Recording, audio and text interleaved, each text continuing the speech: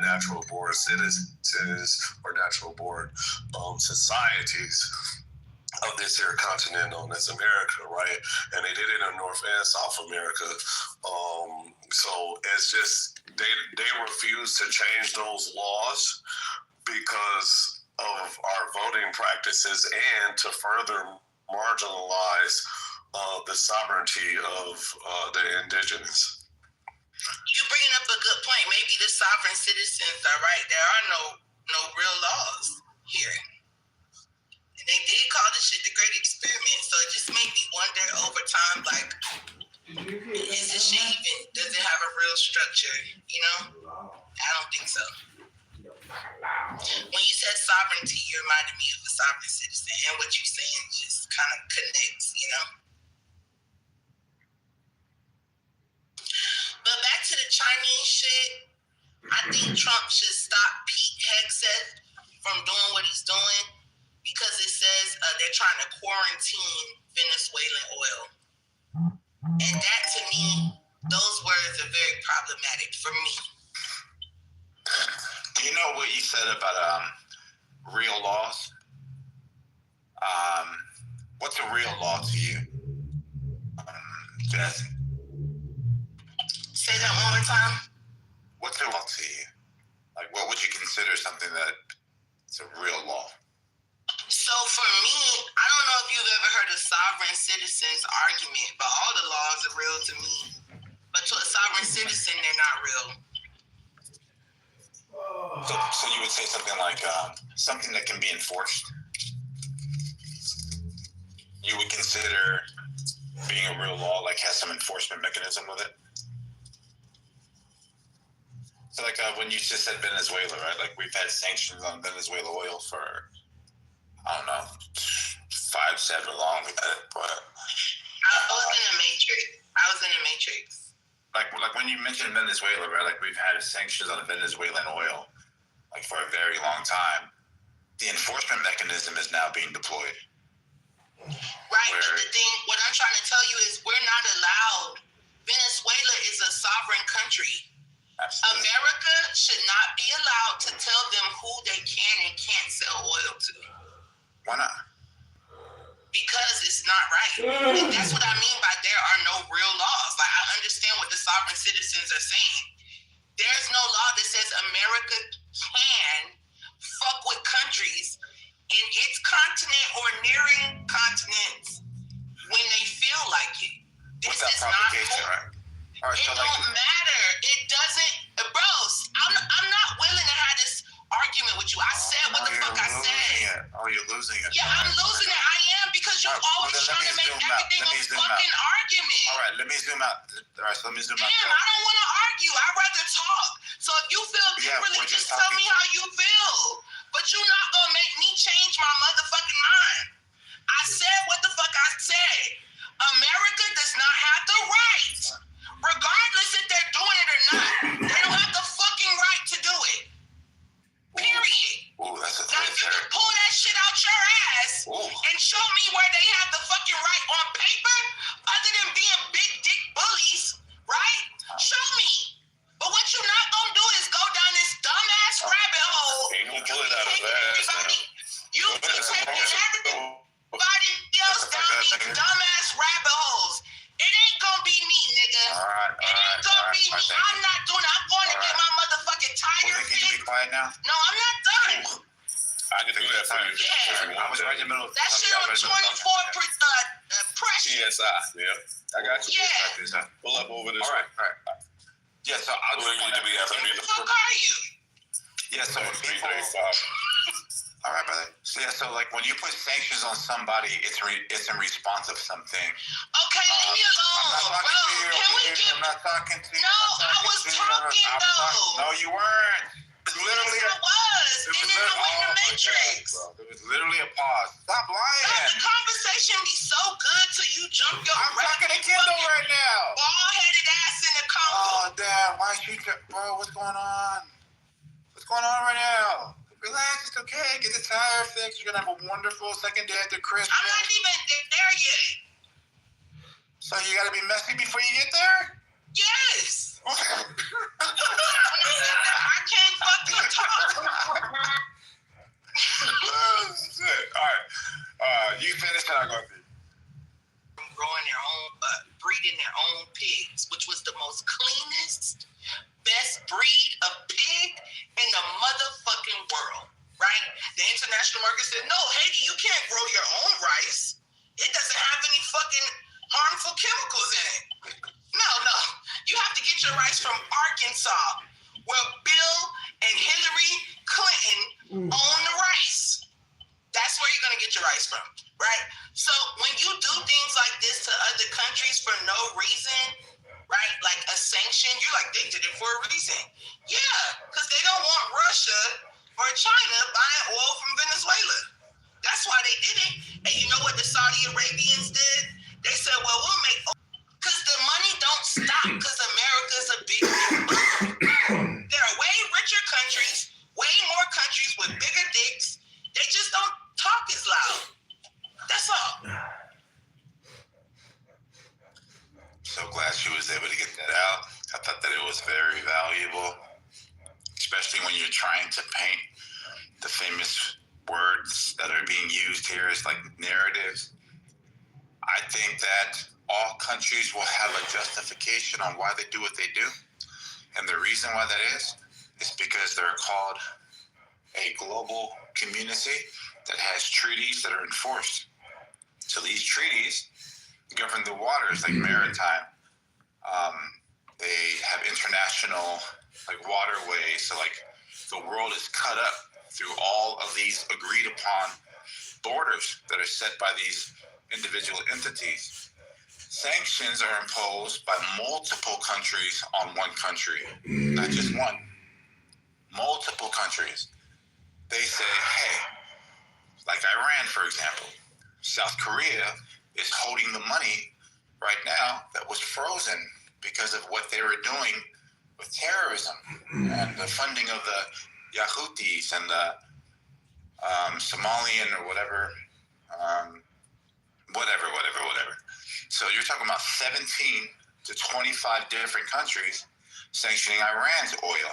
They won't purchase it. So that America says, hey, if you guys buy from them, you can't do business with us. So then people say, okay, cool, we're not going to buy it from them because we value your partnership more than we value Iran's partnership. To me, I just don't think that that's valid as a descriptive paragraph under a photo as to what happened with Venezuela, right? Venezuela decided, fuck America. We want Russia and China to buy our oil. So America got mad. You're making it seem like they gave them an option, either us or them. They picked them and America said, all right, watch this, bitch.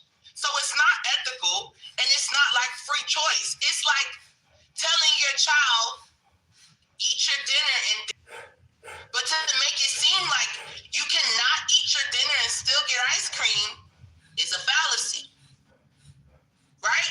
So there are no free choices when it comes to America and these other countries.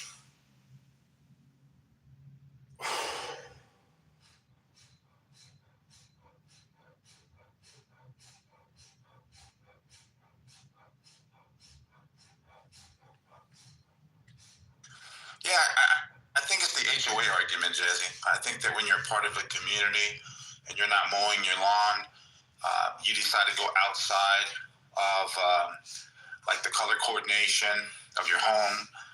Your trash bins are on the side of the house, not behind the house. Your driveway needs pressure washing. Your roof, right? So as a collective, if you're part of this community, some of the sanctions were on in violation of certain contracts that they had. I think it was like 1.7 million like barrels or like smuggled something. I forget what it was. The other one was like democratic or like corruption within their government, like underneath Maduro. There's this like treaty about democracy and fair elections. So when you're in violation of those types of things, like who do you think would be the appropriate? We don't have fair elections here. We don't have fair elections in America. And I don't see other people coming to start bombing that threshold that they could even get to. Like, they had 11% adjudication, right? I don't see Mexico coming and say, hey, guys, you're breaking the fair election treaties that we have as a community. No, it's only America that uses that bullshit as an excuse to go in and wreak havoc on other countries. Now, let me tell you something. I'm a proud American. People will tell you I don't fuck with other countries. But what I also do is speak up when something is wrong. So this is very fucking wrong. What do you think would be a justified reason to go into Venezuela or to do what we're doing? If you can just think of one. They fucked with us first, dropped a bomb, harmed one of our people. Maybe we could use the fact that they sent MI6 over here, fuck us up, right? All type of shit. But this ain't it. Because we don't care about our own citizens, let alone other people. So when I see America going in to drop bombs for humanitarian reasons, when they won't even feed people here in America, a house cost, I was looking at the value of my mother's home since 2001, and it went up 7 times, and the wages didn't even double since then. Okay? So, when they don't care about us, you can't pay me to believe that they're going to another country to help them people. It's bullshit. Do you think when Maduro said, like, you're familiar with the mass parole program, right? That Joe Biden and them are running? Like, you've been down this line before with, like, Venezuela, Haiti, Cuba, Nicaragua, how they were getting TPS status to come into this country? Yeah. So, like, did you ever see Maduro's speech on how he implicated forces within the United States of America that negotiated the access to the American dream through this program? It was like a quid pro quo. You'll take all these people, and then we'll be funded this way. Do you think that they should pay any type of consequence for that? No.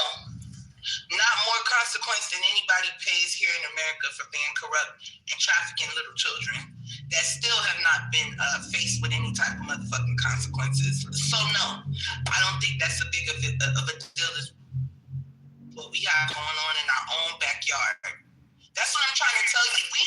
We have problems. We have problems here. Can we do both though? Like, can we walk and chew gum? We're not doing a good job at fixing home.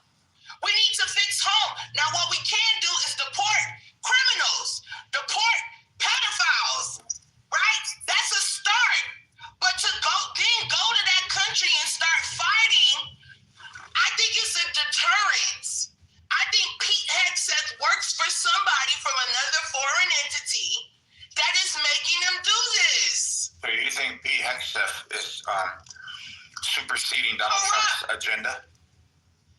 Yes, because Donald Trump, like for example, Donald Trump knew very little about those boats. He found out afterwards about the boats. Pete Hegseth gave an order without Donald Trump's consent because he doesn't fucking need it. Oh, that's not He true. doesn't fucking need it. Wait, that's not. Hold on. That is, bro, don't argue with me on this. You can look it up. Pete Hegseth ordered that lethal strike on that boat. Donald Trump found out afterwards, backed Pete Hegseth up because they were saying they're doubling back and killing the survivors, has the right to conduct missions without the president's consent. Who approves the mission? Pete, I'm telling you right now, they do not have to brief the president on anything. They can wait till after the shit happens. Okay, so the president says, hey, I want you guys. How about you look it up instead of All right, so Samoa knows. conversation over? All right, Samoa knows that there's this authorization that's given to green light a mission, and then it's delegated to the proper command chain to carry out said mission. So they bring these plans. Hey, President, this is what we want to do. This is how we're going to do it. This is exactly what it is. If you listen to what Trump just said about the Nigerian bombing in northeast Nigeria, he purposefully said, don't do it on Wednesday, do it on Thursday, because it's symbolic for the Christian birth, right? So you can clearly see that the president has unilateral authority to stop or start something. Right, but look at when he had to do that, right? He had to get the president's authority for something like that, but something in our own waters, quote unquote. You mean internationally? Yes. Like Nigeria? Yes. Like Venezuela? And we know that Trump was briefed on that, but you can't use that to try to deter my argument. I'm saying is that Pete Hegseth does not have to let the president know about every mission. Think about that. So if the mission... Especially if it's not international. Well, Venezuela is international just by definition. But no, it's not. The waters are the Americas. You already said Venezuela violated some type of treaty that they had. So don't tell me that America has no control over those waters. Because you just told me the violation happened in those waters. So there must be, somebody correct me if I'm wrong, right? Let's do what you said. If person A says, I know. It's just funny though. That's why I called on you. I'm like, hey Mike, if person A says Venezuela violated treaties that they had with America in those waters by pretty much selling oil or whatever to other countries, like China and Russia, right? Yeah. So then person B says, international. Person A then says, those are international waters. It's Venezuela. Person B says, well, America must have some type of control over it if they can control who Venezuela is selling oil to in international waters, right? Wow. Is person B wrong? Yes, and I'll tell you why. Wait, hold on. Let me ask you this: is the last person being prescriptive or descriptive? They must. The last person is being descriptive. I don't think it necessarily. You can be proven wrong, but I don't know if you have some type of control and you're being descriptive. It means that you're evaluating it. Then I would say no, you're not wrong. Well, how about this side? How about if person B, and that person has proclaimed this title as being her jazzing, says that the president only needs to be briefed internationally, as if our military apparatus operates domestically. National waters would not be like, for example, in Cuba, right? We share the same water, dummy. So like 200 miles out from like the invisible lines. So you look at the invisible lines. There is no. So that's what I'm trying to tell y'all. I don't think y'all know what y'all are talking about. No, hold on. So we're saying, hold on, nigga. What's the invisible? No, shut the fuck up. What's the invisible line that separates Haiti from America? All right. So I don't know, but hold on. Wait, hold on. No, it's just crash it out. That's why she got the flat tire. Let me ask you this. There's obviously a difference between Haiti and America, which is why you can make the distinction between the two. So, like, there's like right, you're still in the water, but you're like maybe just 100 meters offshore. Is that American territory?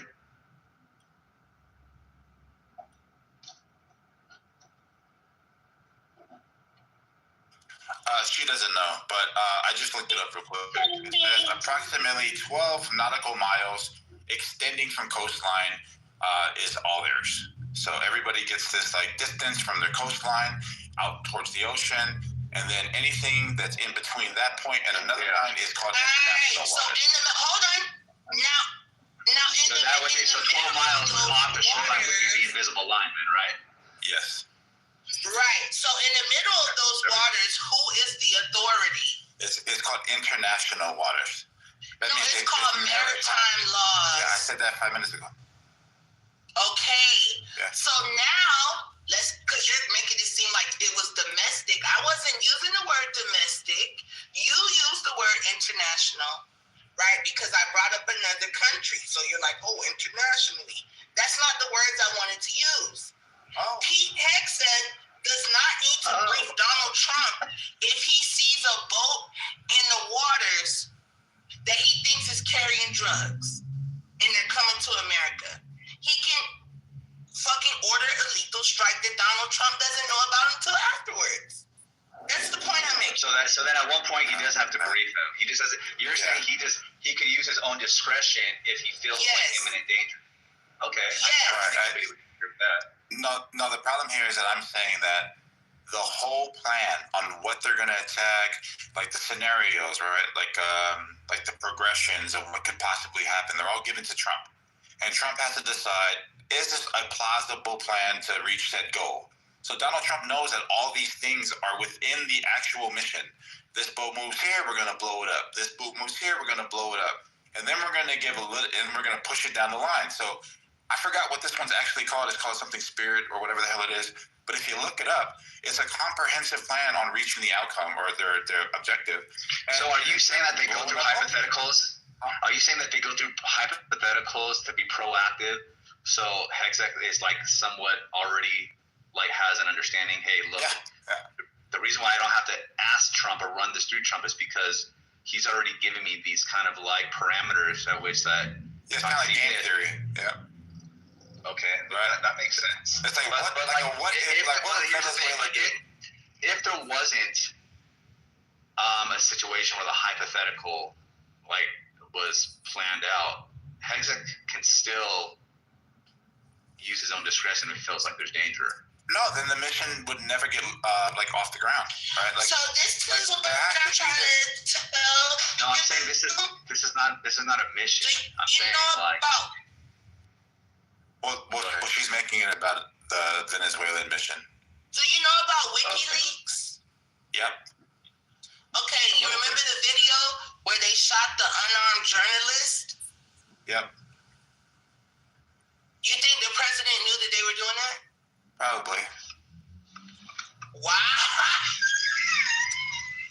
I mean, I don't understand like why people don't like factor in. Why is that surprising? Yeah, like this thing's built into the president, understanding that you got to do something. I'm trying to tell you, a lot of shit goes on that the president does not know about. Y'all make it seem like the president know it all. Like, no, they're briefed afterwards. Sometime after the fucking chaos has already ensued. So let me just. What are they gonna do? And they're never supposed to talk down on their service members. All right, so this is like what do? They bite the bullet and act like they knew about it the whole time. But that's different. No, he's using a broad like view of this. Like if you look at just Trump's personality, do you actually think that this dude is not on every single pinpoint, like in their ass, asking them, what's this, what's that, what's this, what's that? You could say. Yeah, but sometimes it's after the fact, Samoa. That's all I'm saying. No. Sometimes if you were to go. Look, if you were to go back and just look at COVID in his first term, between him and Anthony Fauci, you can clearly see how this dude governs. He's like always in political aspirations than the medical health of the people, right? Like that's what their criticisms is about him, because that's why they say he's this narcissist. So if you just just move that over here to a second term, all of a sudden he just changed as a person.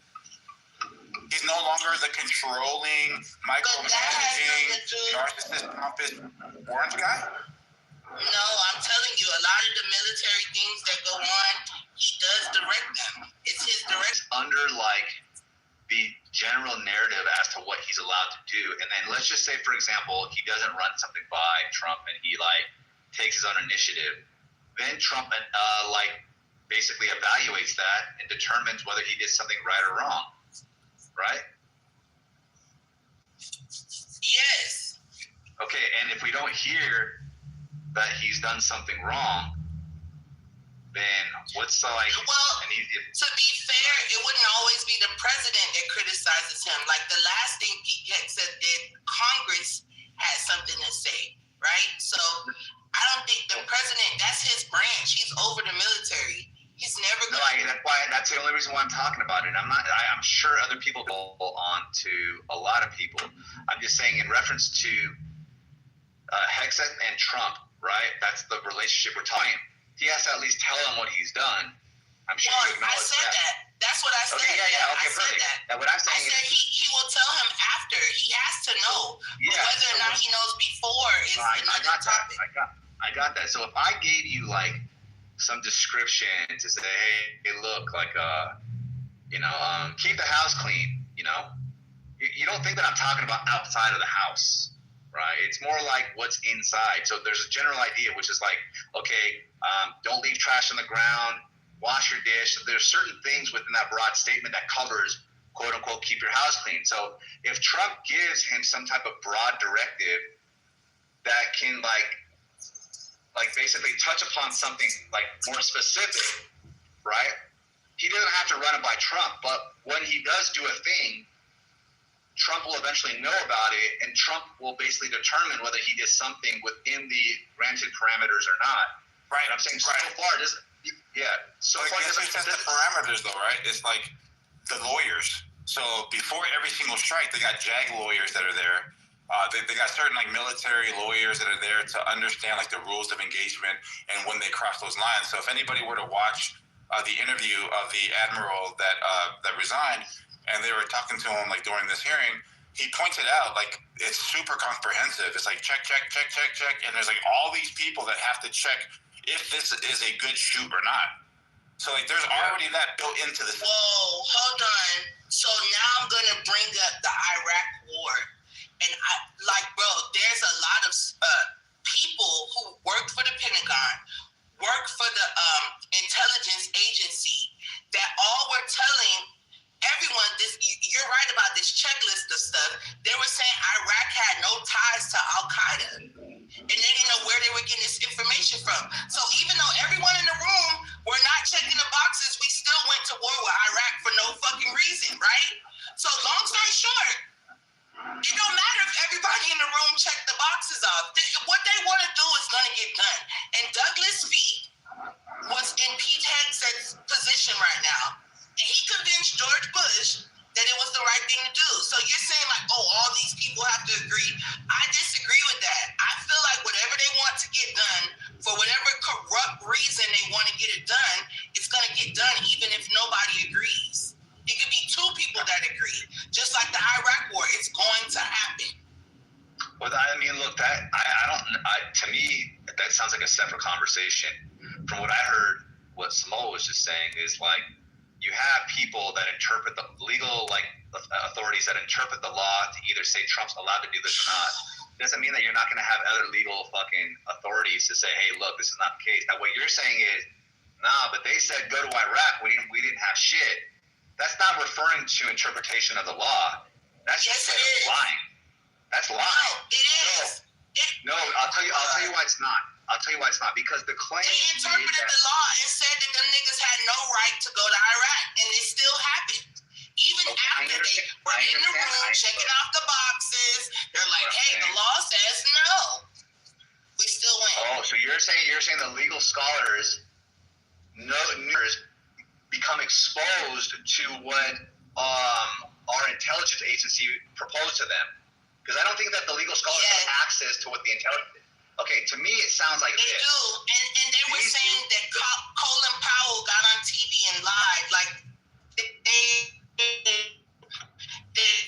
they were fabricating evidence to the general public to have a reason to go. But the legal people that Samoa brought up, saying like, oh, they're gonna always stop it if it's illegal. They tried to, and we still went to war.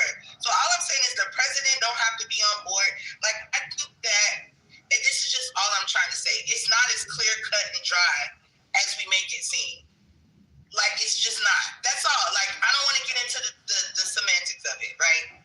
Into the details. It's just, it's not as clear. That's all I was saying. Let's do it.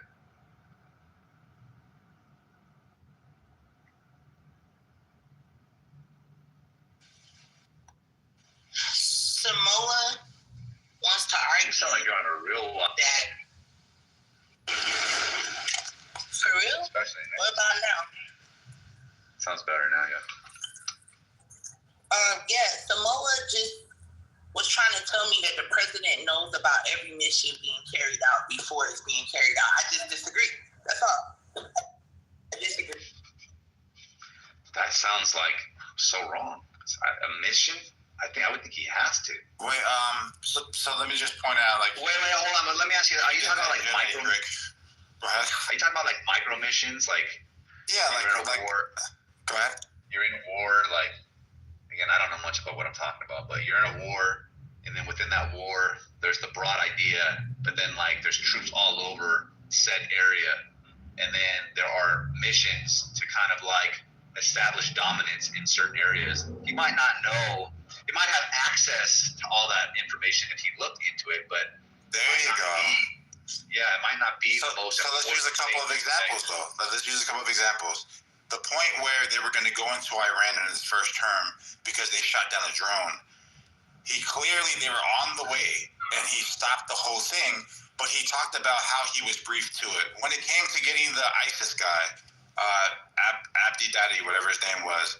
He was crying like a dog, like he's watching it through the situation room, like the whole thing. They're walking him through the process because he needs to know if they're winning or losing. So he needs to know like what points need to be reached, especially with this Iran thing, right? He said, yes, we talked about Iran, about the whole plan, drop the bombs here, bunker busters, da-da-da-da. So you can clearly see that he has his hand on the situation at all times. And that there's...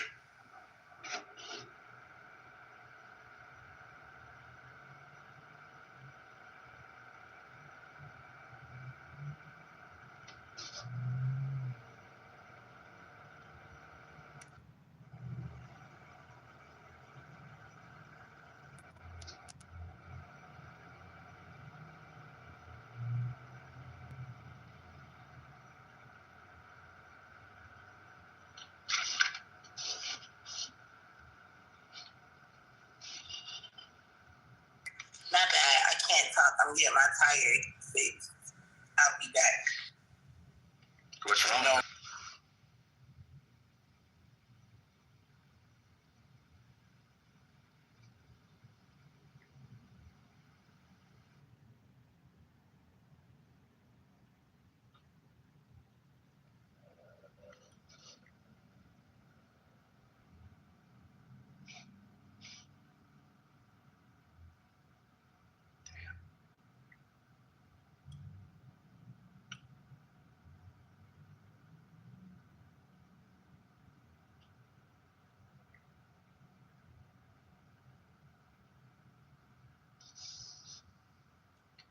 Smo, you got any PRs before the year's over?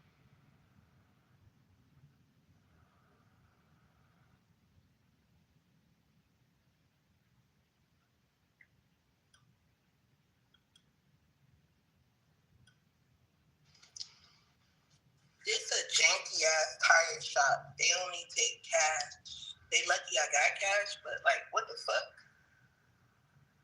What type of ghetto shit is that? What? They only take cash. Oh, they're behind, or they're trying to hide some shit. They're not reporting all their earnings, man. Ask if they accept Venmo. No, they don't. Oh, you should try it, dude. Trust me. These are black people. They don't even know what fucking Venmo is. Just try it. Don't do that. I know my people. Come on, just try it. I'm the only one of my friends with Venmo. Like, they changed the rule, right? So they changed the rule. Apparently, if you have more than 600, you gotta report it. Yeah, that was the Biden thing. Yeah. But that's not saying. But the company that says they accept cash, they might accept Venmo. You know what I mean? So the thing is, so cash and Venmo, right? Like Venmo has a record, so you're still trackable there. So if they're a cash economy, they want to like hide something. Venmo would be like not helping them hide it because it can be tracked. And, if you exceed that 600, you gotta like report that shit. That's like. But if it's under 600, then you're good. Cutting out, I think. Unless she's getting, I don't know what kind of car she has, so.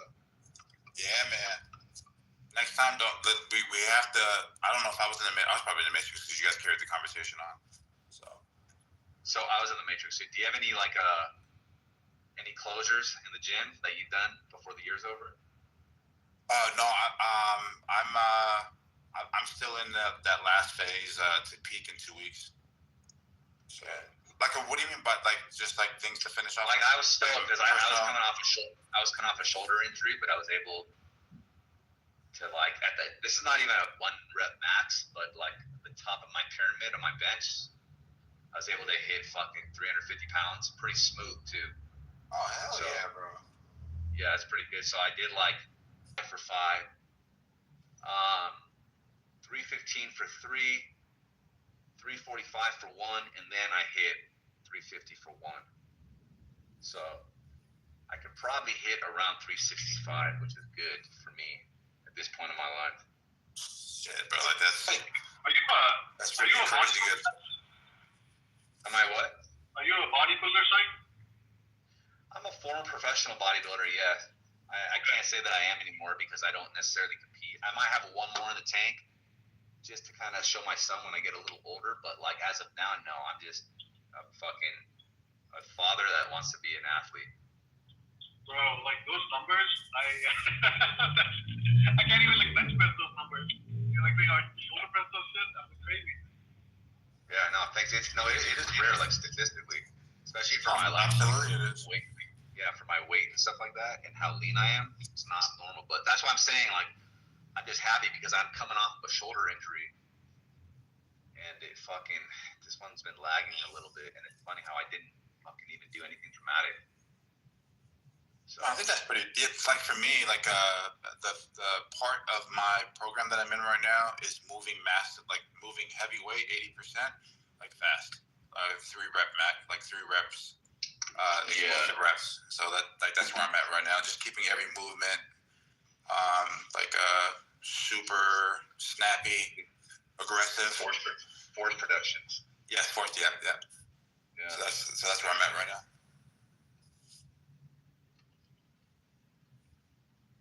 Ready to get out here and get this Tabata workout out the way. Jazz, did they accept Venmo? No, they say cash only. Did you ask about Venmo? Yeah, and Cash App. Oh shit. They said only during the week when the manager is here. So I guess he don't trust them. But cash seems a little as a business owner, right? Cash is a little more risky because you can say only 20 people got their tires changed. Or he just put air in my tire. I don't know what he just did, but he didn't change my tires. So those little $7 don't have to be accounted for. Cash is easy to steal. Exactly. Yeah. It's just easy to lie about how many people you had. Unless he has a camera, he's going to count every person and every service. I just don't see. Yeah. Cash is smarter when you're not around.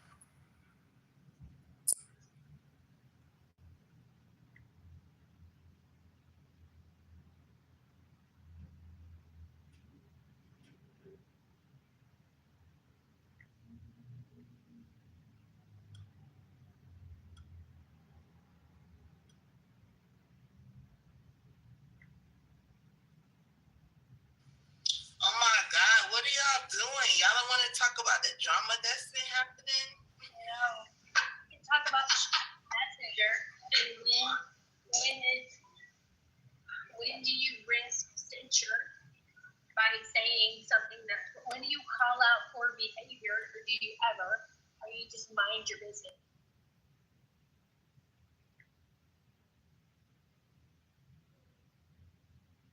If it's affecting the culture, if it's negatively affecting the culture, we have assholes that are doxing people. Probably should address that.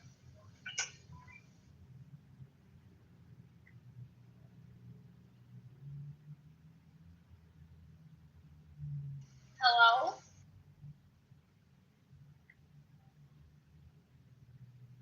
You're going to start advertising for the football team. And what? Did you think, next Friday we call the trucker, we have to lower the squares very quickly? You and these damn squares, girl. You just complained no one was talking. I provided topic and you're unhappy with my topic. No, I'm not unhappy. I was gonna see. Look at you. I was gonna say, what the hell is the squares about? What? What the hell are the squares about? It's a football pool. We have $25 a square. If we get 100 squares or $25 sold, then each quarter of the Super Bowl will be worth $625. And then, of course, the final score. Right now, we've got about 25% of the squares sold. Maybe a little bit more. I don't know. I don't trust y'all. Knowledge is the main thing. You've said that 3 times. Every time I tell you about the football pool, you end up with, I don't know. I need to stop smoking because I don't remember you telling me this. And that means that I'm authentic if I say the same thing every time and I don't even remember talking about this. Knowledge is the banker. I've never known knowledge not to pay up.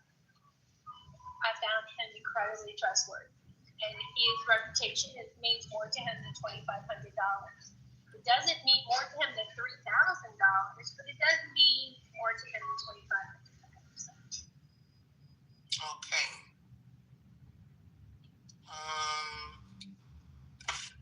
I don't know. I just know how people are, you know?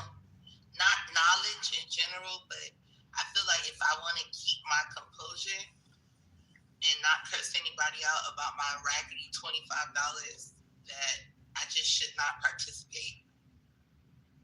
Now, if you lower it to $10 a square, I will participate because I don't care about losing $10. But $25, I would curse somebody out about my $25.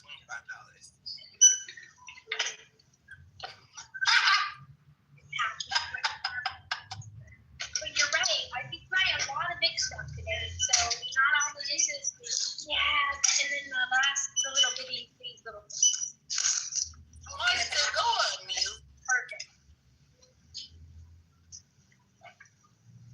Kendall. Okay. Kendall, What's up? where are you going to dinner at tonight? They're trying to see right now. Oh, and they put it in backwards. They don't even got it planned? Jesus, niggas, what you expect? I don't play no shit like that now. No, this If one. you ain't got no There you go. reservations, that's gonna be your ass. It's Saturday. Yeah, that's what I'm trying to see. I don't do my ideas out there, like, so we just gonna see. I told them they got Can into you imagine? 5 Oh, sorry, go o'clock. ahead. No, I told them they got into 5 o'clock. Yep, they got a towel here like that, and like the nearest restaurant is like 30 minutes away. Nah.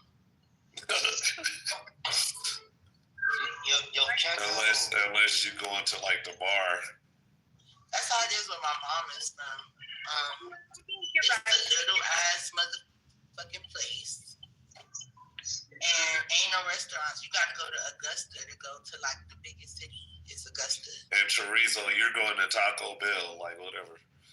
Anyway, look. Yeah, the McDonald's closed at 10 though. And then they have something called a Huddle House. That's open 24/7, but that's it. Yeah, the Huddle House is so choke. But they got there's 10 people coming with us, so we gotta have accommodations. Yo, Kendall, I had a question for you last night. I forgot about it. It was off some anime shit. Yo, did you watch a movie called Ninja?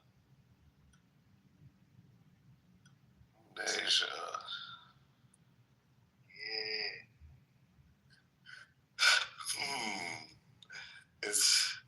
It probably got another name, I'm thinking. Do you remember what it's about? Sure. It's about the quickest summary. It's about two pearls. It's yin yang, evil and spirit, and the evil and the spirit got to get put into a child. This sound like Nagi. No. It has to get put into a child, beginning of the year, whatever. So the evil ends up going into the wrong child, and the spirit ends up going to the wrong child. And okay, yep, it's a good ass movie.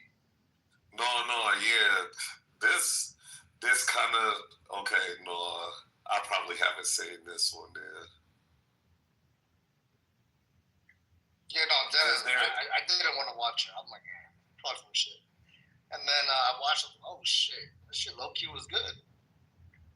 Cause that reminded me of a series there, and like it's like, you know, motherfuckers trying to like kill the boy because they think that they can like take the power for themselves and shit like that, and they want to kill the rest of humanity with it. It's spelled NE space ZHA.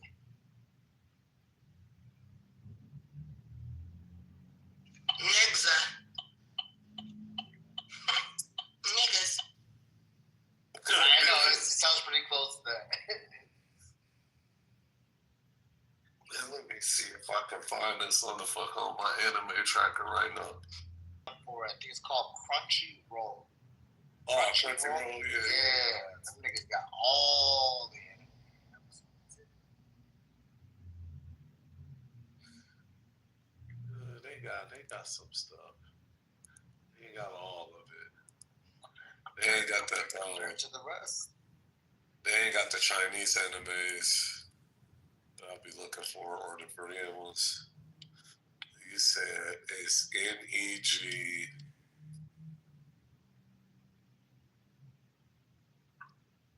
ZHA? Yeah. It's NE space ZHA.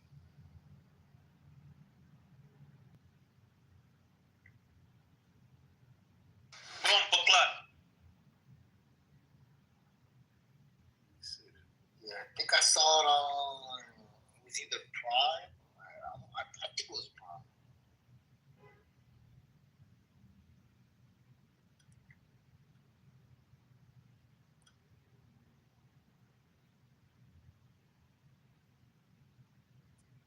If not Prime, maybe HBO. I don't remember.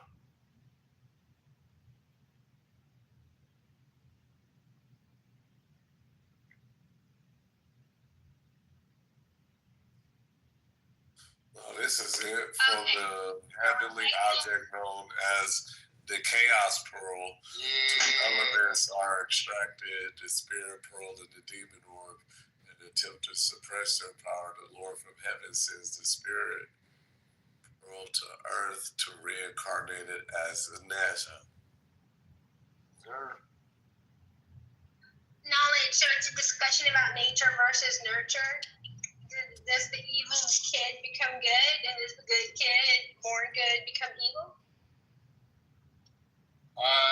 Yeah, the good kid actually becomes more evil than the bad kid that becomes good. Isn't that something? Do you buy that?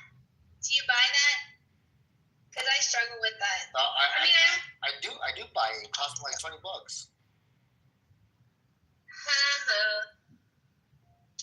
So, are you hearing gossip that Monica is telling people that people cheated her out of money?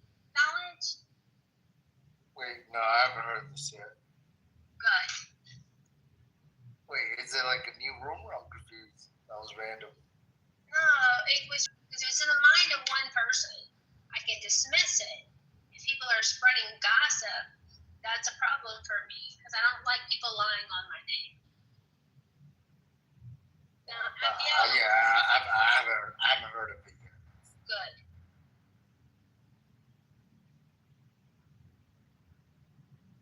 For one, that's an inaccurate statement, and for two, yes, but I'll never tell you.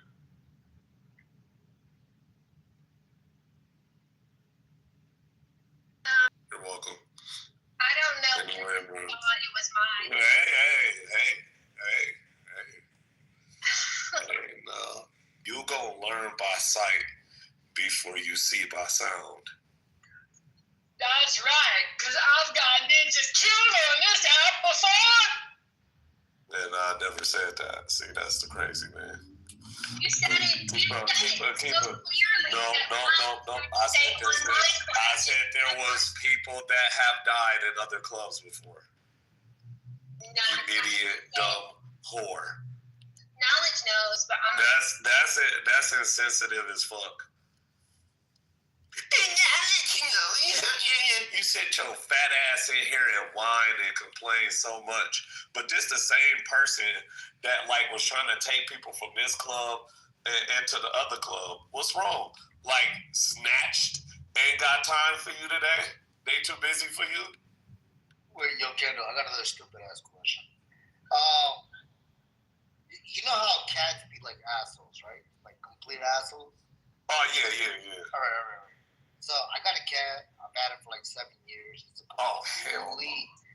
complete fucking asshole. There's no way around it. You pet it. It's cool. After like a random ass amount of time, maybe 1 minute, maybe 5 minutes, there's no time. After the cat don't want to get pet no more, it's gonna attack you. It's a fucking asshole. All right. So my wife was like, you know what? We get another cat. It's gonna be one of them exotic cats. Who joins like, and about $3,000, maybe less, maybe over. Some of them are like 25, some of them are 35. But those exotic ass, nice looking pets. You talking about the one that just growl at you all the time, like. Yo, knowledge on one, a Bengal cat. Yeah, it doesn't matter which one of them. There's many different cats. But the point is, if I pay like 3 stacks for a nice ass looking cat, and that motherfucker's still an asshole, bro, I'll be pissed off. It is absolutely crazy, right? And like the funny thing is, it started off real cool, but like it started destroying shit. And it's cost him $10,000 worth of damage so far. It's called a Savannah cat. I already know which one. Yeah. Bro, those are really I don't nice, know man. why niggas want this fucking cat. Cause the cat is the size of a fucking dog. Literally. Those are nice, bro.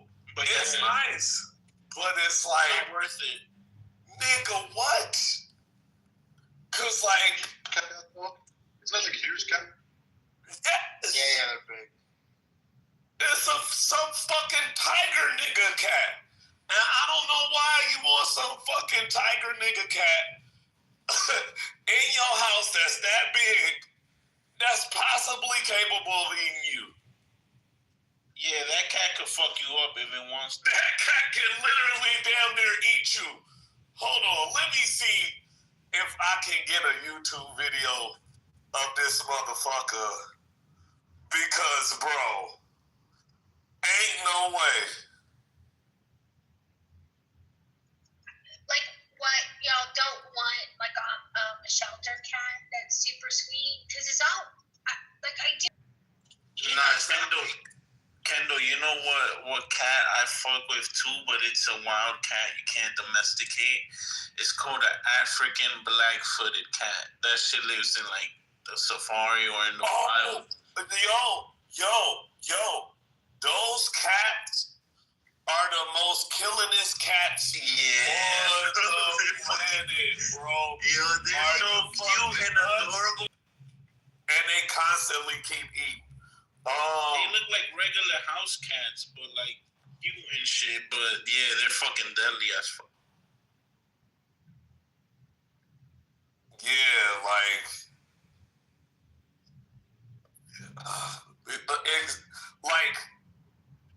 as if I didn't think people that own tigers and shit like that was crazy enough. And whatever this fucking cat that's done got loose in like Baltimore, wherever the fuck that shit is, that we was looking up the other day. Yeah, bro. I'm an anti-cat nigga anyway, but I'm especially against like exotic cats because I done seen how much damage they can fucking do, and people be like, "Oh, but they're so cute." Hell the fuck no! Like, just one of these regular ass cats. Oh, that's not a regular ass cat. That's amazing. The two color eyes. Yeah. Well, I say exotic. It's an exotic. Yeah. You want like a portrait cat? Yes. Yeah, bro. Knowledge, Nathan, can you assign a moderator to kind of check out chat? Because Brian is one of the best intellects on Clubhouse, and he's making great points in the chat. But if he doesn't get invited to the stage, he might not think to join it. He's really good. You're not the only person that know Brian. He's not in here anymore, but he had some What? He has some great points. You don't invite nobody to the room. If anything, you chase people away from the room. And you chase a ton of people away from the room just by fucking being I'm not working this hard. Handle him. Of course. I'm not fighting with him. He's not worth my time. No. You want to lie on my name and then come around? Equal smoke for equal smoke. I didn't touch you. I didn't harm you. You want to cry more about $5? Yo, broke ass. Well, you can't even comprehend that I'm the one that actually sent you the money just for participating. You little dumbass. No, I need an apology. You get squat for... What? Squat. You get squat. Okay, all right. And you blocked. Scammer. Someone Scammer. in the chat said, I paid you Scammer. Scammer. $5. Worst rapper, $8 for Scammer. Scammer. Contest never happened. Give the money away, and I said no. With the $8 back. Scammer. You are a scammer. And I proved it. That money was sent back. And I proved it. I proved it because I showed you what the statement said. That was the only transaction. Like, have a good night. Like, you got refunded. You're trying to get more money from me because you saved money in the deal. Now, all of a sudden, I never got it back from you. No. I mean, I thought you had a job. I thought you had a man. If you out of work, just say that. If you need money, just say that. If you need money for some more squares, just say that. That's all you gotta do, baby girl, honey child, little darling. The fuck? You finna try to scam me though, weirdo. Fuck out of here. So me and the wife are going out tonight to watch, what's his name? Marlon Wayans. Marlon Wayans out there? Yeah. I've seen him before, but we're going to watch one by one. Yeah.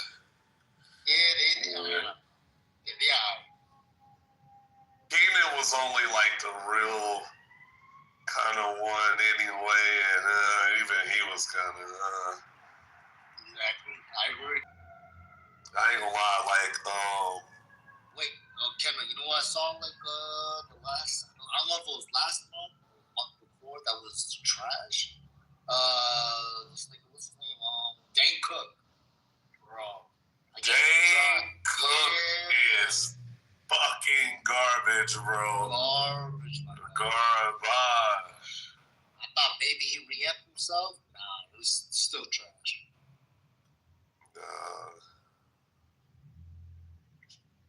I ain't gonna lie, who came like a while back that was good?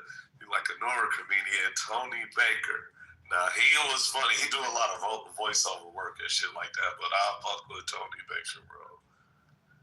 He funny as hell. That nigga said the brown list. Tando, shut up! Shut up! Please. The brown Listerine will wash away all your sins, nigga. All right, cool. I'm good. It's my birthday. Yay! Happy birthday, Adam! Woo! Happy birthday to a straight man.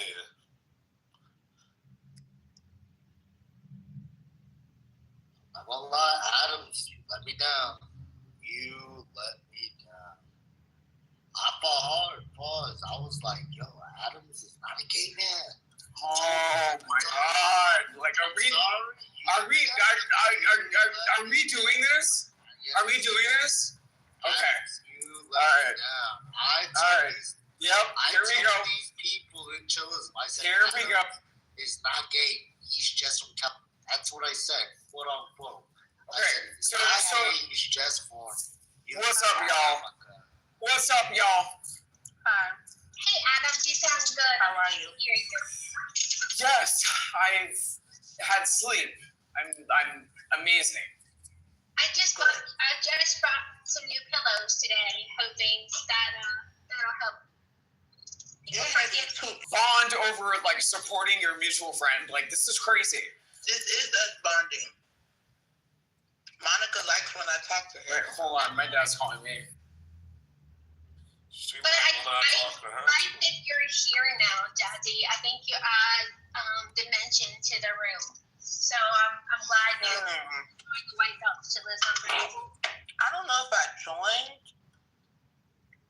Sasha might get mad at me if I join.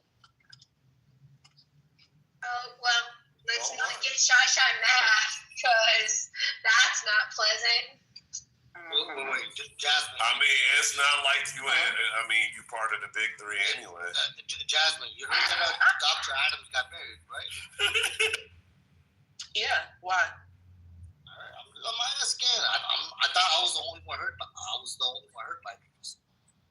He got married to a man after Chillism fighting that he wasn't gay for like over a year and a half. He wasn't gay. He got married to a man. Hello? Yeah, he wasn't gay though. He still ain't gay. Okay. He's still straight. Hold on. He technically still ain't gay because he identifies as bisexual, and that's not gay. You know what I'm saying? You know what I'm saying? Like, it's not. He dates women too.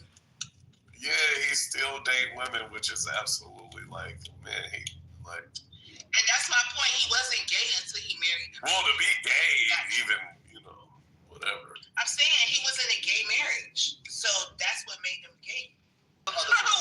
And he refused to because he wasn't gay. That's what's confusing for me. Imagine if I would have said the B word all year long. Well, that's how I know he's bisexual because all the other. I would have been like, bitch. I would have said it every type of way to every girl, every conversation. Seeing the kid, pills, get knowledge. It was like, I said, bitch.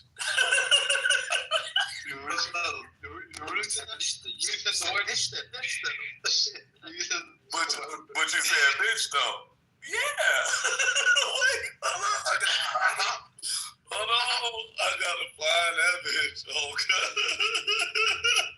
Bro, that's the one that made me start watching the show. Yeah, that's a classic. They go to space. And then I said, look to the left, look to the right. Bitch. He said, I said, bitch. bro, oh my God, bro, I fucking start crying. I just put that motherfucker in the chat. Hold on. Why I didn't send it? Okay, there you go. Bro, that's literally the fucking funniest shit. ever. He was like, but you said bitch though. He said, yeah. He like, hold on, let me see they coming. Hey, come on, let's go over here. Oh, then they almost get caught.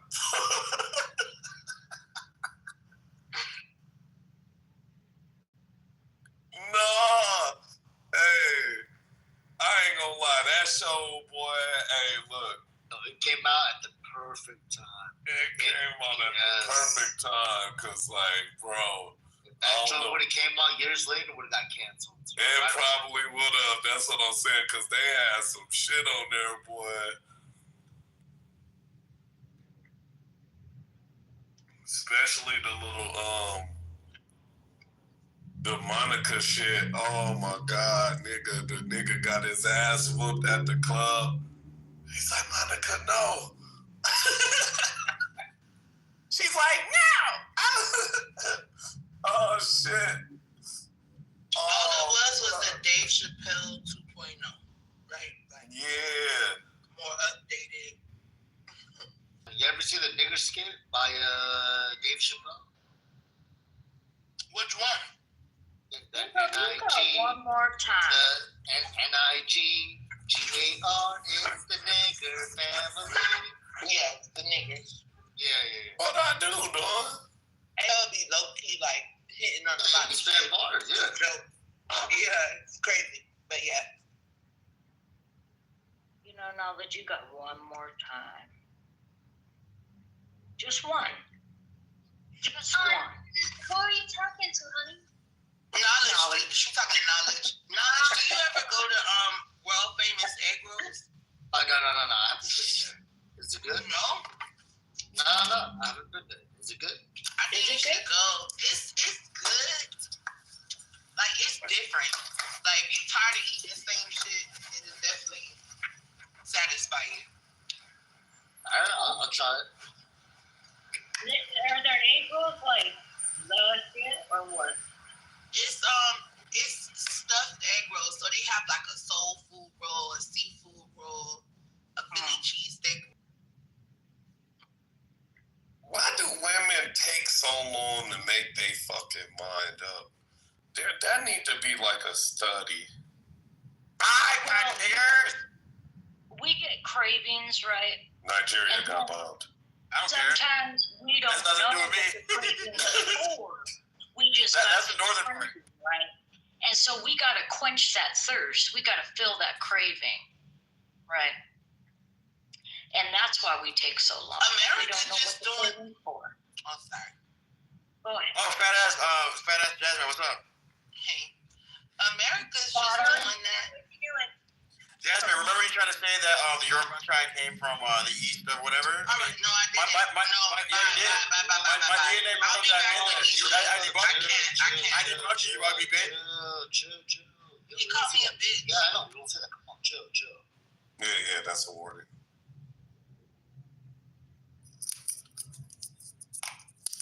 Can I call her? Good night, 50. You don't Yeah, okay. have I want to salsa. But yeah, I debunked you, Jasmine. You trying to say I showed you humans that were there every day. You always mute people and try to remove people. I don't care. I debunked you. Sorry. I'm far away. Sorry. It's not that serious. No, sorry. I'm in public. My bad. I'm about to grab. How much I gotta pay to remove this nigga from the movie? You always run away from the base when you're losing. You stupid bitch. I don't want to talk to you. Look at how you talk to me. Yeah, Why would I want to talk to why you? you on one, man? She talks shit about Africans every day. Okay, that's fine. Fuck the Africans. But yeah, I showed you humans that were there 5,000 years before. Fuck the Africans. We're on that type of time. Yeah, but that doesn't mean that's the same tribe. No, my DNA is genetically matched with that region. The Yoruba tribe is genetically matched. There's only 5% difference, from Chad, and that's. We run on it. No, they're not fully. I'm saying they're indigenous to that region. The DNA proves it. What are you doing? They are. It proves it. They're not from the east. That's all. You don't even know what it is. I'm indigenous to that region. You're being annoying. You're from the Levant, bro. No, I'm not from the Levant at all. Yeah, DNA doesn't prove it. Egyptians, they prove that they're from the Levant. I'm not from the Levant. Yeah, no, you're telling me. My DNA matches with that region only because I've been there for 10,000. That's it. No. Look. So even Talmudic scholars have wrote it in their rabbinical. Who's that? Talmudic? Who's that? That's not Yoruba people. Yeah. Because Yoruba people are Semitic people. No, we're not. We're not fucking Hebrew Israelites. Why you so No, we're not. I'm not a Hebrew Israelite. It don't have nothing to do with Israel or none of that. Semitic, we're not none of that. We're Niger Congo. We're within Nigerian. We're Niger Congo people. We're Niger Congo. Yeah. I want to go back to regular time. Sorry, my bad. Okay. Just Jasmine. She's very unfair. She mutes people. She can't do it now because she don't have the green bean. Well, they can. My money could do it. My money could do it. Oh, okay, I can catch up with you and get you removed too. Back to regular topic. All right. What you say, Monica? Yeah. So I pulled into McDonald's. I wanted a hamburger, a little bitty burger with ketchup and onions, but I didn't want a Happy Meal because I wanted a larger drink. So on their menu is a cheeseburger, 2 cheeseburgers. I know which one. So I ordered 2 cheeseburgers with no cheese, and I thought you'd want to know about it. That's why I told them. I said I do it all the time. It's a 2 hamburger meal. Sometimes the cheeseburger meals have better offers. So yes. Look at your receipt, and I bet it says 2 ketchup, extra onions. Yes. That's what I want to tell you that to knowledge. Well, that's why I don't eat McDonald's. It didn't say hamburger. It just said cheeseburger, no cheese. That's a note. That's what I So go to McDonald's and order a 2 hamburger meal and watch what you get. You gonna get the same shit you just got. There's no deal for the 2 hamburger meal. Yes, it is. You don't know. I know this. I'm going back right now. There's a deal. Look at your body type. There's a deal right now on the app. It's called the 2 cheeseburger deal. It's not called a 2 hamburger deal. It's called the 2 cheeseburger deal. On the app if right you don't now. want a cheeseburger, you're gonna get a hamburger. So you have to order 2 cheeseburgers and remove the American cheese. Yeah, so it's not a cheeseburger no more. You're just doing that to You're save missing money. the point. For 2 cheeseburgers, you can't order 2 Exactly. hamburgers. So you changed it once you took the cheese off. You're That's not going the down deal this rabbit on hole. the app. On the I McDonald's understand that, nigga. I'm telling you, they got a 2 hamburger meal that a motherfucker should just order, but it's not on the menu. The 2 hamburger app deal doesn't come with all the benefits of the Monica didn't even get no deal. Yeah, she did. She said it was No, she didn't. She ordered like a number 8. They have a meal with 2 cheeseburgers, fries, and a drink. Only she can answer that. It's a number 9, Jazzy, but I'm impressed how close you got. Yes. Cheeseburger. She ordered a fucking. It's only like a $2 difference, I believe, though. I don't give a fuck. Are you giving $2 to me? I don't see a 2 hamburger meal on the menu. Yep. Exactly. It's not on the menu. But if you tell them you want a 2 hamburger meal, cheeseburger. oh my God. I'm on the app right now. It's 2. When they used to sell the 29-cent hamburgers and cheeseburgers, Are you ready? y'all remember? Hello? And the hamburger was cheaper, right? Are you And ready? the one with cheese. Whole entire restaurant for the 29-cent hamburger restaurant. There's a 2 cheeseburgers deal. Because I get it all the time for my kids. There's no 2 hamburgers deal. So it's right here. Bro, you're dumb as fuck. If you go to McDonald's and you order at the window, I'm on it. they will give you a 2 hamburger I'm on the deal. app. I'm on the app. Where's it at? Hello? The beginning? So, like, every restaurant got like a secret. Every restaurant got like a secret menu that got like what they call traditional deals. Because they got them at Wendy's, they got them at Burger King. If that's the claim you guys are making, then guess what? There's a deal that's not on the menu. It's 10 cheeseburgers. You keep talking about a deal. That's fine. Look. I won't make the same thing y'all making. Yeah, we're not talking about no deals. I agree. There's a menu that nobody has access to. There's 10 cheeseburgers for the price of 1 hamburger. But nobody can see it because is not available on the menu. It's a secret deal. So there you go. I still win. There you go. I don't have to prove it. I wasn't trying to win. I was trying to tell Monica for the price of one hamburger. I wasn't trying to win. I was trying to tell Monica she could have saved money by ordering a 2 hamburger deal. Just like they have a hamburger Happy Meal and a cheeseburger Happy Meal. They just don't show you that they have a 2 hamburger combo, whatever the fuck. But they do. That's all I was saying. I did not want to get into the cheeseburger hamburger argument. And I was making a point. You're making another point. If I open my McDonald's app, I'm going to see things that aren't on the menu. Right? They have deals on the app that is not available to a motherfucker that don't have the app. So it's the same thing that I'm saying, bro. I'll check the sheet on Daddy. I appreciate you trying to, like, you know, help her save money and shit, too, because, like, you know, she pressed about, like, this $5 and shit, so, I mean, like, you know what I'm saying, whatever, like. Hey, Coachito.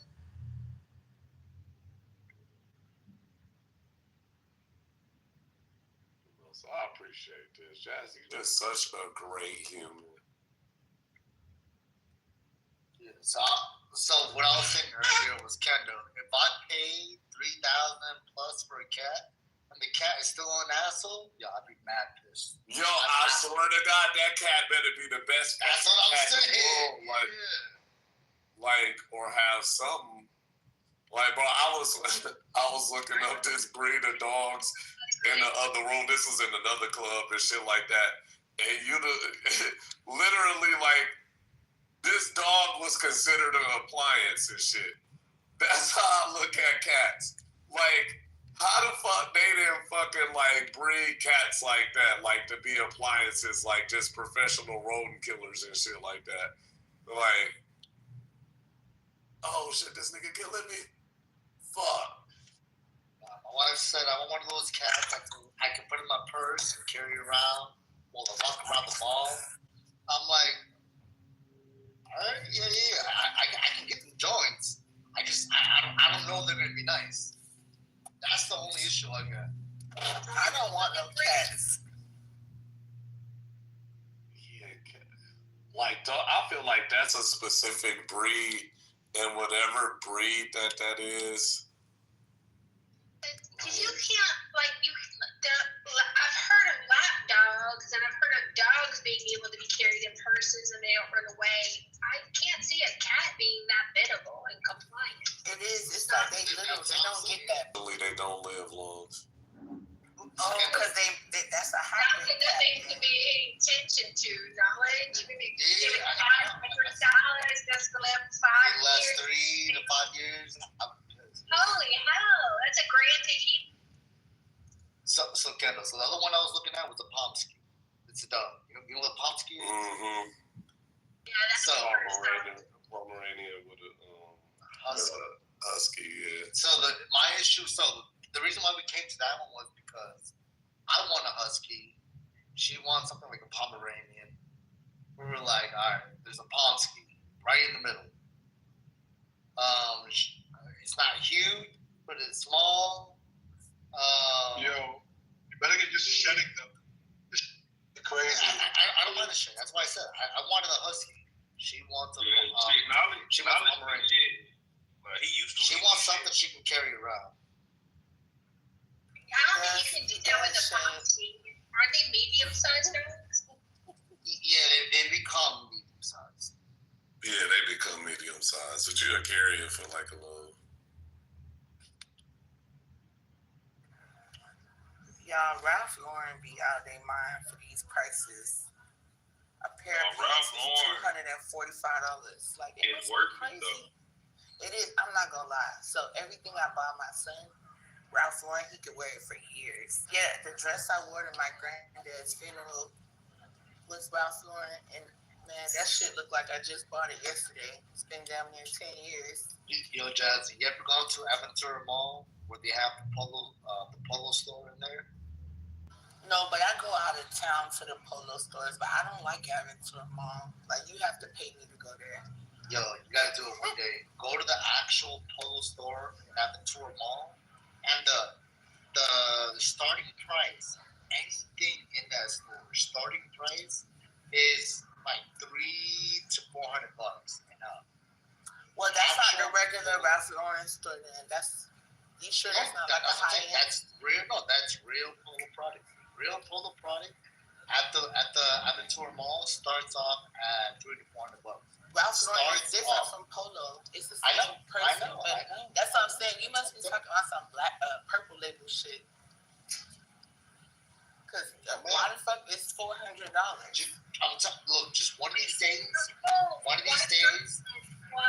of these days, go to Aventura Mall, go to the Polo store, and I go to the Polo store all the time. I'm that's a Aventura Mall. I know what you're talking about. I know. I do it too. I'm telling you, Aventura Mall, go to the Polo store. The minimum starting price of anything in that store is $250.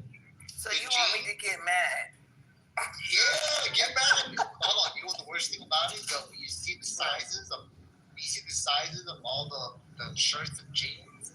They're like extra small. Everything in there, tiny. It's like jock attire. It's like the people who actually ride the horses. That's why I don't like Aventura Mall, because all the people that go there are like European women. That's what you're saying. That's your store. They fit you well.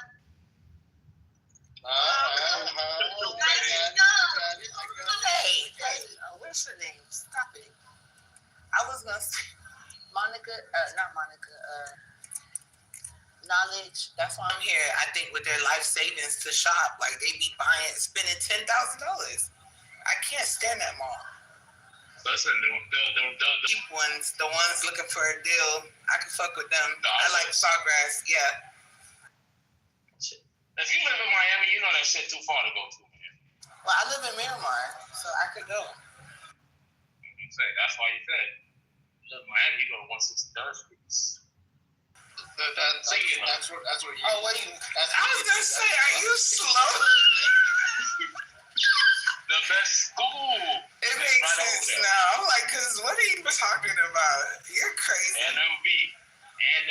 That's that 163rd education. Yeah. Cause of what?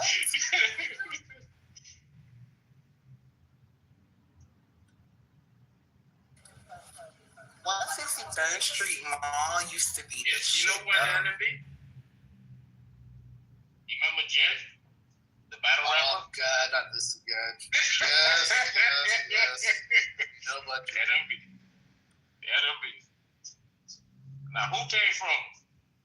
What school you went to? You went to Norland? Who came from Norland High? Who went to Norland? Knowledge? You went to Norland. No, I did not. I was living in Miramar by the time I made it to high school. Yeah, I moved in 6th grade. So you went to Norland Middle. Mm-hmm. So you were Knowledge like Bill Broward. Knowledge was what? When you was at Knowledge? Oh, me? I went to Apollo Middle. Ew. There you go. Yeah. You're a real Broward baby. That's. I'm not gonna say it because I'm in public, but the C word. Tell them the C word. No. When I went to Apollo Middle, it was all black. Know who live over there? The C words. Who? The crackers? Yeah. There were some old crackers backing up. They were. That's why I don't know what he's talking about. I'm like, man, I graduated high school in 07, but I guess. When you graduated? Okay. Oh, wait. You just don't know what you're talking about. What are you talking about? Apollo Middle School back in 2000 and 02. There was no white people there. There was zero white people there. You have no clue what you're talking about. I went there, man. Yes. You're lying, though. Oh my lying God, for clout. I'm so bored today. I am trolling you. Yeah, but we're the same year. I was, I think, class of 07, 08. Y'all probably bumped into each other not even knowing, bro. No. That's how close y'all two were. Yes. I live in Miramar. No, I went to several schools because I got kicked out. I'm talking about at Apollo. I know, me too. I Why didn't you got only kicked out of school? I didn't only go to Apollo. I also went. Knowledge was I also went to a gangster. Yeah, I also went to which was by Flamingo. By Flamingo, Pembroke. Yeah. My church started at Walter C. Young. Yeah, that's what I'm saying. I went to several middle schools. In Miramar, if you go in Pembroke Pines, on the north side of Pembroke Road, it's definitely white as hell. But if the south side, it's one road that segregates us. Listen, when you go on Flamingo, right? You see those big ass entrances that go into those homes? That's a line of roads over there. Trick Daddy live over there around a bunch of niggas. Yes, he does. Not all my pastor live over there. Yes, they are. It's majority black.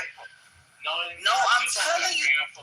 How the hell would you know? All my friends I went to church with, they all live over there, bro. Off Dykes Road. What are you talking about? That's black. It's a bunch of rich.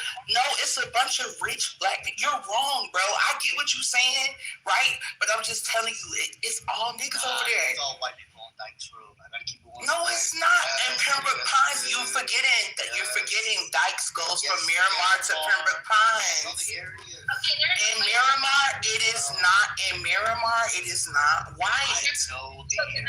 Yes, once you go to Chapel Trail and all of that, right? That's when you get into the white area. I'm telling you, y'all don't know what y'all talk about. That's fine. That's fine. It's an all white people area. I'm sorry. No, it's not the one part. I go all over.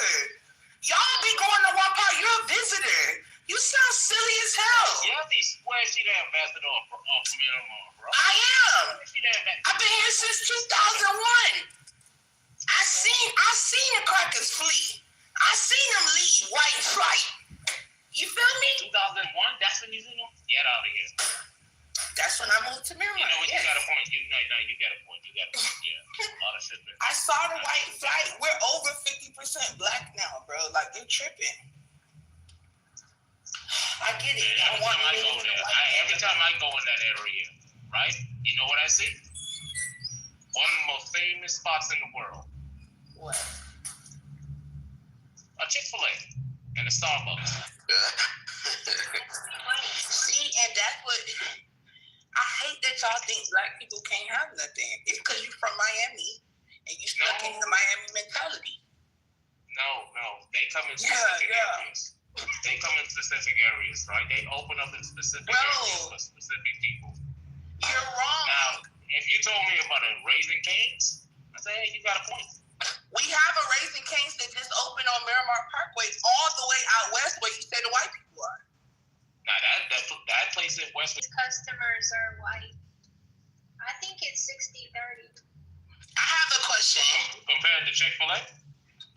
Nathan, how much, Hey, what's up? what's the percentage of white people you think live in Miramar? I don't know. I think 6. Miramar has 8% white people. Bless those white. No, I mean the Hispanic whites too. No. I'm talking about non-Hispanic, non-Haitian. So you said 60. That lets me know your brain is just fried. And you know when I talk about whites, I'm not just talking about the Hispanic one. I mean, I'm not just talking about in Miami and South Florida, they ain't got much white people like that. Of course, we do. I grew up around crackers. Are you serious? I grew up around crackers. Miramar is just now turning Hispanic within the last 5 years. I got the number. It says 44% of people in Myanmar are black. How many are white? I don't know. I just asked the black. Hold on. 8%. Hold on. White. And then you got a bunch of me no black, me Dominicans, but they some niggas. They just checking another box. But it says 25%. Yeah, 25%. Non-Hispanic one. That's non-Hispanic. Well, so like that is including Hispanic. Yeah, 25% white. That is including Hispanic. Duh. dumbass. No, it says non-Hispanic. Yeah. No. She's cooked as well because it says Hispanic, a very large segment with over 21,000 residents identifying as white Hispanic. I just told you that's within the last 5 years. It doesn't matter. That's within just the last population. 5 years. That's So just the I don't know population. if y'all know this. Nathan can tell you there's a bunch of fucking Cubans that are gonna check white, non-Hispanic. I just don't believe in a box, but I'm telling you, we got 8% white people. I don't know what y'all are reading. Maybe those are new stats as of lately. No, that's Hello. I live here. I'm on the streets right now, and I've only seen like 3 white people. Yeah, we should trust you. The We should trust fuck your are you eyes. talking about? Man, should I trust don't your care. eyesight over the census Bro, thing. no nigga from the UK. Everyone should trust. Look, everyone should trust. Bro, no, y'all take y'all. Everyone should trust The your fuck, eyesight. I know what I'm talking about. Y'all don't even live where I live. We should You're gonna use the internet. You're like, oh, I'm gonna use the internet over a bitch that live in the city. No, You sound retarded. Look, you're wrong. Look, you're wrong amongst You sound retarded. I know what I'm talking about. Come on, man. You trying to tell me I live in a white area. I don't live in a white motherfucking area, nigga. Let's keep it a conversation, though. Let's keep it a You're conversation. wrong. I don't live in a white motherfucking area. You're wrong. I don't give a fuck, you fucking Nigerian bitch. Shut your African ass. Come on, yeah. You crashing on me. Please, man. I know I'm crashing the fuck out. I don't give a fuck. That's the difference between me and you. I know I'm crashing the fuck out. Cause niggas trying to tell me where the fuck I live. I see a cracker right here. This nigga looks scared. The fuck? This is a black fucking neighborhood. Bitch. I'm scared too. Yo, you know what? Y'all some dumbass motherfucking island bitches. That's the fact. Dumbass, and then you got a nigga lost his whole identity in the UK speaking the quick. Come on, Jazzy. I would like to hear what he's saying, please. Well, You're just after the blender. you're wrong. You're wrong. She's gone. But you know what's like fun? You know what's so funny? Like I don't know what the percentage is, but like maybe I don't know. Let's say 75% of chillism fact checks result in an overturning. Like people always chat shit. Like the only reason I bothered to Google is because of my previous success rate. I just thought she's probably chatting shit, and she came with like a really specific figure as well, like 8%. Like that is a fucking hilarious figure to just like pluck out of thin air, though. You know, she wanted it to be small. She just threw out 8%. That's funny. Jazzy cool. Who do you say Casey just wanted to crash out. getting home late from the airport or something and wanting to drink and wandering into the first open bar with Ashley's example for us this morning? I think it was AK. Because that actually happened when Knowledge hooked up with Jacobus and Nadia. Oh my goodness, that is true. Maybe not the assless chaps, but the daiquiri club, absolutely. I got something to say. Talk, man. Go ahead, young lady. No, but so 25%. Can you check Nathan? Didn't you say go ahead, young lady, and he start talking? Yeah. So Nathan, can you check your back channel for me for a second? And can you read what I sent you in your back channel for like a quick minute? I don't know if you're free, but can you read that for me? Nathan, are you able to read your back channel right now? Yeah. Okay, so read that for me out loud, please. But you're gonna have to mute him and D. He won't shut up. Nathan Ivory, porcelain. Yeah, can you read it for me, Nathan? Blue skin. Who can I send it to that can read? I don't think Nathan can read. I got you. Come on. I'm not able to read. That's not bullshit. You know, So Jazzy posted this. Miramar, Florida is a diverse majority city with over 135,000 residents. 8 to 25. So you see where I got the 8% from, right? Okay, so I mean that's why I said that's hold on. The stats are going to vary. When I checked the stats last time, it said 8%. Now it says 8 to 25, which is pretty vague, which was the point I was trying to make. Because the source that... So I won the argument. I won. Thank you. I live in a majority black city, period. Thank you. You got it from AIO. It don't matter where I got it from. It says 8 to 25%. No. And y'all gave me the right numbers too, right? You said it was 40-something% black. Was it? Man, hey, listen. I'll be back when this Nigerian cracker done trying to be white and British. I'll be back. Oh, Jazzy. Shut up. Wait, Nate. Isn't wasn't one of her complaints that we got? I feel like talking during. Was the actual set? No, but what, do you think God created everybody equal? No, you're a muppet. You're dumb. I'm not. So obviously, I'm like people don't want to hear what I have to say. That's just how life. That's how life goes. Respect dumb. That's just how life goes. That's just how life goes. Call the elder dumb. Relax. You're dumb. Like what the shit? Yeah, you're dumb because that's why you're seeking approval. I disagree. That's why you I'm not should be seeking in approval. bed. I'm telling you to That's shut why up. you should be in bed, but you're on the internet yapping, trying to get some approval from some online dummies. I'm not. So if you're amongst the dummies, what does that make you? Dummy too. Now shut up. Exactly. So don't be calling yeah, nobody shut up. Look right in the mirror. Shut up, man. Shut up, man. But Nate, the point is, the actual citation was from the census data. So actually, like, if you actually... I'm trying to hear. Maybe y'all don't want to hear, but I'm trying to hear, bro. Come on, let's one at a time, bro.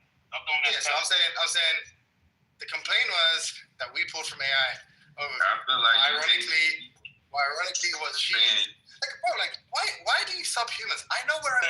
He's insecure. Why can't he cares about my group? No one wants to be from Nigeria. No. I just want to know. Make sense to me. Why y'all think that it makes sense to just cut him off? Why can't he just finish it? Because we don't like this bitch. She need to go back hang around Andrew. We don't like this. I know. Listen. Yeah, but you used to want to hang around us when you used to get love. Nobody never want to hang around y'all faggots. Yes, you did. But this ain't the room for that, though. This room is for everyone. This room we don't I exclude. think you be a loser everywhere you go. He complained about the source, right? Obviously, the actual only source, credible source that's been cited here is the census data. But I don't know what you guys are arguing. If you were arguing that it's a majority black, it seems like all the sources agree that it's a majority black area. So I don't know if that was the dispute, then yeah, she's right. It seemed like she was saying like the white population was insignificant. That's not true. They're like a quarter of the population. Nathan, do you think it's fair for somebody to call others subhuman when you're from a country that has the highest level of public defecation? Yeah, and they don't brush their teeth. Yeah. You think it's what? I think India. That's like saying Nigeria beat India. What is more primitive than pooping? I'm not Nigerian, monkey. Like, what's wrong? Are you dumb? I'm not Nigerian. What are you? I'm not going to tell you that. Because you're scared. He's a liar, bro. He's ashamed of what he is. He's ashamed of what he is. Oh, no, you're right. So I'm scared. Yeah, you got me. Oh, no.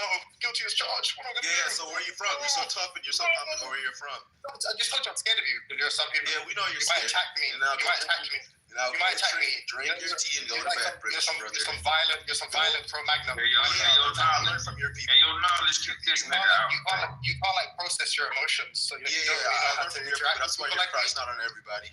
What people? You don't know. Yeah, keep on crying. Disagree. You don't. You're the sub of You don't. your prefrontal cortex is still fully developed. You know, you want to talk about Palestine this, Israel this. You're the guy that was like trying to be You're the same guy who connects the most violence on Clubhouse. You can't be talking about support the Palestinian this, Palestinian that. But you're the most... You're the most... Where is the factory? Where is the factory? You call Don dumb? What is wrong with you? No, you're both dumb. You're both extremely stupid people. You can't even respect older people. Calling me dumb for reading stats. The stats said 8 to 25%. And that's very vague, like I said initially. That's very vague. That's a vague number. 8 to 25%. And I said 8%. So I didn't actually... I don't care. It don't matter. So that you did just call me dumb. Yeah, you did. You did call me dumb just now. You did just now. I heard it. He said you have the nerve to call Jazzy dumb, and you said you're both dumb. So I didn't hear you call me. I didn't hear anything before. Dumb you are. Dumb or deaf? I think deaf might be a better word.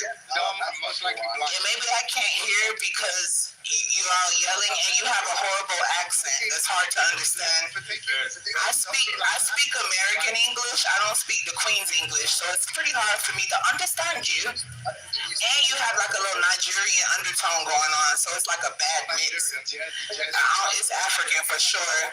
It's African for sure. It's African. It's African. It's African. Jazzy, you saying niggas don't want it, nigga. We don't want this nigga. It's so funny. It's so funny that like, it's so funny that you guys are racist towards Nigerians, towards Nigerians, but so sensitive about people. No. Like the irony. But then now when you looked it up and you realized it was Nigerian, that was correct. Now you say I'm not even Nigerian because he's scared. But I'm not Nigerian. I'm just not. You African though. Jazzy, this is the same guy. That's true. I am. Jazzy. Yeah, and you sound British. Why is that? So are you. Where were you born?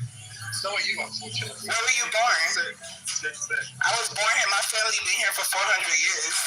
Where were you? Where was your mama? Where was your mama at? That nigga ain't got no mama. He ain't got no mama.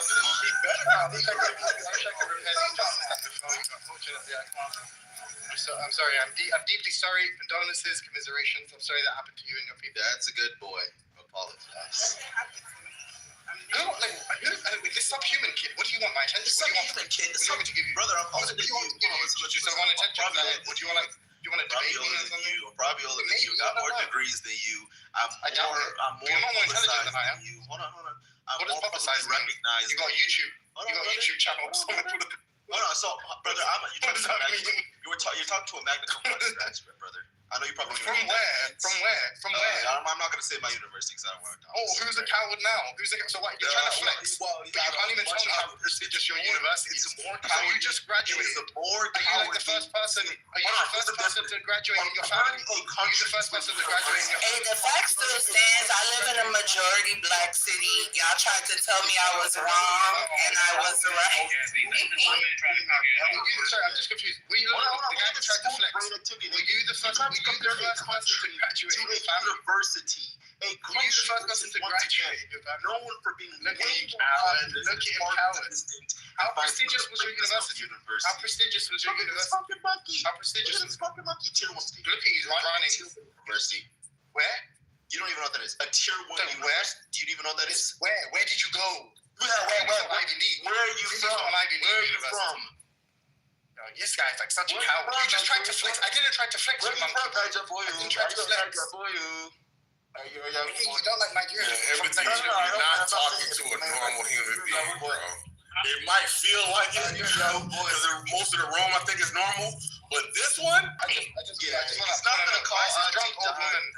Listen, I was letting him have his moment, but the moment he called Auntie Don, bro, your mom's dumb. Three world recognized. Yeah.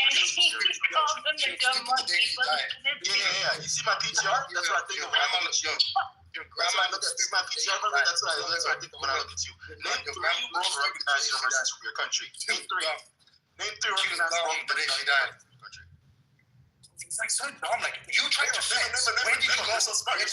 No, I'm not saying a single name question. 3 world recognized universities from your country of origin. And I'm not talking to you. My country of origin. Yes, I'm not talking to you, UK. Because you tried to make fun of black That's Americans by where I saying, no. You tried to make fun of black Americans by saying that they're from UTI. Everyone in the room. I didn't say that. What are you lying for? I didn't say anything. Say that you did that. You said commiseration. She said, I've been in this country for 400 years. And this was before she came in. This was before she came in. That's when I got off the mic. That's not true. That's just not true. You fucking monkey. Now you're scared. It's not true. You're scared. Don. Ask anyone else. Not your fucking mom. Not your surrogate mother. Not your surrogate mother. Not your wife. I don't care where you're from. I don't care where you're from. Know where you're from. Dumb. You're just so dumb. No, he didn't say that. I don't care where you did say that. We were talking about Miramar, right? No, this is after Jazzy left. I'm talking about. Stop trying to rewrite history because you're shit and you're a coward. You're shit. You're shit. Your breath probably smells like shit. You ever achieved is graduating from some West Rebel fuck bumpkin bullshit university. That's obviously why you were desperate to tell me that. I've known you for 2 seconds and you told me I graduated university. Oh, well done, genius. Well done. You've evolved to the status of a black woman from America who graduated from university. Congratulations. What the fuck? So it's funny because you use education against people. Now you're trying to say, Jazzy, what are you doing? Okay, all right. You're dumb. dumb and the white woman's dumb. So what's the problem? Yeah, you want yes. You let her speak, Nathan. Let the dumb girl speak. Let the dumb girl speak. Three major I homes jumped into the stage and keep on jumping. You're spazzing out, giving me your CV. Now you're giving me your CV. Why are you giving me your CV? Why do I take it? You could literally kill this. It's not funny. Without America, you guys are all. That's the problem. You UK Brits need to be more respectful to Americans because without us, you would have lost the war. Without us, your country would be shit. But why are you talking like us? Hold on, no. You're still there. I guess you're right. America beat you guys. We beat you in the war. We're beating you in the army. How many levels have you gone through? Just like losing, like look, relax, calm down. Do you want to flex on me? No. Do you want to flex? Relax. Tell your queen to relax when she's 6 feet under. You might be joining her soon anyway because we know that your access to healthcare in the UK fucking sucks. What's wrong with this kid? Your teeth are probably rotting. Your spirit's rotting too. He crashed out earlier and brought up a conversation from 2 weeks ago, or at least a week ago. Hold on. Why are you talking? I think it's bad. Hey, look, I'm sorry. This is the same guy I was making fun of. Concrete.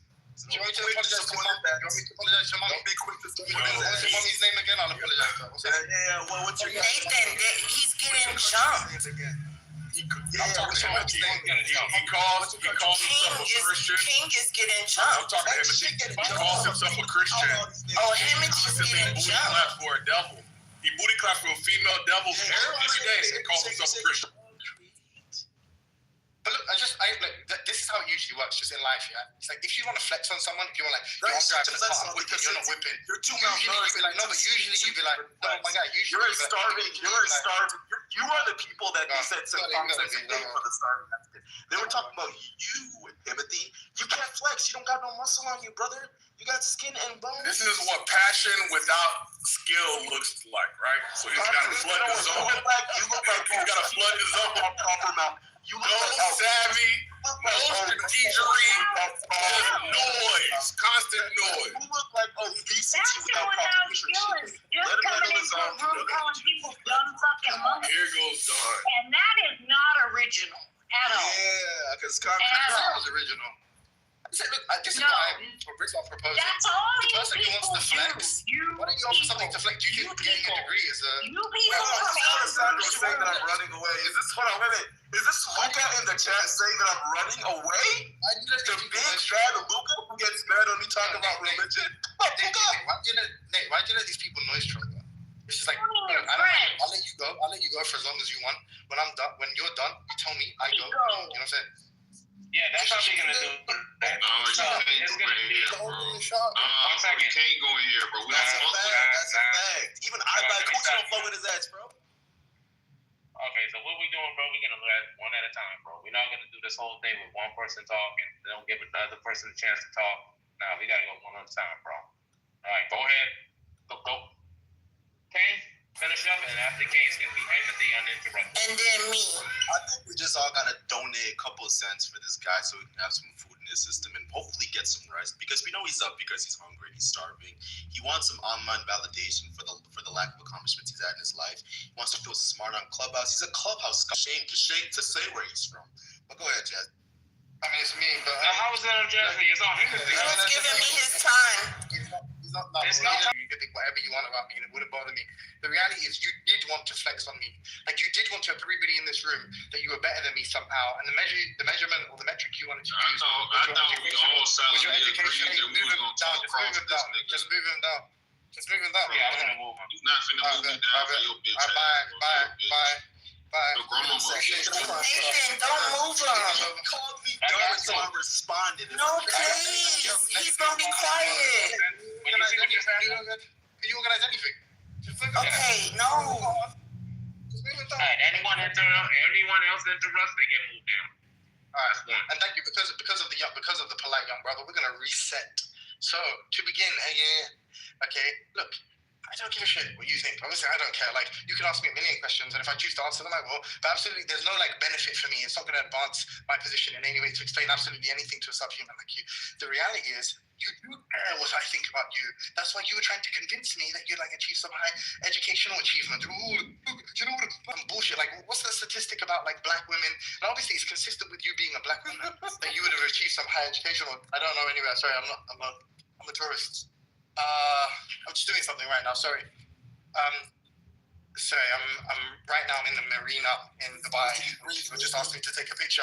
But I don't know. I'm going to be long because your guy interrupted me. One member of your team. Anyway, second point. So if you want to flex, I'll teach you how to flex now. Let me teach you how to stun. Like, you say, like, I went to this university, this prestigious university. I don't know if you know this, but not all degrees are created equal. You achieving some social science degree from some bullshit community college isn't going to impress absolutely anybody here. And in fact, it's expected given that you're an effeminate black woman. Obviously, we would expect that percentage-wise, you're likely to have a degree, right? You're also likely to do fuck all with it. Hence why you're on Clubhouse too. So if you think I'm a bum, a dumb Clubhouse scholar, well, guess who you're arguing with, dickhead? Me. So we're both dumb. You know about your own, that's cool. Second point, the racism thing. The only people who have been racist here are you and your idiot group of friends, your little cohort of monkeys, of fucking simians. All of you people are the one, Nigeria, something African, something impoverished. I'm not Nigerian. I may be African, but I'm as much African as you people are, right? Like, we're all African. We're all of African descent. So you insulting me just insulting you. But then to cry wolf, like, oh, he's being racist, Nathan. That's the only reason I stood up. Or even something as innocuous as like someone saying that your white benefactor, your white mom, sugar mama is dumb. he called one of our elders. So young black man to old white woman, she's your elder. All right, cool, yeah. She insulted me. It's so offensive. I mean, the irony being, what do you think is more offensive? Just randomly insulting Nigerians for no fucking reason, other than you don't know, you can't like get a precise look on my country of origin. You think that's less offensive? Are you a fucking moron? That's why I call you dumb. And the other person about the 8% and stuff, I didn't actually call you. Nathan was right. In the same way, I said condolences for the 40 years of oppression that you made reference to. I think that makes me a good guy, not a bad guy. I wasn't mocking it in any. But I also didn't call you dumb. I do think you're dumb. You're a very stupid person. I can hear that from the way you are off. You sound really like you're a really incompetent speaker and communicator. That being said, I didn't actually call you dumb at the point at which you accused me of it. I called you dumb after the fact. I called you dumb when you responded to this like misconceived accusation or the mistargeted accusation, and then I told you were dumb after that. I just wanted to clear it up for everybody in the room. Also, the kid who's speaking, I'm going to leave now. I'm not going to hit him, so you're all subhuman monkeys. Good night. Yeah, that's why you're fucking scared, pussy boy. Get on the fucking phone, bitch. Can't stand niggas like that. You know, he wants to make fun of fucking. Hold on, I'm sorry. You want to make fun of oppression. Hold on. What I can't stand are niggas want to make fun of people's fucking oppression, and then when he weird. Nathan, get your boy, bro. Hey, free to go. Free Miss Fifi. Yeah, what Timothy do? I just want to say, I don't think it was like my feelings weren't hurt because I was right. I don't care how I speak or articulate. He's a man that's running away from his dialect to sound like someone else. So, I mean, it doesn't bother me. Also, the whole xenophobic thing, whatever. The point is, I was right. I live in a majority black city. Nathan and everyone else was egging these guys on, trying to make them feel like they were going to be right, but they're not. I don't live around I don't know what y'all are talking about. I live in a black city. Now, someone could say I'm dumb. You don't articulate yourself well. You don't.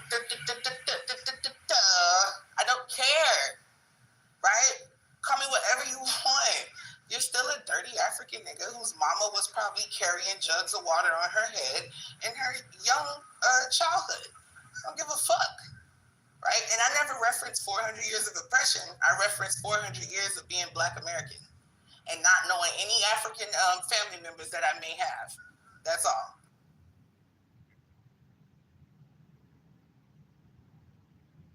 Is this Luca, I think, Alessandro, trying to say, Kank is running, Himothy's cooking for this boy, bro. You disrespect your own fucking bloodline. It's crazy, man. But that's what I said. For a man, he's like, I'm the same African descent as you. No, you're not. Your mom is African. Your mom's African. My mom's not. We don't have the same amount of African. We all could be born in the same place and we're going to look different because the landmass don't matter. But once again, pseudo-intellects, this is Clubhouse. Isn't it generations of admixture that make us who we are? And sometimes after multiple generations, we can't necessarily claim a certain thing anymore. No, hold on 1 second. If that's the case, everybody born in Florida for the past 200 years will look the same, right? It takes longer. Hold on. No, it does. Bro, yes, it does. Give me a... Bro, no, shut your ass up, man. You're not listening. Stop! I'm talking! If it takes longer... Hey! You got the wrong... I'm talking! Get it out, bro. So like I was saying, it don't take longer than nothing. Once again, I'ma just say what I'ma say, and then I'ma go. Cause I know y'all not gonna understand what I'm trying to say. What I'm trying to all right. I am gonna listen. I am. But listen though, real quick. You all are spewing things that someone told you. We don't even have a picture of niggas from 2,000 years ago, right? But you gonna let a dumbass fucking white man tell you, oh, it takes 1,000 years. How the fuck would he know? He don't know. So if you're gonna try to teach me some shit, bitch. If you're gonna try to teach me, Monica, stop yelling at us. if you're gonna try, yo, could you shut up? The phone, yo. Y'all chill. Y'all let the Yazzie go. And AK, you don't need to come off the mic. No, Monica didn't even come up on the mic. When you get a brain... You're gonna try to teach me something that I already have been taught, right? That I don't agree with. It's a waste of breath because, like I said, no one has proof that over 1,000 years people start to look different. There's no proof. There's no picture. These are all theories, but for some different. Right? You got motherfucking Dutch people being born in South Africa for 500 years. They still pale and they turn red when they get embarrassed. All right? Nothing has changed because they're born south of the equator. They did not turn black. So if you're going to try to spew to me some pseudo-intellect, scientific, fake-ass genetic theory, I don't want to hear it. Thank you. Okay, but set your black ass up now. This is what I dislike about black. Nathan, I thought it was on me. Shut up. You don't gotta be rude now. Go ahead, bro. I didn't know it was on you. I've been having this discussion with Jazzy since the beginning of time. So I'm just going to add little things that she's heard me say before, because I've heard her say it takes a longer time, right? And it's, we all know that depending on the climate and the terrain, right? Animals, including humans, adapt, right? And that's all I have to offer. Go ahead, Nick. Hey, can I go with the name together? Of course. That was beautifully put together, and I thank you for that submission. I apologize for being loud and aggressive, bro. Just want to say this, Yazzie. I think one of the issues is that your understanding of what evolution is could be incorrect. I'm not telling you to believe it. Telling you that what you said is a straw man to the position.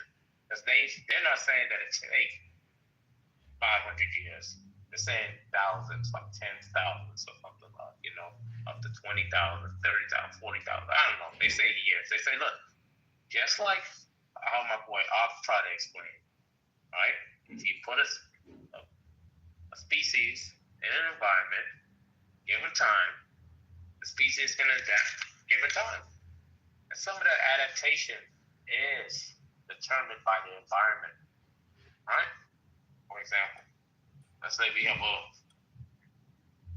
a bush, and in this bush is close to a lake. But within this bush, you have a population of green frogs in the springtime. And those green frogs are thriving. And within those green frogs, some frogs are growing brown. You know what happens? Because green camouflages so well, because it's spring, brown ones stick out. And you know what happened to these brown ones? They get hunted down easily. So the brown ones aren't safe for the environment. So those brown ones, because they're going to die off so quick, they can't pass on their genes. You'll see over time, right? In that springtime, there's going to be more green frogs compared to brown frogs. That's what you call natural selection. The environment is selecting for the ones that's going to pass on their genes the strongest. Then let's say it goes to winter, right? Or fall. and the bush starts to become brown, guess who's going to stick out? Guess who's going to get killed off? And they say, like, just given time, let's just say it always turned brown, and there always was fall. What you'll see after a while is just brown frogs. It's going to be no need for the green frogs. Sorry, for the green frogs. That's going to be brown frogs. That's how evolution works. The thing is, the environment changes you so the species could adapt, or the species change to the environment so they could adapt. Something like that, anyway. That would make sense if we didn't have different colored people living in the same landmass. I hear you, but you don't understand what I'm saying. You're talking about something I'm not fucking talking about. I'll go fast. Let me address this. So what you're doing is you're thinking about how we move. What you're doing is how we. You can't tell me what I'm doing. I don't need to be lectured, bro. You do, because you don't know. My last thing is this. Yes, I know everything you're saying. I don't agree. You don't know. Yes, I do. I don't fucking agree with it, Nathan.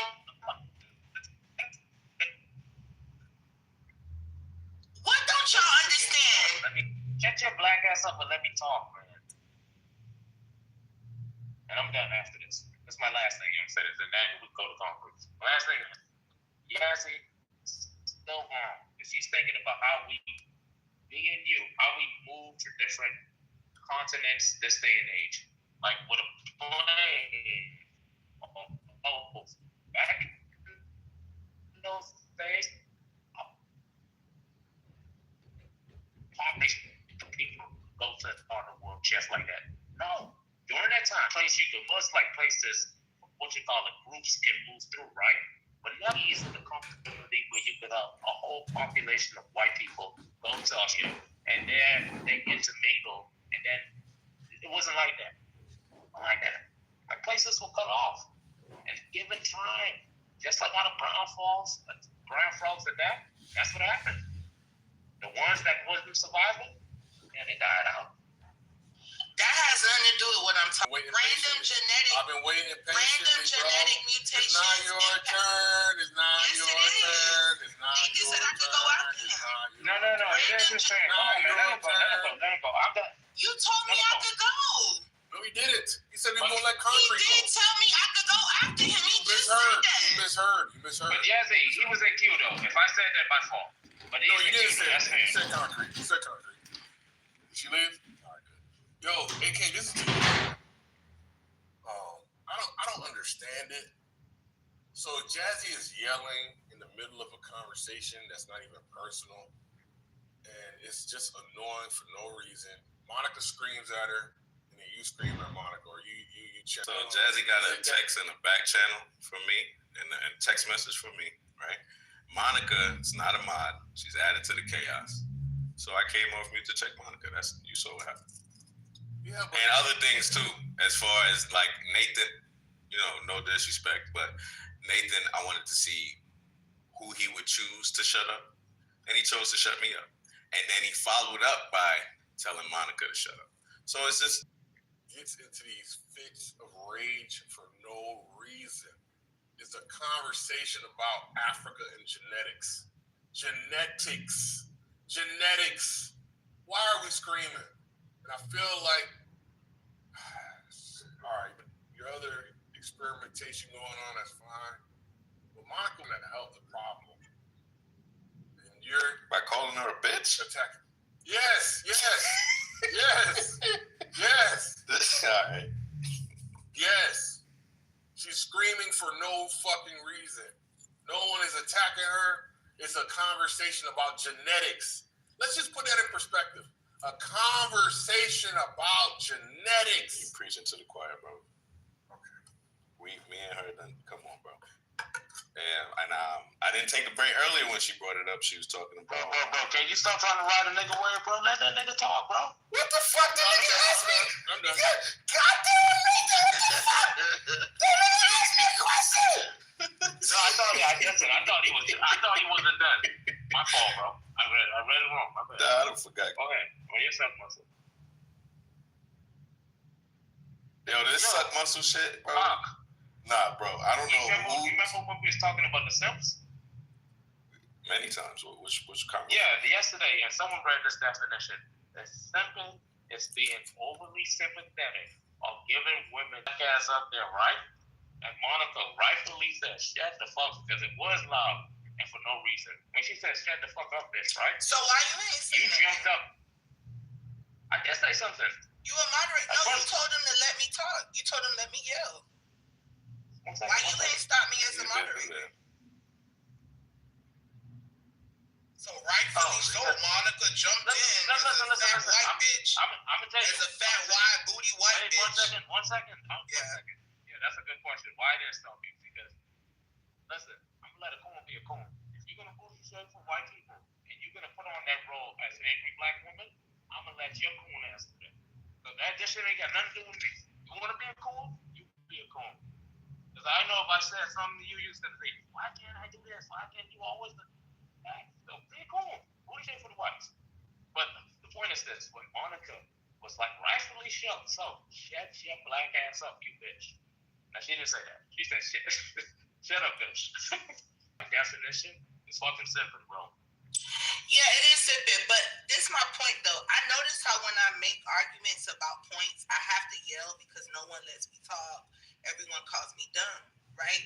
So me yelling is a way to get off what I'm trying to say. Should I have been yelling? No. I'll be the first to admit it. Like, y'all know I'm not one of them that be like, I'm right. No, I was wrong for yelling. I don't give a fuck, though. Because once again, I'm right. No, the landmass does not determine the color of your skin. Your parents do, right? So genetics play a part in your skin tone.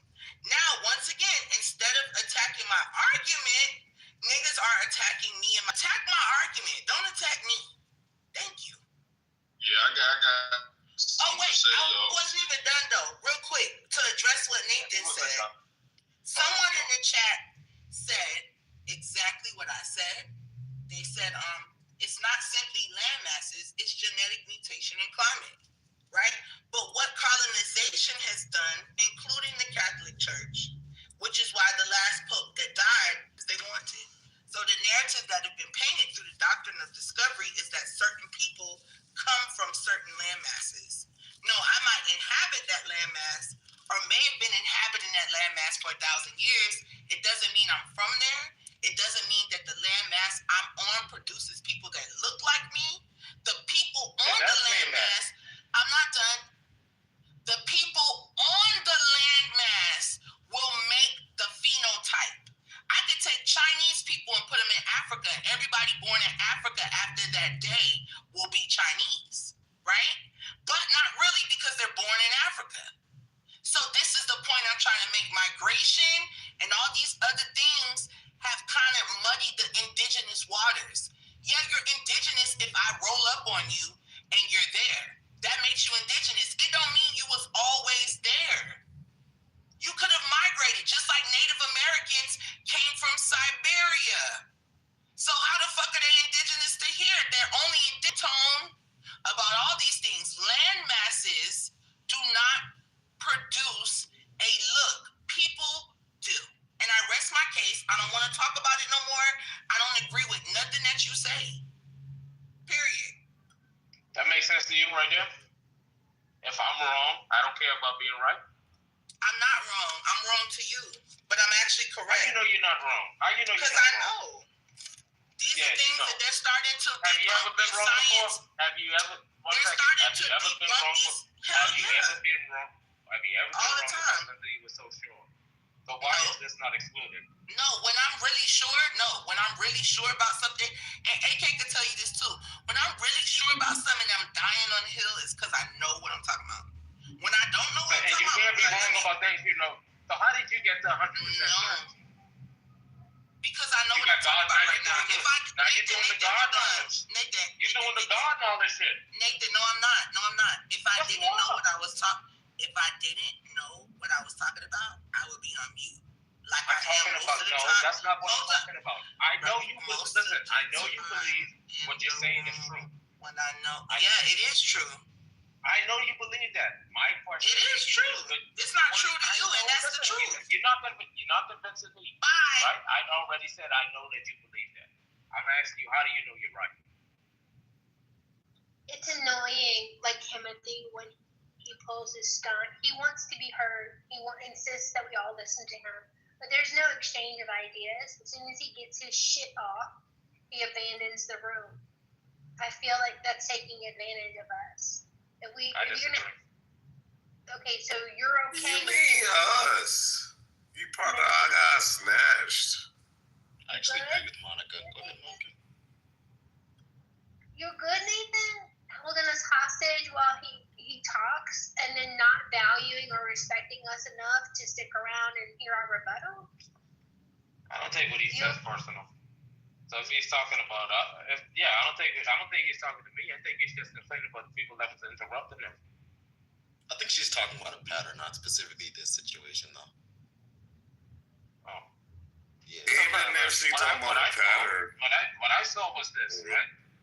Hey, there was a conversation. He wanted to say something, and instead he got yelled at initially by Yazzie about how he's a Brit and why he's even in this conversation. Oh, you're just a Nigerian, blah, blah, blah, blah, blah, blah, blah, blah, blah. And all he was trying to say was this: I just Google search or ChatGPT search, and the percentage I got for this, and Yazzie cooned out. That's what happened. And then, when we was talking in the background about it, him and King got into it, right? And then after him and King got into it, I'm like, yo, I gotta set up some rules because you're not letting the dude talk. So let's do Q. And he just was like, okay, let me just say my things and leave. Because it seems like I'm not wanted here. That's what I saw. Sometimes I look like this. We gotta be the bigger person, guys. Like, we can't let people make chillism, not the bonquishas. Yeah. Right. Yeah,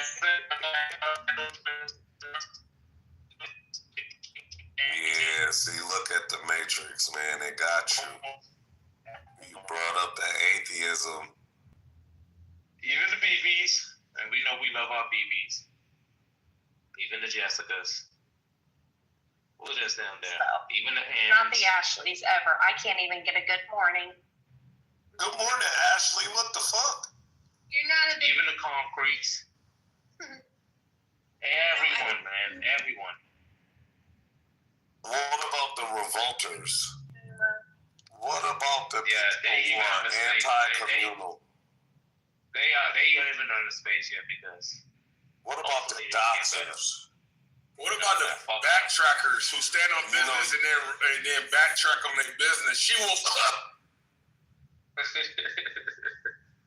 I think She Wolf was trying to do that. I think She Wolf was still on business. Why is She Wolf? She was thought about how she rolled for the crew. She booty clapped so hard when Guapa wasn't here. Then she realized how egregious Guapa is. And then she had to draw a line in the stand. And then she saw how Guapa responded. And she remembered the good old days when they was best friends. And she felt bad. Like, y'all niggas caused me to lose my bestie. And that's what Concrete. You know what? Concrete don't even know what be going on, Nathan. That was never my bestie. They're clear. We know that's not your bestie. Oh, that's not your bestie. We always there, Concrete. We always there, bro. Thank you. And I don't like how he's trying to spin a narrative, Nathan. It's weird. You don't remind me of Heidi?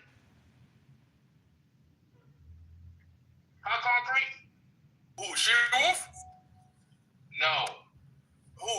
The girl, Lava, the big G. No. Heidi's way nicer. Heidi switched up because she became management. She became owner. So she didn't, she had to fall in line with what the people did. That was Heidi's problem. But Guava, that's a whole thing. She Wolf knows she's a demon, and She Wolf used to booty clap. She Wolf.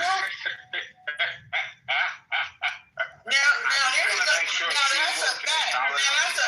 You're not lying. That's not your bestie. That's not your bestie then. I'm about to say it. I used to booty clap for all the girls. So all the girls was never my best. From Ashley to Guava to Shy. Because she wasn't a part of the girlies. She So wasn't how? a part of Wait, that. hold on. So if you just established these are your besties, but they're not. No, I didn't. And then some are your besties, but some are not your besties. No. Look at how I'm using the word besties. Every woman in this room, I caped for. Every woman in this room, I booty clapped for. That wasn't Tally. That was yes. Yeah, I'm not ignoring. Kendo, am I denying that? No, to be fair. Kendo, is my heart line in the sand because I did all that and niggas switched up? Yeah, Have I ever? I think people. Concrete. This is hold on real quick. Concrete. I would have. She bad. Look at she bad. You call it out, right? I'm gonna do it before it happens. But then you're saying I'm doing something that I'm not doing, and that's not fair. You did because you're making shit you did to Samoa. Same shit you did to Samoa. So this is about got him. This is about me. I think they were trolling Samoa. Nah, man. It wasn't even so much about it was about trolling, but it was also about letting you know, like, nigga, I see what you did. It's fine. I don't care. But you knew that she was in the room. She said it. Did he deny it? He said he did. You keep holding on to it. And I'm gonna hold you. You're going back to them. That's fine. You can say that. You can say, right there. Nate, he's saying that this, what I'm saying to Samoa means I'm going back to them. I tried to explain to this nigga. That's not what I said. Can I talk? You're right. Can I talk concrete? Come on, y'all. I want to get in there. Okay, I'm gonna let you go right now. I've been told Samoa this, and I've been told Samoa I'm glad it's happening. Wait, I call that and I've been told Samoa. And I've been told Samoa that I was being performative talking to him about it, right? So it is low-key a joke. I don't care. But I can tell Samoa, and I will. The whole thing about the girls is I can tell you when I'm wrong. And if I can't tell you, I can tell you when you're wrong or when I don't agree with you. And if I can't tell you when you're wrong and when I don't agree with you publicly, then I can't fuck with you. And the support that I had for a lot of women in this room, I can't give you that, right? That is separate from me telling Samoa, nigga, I think what you did was the thing that started everything off, right?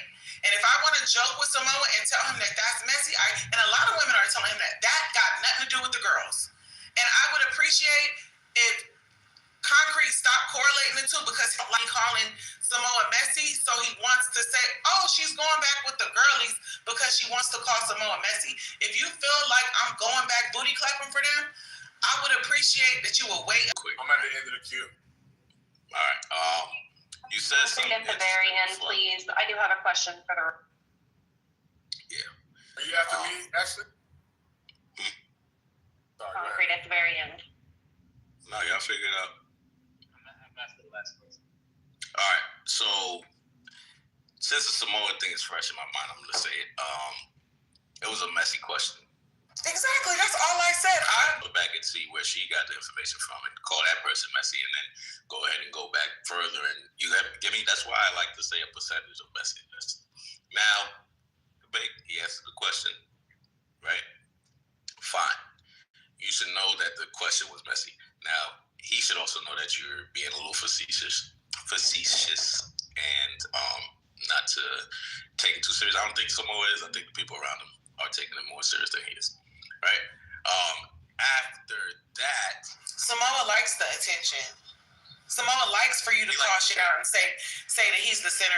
See what I'm saying? I'm talking about him, and he love it. Oh, she won't let him go. We got a queue. Right. So, if I could remember, Nathan said something interesting before I left about being sympathetic towards someone or their cause when it's not warranted. It's not justified to give this person sympathy. In that instance, right, first of all, when someone's giving their submission, the yelling thing, I think is a cop-out. I think it's bullshit, right? Because you guys are omitting that. Some people omit that to say, oh my God, I'm so perturbed. This is so disruptive. You can lower the volume on your phone. So until someone, right, addresses that, I'm not going to take you serious with the yelling thing, right? Second, when someone's submission, they are able to relay their message however the fuck they want to relay their message, right? If it's a message that's being relayed and it needs to be understood, let them do it how they want it. They're not going to stand noise, trolling, and fucking up the story. That's not what she was doing. I know for a fact that this is something she's passionate about. She's talked about this for years. This is something she truly believes, right?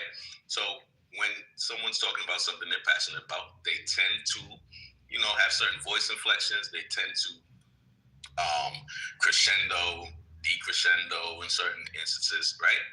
This is just her cadence, her way of displaying her thoughts, right? To say fuck the stream of consciousness, right? To say fuck the content and undercut someone just because of their delivery. One, it could wait till after the submission. Two, it doesn't have to be done. Just focus on the content. If the content isn't for you or the delivery isn't for you, lower your volume. Don't listen, right? So that was my problem with it. I think that also some people, when they see, for instance, if fucking Hitler was a DJ at my party, I know I could get away with playing some anti-Semitic music, right? And that's how it is sometimes when Nathan's in the room. People think that they can get away with beating on certain people or doing certain things to certain people. Just mixed up in this concoction, I'm able to see it. Just once. All right, cool. So, all right. I mean? Yeah, because y'all not finna do this shit where y'all keep taking me out the queue. I know people hear me. I know y'all heard me fight all weekend. My voice is kind of low. You know what I'm saying? So I don't want to have to keep fighting you niggas. Because I can easily just go crack the Henny and we can get shit popping. Please don't bring me back to that fucking level. Please. Thank you. Now, as a person who actually get discriminated against, far as how they deliver shit, or people try to use you're drunk, you don't know what you're talking about, that kind of shit. I feel where Jazzy is coming from, because people like to, use certain tactics when it comes to people instead of addressing the argument, and that's some coward ass shit. I've fought with Timothy before about this shit, using the whole, typically you Americans, you're black, you're educated, blah, blah, blah, blah, blah, blah, blah, blah. Bro, that's white people shit. You know what I'm saying? Y'all try to sit up here and try to say that Americans are uneducated and that we don't know nothing about our history, and that they try to do what they call flat. So y'all come from West Africa and shit like that, when it's actually been proven that there are certain people who have East African lineages and stuff like that, like Kenya, that kind of stuff and stuff like that. I don't want to get into it, right? People flatten hit to especially over my bloody battles with certain people that I had for the past couple days. It actually made me realize that they're certain people that are just fucking tone deaf, or they're too cowardly address the context. So I just want to urge to the people who actually have a brain to listen and stuff like that, please engage in good faith. And when you see that people are doing this, just back out, bro, because sometimes these motherfuckers just are not smart enough to actually keep up. They're actually the ones that are the retards and the, you know what I'm saying, the people we should treat bad and shit like that. Now, I'm not promoting that we should exclude certain people from conversations, but I think we should just look past fuckers and look at them for what they are, cowards. Have a good night. Yes, sir. I totally agree with that one. Hey, can I ask you a quick question? Anytime. All right, so you said it was a messy question. So let's say at 3 o'clock in the afternoon. Well, I think There was a concrete. I think there was. Okay, my bad. Ashley in there, Nathan in there, then you. All right, so AK, real quick. So hey, I'm only going to engage for about a minute with you. All right, so at 3 o'clock, a person asks the stage, "Hey, did anybody hear a person say this?" If anybody answers this question on stage, are they being messy? They're partaking. They got duped by the messy question.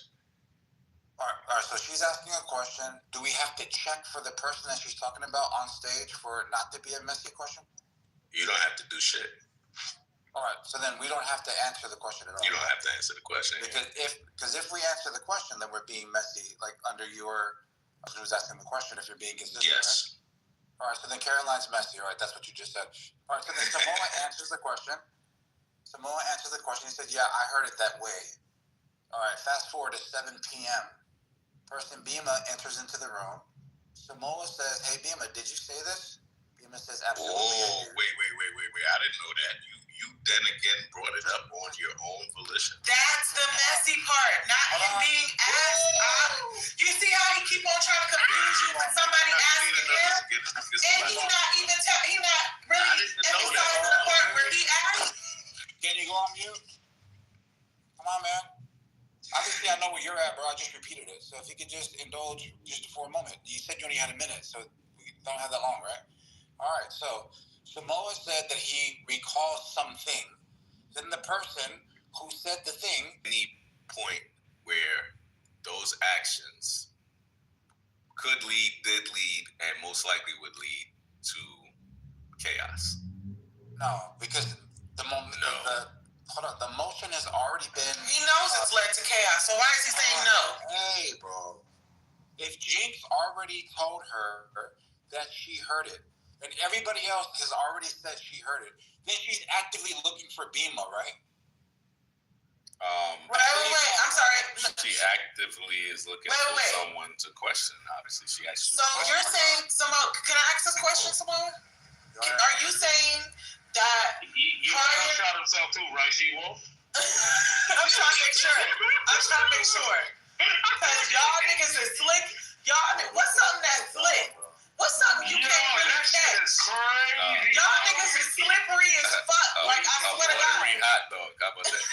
What do you think you heard, Nathan? Try to catch that. You just said it, bro. Don't tell him, Nathan. You said that. No, let she know about it. Okay, shit. Yeah, go ahead, She already did it. So you're saying to me, Samoa, you're saying to us that Carolyn already knew before you asked the question that Bima called her a bitch? That is correct. She already knew. That's correct. Yo! Can you guys shut up? I'm fucking done, yo. I'm out of here, bro. Hey, Nathan. Can you go on mute real quick, bro? Yeah, At 3 p.m., Caroline asked, hey, did you guys hear this? That must be boring. I didn't hear it. Okay. So this is 3 p.m., okay? All right, Samoa, I'm sorry. You're not messy. Hold on. You're not messy, Mom. Just hold on. Like you guys, I mean, you're laughing, but you're like absolutely wrong. Like, I just said you wasn't messy, nigga. You're right. I am wrong. See, I just said the nigga wasn't messy. Right, you told me I was wrong. Okay, you I can finish. Stupid. Okay, bro. Like, I expect more from you, bro. Like, you got the XY, right? Come on, bro. This is not good stuff. All right, so... Samoa, why are you bringing this back up? Oh, my God. He just got here. He didn't... waiting. It was definitely concrete fault. I'm just trying to clear the business. I'm pointing out that Samoa is only looking at it through what Samoa is saying and if it's being confirmed on what Samoa is saying. Who the fuck cares about everybody else? I don't. You do. That's a problem. 3 p.m., Carolyn comes into the room and says, hey, somebody said this is what was said. I did not hear it. Is this what you guys recall as well? Anybody who says yes at this point in time is confirming what the person who originally told her is the case. Okay, cool. Then we fast forward 4 hours later. Samoa sees Bima and says, hey, man, did I get that right? Y'all are terrible storytellers. What the fuck, bro?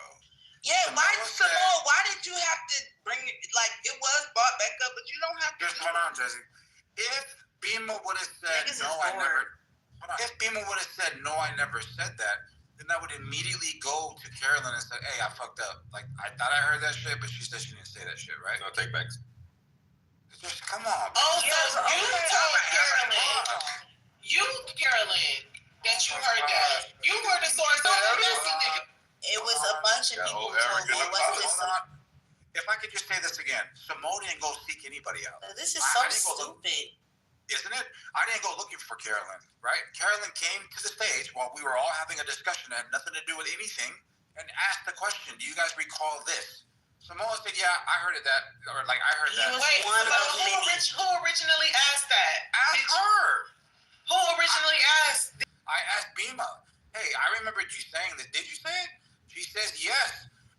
Did I say, all right, cool, I heard that right? Then what I told Carolyn was right.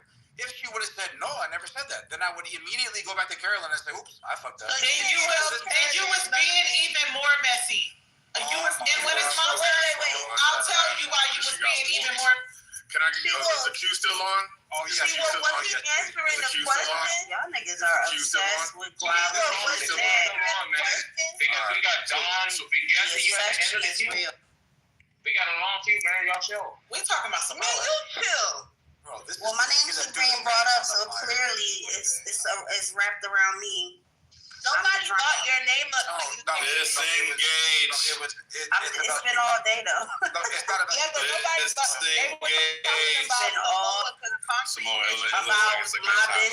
About my business stuff.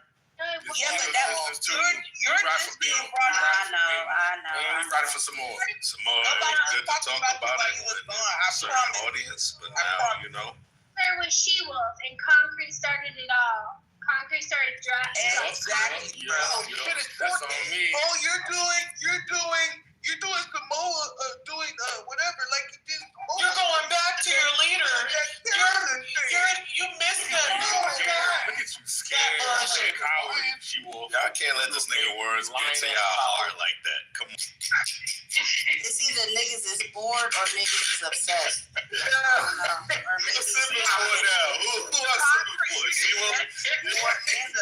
Listen, I'm talking to whoever. I'm not talking about you, Jazzy. I'm talking about whoever's Jazzy, you don't gotta do that. You don't gotta do that. You don't have to do that though, Jazzy. I'm doing it though, but you don't have to do it though. I understand, so I'm not talking to Jazzy. I'm talking to whoever's bringing it up. Concrete is always gonna have my dick in his mouth. This is nothing new. Yeah, and it's Concrete turning to the queue. Let him go. Concrete actually was talking about it. He about to get y'all again. Let's get back to the queue. That's it. Samoa, you finished, Samoa? Every time I come in the room, it's about Guava. Samoa, come on, chill. Let's get back to the queue. Samoa, you done, bro? Let me see. Yep, I'm done. Small man. We'll talk about it later. Can you put me in the queue? Yes, sir. We have what they're looking for. That's what you know. Okay. So I know. Hey, put some on the end. No, it's Nathan. Then it's Dawn. And Nathan. No, sorry, Ashley. Nathan. Who wanted to go after me? I was after you. Samoa. She-Wolf was after you, Nate. No. I think it was Jazzy. Oh, that's right. I'm sorry, Jazzy. I keep trying to skip you. I didn't know there was a queue. And look at that. So how the fuck she in the queue? Remember we was arguing about evolution. Nobody said nothing about that. So after She-Wolf is on. Yeah. After She-Wolf is on. See, everybody got crashed out over evolution. Jazzy, don't debate that shit no more. It make you. I thought you was from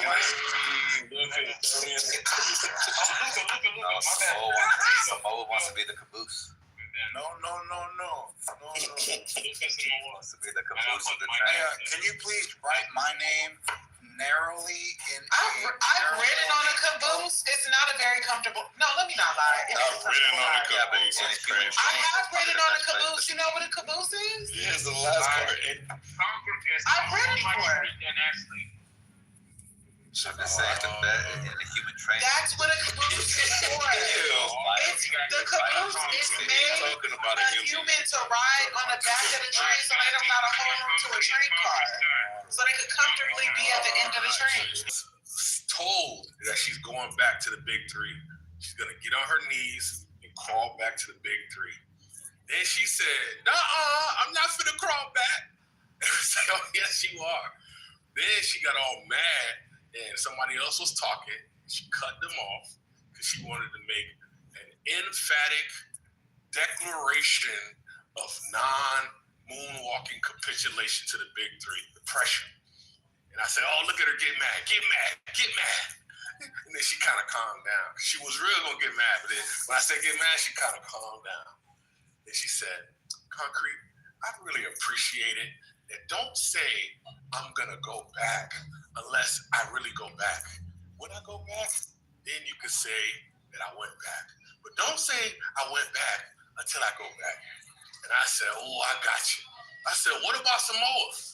How come you don't grant Samoa the same grace that you want me to offer you?" Because I saw he said, one second, mommy.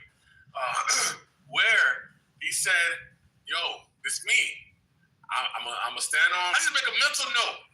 Why? Because it don't require like a organized trial, right? Keep moving.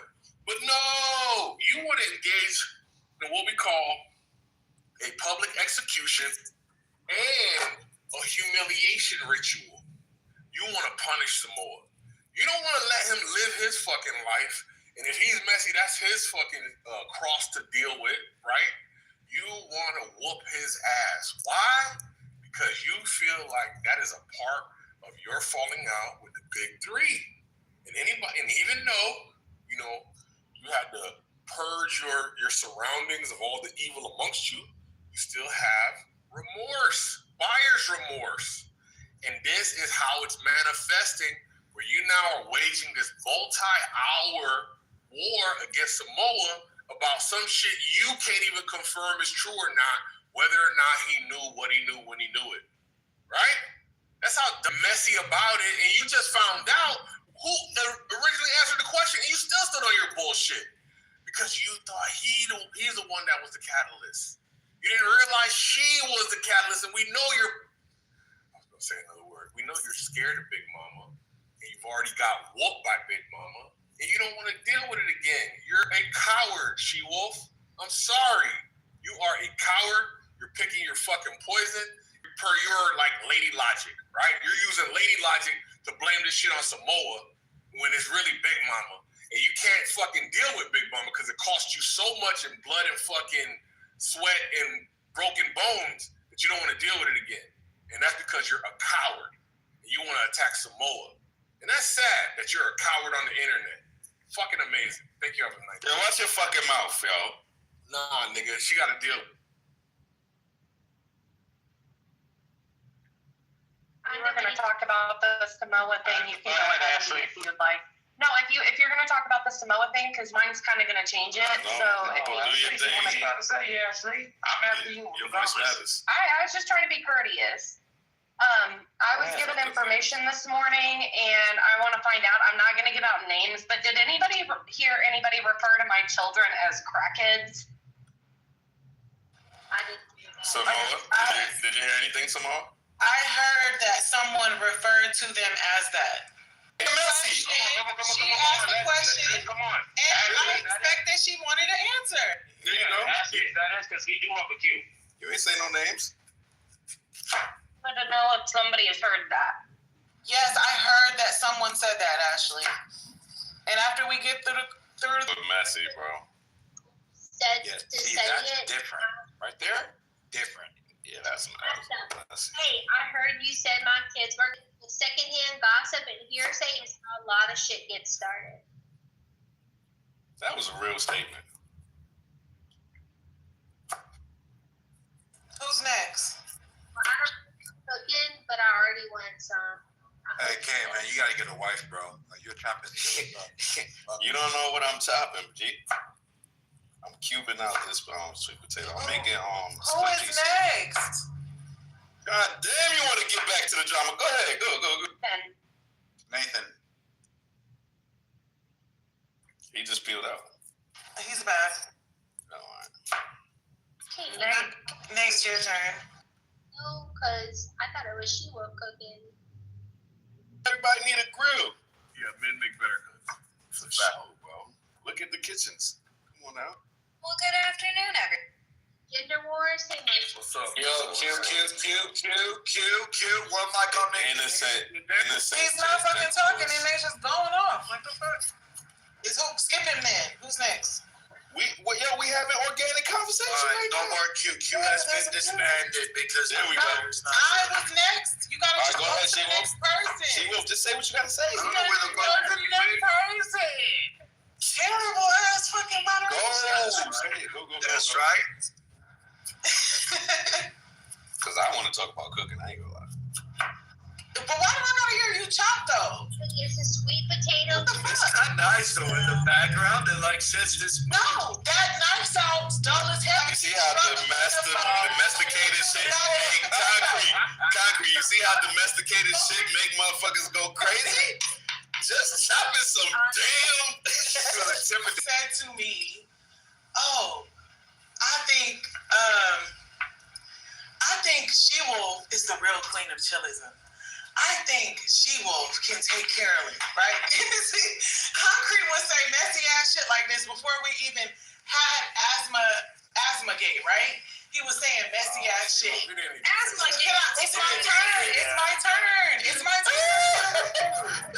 So Concrete has been, he's had a war with this woman since before she even came to chillism. And her first round as a mod, this nigga, he did the impeccable work of getting her out, as evil as it was, as fucked up as it was, as I thought it was at the time. The nigga did the impeccable work of succeeding at his goal to get Carolyn to not be a mod anymore and not be in the room. She left for 2 fucking months, right? So when she returned, something that me and a lot of the girls wanted, right? Couldn't wait to happen. You know what? You know what Concrete said? Like, not long before Asthma-Gate? She-Wolf, you're the real queen of chillism. I think you can take her. At this time, we were still cool, so I'm not paying no attention to nothing he's saying. But lo and behold, look what happens. Signed up doing Concrete's dirty work for him, right? And what do I get a thank you at the end, right? He starts giving me all my praises. What? Yeah, She-Wolf, you did. I'm so proud of you.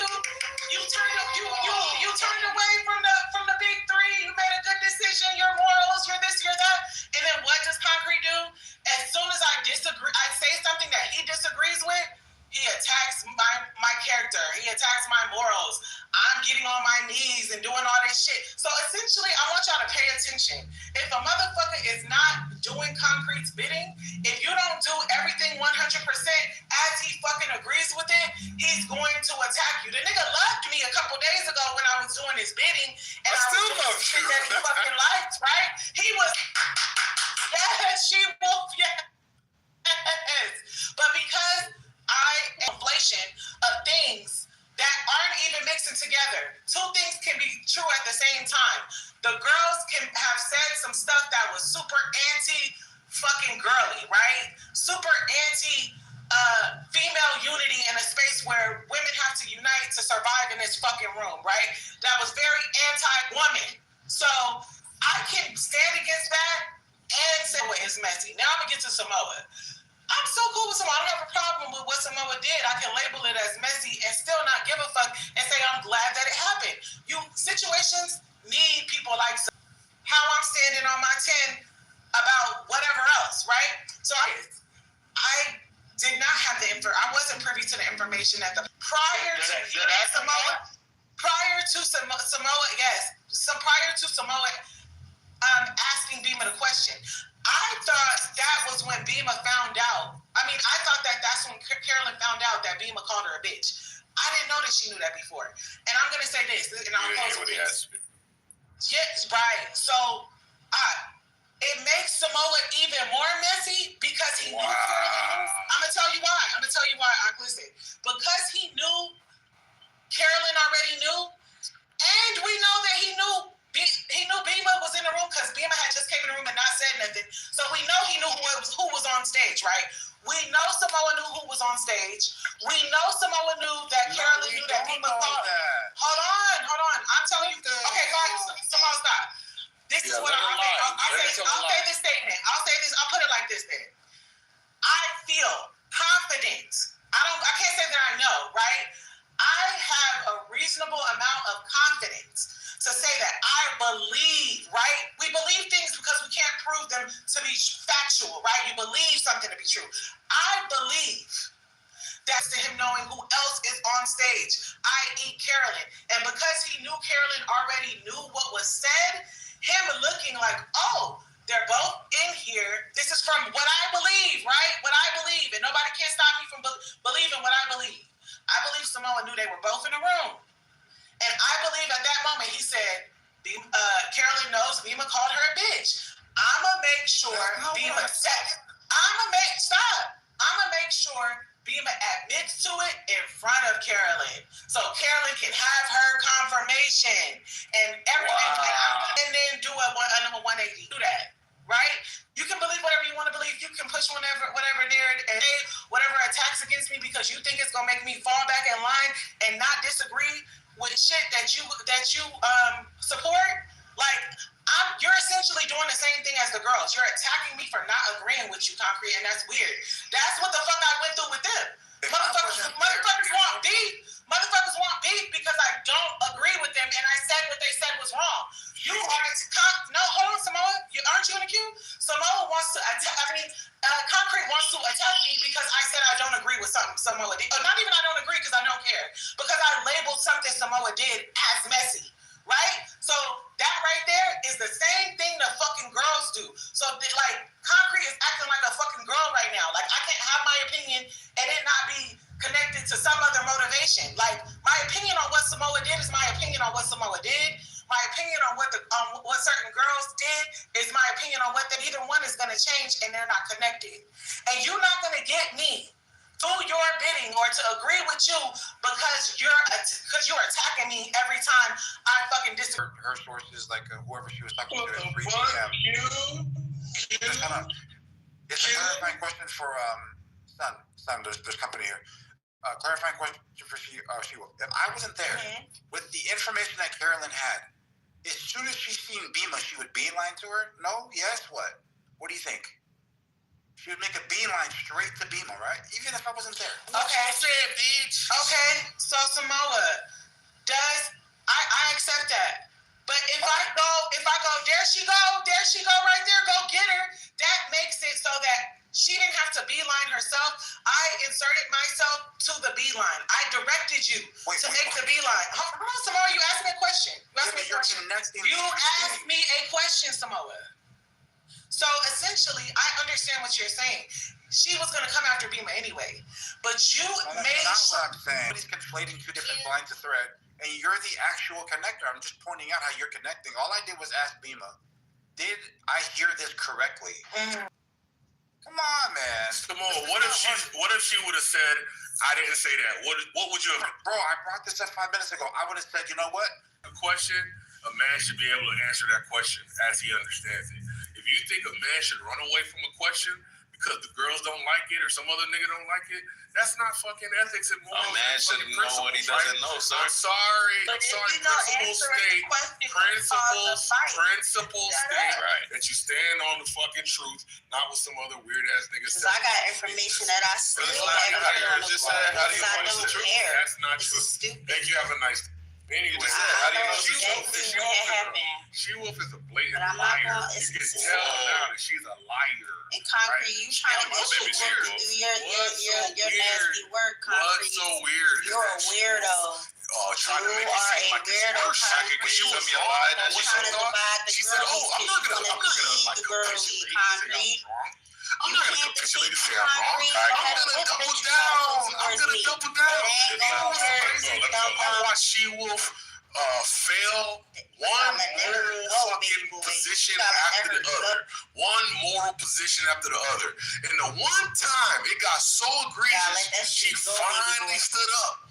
She She-Wolf has been having one moral test after the other. She fails on every fucking time. But one time when she finally stands up, guess what happened? She gets buyer's remorse, and now she want to throw somebody else under the bus with the most dumbest of arguments. All so she can get back in the good graces of Big Mama. You know what Big Mama showing right now? Big Mama saying, I appreciate your loyalty, little mama. I appreciate you coming back home to mama. That's what you're doing right now, right? She-Wolf has demonstrated that she wants to go back home to Big Mama. Big Mama is currently saying, welcome back, baby. Thank you for doing what you did to Samoa. And you are now back in my good graces. It is sad and pathetic, She-Wolf. And AK, the fact that you are sitting here, it is sad and pathetic. AK, the fact that you are sitting here supporting this dumbass you thought you ran me off the ass, dum-dum. You don't stand for principles. Guess what? When you have principles, it doesn't matter people's responses to the truth. You are trying to mad about the truth. And that's crazy. It look like all this shit that was back up in your trunk with your ass in your stomach. Nigga. You think a man should tell the truth in every instance? Concrete? You think a man should tell the truth in every instance? No, that's all I needed. That's good. That's good. That's good. That's good. Okay. This is all over the salt grinder gate. This ain't about the asthma gate. This is about the salt grinder gate. You're mad, Concrete. I don't understand why you're trying to pin women against each other. All I gotta do is take I don't understand, Concrete. I don't understand why Dookie stay, boy. I don't understand why Dookie stay, boy. Wants to insert himself. I can't hear you, Big Mama. All that shit you get all that Dookie out your hear that. Stain ass nigga. Listen. Stain ass nigga. Stain ass nigga. Exactly. All right. Y'all stop that shit, please. Go ahead, Concrete. Dookie butt. She had to switch on that shit. Yeah, thank you. So this is an unfortunate scenario where She-Wolf, out of all the times we had moral conversations and moral situations, and if you don't remember the moral situation, let's talk about Coco. When Coco was on make sure you change the subject, bitch. Your mom. No, your mother, bitch. That's why you can't fucking crash out because you at the Starbucks using their Wi-Fi. I want you to scream in that Starbucks, Concrete. Scream in that lunch cafeteria. Can somebody get the animal? Stop using their Wi-Fi. Can somebody get the animal? Can somebody get the animal? That's why you can't scream. Animal. Anyway, yeah. So thank you. So what were we saying? We saw She-Wolf crash out on Coco, who was dealing with not the government being shut down, and she and Lion dragged Coco. I take that to be a moral failing. We also see that She-Wolf supports this demon on everything. I take that to be another moral failing. And the reason why we're talking about morals is because She-Wolf is a part of an organization that are very. Are you really? Because it don't seem like it. Because the shit you do and the people you associate with and the shit that you condone doesn't seem to be very, very godly. But it is what it is. We all got our crosses to bear. That's my only problem when it's blatant. When it's no ifs, ands, or buts. It's not even a question of heat of passion. It is a calculated decision to sit here and misrepresent Samoa, all so you can get back in the good graces of Big Mama. That shit don't make no fucking sense. It's unnecessary. You don't have to bring it up. If you think somebody's messy, just make a mental note and proceed accordingly, right? But to try to get this public execution, public shaming for some shit that you like. Did you hear something? Yes, I heard it. Just like we saw with Ashley. Yes, I heard it. Then you say, you know what? Since misrecollecting is possible, mishearing is possible, let me go and clear up the business, make sure I don't put somebody in the jackpot. And you think somebody doing their due diligence and checking to see if they were mistaken is them being messy.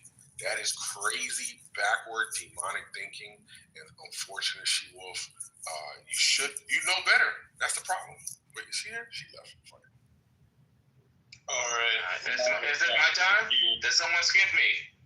You skipped me. Concrete was after me. What Luca got to do with it? I'll go after Luca. Stop using their Wi-Fi, fat bitch. I'll go after Luca. Still hurt.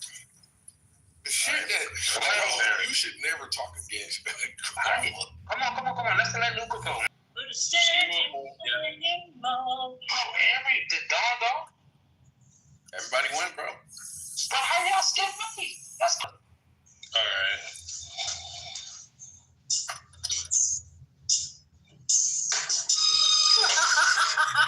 Okay. That's him singing? I'm gonna hear that voice.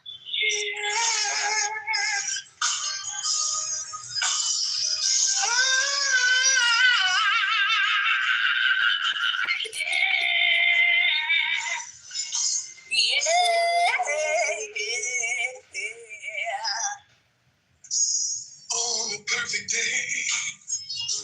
And I can count on you. Shut up, big mom. We don't want to hear your fucking raspy ass voice. Got to make it last. Can you weather the storm? Oh, 'cause I need somebody who'll stand by me. All right, this shit, nigga. I'm gonna stand up real quick. The greatest wrestler of all time. I'm gonna body slam you with the strength of 1,000 free black people. All right, there. Back to the queue already. That was good. A little bit of work. That was good, though. Thank you for that one. Thank you for that. I need some. Good to be here as usual, brother. Good to be here. But I just wanted to say this. And this is for Off, Jazzy, Concrete as well, too. First, I'll start with Concrete. Concrete, I think you're wrong on this one, brother. I think that She-Wolf was just messing around, trying to tease, right? I don't think she was trying to get back in good state. I think she was just teasing Samoa. They have this theory that Samoa is like the mastermind behind everything. And I feel like they would joke around saying, look at that. Look how Samoa had a hand in it. Jokingly, playfully, nothing too serious. Another thing is this. Like, sometimes we have to think about ourselves and remember that, hey, we're just ordinary people. We don't know which way to go. I want you to be in this room to hear this. Give me 1 second. Bro, if you play music, you can't because you kicked me for playing music, bro. No, I'm not going to play music. Can you hear me? Yeah. When I'm talking like this, right, and I'm yelling in the mic, no matter how much you turn it down, the only way you cannot hear me, if you lower your volume all the way down to the bottom, that way you can't hear me. And when you think that this is just the way people thought, you're wrong, bro. The point what I'm saying is no matter how much you lower the volume down, when people do that, you still can't hear. It still hurts your ears, bro. It still hurts. But when Jazzy was doing that shit, bro, it still hurts. When Jazzy was doing that shit, and when you do that shit, bro, that's how it sounds. Let me go ahead and literally, no matter how much you turn the volume down, that's how loud it is, bro. You can't escape it. And I want you to know that's how you sound. I'm not being mean to you. And you too, Caroline. You hurt my ear yesterday. Okay. Yeah, I had to. Michael. I'm always going to hurt your black ass. Special plea. That's my fucking job. Anyways, all right, let me I was trying to say. I'm trying to say it. Please, be mindful. Like when you do, I just was trying to talk, blah, blah, blah, blah. Then you start spitting, bro. That shit is this is how you sound. That shit is fucking loud. Shit's fucking loud, bro. Think about that. Like, think about the people that are trying to listen. Think about the audience member. They're not here to just hear you be fucking wild. When you yelling on the mic, blah, blah, blah, they're not here to hear that shit. If y'all want to act like fucking animals, act like shit. Don't come here acting like that. Expect better from you, especially you black people. Especially you. Listen, 2026, that ghetto shit can be cut the fuck out.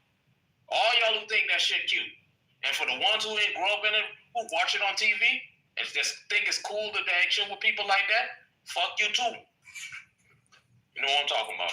But you used a big mic yesterday. They going in. Come on, let me go. Carolyn! Hey, baby girl.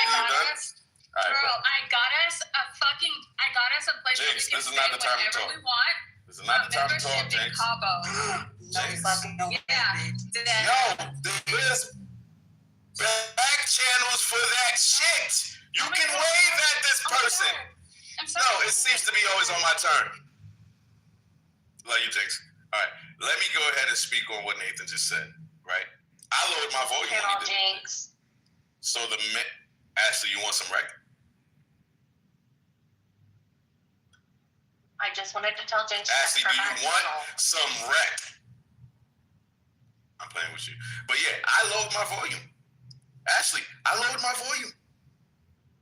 I heard what he said at the volume that I wanted to hear it. And then when he was done screaming, put my shit back up. Right? Now, that's my first point. He's a liar. Right? If you gotta lie in order to be right, then maybe you should read a book. Right? Because there's other ways to be right other than lying. So to tell a group of human adults that they are not able to lower their phones is playing in our faces. You dunce. Stop playing with us. Right? Second, gotta say, listen to what you gotta listen to and hear the content being presented to you. Hear the facts. Hear the knowledge being imparted onto you. No, you guys like to be funny, right? And say, fuck what the nigga talking about. I don't like that he rolls his R's. I'm gonna cut him off and tell him, can he stop rolling his R's? Something trivial that's counterproductive to the point of the argument or the point of the discussion that we have. This is what you do, dickhead. So stop. Your whole shit was hinged on a fucking lie. If somebody can prove to me that they can't lower their phone down, then you got a point there.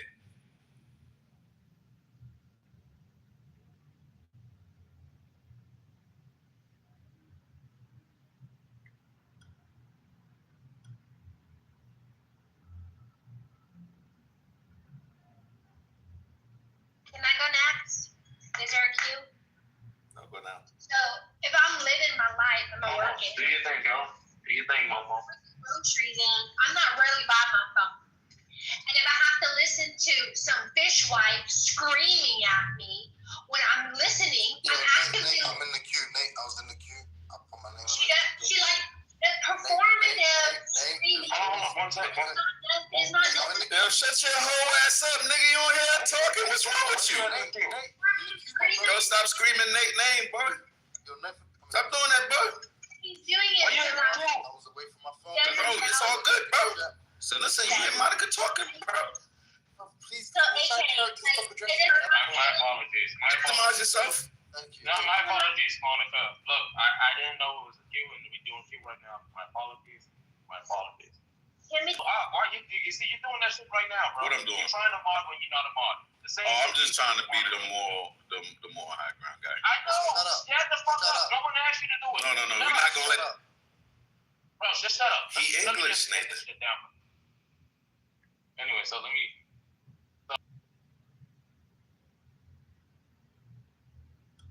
So did She-Wolf go? Yeah, She-Wolf went and then come to me, right? Inshallah. Samoa, are you there, Samoa? Mike. Keep it going. I don't know what to say. Come on, say something profound, man. Hey, would you like Monica to take your turn? Yeah, go ahead, Monica. No, fuck you, Nathan. Good man. Prioritizing American. Yeah, that's a real nerd. Sir. You can be passionate and you can really feel for this topic and also screaming at us. And I gave her several minutes and she didn't stop screaming. And I just think it's unprofessional. And white belts and chillism is unprofessional, but it's not that unprofessional. It's not that casual. There's a dark side of Clubhouse if all you want to do is scream and yell. And her argument was she needs to scream and yell to be heard is bullshit because she just gave us a a summary of her commentary without any screaming and yelling, and she had the mic for the majority of the time and was maybe interrupted only once. So no, I don't believe you have to scream and yell in here to get your mic turn at the mic. And I also resent people who get their shit off and then abandon the room without people an exchange of dialogue. That's abusive. You're holding people hostage so you can get what you need, and then they're selfish and just abandon instead of handle the business and any refutations that might occur. Thank you, Mike, again for the mic time. I don't know who's next in the queue. I'm not. That was a good word, refutation. Let's just say I want to apologize to Dawn. That was obviously uncalled for. I apologize. I was out of line. You seem like a really nice person. You didn't deserve that.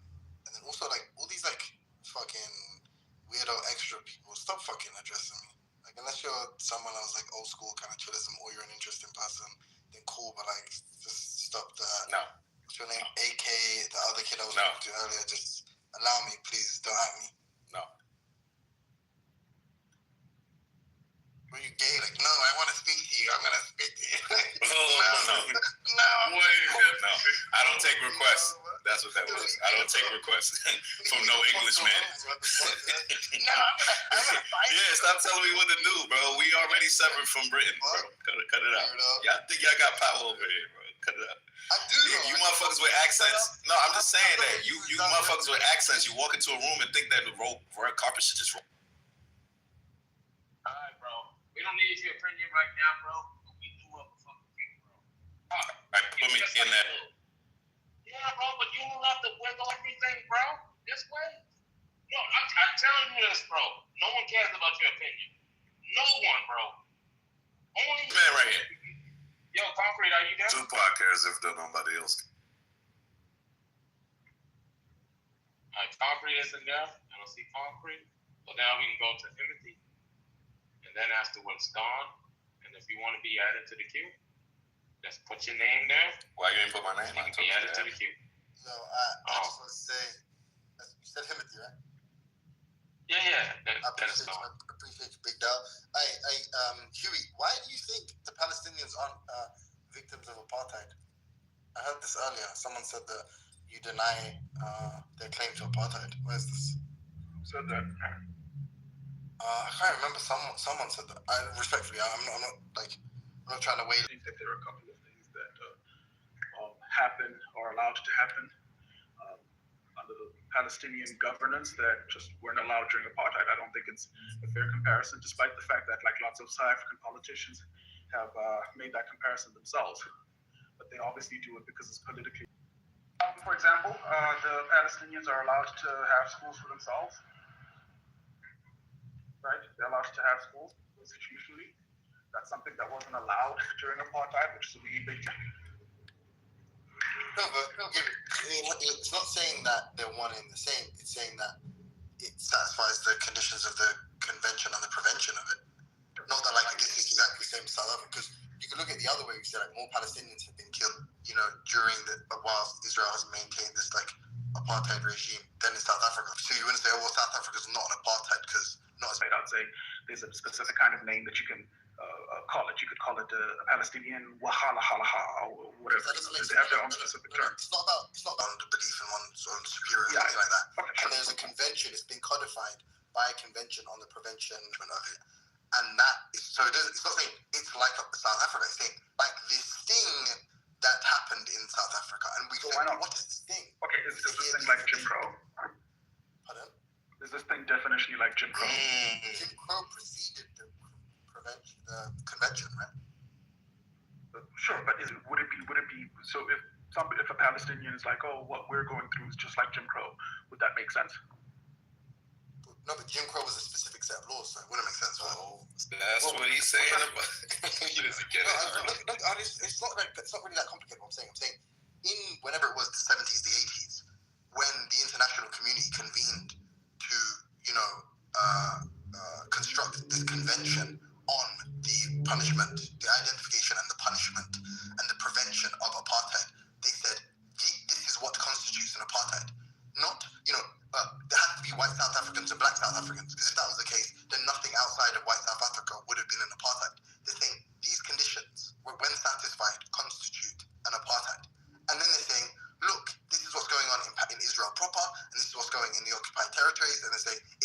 satisfies those conditions. They're not saying this is what happened in South Africa. They're saying it satisfies apartheid. Does that make sense? Like, as in, two genocides may be different, Rwanda and Bosnia, right? Exactly what happened in Bosnia didn't happen in Rwanda, but they both satisfied the condition, the Geneva Convention on the prevention of and punishment of genocide, right? But they're not exactly the same crime. Okay, all right. Does that make sense? Yeah, sure. What are you saying on the qualifiers? I still disagree that it's apartheid. Okay, so what exactly doesn't satisfy apartheid? Yeah, because I'm going to lay out a criteria that clearly doesn't matter to you. All you care about is the fact that it has to be the legal. Okay. It has to be the legal conclusion, no? Earlier he had said that you are a random South African, so your opinion doesn't matter. Oh, okay, so that's my opinion. Stop being messy. Stop being messy. Stop being messy, Bro, come on, bro. That's wrong. Let me fucking speak. Let me speak. How am I being messy if the man said it himself? He said earlier, because he had brought up what Louis had stated about that doesn't matter to the argument. What you're doing is poison as well. Let us do that one-on-one right quick, man. All right, to be honest, I know what he's talking about is that earlier I made a case for basically conspiracy theorists. Like, I think people who deny, not you personally, it seems like you have a weird reason for doing it, so we can get into it. But I think people that deny, I think you can criticize people who deny genocide, and these legal experts, all of the independent institutions that are investigating and adjudicating these matters, all of them seem to have concluded using their, legal liaisons and experts and whomever else, they seem to have concluded that it's 1, apartheid, 2, genocide, 3, ethnic cleansing, blah, blah, blah, right? And it's like, to people who deny it, I'm like, well, you're basically just flat earthers at this point, because you've got the consensus of all of the experts saying, and then he said, yeah, but do you know, when he asked me a question, when did apartheid end? I think I said 1994. I luckily guessed it correctly. No, you didn't. And then he was like, I did, but it's fine. And then he was like, oh, but I think Huey's older. He's like, I think Huey was born before that. So that means he actually experienced it. And I was like, so wait, I'm supposed to take some anecdotal evidence in which I called you a random South African. Thank you. Yeah, I didn't say, no, I didn't deny I said that. See, so maybe you ain't got to fucking crash out because the brother's clarifying. I was trying to give context. All right, but now they got to get back to the argument. Yeah, so I understand what you said. Wait, hold on, just to be clear, there is no argument. He's asking me why I deny this apartheid. I'm giving a case for it. He doesn't necessarily have to agree with my case for it. There is no argument. I'm not going to engage in the type of back and forth where I want to convince you that you shouldn't call it apartheid. I'm not interested in that. But he's trying to convince you too. It's not going to happen. No, that's not going to happen. And I'll tell you why. That's an argument. No, that's sure, no problem. No problem. I'll be intransigent. But the primary reason why is because I'm trying to get to it. Okay. No, but you just said even if I present you good reason. Nani and somebody else on the stage. I forget who it was. I think Kang, you were there. Somebody else was there. This argument's already happened. People presented the exact same case that you did. That like there was some kind of a legal convention. The UN came together and essentially qualified that this would these are the necessary things that constitute an apartheid, except completely ignoring like the fact that apartheid was a specific sort of like regimented sort of like government that deployed a set of laws that affected people in a way that's sort of like unique. My point is that the legal argument or the convention for in which the UN classified that this is necessarily what constitutes apartheid isn't appropriate enough because they missed a lot of things. Number one, so for example, they missed the fact that like the apartheid government created certain laws to not just segregate peoples, but to segregate the educational and schooling system, which affects South Africa today. So when people in South Africa complain about the effects of apartheid, they're complaining about stuff that goes beyond how the convention sort of like defined or created these parameters around apartheid in the first place. And I just don't think it's an appropriate analogy. I think it's perfectly fine for the Palestinians to say things like apartheid sort of like trivializes the term for the day-to-day political things that are happening on the ground. So that's my main thing. So just as I understand it, you're just saying that like those conditions are satisfied by Israel's, let's say, oppression of the Palestinians. You just don't like the name. No, it seems like a small thing, but like the fact that Palestinians can have a schooling system makes it different or uniquely different to. But you mean a schooling system? What do you? They have like the Palestinian. Correct me if I'm wrong. Palestinians, the Palestinian Authority, or like say Hamas, they have funding that they. That's under the control of, let's say, the Palestinians and Hamas themselves, right? Yeah, I mean, just to be clear, that isn't the purview of the convention, right? Like, but it's fine. If you just think I have a problem with the name of it, it's a bit of a strange objection to make, but I guess it is like personal to use. Yeah, it is. So part of the issue is that like calling it apartheid seems to trivialize it a bit. This is why I asked the question about Jim Crow, right? So for all intents and purposes, you could like draw an analogy to how like what's happening in Palestine is exactly like Jim Crow in the sense that you have like racial segregation, you have mistreatment of one group versus the other. You have there's several ways in which like you could describe what's happening in Palestine so that it neatly fits what's happening with what happened with Jim Crow. Except some people would say, oh, that's a kind of like inappropriate cultural appropriation at that point, right? Like it's a bit strange. Why do we have to call it Jim Crow? And it's the same sort of like intuitive response I have to calling it apartheid. Even though let me ask you a question, Timothy. Do you think it would be fair if somebody did call it Jim Crow? Like if somebody said that like everything that's happening in Palestine is not dissimilar to Jim Crow? Yeah, I think it depends on it. If why they're calling it Jim Crow is because at some point in history, you know, all of the international community got together and determined the key features of what was transpiring in America were like, you know, these illegal kind of acts, these crimes against humanity, and they referred to it as like, you know, Jim Crow type behavior. Then yeah, it would make perfect sense to say now, if we think the behavior in Palestine constitutes or satisfies the conditions of this Jim Crow convention, if we call it Jim Crow, it's just like, yeah, it's just like a name. I wouldn't really have a massive issue. Sure. But so you're talking about like I'm okay with like a use changing thing when it's like a natural semantic shift. So I think what you're describing is a semantic shift generally, right? If it happens naturally and organically, no problem. But this just kind of feels a little bit sort of like you want to say it's contrived? I mean, I don't know why. But yeah, politically hijacked. I mean, the whole. I don't know. It feels like we're gonna go around in circles, and you're just gonna default to but I don't like it. So okay, that's fine. But it's not just me.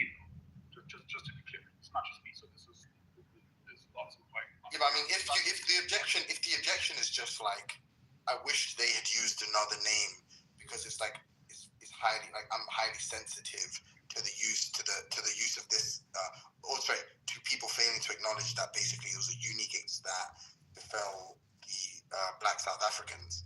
Then it's not the only objection. I provided a secondary. Ultimately, you don't actually disagree that it is apartheid based. No, I do. But as per the international standard, you don't disagree. No, okay, sure. And I'm saying as per the international standard, that's irrelevant, right? So the government that's like. All you have an issue with is the name.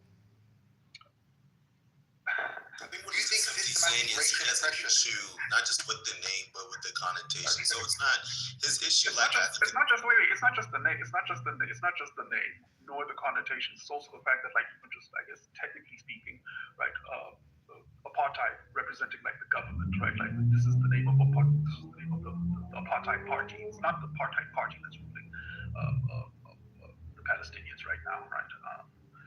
That's happening in Israel. That's not an apartheid party. It's the same as like. Neither is there like a direct, like sort of like parallel with all of the policies that happened subsequently after apartheid South Africa, after the term. You know, that's like all of that's like not because it's not the South. It's not the apartheid. The crime of apartheid South Africa. It's like clearly not that crime. It's the crime of apartheid, and what that refers to, what that picks out, is a set of conditions that you don't deny are satisfied by the Israelis. So it's just, I don't know, like, okay. And then I don't deny, nor do I. The issue is the name. You say, why is the, and you just say like, oh, because I'm sensitive to its use in any case outside of South Africa. Okay. So I guess it doesn't see it. Just to be clear for the record, though, I don't deny it, nor do I agree with it, because ultimately, you're agnostic. I mean, that's substantively not important for me. No, but your reticence to use the word isn't motivated by your belief that it fails to satisfy the condition. Your reluctance is based on the fact that you're sensitive to its use in cases outside of South Africa. Okay, sure. So I feel like that's an inappropriate rebuttal, given that, like, I've given one case in which it doesn't satisfy the condition, but you're saying that no, but that doesn't matter. You're talking about, do you know that to be a condition? Yes, from what I know. This is why I said correct me if I'm wrong. Look it up. So you can look. We can just go find out. Yeah, just look it up, and then you can tell me that I'm wrong there. Okay. Racial classification, mandatory classification. No. Hold on. Let's be clear. The thing I'm asking you to look up isn't the conditions for apartheid. The thing I'm asking you to look up is the school is the example I gave. So if that's within the conditions, genius. Okay, fine. Okay, cool. So racial classification. I won't go through. Yo, watch your fucking mouth. Who said that? Coward. So racial classification, segregation and separation, denial of rights, economic exploitation, prohibition of intermarriage, intent to dominate, inhumane action. It says nothing about denial of education. So what do you mean exactly? That undermines your point, bro. Absolutely not. That justifies why. He's saying that they didn't account for it. Exactly. Then I misunderstood. Yeah, you dummy. You calling people geniuses and fucking slinging ad hominems, and you wrong. But that also qualifies. All right, that's all right. Okay, man. All right. No, I apologize. I'm confused. Your mother should apologize. So let me understand just quickly, right? So your criticism is that you don't think it's comprehensive enough, and by that what you mean is it doesn't satisfy all of the crimes committed by the white South Africans. Black South Africans suffer. It's not meant to be the crime of white South African apartheid. That's not what it's called. Like, that's not what it is. No problem, which is why I asked about Jim Crow. Yeah, but so, what I'm saying, the way in which you because I think he missing what's going on. So, like, stupid. Look, no, wait, stop. I'm pressing, please. You're not gonna add clarity. Look, this is what it means to be apartheid. Okay, a set of conditions extracted from a situation in South Africa, and what they did is they wanted to create a legal standard, but with which they could through which they could punish people in the future who basically satisfy the same conditions in terms of these crimes against humanity, or just international crimes. Okay, crimes as per this international standard that the whole international community agrees to. Okay. They're not saying what you did is exactly the same as the white South Africans. In the same way, in Bosnia or wherever. It still apply if I made the same exact sort of like argument for why it's appropriate to call it Jim Crow, and you kind of conceded and you said, well, look, if there was some kind of convention that came together and said, like politically hijacked the term, right? And as well, because it's an evocative term for them because they're sensitive. So I get it. So basically, the reason why people feel like it's appropriate to call it apartheid is the same reason why. Kanye dropped that line to niggas in Paris and said, "Got them going gorillas," and everyone said nobody knows what that means, but it's provocative. It gets the people going, right? That's what it comes down to. Separated, I call that apartheid. That's the best song for it. As a white South African, it being an evocative term for you, being sensitive to its use in cases other than that, South Africa.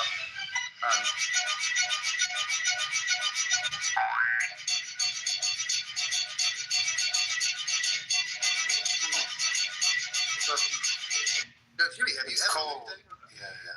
Hey, that was kind of fun. I'm sorry, I just moved there. All right, thank you. But I was gonna say, I'm not gonna criticize you for being basically averse to using the term in that way because whatever you're sensitive. But it's just we don't agree because you're agnostic, but you don't disagree with me that it satisfies the conditions, so I'm fine. No. There's one. Let's be clear. I don't disagree with you, not because it happens to be the case that it actually satisfies the conditions.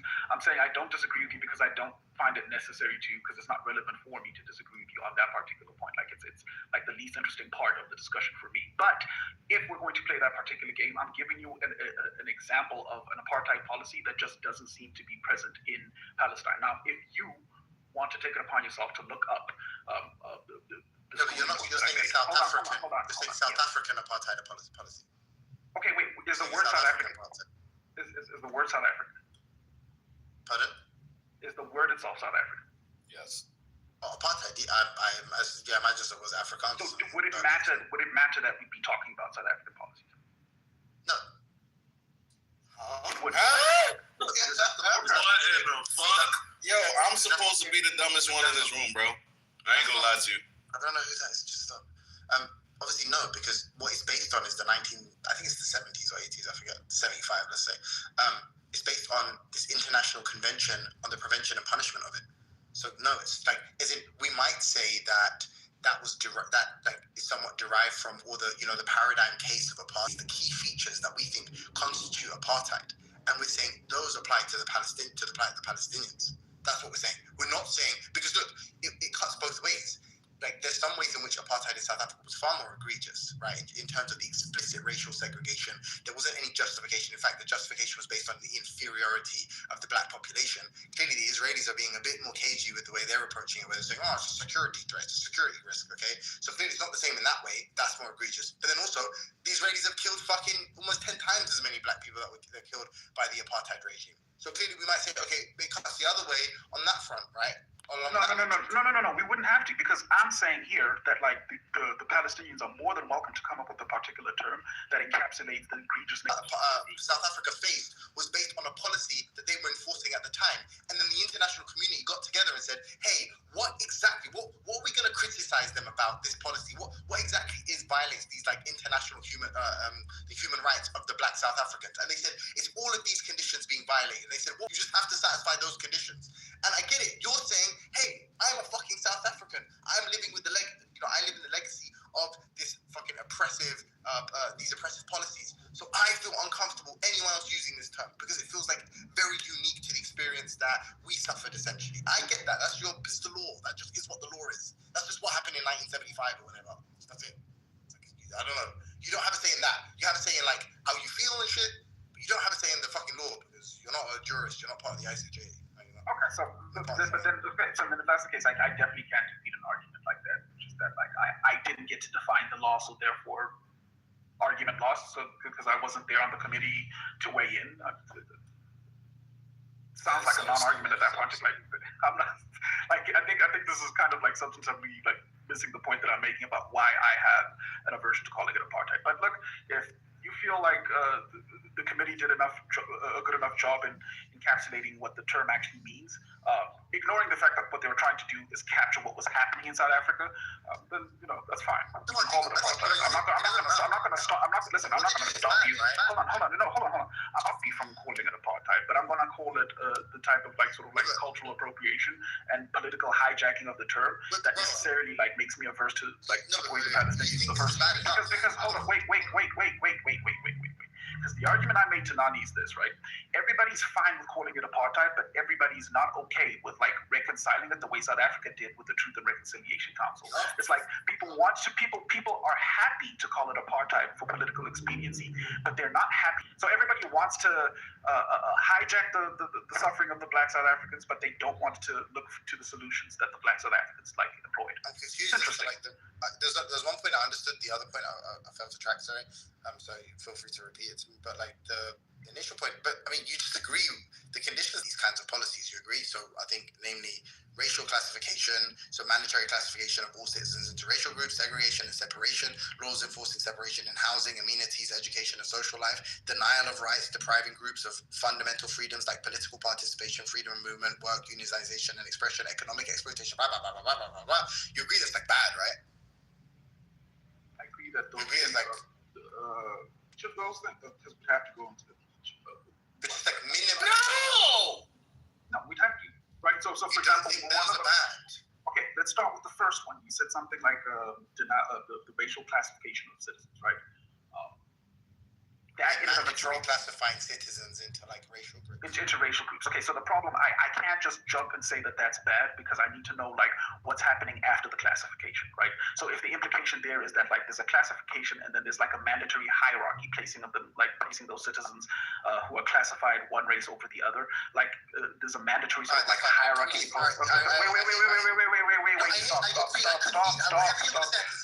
Wait, stop. No. Let me finish it for the rest of the audience, okay? Because this is actually really important for everybody else who's listening, right? So classifying people racially isn't inherently a problem for me. It's when you force them into a particular hierarchy, just like in South Africa. So I'll give you an example. In South Africa, the hierarchy was whites at the top, followed by Indians, and then blacks at the bottom. That was the actual problem. Okay, denial of rights. That one violates human rights, right? Okay, denial of human rights or just denial of rights in general? Denial. What do we mean? Just denial of any right. Presumably, you have an obligation to ensure that people's rights are observed, right? That's just like a trivial one. That's not true. Please don't be autistic. Like, wait, I'm sorry. I have to get hyper specific with each one, right? So when you say denial of rights, what does that mean? I am a moron. Fucking rights. Which rights? What rights? Is that any fucking what the fuck is a Their right? rights A right to to they don't have papers, like they don't have citizenship. It's a 1v1 shoe. It's a 1v1. A right. Okay, so when can I ask a question? A right at core is just a norm, isn't it? It's like an obligation. Like if you have a right to do something, then we agree that people either shouldn't or violation of rights. That's something that shouldn't happen, right? We agree. Okay, wait, stop. That wasn't what you asked me to read to. Like, because the implication there was that denial of rights. One of the things on the fucking list. You're asking me if I have a problem with it, and I'm asking. Please don't be like this. Please don't be one of these children. It's so fucking annoying. Okay, look, given that we can't reconcile this, I'll just say, I don't know. Denial of... Okay, I'm done. I got you. Okay, can I ask my question?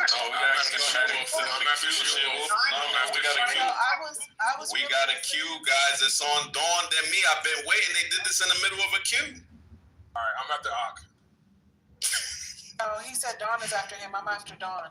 He said Dawn is him. I'm after Ak. Okay, I'm after you guys. Okay. Thank you. I just wanted to say that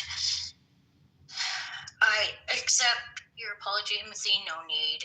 We're good. I was just kidding anyway, but thank you very much. That's very sweet. Also, I don't want anyone arguing on my behalf. Please don't do that. I want everyone to get along good, okay? I'm going to give the rest of my time to the next person and be good to each other, guys, please. Oh, look at Don trying to be nice and sweet again. It's too late, Don. Oh. All right. I think that was an interesting debate. I was going to speak on another amazing job of standing his ground, conveying his point, and not taking certain bait, right? Which left the opponent struggling to shuffle around to different points that he may win on. So I heard it start with, okay, why do you disagree with this? And then when Huey made his stance, now the opponent has something to cut down. And he did. He said, well, this is not something they're doing to Zach. This is something they're doing so that people can be punished for things that mimic, apartheid, the things that happen in apartheid. They wanted to say, okay, let's do something about this. And we're going to give certain criteria for what it means to be apartheid so that we can punish people for it. And I'm in agreement with Timothy on that right there. Like, somebody has to be punished, but it doesn't negate Huey's point that they got it wrong, right? There's critical aspects. It's not just like you boiled it down, you reduced it to, it's just all of their own education, right? Among other things. So I would think that something that's to the core of the definition like that, it should be included. So I would give that debate to Huey and stop playing with niggas in here. Fuck ass nigga. I fucked me up, bro. That nigga said he was the last. I'm the last one. Who's up to you, man? It's in the chat. Check your after. You on break, bro? Yeah.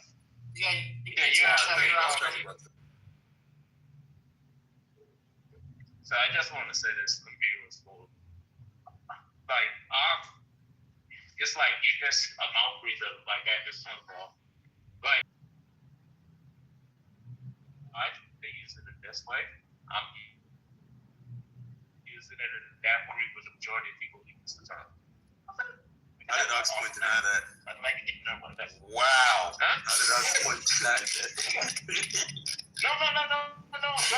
Oh my God, bro. That's not all him. Ox's point was to explain that, hey, he's doing it because he's just no. All he's saying is like, hey, and that's why he's having a disagreement with you. Like, listen, you're not going to convince me that it's just unique when like these things play in place, and because of these things, right? It's like think about it. Like when black people use the term racist, right?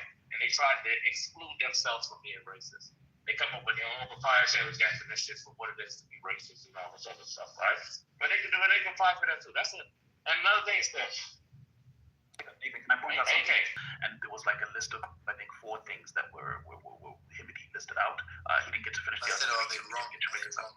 Sure, he asked me, are they wrong? Yeah, sure. So, for example, he said racial classification, and the first thing I pointed out is I wouldn't even agree with that. If that's how the convention defined it, right, classified apartheid, it's like, no, you have to go a step beyond that. It's not just racial classification, it's the forced sort of like hierarchy as a function of that. Like, and if you miss that part, like, then you can call any racial classification apartheid, and then that's too vague for me. Like, it's way too vague. So that's like a substantive thing that, like, I think is you need to reconcile if you're going to do this recap of yours. That, like, I fundamentally disagree with like how people are using apartheid, and you could say, well, a whole bunch of these people did it so that they could do X, Y, and Z, and this is me acknowledging that, yeah, political expediency, political capture, hijacking of the term was necessary for them to, that's like not, I guess, do something. No, you agree. Come on, let's let him finish. Come on, he's doing well. All right, never mind. No, but just to be clear, and just remember what I read out to you. So, okay, this is where I stopped. I stopped at economic exploitation. Prior to that was denial of rights. Prior to that was segregation and separation, and then racial classification. You said you wanted to autistically go through each list. Yes, and, I did. You know, and scrutinize, but no, sorry, each item on the list. Yes. And I'm saying, like, bro, the relevance for me asking you that question is because at that juncture you were saying basically like, no, a lot more work needs to be done. Saying, wait, hold on. But just take these minimal conditions. These minimal conditions, most normal people, as in who aren't like autistically trying to be evasive and temporize in a discussion so as to not look like they've ceded any ground. A normal person, when presented with these facts, would say, yeah, it seems like people who do that are bad people. Governments who do that should be punished. They sound like tyrannical government, okay? Normal people. So the reason it was relevant for me to put that to you is if you agree, then they did a good job. Because what they did is they definitely identified features of apartheid that are definitely bad. If they see them in any other government, any future government, that government is violating the rights of their constituents, right? That's all I needed you to agree to. I'm not sure I anticipated that. But just ask anyone here in this room, if a government is guilty of all of those things, are they bad people? If the international community is doing the right thing, should they sanction people who do that to people?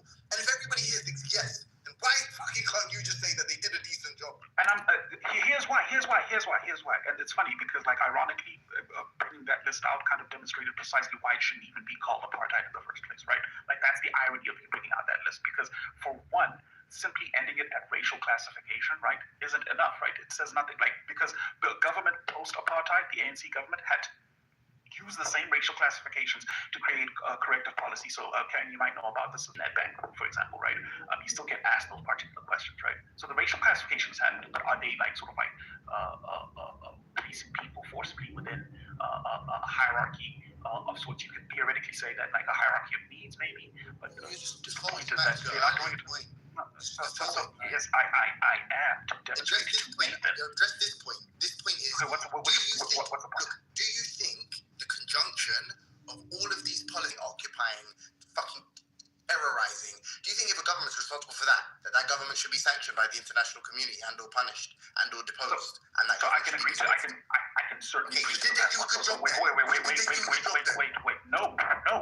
Because let's be clear. The last one is pretty clear and cut. Inhumane acts, no problem. I'm not going to disagree with you there. No government should be doing. Did they do a good job? No, they didn't. Because that's the only one. All right. Nate, you done with your... Wait. 1 out of 4 is not a good job. Okay. We'll get back to y'all. Let me put you guys back here. You got a little bit. Let me just land my plane. And my plane is this. That's why I say office and all three done off. Bro, one of these days we get a trials from Mars, bro. Then after every input, you can actually officially do the mark. Mark already has that spot of just like co-signing, writing someone's wave with his thing, add-ons, bro. Mark isn't him. This isn't your niche, bro. Let Mark be Mark, bro. Just stop talking when people talking. Stop riding people That's a way. fact. Stop saying, hey, you should have talked this way, should have talked that way. Let's be quiet when people talking. Talk that shit, Nathan. Use your emoji or talk back. That's my last one. That's a fact. Chill out, man. Chill, brother. So my wait, I get punched and I gotta chill? Yeah, brother, be the bigger person, brother. No offense, Nate. Or I don't know what's going on with y'all niggas. Or just take the high road. Yeah, there you go. Take the high road, brother. Anyway, shouts out to Timothy. Himothy. Shout out to Himothy. Always. So what I gathered, and shout out to you too. What's your name? South African dude. I can't remember his name. Dr. Kirk. What's his name? No. I thoroughly enjoyed it. And I think I understand your point, Huey. You're saying that apartheid does not... No. So let's be clear. Genocide is a different point because that's a separate argument. I'm saying that the way people are using the term apartheid to describe what's happening in Palestine doesn't do justice to what happened in South Africa. It has to be said that way, yeah. Ding, ding, ding, ding, ding. Okay. That changes things for me. I gotta think about it. So hold on, let me just try to work it out. Repeat that. So, sorry. Yeah, go ahead, bro. Go ahead. No, everyone said I missed it. Can you repeat one more time? The way people are using apartheid to describe what's happening in Palestine doesn't do justice to what happened in South Africa, where the term is from. That's a fact. Timothy, can you stop riding people's coattails? Just let people have their submission, please. Just chill, man. Anyway, where was I? I think that we could look at this on two different levels. One is going to be on the technical level. Two is going to be on like the emotional level that we feel when we think about Gaza, and the emotional level that we feel when we think about South Africa and apartheid, right? Shout out to Steve Biko. And I think Timothy, if I'm not wrong, Steve Biko is. Huh? I gotta give you credit for even knowing who Steve Biko is. Oh man, we all know who Steve Biko is, bro. What are you talking about? Anyway, appreciate that though. Where was I? Timothy, if I'm not mistaken, approached it from both of those, redefinition, and then talking about the emotion, or I guess he was talking about how you argument, and I definitely wanted to give the W to Timothy. I now have to think about it a little bit more, because I do feel that when he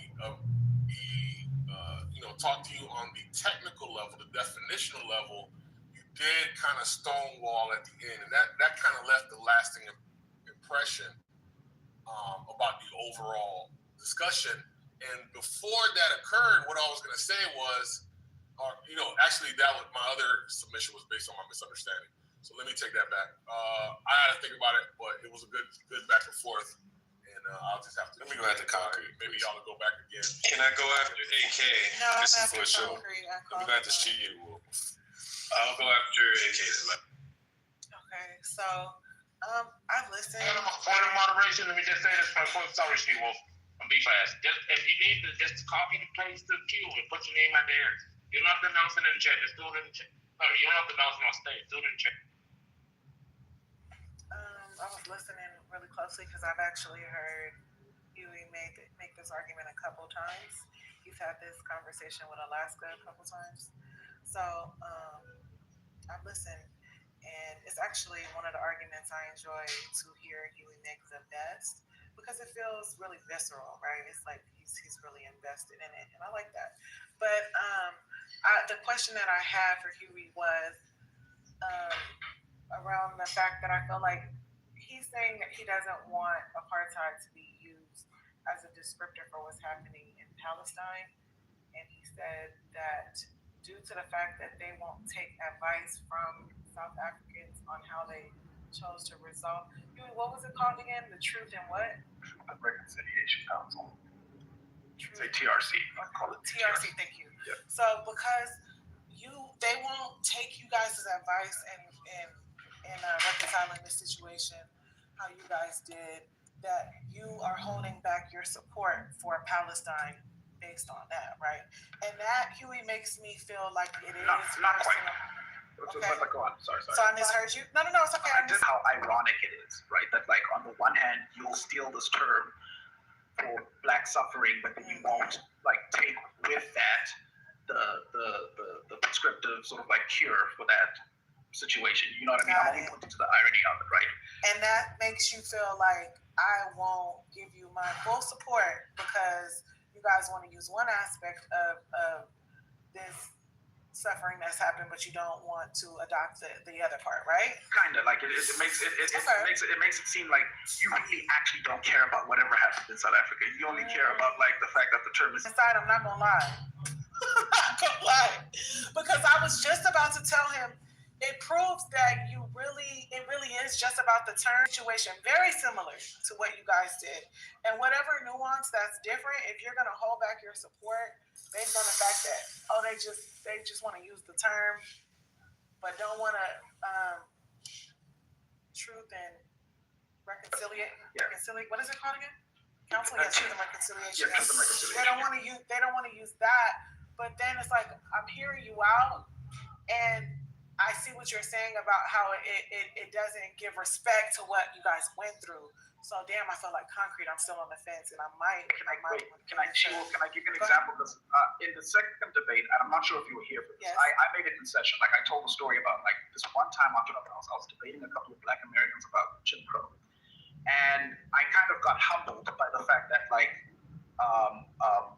in my mind, I thought Jim Crow and apartheid were kind of the same, right? And so I was trying to make a case that like Black South Africans are more similar to Black Americans than any other like African group, right? But like at the end of the day, it doesn't actually matter how we're similar. It's kind of like the differences do actually matter just as much. You know what I mean? So it's like I can't be disrespectful and co-opt the term of Jim Crow and say like apartheid was kind of like Jim Crow but worse. You know, that would be mad disrespectful to Black Americans. And I understood why. It's because it's a unique struggle. And there are things that like the lived experiences of like Black Americans that like I just can't account for even in my comparison. Like that was my general point. We would have had no problem here calling what you guys were going through something akin to Jim Crow, or we wouldn't have no problem calling it that. Well, sure, a couple of people. Which is why I kind of used to sometimes have an issue with you having a problem with what's going on. I'm sorry, I don't know what he's doing over there. With what's going on in Palestine being called apartheid, because I wouldn't have no problem with calling apartheid Jim Crow. So, but I get what you're saying about them saying we want this part of your plight and we want to adopt this part, but we're gonna ignore this side. I get that, right? So I'm gonna think about that. You niggas think. Dr. Kurtz. Hold on, Dawn. I made the way for you, Dawn, and now you talking, and I'm next in the queue. No curse words. Yo, Dawn, you gotta stop doing that when I'm talking, yo. In the queue. What? How are you next in the queue? What the fuck are you talking about? Who's next in the queue? She will walk down, stop there. AK, you can go after. Yeah, you can go after. My bad, she move. I didn't mean to cut you off. I just wanted to because I know you had a deeper question in general, but like I was just trying to clarify. No, you answered my question. All right, and if that's the case, I just want to point out something about. I guess let me make a point about the TRC thing. I'm saying if you're going to use the term apartheid, number one, let's get it right. Let's look for all of the apartheid government did, and then look for cases where that's happened before we just like label anything up. And one of the problems is this, right? Apartheid has become such a watered down term that like people use it for everything. Kanye West, I can keep the bitch on the other side, gotta keep them separated. I call it apartheid right now. You could say that that's just rap, that's just one song media. But then there's a whole book called Medical Apartheid, right? That pretty much applied to Black American women in the medical health system. And as the term gets used over time, it just gets trivialized or down. And there's a sort of like erasure of the past that had. What I understood when Black Americans check me about like how I use Jim Crow or how I argue about Jim Crow, right? So it's like you have to just like the word genocide. Kinda, yeah. But it's also why if you think about it, Jews are super protective of the term Holocaust, right? And I'm saying that, like, if the Palestinians really want to be super politically effective, why not just say what the Jews are doing is a Holocaust? A couple of them have. They should do that instead. Why invoke the struggle of blacks and, like, water that down, right? The same blacks that they don't give a fuck about, right?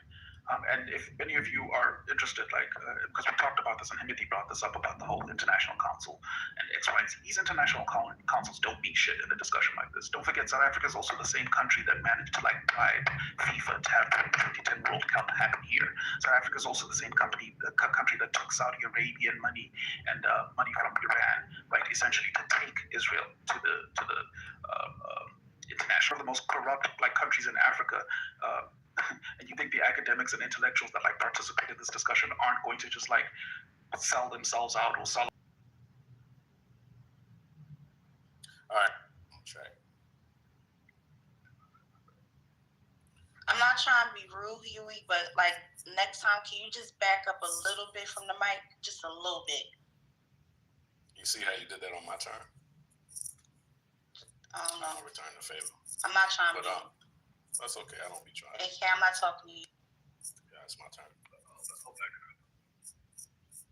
Yeah, back that Now up. I can't hear you at all.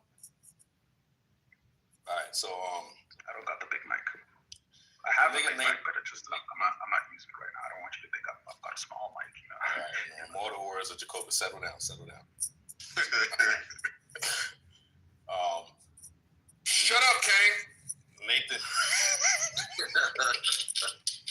Nathan reduced the whole argument to I have definition and you have yours. Now, all of us sitting here, we know that it was more than that, right? Can somebody come off mute and say that they think that there's more than? Nah, fuck y'all.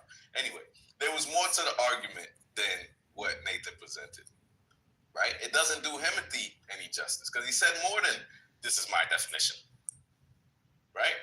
So that's the whole thing. I'm not even going to address more than that, Nathan. You got to stop that shit. To sit through a lecture and to comprehend nothing but lint and soot is amazing talent. You keep that up, bro. My next thing to Mr. Himothy is okay.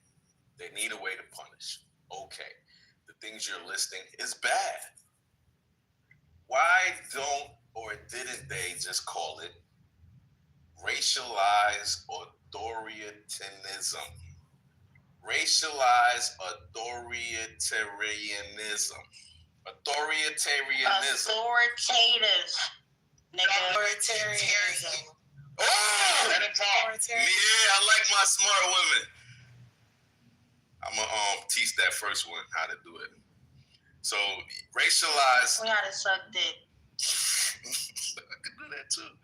Authoritized, racialized. He's saying if you're gonna use apartheid, the term that we made and we defined and represents a specific situation in history, right?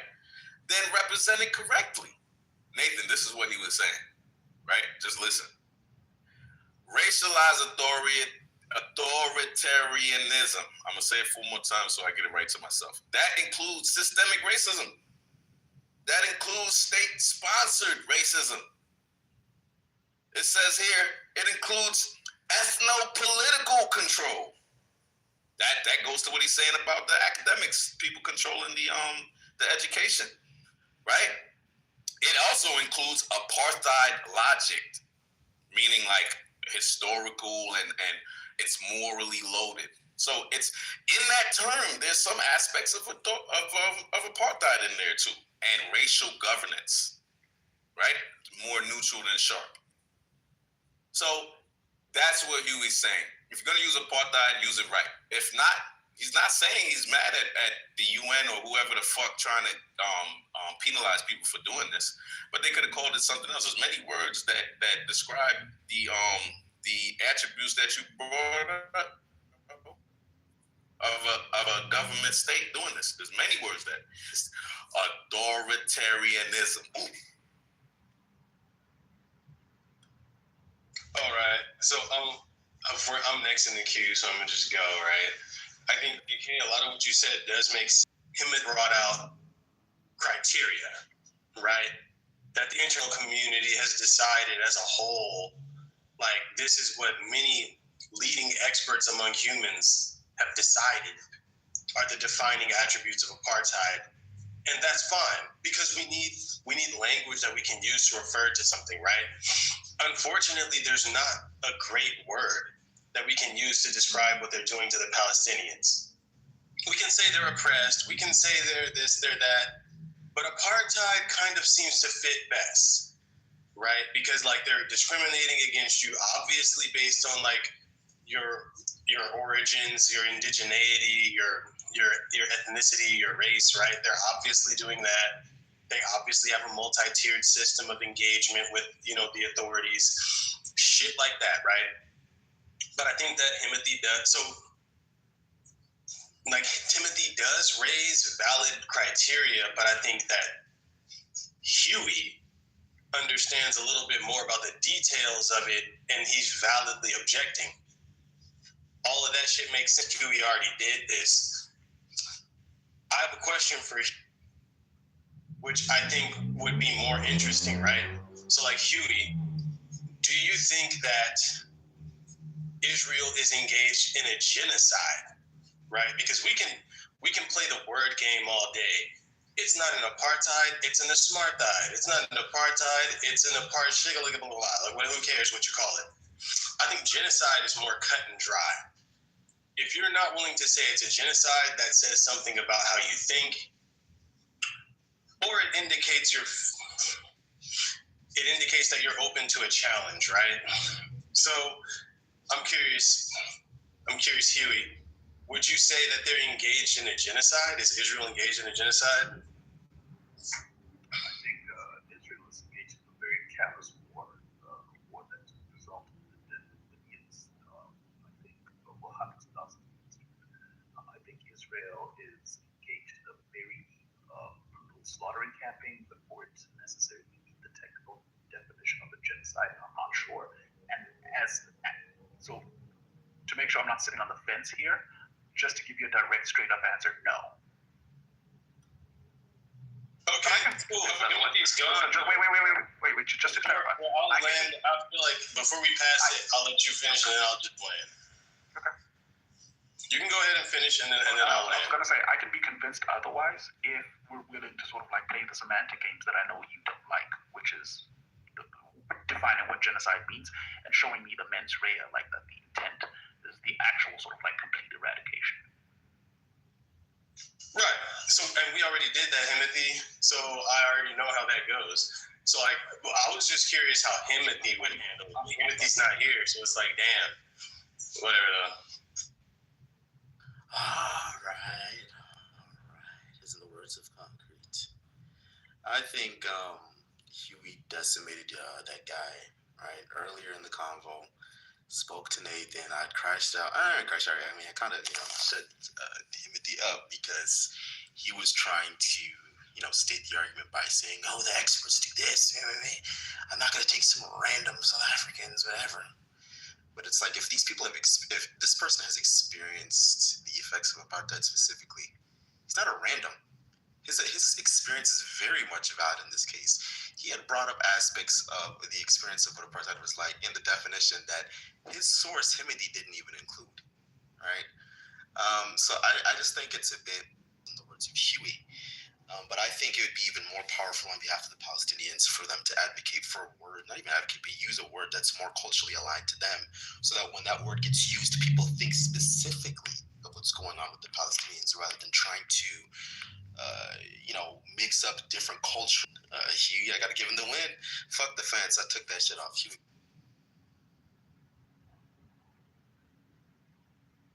Nate, it's on you. That nigga ain't got nothing to say. Said I need somebody. Oh yeah. Hell yeah. This is for my boy Huey. Huey, after all the training I gave you, bro, and you wanted to then just land on semantics, bro. And we all know that semantics is the worst thing to debate, because words can mean anything, bro. If you describe it, you put a label on it. Words is just a label. But the phenomenon, that's all you're saying. Like, hey, these things, this thing, this. I'm gonna say it's this. And the exact same version of it, but it's a version of it. And that's all for happening today. I just want to say this, Rob. I know it's difficult, bro. Trust me. I've seen people like you, bro. You know who was like that? Rich. When he just feels the need just to interrupt because, I don't know. It's my turn to speak. So, Huey, I think you did a great job. When I listened to Nathan, Nathan's just, caping for his king. If it's a genocide or not doesn't denote that somebody is pro-Palestinian or pro-Israeli on the conflict. I think it's dangerous. The Nakba when we talk Palestinians. We have the Holocaust when we talk about the Jews. Like we have the apartheid when we're speaking about South Africa, Jim Crow, all of these very specific words. All of this is a branding thing, right? Because oppression. Did he go out? Look at, never said pro-Palestinian. I hear perfectly. I never said pro-Palestinian, but we'll let him go ahead. So does that mean, how much time do we give him to recover? 1 minute. You can cut him off. We don't. Hey, are you there, Haga? We're not going to leave without Haga. We're not leaving without Haga. Dawn, can you go on mute, Dawn? God damn, Dawn. Hold on. I got my campaign, nigga. Hell no. No. I can hear him. That's not true. All right. Shouts out to Haga. He sacrificed his time for the rest of us. And, he will be missed until the next time he's in the queue. So I have to say, after further evaluation, you got to give us the distinction. If you give us the distinction, then we can see how they're separate events. But until that point, it sounds like a protest. Yeah, that was concise. That's fair. I like that. You want to respond to that, Huey? That nigga don't want no smoke. She whoop. Remember, the problem is response might take quite a bit of time, but like Harvey, I did try to give the distinction. So I gave an example of like the school system thing, that in Palestine they're allowed to form their own school systems and provide their own curriculums, their educational system, and that was actually like a big component of apartheid. So that's one distinction, because that distinction would play itself out in South African sort of like politics later on post-apartheid. So triple E policies, so fixing up the Model C school system. So for example, if you hear the way I talk, if you came to South Africa, most South Africans would assume because I talk this way, I went to a Model C school. If you don't know what that is, it's not going to make sense, but basically they would assume that I went to one of the first integrated schools and was able to learn white people and learn English, yada, yada, yada, yada. Because the schooling system was very specific on blacks not being able to learn English. You had to learn Afrikaans.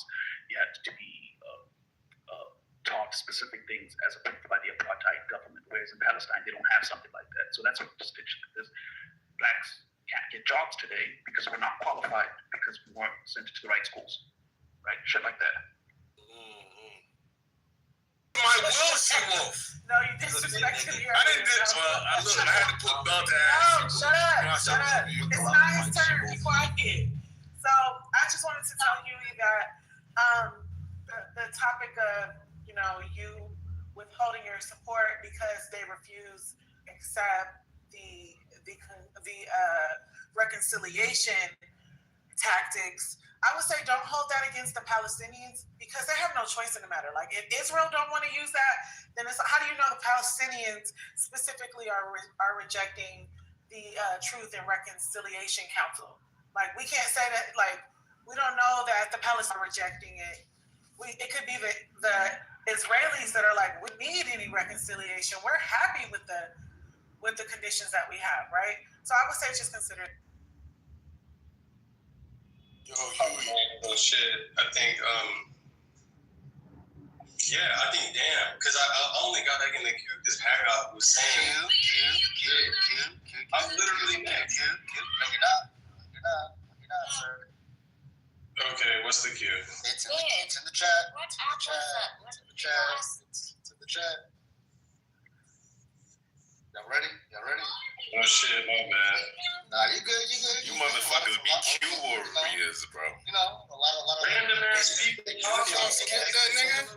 Every fake ass nigga has his day. It's okay. It's a good day. Good. Here we go. Why you scared to say my name? Y'all ready? Say my name. Knowledge, nigga. Yeah. Y'all ready? All right. Look.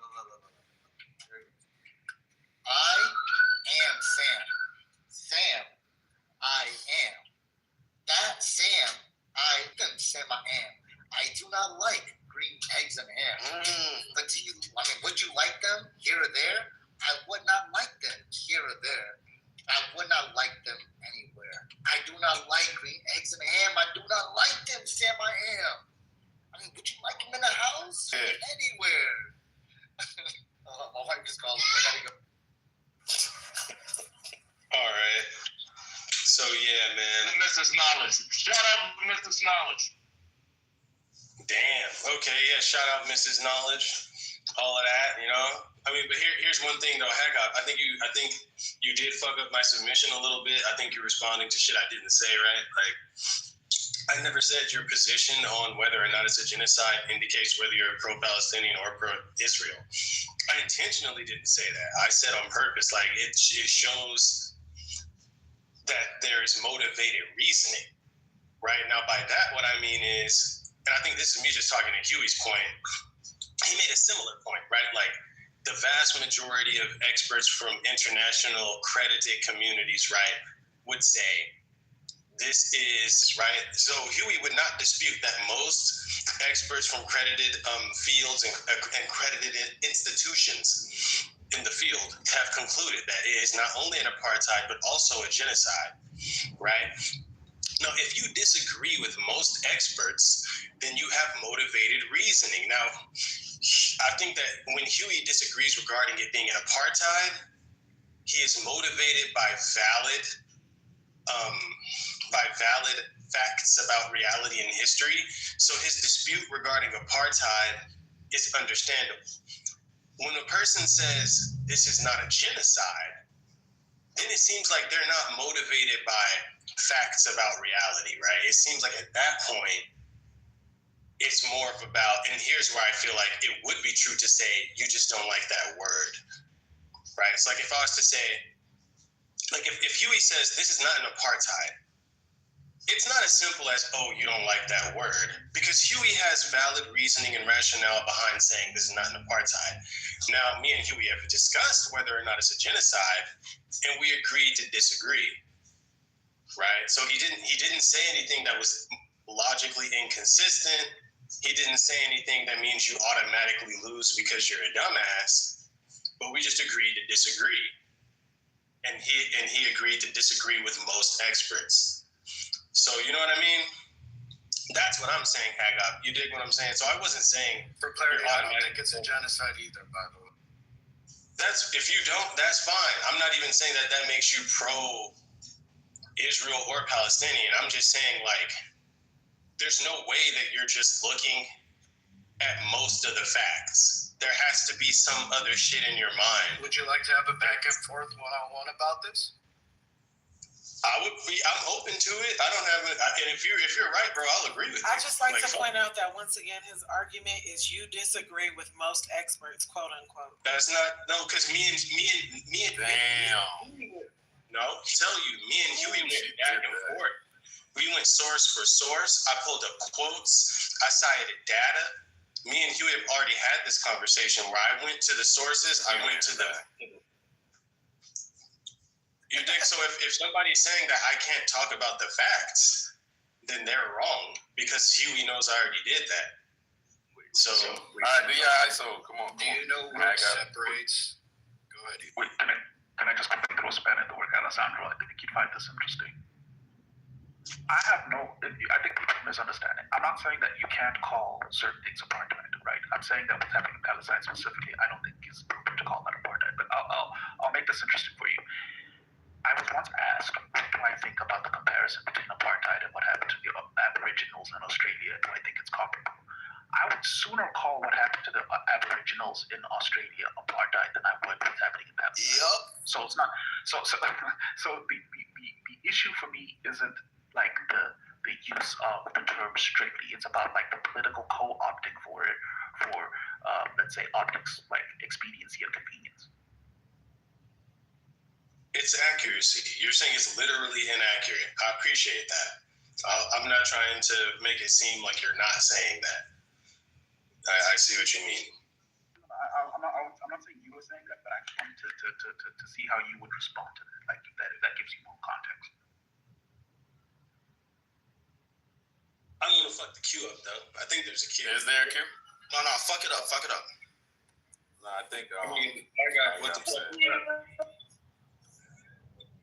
They can go back and forth after they're done. I'll address everything you said. Listen, like I was teasing with you, man. You better be joking too.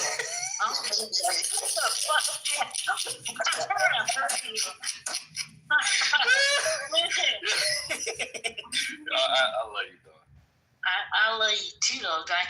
Listen, there are 10 stages of genocide in any order, right? They can go in any order. I personally, if you read through the definitions of the stages and go into everything, I think it just might fit into that. So you guys hash it out, though. I'm here to listen. Do you want to give us the stages, Miss Dawn? I can bring them up. I don't have them. Well, let me bring them up. Here we go. So,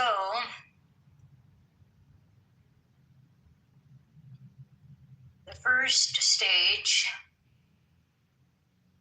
classification, persecution, extermination, and denial.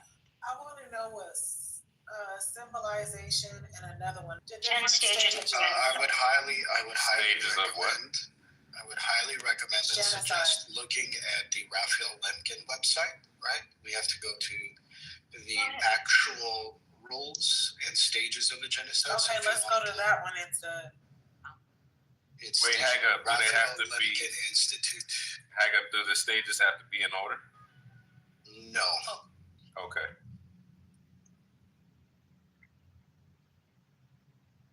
I'm driving, or else I'd pull it up. No, I'm looking for it right now. After the Holocaust. Of course, that was the event.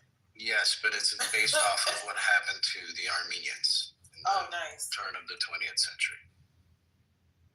Not nice. I knew this was not nice what happened to y'all. Yes, it's important, right? There should be differentiation and understanding, and we should avoid conflation and put a heavy emphasis on nuance, because nuance is extremely important when we're judging.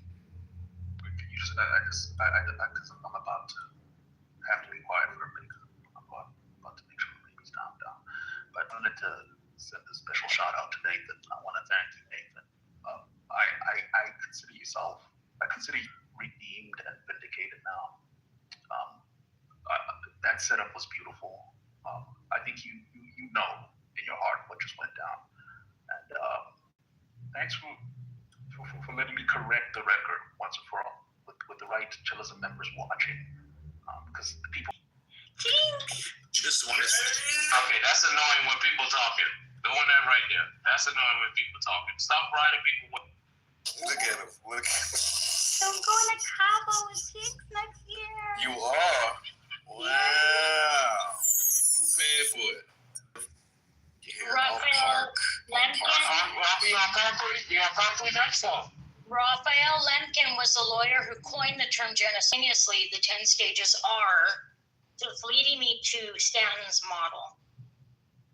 Do you want that or not? All of them have to have one specific thing, and that's intent to completely destroy, right? That was going to be my main point of argument against what Luca was saying, or against anybody that thinks that it's a genocide. There are better terms to be used, right? Like egregious, disgusting, horrible war crimes, ethnic cleansing, atrocities. All these terms make sense. But when you talk about intent, there is no legal intent to completely extort. What's ethnic cleansing? Right. Is ethnic cleansing genocide? Let me get a definition. Go ahead. They're different. Here, let me pull over. No. We'll look it up for you. Go ahead. We can look at it. Well, I'm driving, but they could look it up. When you say I'm trying to give you the complete definition, so I want to I want exact words because nuance and exact things matter. Conflation will destroy the argument. Homogenous. That kind of sounds like what's going on in Gaza because the West Bank still exists. So they don't care. What we need to know is ethnic cleansing akin to genocide. No, are they similar? Are they the same? No. Oh, okay. So it's one of the steps. So it's one of the steps of genocide. Yes, so then it is genocide. We place. already confirmed that if you're using one of the steps to genocide. Nathan, let's have the convo. Stop, bro. You don't hear organic conversation happening, bro? You want something to control so bad, bro? We set up a queue. Bro, Hag Up is engaging with somebody we're learning stuff, please, bro. There was a queue that set up. We can open the conversation. All right, do the queue. No, fuck the queue. AK, no learning for you. Fuck you, AK. You don't get to learn anything. I'm putting it in the queue until I find come on. Until I find it. No. It's it was concrete. Then I'm putting it in the chat. I was the last on the queue. Then after I go, I guess we could go popcorn, or we could go to Hot Dog. Feel like they can control it. But chillism is a room for everyone, especially the listeners. When the mods make a queue, it isn't for you. It isn't for me. It's for the listeners to enjoy what you are talking about. Yeah, IO? That's for you. When your black ass is down there in the audience listening. You hear that shit? AK? That's for your black ass too. Mute your mic, bitch ass nigga. Anyway, so you can't like I'm trying to say, shut your black ass up, nigga. Shut your black ass up. Fuck up. IO, please. You fucking piece of shit. Like I was trying to say. 5'4", nigga. Shut up. I don't need y'all trying to interrupt me when I'm trying to lay it out, man. Now shut your black ass up, nigga. Because I have to shut you the fuck up, you bitch ass nigga. So anyways, like I was trying to say that. Lastly, I just want to say this. Look, sometimes conversations evolve organically, but we gotta be fair to the audience, man. And for the people who put their names in the queue. You know what I'm saying? Let's be fair to people. Can I say something real quick? You gotta ask about.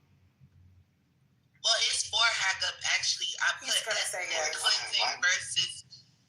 cleansing versus genocide. I put a chat GPT link in the chat, and it says it's not the same, but it's similar.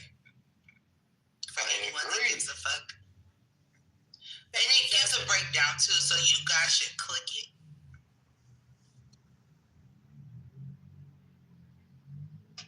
I'm just arguing that ethnic cleansing is a better fit for what's going on, rather completely destroy.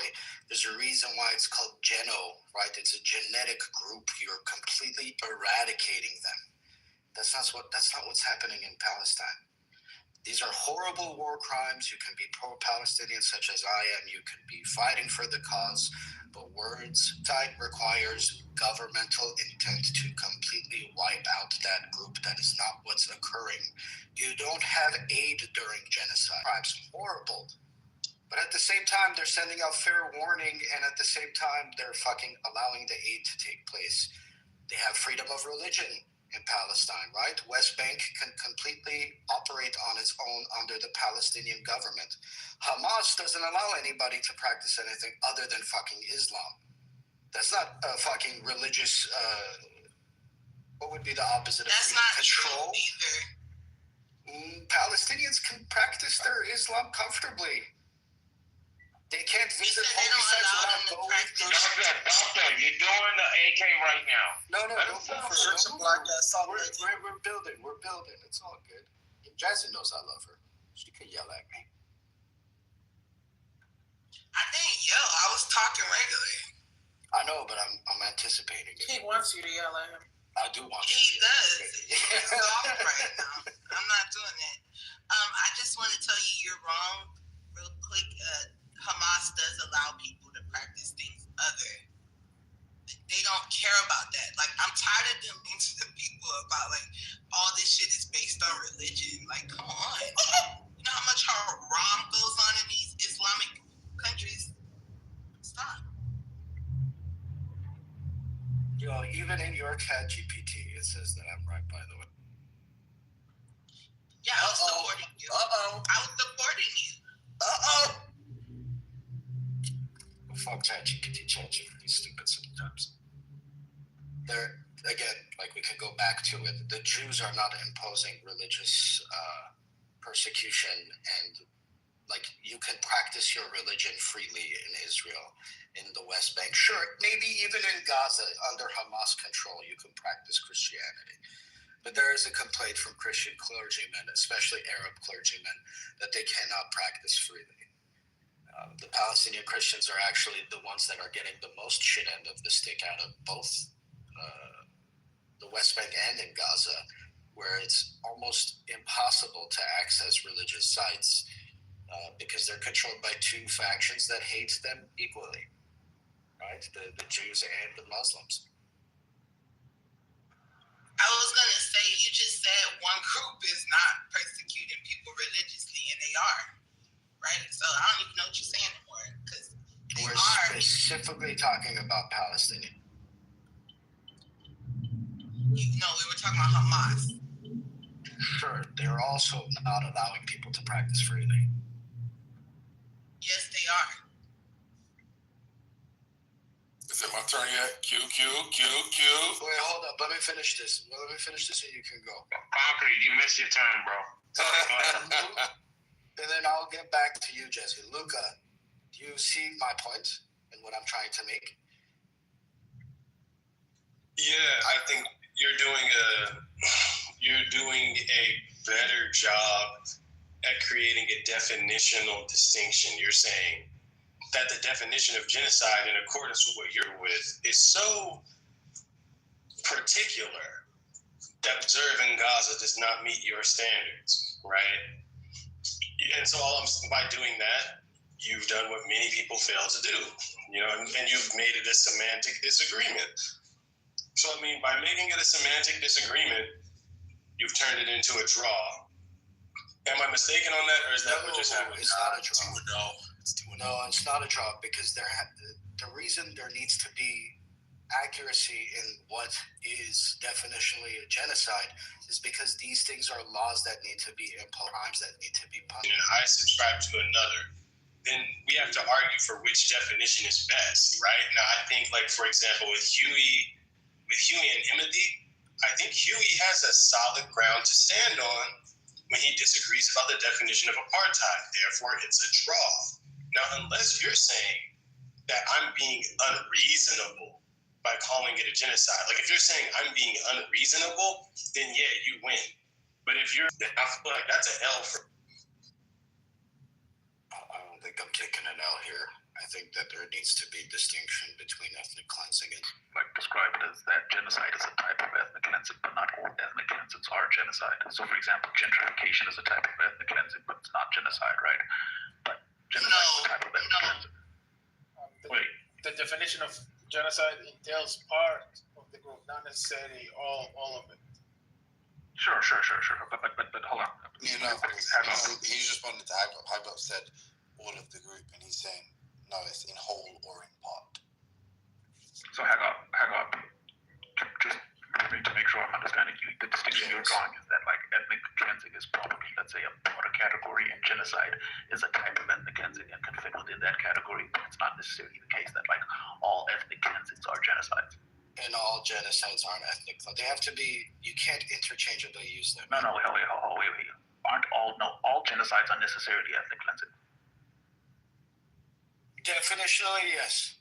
Okay. Because you're completely eradicating an ethnic group from a region. That doesn't have to be forceful. It could just be, like you said, gentrification could be considered ethnic cleansing. Yeah, so No, it has to be murder. No, displacement is also the same. Gentrification is not fucking ethnic. Like the Nakba. Really, Jazzy? You're saying Everything voice came in so clear. The Nakba, right, did not necessarily mean mass murder. These people were picked up and placed somewhere else. They were marched to leave their homes. Right? That was an intent to completely ethnically cleanse the region. The same of the Armenian. Obviously, they're just distinct concepts. But gentrification isn't like ethnic cleansing. Come on. It's a debated topic. Funny. We could make that argument later. It was like kind of ridiculous because obviously what ethnic cleansing can only hold like what of the Armenian genocide is a forcible expulsion, right? Like obviously that's not what's going on with gentrification. You're saying in fact there is some kind of like process by which you're acquiring land and then raising prices That's not forcibly expelling people, though. Like come on, that's a distortion of the term. Like the sabotaging of like certain neighborhoods to drive the prices down, the property prices down. It's part of like. It's not a force though. You can pay more money. If it's oblique and it's not direct, then it doesn't constitute. It's like, bro, can the argument give any fucking argument? Is it reasonable? Yeah, don't go down the gentrification path, man. Stick to the gentrification is a social, political, economic form of ethnic cleansing. Less violent certainty than that. Wartime work reasons such areas become targeted for transformation in the first place. These were precisely the neighborhoods formed by the post-World War II subsidizing of white suburbanization at the expense of black and brown urbanity. Some more bullshit they pushing. I'm not gonna lie. Yeah. You gotta stop with this letting the scholars lie to you. Like Nathan said earlier, black people made the racism term. So when do we accept scholars and when do we not, Jazzy? Right? When Jazzy tells us that we can. No, when the scholars are actually coming from a good faith point and not a point of trying to grip they're describing the sociological and economic This is a moneymaker. Why are we hold on one second. Why are we coining terms for things that are just wrong? Right? They're wrongdoings. They're crimes against humanity. But instead we're like, no, genocide, gentrification, ethnic cleansing. And I understand, but don't fall for the bait, bro. Please. Gentrification is not the same as the ethnic cleansing that's going on in Palestine. And these should be brought up because they're not the same. The Palestinians are being murdered, right? Gentrification, people are moving to another place. They're not being murdered. They don't have bombs falling on their fucking heads. Nobody is talking about whether I'm telling you, I'm saying it right now while you're asking me for a recap. We're literally trying to figure out what's going on. Can I say? Somebody gotta get Sarah under control. If she's not wrong, she's gonna ruin the conversation. But we're talking about I'm sorry, I even spoke. Whether what's going on in Palestine is genocide or ethnic. But well, somewhat tangential point, just to Luca's point earlier. It's like winning and losing stuff. If Huey wants to define, I don't have an issue with how Huey wants to define terms. If he wants to, he can use words however he wants to use them. I think the thing that he's being very unreasonable about, just to be clear, is that like he's almost saying like the whole enterprise or the project of all of these international sort of legal experts and jurists who are responsible for codifying the convention, that like they didn't do enough because like obviously if we agree the minimal set of conditions are bad and constitute crimes against humanity, then like they did like a great thing by saying this set of conditions is punishable. They did a really, really good thing. As in, why do you want them to tack on even more? Like, it seems so strange. It's like, if they're guilty of inhumane acts, if the international community recognize that as a punishable crime, that's like a good thing, no? We all agree? Like that's like a good thing. We should dissolve governments that are guilty of that level of criminality. And if the reason reason for that convention is to punish the apartheid government, and they go, and we're gonna call this apartheid, the Apartheid Act, you know, the Apartheid Convention. And bear in mind, I'm perfectly fine with you saying like, oh, I have this like emotional reaction to the use of this particular term because of the history, because of the legacy of it, and so on and so forth. That's fine. But for you to say like, oh, they did something really bad, is kind of ridiculous, right? Because it's like, no, they did the right thing, and it was a great thing. Maybe not a great thing in terms of like the reparations and everything that followed with South Africa, like, you know, how it was meted out. But it was a good thing because it actually addressed what was going on in South Africa. So check, that's a good thing. But then also it's a good thing because it's like, actually, the fewer conditions, but conditions that we all agree are really, really bad, that are set forth, that are going to be used to punish future nations that are responsible for similar crimes, that there are good. It's good that there's actually a few less. Because now it's like, oh, you can't get away with that. You can't abuse all these people and go, nah, but we're allowing you the right to education. So, you know, you can't punish us, no apartheid, ha ha ha. Like, actually, it's good that there's like one or two fewer, right? Or maybe not good, but it's just like, it's clearly not a bad thing. So that, on that point, I think you're being utterly ridiculous. And I think the fact you didn't want to answer those questions was kind of evidence of that, because you're being silly and you're trying to get like really autistic and temporized. But like the other stuff of how you define the term or the evocative nature of it, all of that, that's fine. I mean, I'm not South African, I can't speak for you. Is there a cue? Oh shit, was that to me? Why was this guy rude to Luke? I bet it was about Packy Timothy guy too. No, I'm not packing him. Yeah, can I? She will go ahead. She will. Is anyone playing or should we start you? Can everyone like?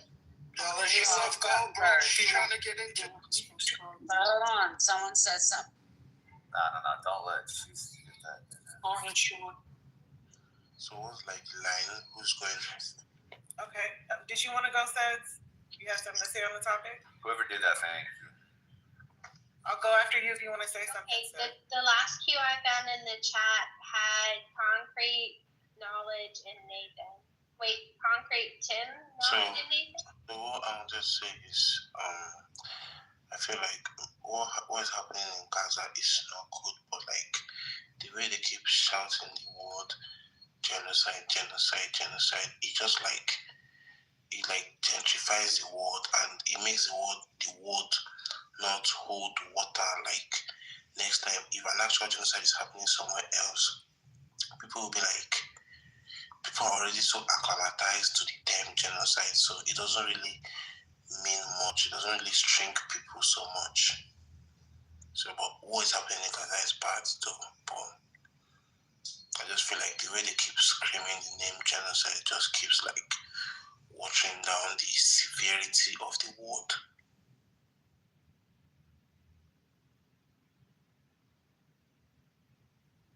Yeah, I don't know what the cue is, but Luca, read the chat, and I pointed out why I said there should be a differentiation, because we're automatically assumed to be Zionists or supporters of Israel. I can speak for myself and say that I don't, because I want a distinction between the words used. That's why I gave you a counter. I'm not looking for a W over you, dude. We were trying on definitions. But at that point, I do think, like, okay, well, you're saying something that, looking at the chat, I have to scroll through for a second. I'm in and out. I may have heard some shit, didn't hear other shit. I don't know, bro. So here's the thing, Haga. You respond some shit that I did not say, right? And so that's all that I'm saying, right? Now, if you're explaining why other people view you a certain way, that's irrelevant because that's an assumption. I said your question was stupid because it leads to... Why was my question stupid? Words.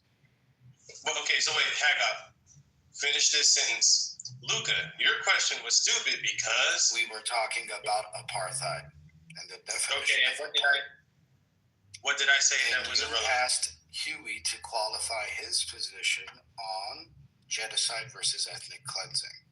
Why did I do it? Knowing that the broader audience, right, is going to take that as, oh, this is going to be a distinction on whether he supports Zionism or not. Right, so there's the distinction, right? So there's your assumption. You assumed what I know, right? Really, all that I'm doing is, as an interlocutor that like has engaged in these conversations hundreds of times, I know If you're about to debate the definition of apartheid, okay, we're never going to agree on that, and Huey has valid reasons for what he's saying. All I'm saying is, what's more interesting is, does Huey disagree with whether or not it's a genocide? That's more interesting. That's all I'm saying, Hagop, right? But I think that you know, like a hit dog hollers. Like when I say, look, I know you're never going to agree on the definition of apartheid. Huey is smart enough to know he doesn't fucking have to. Huey knows that.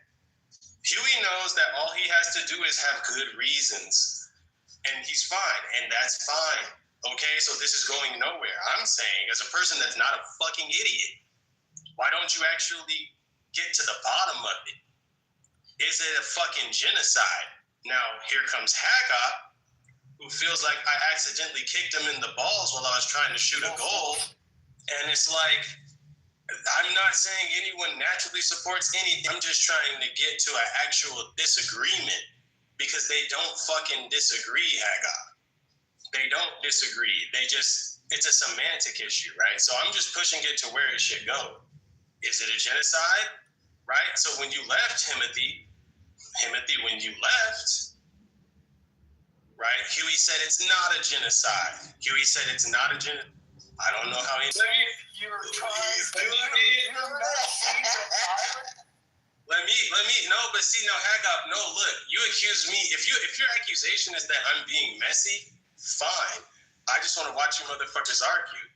But I'm not taking a side, and I'm definitely not saying like, oh, this side is right or that side is wrong. You calling for Timothy is taking a side, my guy. Okay, I mean, if you gotta call me gay to be right, then fine. No, y'all can all be gay. I don't know, bro, because that's homophobic. That's okay, cool, right? Like, if you gotta be like, see, he said I'm a homosexual, I'm coming out, I'm gay. You win, right? Now, is it a genocide? I didn't call you. I'm gay. You can act. I'm homosexual. I'm gay. Why are you spiraling? He did respond to earlier. By the way, Brother Luca, he did say that he is willing to be persuaded otherwise. If you heard that part, so like I think he's more on the agnostic side. Is it a genocide? The man gave you a 30-second preface before he answered the question, and then clarified and said, "I don't want to be like a fence sitter." So I'm going to say, no, it's not a genocide. I know he did. That gives you enough to get my response. Hagop, he did answer, Luca. He did answer. He didn't run away. He answered. If you're saying you're agnostic, if you're saying you're agnostic, why would you say, but seeing as you're going to press me for answer no, either you have a reason for no or you don't. Well, but if somebody is open-minded to have their mind change, I'm agnostic, I don't know. Hold on, but Timothy, let's have some genuine dialogue. Please stop fucking nipping at my heels. I'm not even. No, hold on, just chill. Fuck, man, I told you that in my last fucking guy. Bro, are you right? Come on, man. Genuine. I'm genuine. No, bro, you're not. You're desperate for I don't want to get to. Leave me alone. Leave me alone. Just sip your tea. Sip your tea. Sip your tea. You're being really sassy. Don't at You're me, being bro. sassy. Okay, so meet up. I'm not talking to you. I think for Huey to have an opinion to say that, you know, hey, you know, I just feel smart. I think you're genius. Can you leave me alone? I'm open to be open. I think you're shut the fuck up! You stupid British bitch! Shut up! You fucking ape! Hang on. You little feminine. He's interrupting me. No, because you want do your fucking job. How about you do your fucking job? I'm gonna do my job. I have my coach She-Wolf because she was trying to speak. She-Wolf, oh my gosh, She-Wolf. Yeah, I was just about to say it's not actually open dialogue. I said I was next. So this is for the conversation me and Hagop were having about whether this is genocide or ethnic cleansing and how closely related they are. And if there really is a big difference between the two, right? So I kind of just Googled something about like the difference, or is one like a, you say? Sounds like an opinion piece, but keep going. It's like all the conflation. Yeah, it is. Just like everything we're talking about, our opinions on what's going on in Palestine. Genocide has been the leading cause of preventable violent death in the 21st century, taking even more lives than war. The term ethnic cleansing is used as a euphemism for genocide despite it having no legal status.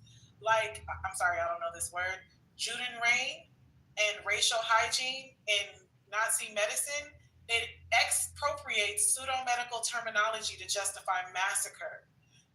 I guess that what they're saying is that they use these terms that the Nazis used in Nazi medicine they're saying it expropriates pseudo-medical terminology to justify massacre. Use of the term reifies a dehumanized view of the victims as sources of filth and disease, and propagates the bystanders' use of the term ethnic cleansing signals the lack of will to stop genocide, resulting in huge, like, y'all just basically, and I agree with this, y'all just don't really care about what's going on there, and to call it what it is, which is genocide, it means that there would have to be something done about it. And using the term ethnic cleansing, it reduces it to like there's no law behind it, so there's nothing to do about it. Like, essentially, is what this article is saying, and I agree. The term ethnic cleansing signals the lack of will to stop genocide, resulting in huge increases in deaths, and undermines international legal obligations to acknowledge genocide. The term ethnic cleansing corrupts observation, interpretation, ethical judgment, and decision making, thereby undermining the aim of public health. Public health should lead the way in expunging the term ethnic cleansing from official use. Ethnic cleansing bleaches the atrocities of genocide, leading to an inaction in preventing current and future genocides.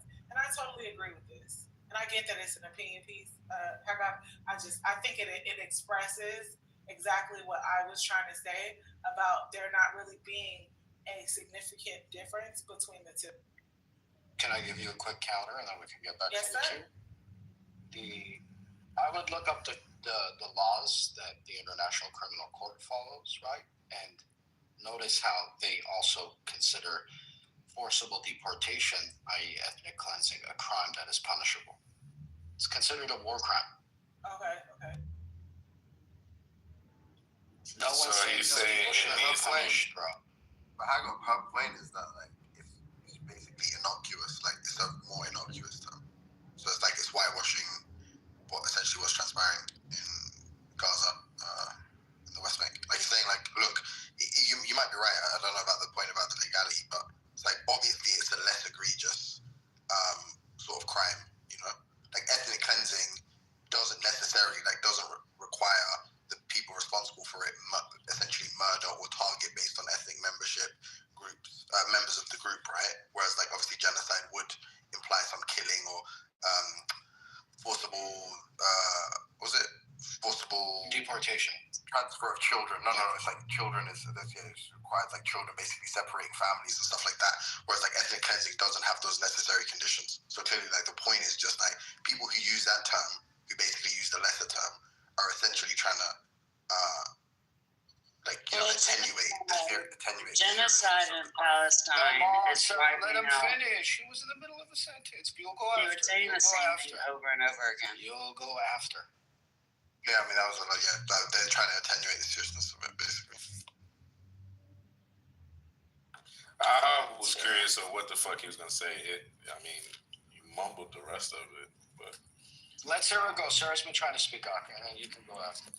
So ethnic cleansing means that there's an ethnicity that's going to take place over them. When you're dealing with the Palestinian-Israel conflict, there is no ethnicity that's going to take place over them because Israel's not a real state. Israel was established, and this is one thing a lot of people don't understand because they keep looking at 1948. They don't understand that this shit started in 1898.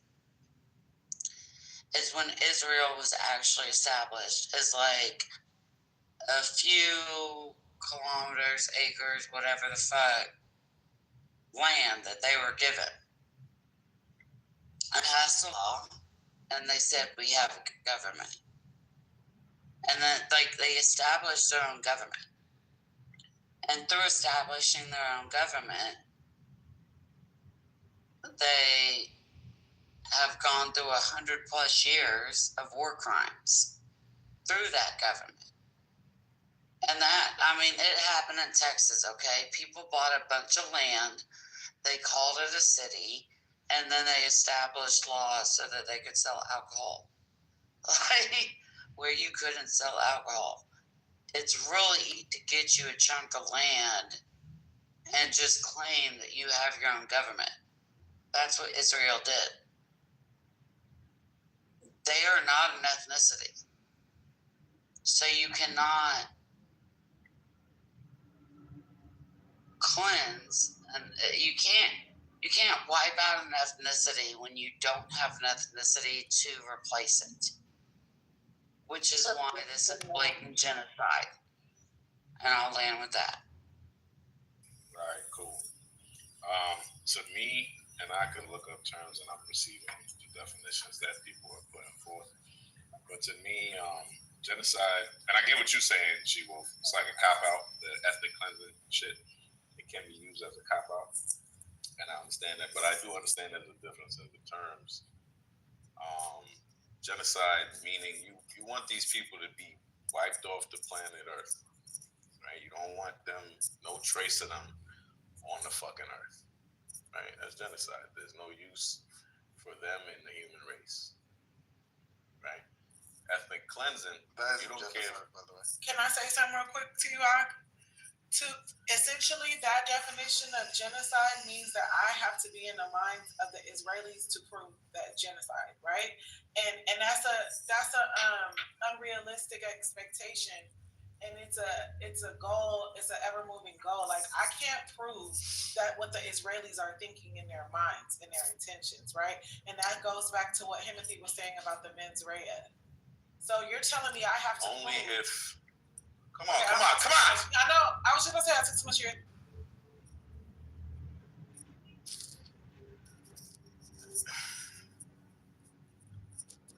Genocide, right? They want these people to be removed from the planet Earth. Ethnic cleansing. I'm looking at it like I don't care if these people are here, there, blah blah. They just can't be. No, I don't care if these people are there. They just can't be here. Right? I don't want them mingling with us. I don't want them on the land we claim as ours. Right? So there's a critical difference in the definitions there. Now, what you said, She-Wolf, I will reply to it. If they're being covert, yes, it's hard to tell their intent. But if they're saying, look, we want these people dead, then that's genocide. Right? So I understand what you're saying. When people trying to hide shit, they may hide behind the terminology of ethnic cleansing, right? But we will look at what's exactly happening, right? If their intent, if their what's the word I'm looking for? Processes. The end goal is for this to be a race that's no longer existing, then there's genocide. Even if they're trying to be covert, you feel what I'm saying? You can point out things that fall under the definition of genocide. They want these people gone. And you can correct me on Timothy. Real quick, Sarah, I want to hear something from him. He was correcting me. I would like to hear on the definition of genocide. It's just it doesn't. So the specific mens rea for genocide, I think, is called dolus specialis. Essentially, so even something like collective punishment could still constitute genocide because all it really means is you're destroying in whole or in part this ethnic group based solely on individuals' membership. So I'm gonna kill this person. I'm gonna attack this person. I'm gonna starve this person. I'm gonna forcibly take this person, separate this person from their children, solely because they are a member of this ethnic group. That constitutes genocide. So it doesn't have to be like, oh, I have to completely extirpate all traces of this lineage or this ethnicity or none of that stuff is actually mentioned on it. Okay, so the word destruction that you use and that I see in the definition, when it says that they're trying to deliberately destruct in whole or in part nationality, a ethnicity, a race, or a religious group. That destruction, that destroy part, that doesn't mean to erase them off the face of it. No, it wouldn't, because it just said in part, right? So, in part. Yeah, so it wouldn't mean whole or in part. To deliberately destroy in whole or in part. Oh, yeah, you're right. Thank you.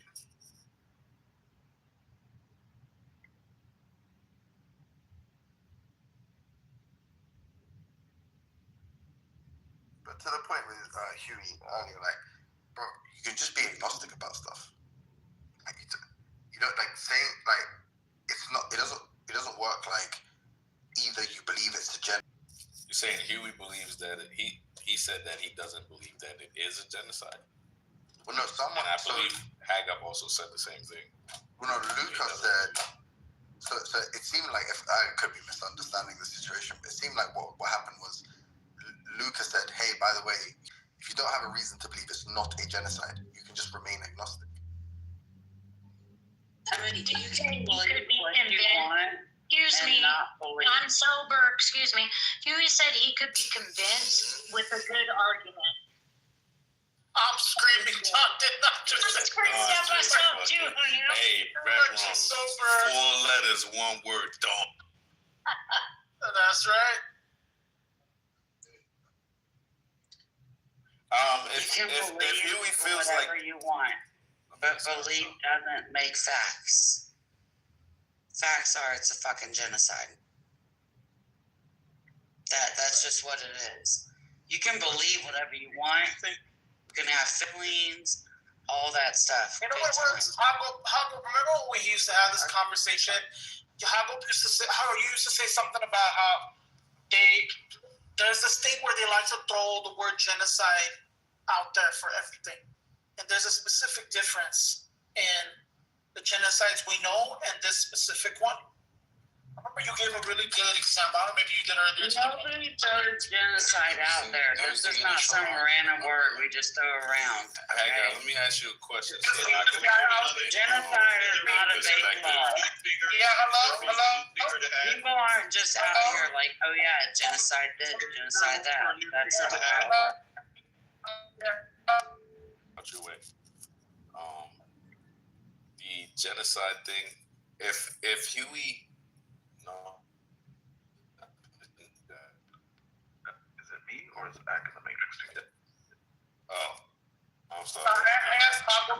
Huey knows the definition of genocide, Timothy, and that is neither does Haggard, right? I got two questions, right? Those for you. Neither does Haggard, right?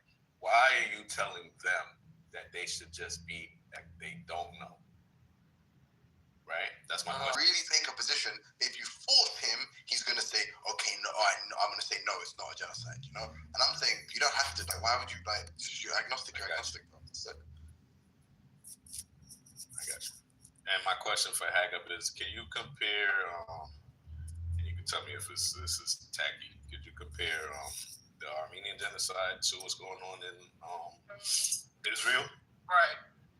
And how you would qualify? Okay, if anybody could do that, tell me what qualifies that as a genocide, but not the Israeli. Can I do something that you said no? You can do what you want.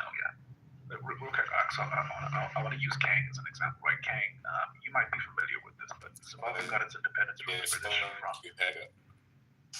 what do you mean? I answered. I said no.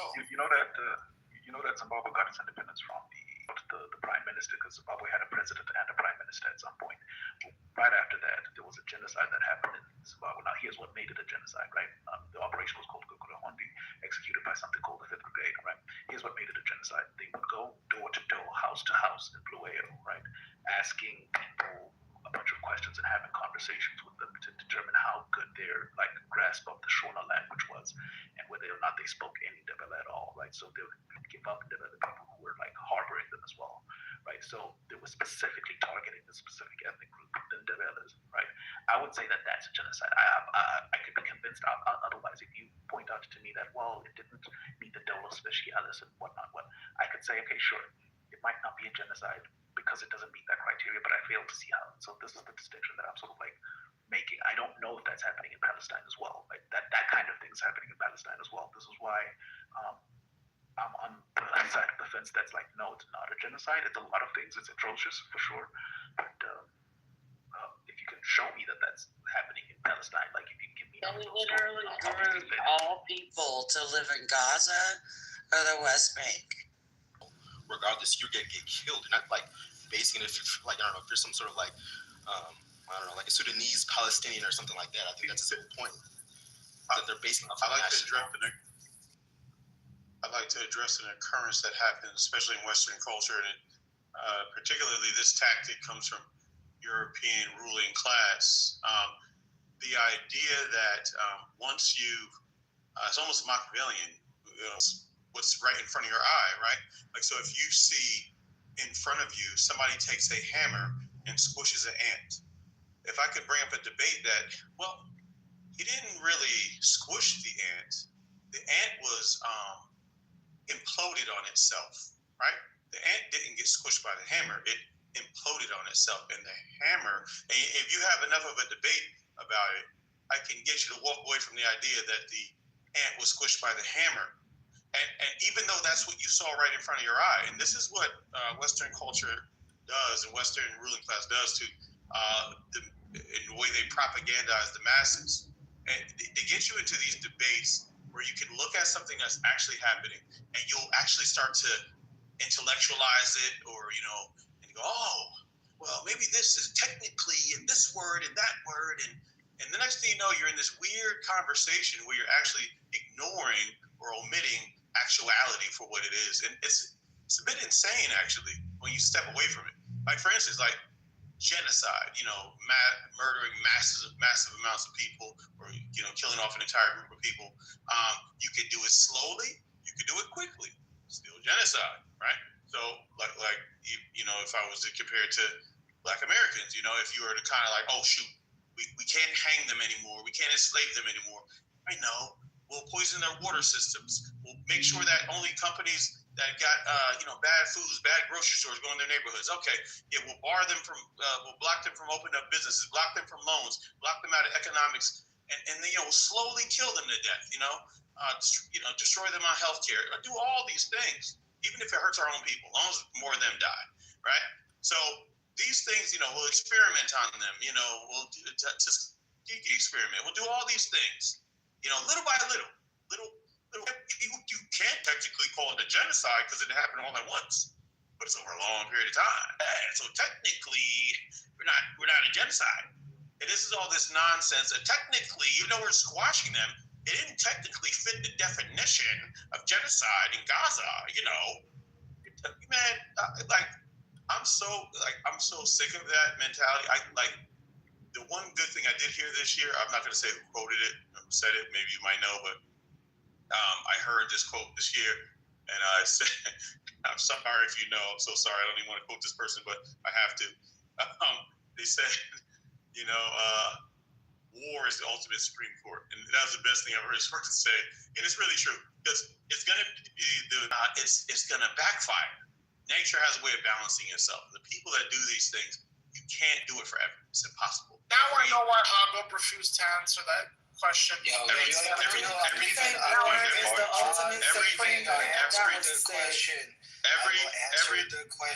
Rabbit got the gun. Yeah, I didn't refuse to answer the question. That was the initial argument, Red Rum. I was posing that it wasn't a genocide, rather an ethnic cleansing, and then my final point would be this: October 7th was an act of terrorism. It was an act of resistance, and I hope you guys argue about that for the next 2 hours until I can come back. More vocabulary words to describe. I argue about that because the international court get some more vocabulary words to describe killing groups of people. Come on. The international court said that Israel did not have a right to self-defense because they were the oppressors when they built the wall in 2006. So, what is defense? Israel doesn't have a right to self-defense when they're the oppressor. Debating this stuff, that's how you win. Stop debating things that you know what's true. You know what's happening. Stop getting entertaining debates about stuff like this. People just need to take action, and that's it. You know what it is? Like I said earlier, It's not a debate when it's international law. no, rights violations and all this shit is all bullshit. That one organization that cares, it's all bullshit. Let me tell you something. They only are important to, the big superpowers. Because if they're not, nobody gives a fuck. I'm being honest with you. You can see that there's so many Christian countries that are being affected by other countries and the violations that are happening, and no one says anything. No one does anything. You know why? Because they are not important. Who are they? Who are these countries? They are not important to the big superpowers. You're speaking to the media coverage, not really what these organizations do. You'll have these organizations don't do nothing. They don't do nothing. Stop. You'll see that they have reports. They have talked about this stuff, but it doesn't get the same media traction as perceived religious. It's not about the media traction. It's not only media traction. Muslims, but when it's like Muslims doing it, Muslims, who gives a fuck?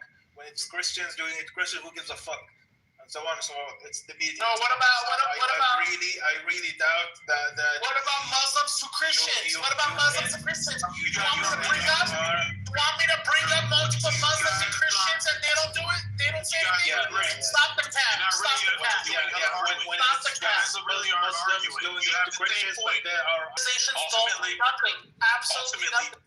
They do something, but you don't read about it. Ultimately, the media. Listen. Don't really care about internal stuff. You're an idiot. You don't know what you're talking about.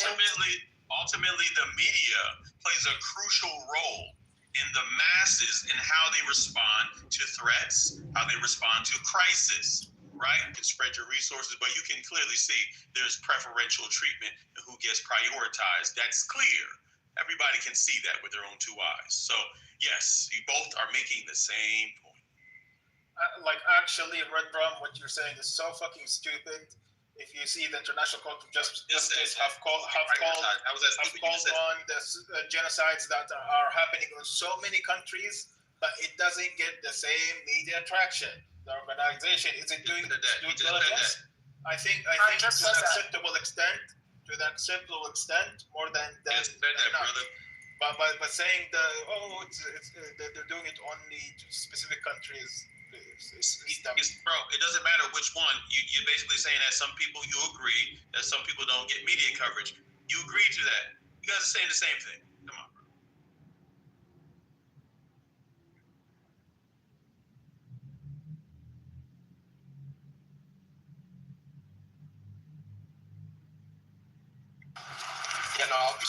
We can also look at the fact that, Palestine didn't even get media coverage for the genocide years ago when the shit initially started. And like I said earlier, it really started back in the 1890s. But as far as we know today, it took 2 years before anyone gave a shit. Over 60,000 people killed. And that's literally just what they can agree upon between the Israeli government and Palestine. It's not the people in the West Bank whose electricity can get shut off at any time, whose running water can get shut off at any time, who are living under an extremely oppressive state way before 2 years ago.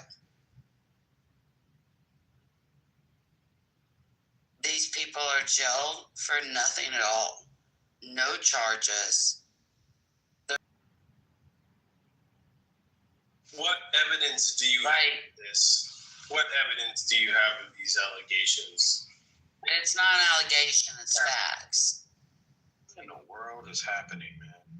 There's facts. I know it's really hard to come to America, but there's actual facts. October 7th was a lie because it wasn't. I didn't say October 7th was a lie. No, I said there are a lot of things that came out, like all the babies and people being kidnapped and all that. We're not going to do that. We have friends that died there. on October 7th. So no, we're not doing it. And in honor of them, we shouldn't lie about that day, right? We should tell the truth about that day. And there were people that were killed. There were people that endured some bad shit. And to honor them, we should not lie about that day. And there's a lot of lies that came out about that day. I think that's a valid statement. If somebody was talking about 9/11, it would be incorrect to say, yo, man, there was lava, you know, it came out of the ground, there was a volcano, the volcano killed people. Yeah, that was 9/11. No, there was no volcano. So I'm honestly surprised people don't do that, though. if you're talking about a tragedy, you should stay true to the tragedy that occurred. You shouldn't be talking about a volcano if you're talking about 9/11. I mean, people died on October 7th. It was a sad day. But you shouldn't lie about they try to make it out to Now be. you're going another way. You're going another direction. Now tragedy. You don't want to do that. No, it was bad. You don't want to don't go that lie direction. about how You don't bad wanna- it was. Hey, You don't want to minimize people's pain. What are you cotton niggas talking about? Well, not everybody here is African American anyway, so. If it's not gonna work. What's up? What's the topic about? What do you guys want to join in? I want to chime in. Maybe you should go into a tailspin. All right, so all the Black Americans here, go back into slavery. Go back on your plantation. All right. All the white people, y'all go. All the Hispanics. There you go. Get your sonic points knocked out. All right. My sonic what? I'm too fast to get knocked out. Sonic points knocked out. I'm too fast, dude. I'll fucking slap shit out you and I'll speed away. My name is You're not that fast, bro. Your Knuckles? Oh, okay, you can fly. You're not that fast. I am black, not white. I'm Nigerian. What's up? What's up, Sonic? You are not Nigerian. I'm Nigerian. You're the whitest sounding Nigerian. I grew up around white people, but like, I sound white. I grew up around white people. It's bad for a black person to talk proper. I mean, what's wrong? I didn't say talk proper. It sounding white speaking proper English. Oh, shout out to my boy Craig. What up, Sonic? I'm just trying to figure it out. Are black people not allowed to speak proper English? Yeah, exactly. It's not about speaking. We got to speak with Ebonics. Oh, do you expect me to speak like this? Hello, I'm from Africa. Not every African sounds like that, stupid. That's actually a stereotype, too, Sonic. I'm from New York. Yeah. Okay. It's a Let me say stereotype. I'm from New York with no New York accent. Okay, are you around a lot of Africans in New York? There's actually a lot of Africans in New York. Okay, the ones born in America don't sound like they don't have African accents. You dummy. I'm from Texas. I don't come on here saying I'm from Texas. Okay, there's a lot of Nigerians there, so. Nigeria is. Why do you introduce yourself Nigerian? Because I don't have to. You literally introduce yourself as Nigerian, bro. Yellow. I'm black. My skin is black. No, but you're Oriental. You're from. No, I'm a full. Yeah, they're black people. No. That's a black country. We have dark skin. We're darker than you. You're mixed with European. I'm blacker than you. Your blackness comes from Africa. I'm blacker than you. Sorry, you're not black enough. Black means sub-Saharan African in the dictionary. You're not black. You're not black American. You're not fully black. You're biracial. You're mulatto. She will screw you. Well, yeah, you're black Americans aren't fully black. I'm 100% black. My race is black. My genetics are black. You're yellow. How am I yellow? What? Hold on, Sonic, but there's Lebanese Nigerians. Yeah, but they're a small population. Yeah, but they still exist, right? Not being yeah, those are people from Lebanon who came there. Yeah, exactly, but when they got they're still Nigerian. Yeah, nationality-wise, yeah. They're invaders. He's right. They're invaders. That is true. It doesn't matter. I'm blacker than everybody here. No, you're not. Yes, I am. You're not black enough. No, you're not. I'm darker than you. I'm darker than you. I'm darker than you. Look at your picture. I'm darker than you. Wait. I'm dark skinned. What the fuck? I got made fun of by black Americans being dark skinned growing up. I got made fun of for being dark skinned. I'm dark skinned. I'm darker than you. I'm darker than you. I'm black. Yeah, it does. Yeah, I'm black. I'm the blackest person in here. Let's the average black American is 70% African and 30% European. Yeah. No, no one cares who's darker, who's not, because your skin color doesn't define who you are. So stop. Yeah, but I'm blacker than everybody here. Because you're not black enough. The average black American is 70% African, 30% European. I'm 100% African. You're just European. You're mulattoes. I actually wanted to speak. You're mulattoes. Like, you can't talk. Are you there? C-Profile wants to talk real quick. Just want to clear something there. That's me. You guys are chocolate-covered white people. No, you're not. You are literally a I think he's going to have to drop you. Gang and Sonic, stop. Gang and Sonic, stop trolling for a second. Hang on, right? So, there's a lot of things going on. One of the things...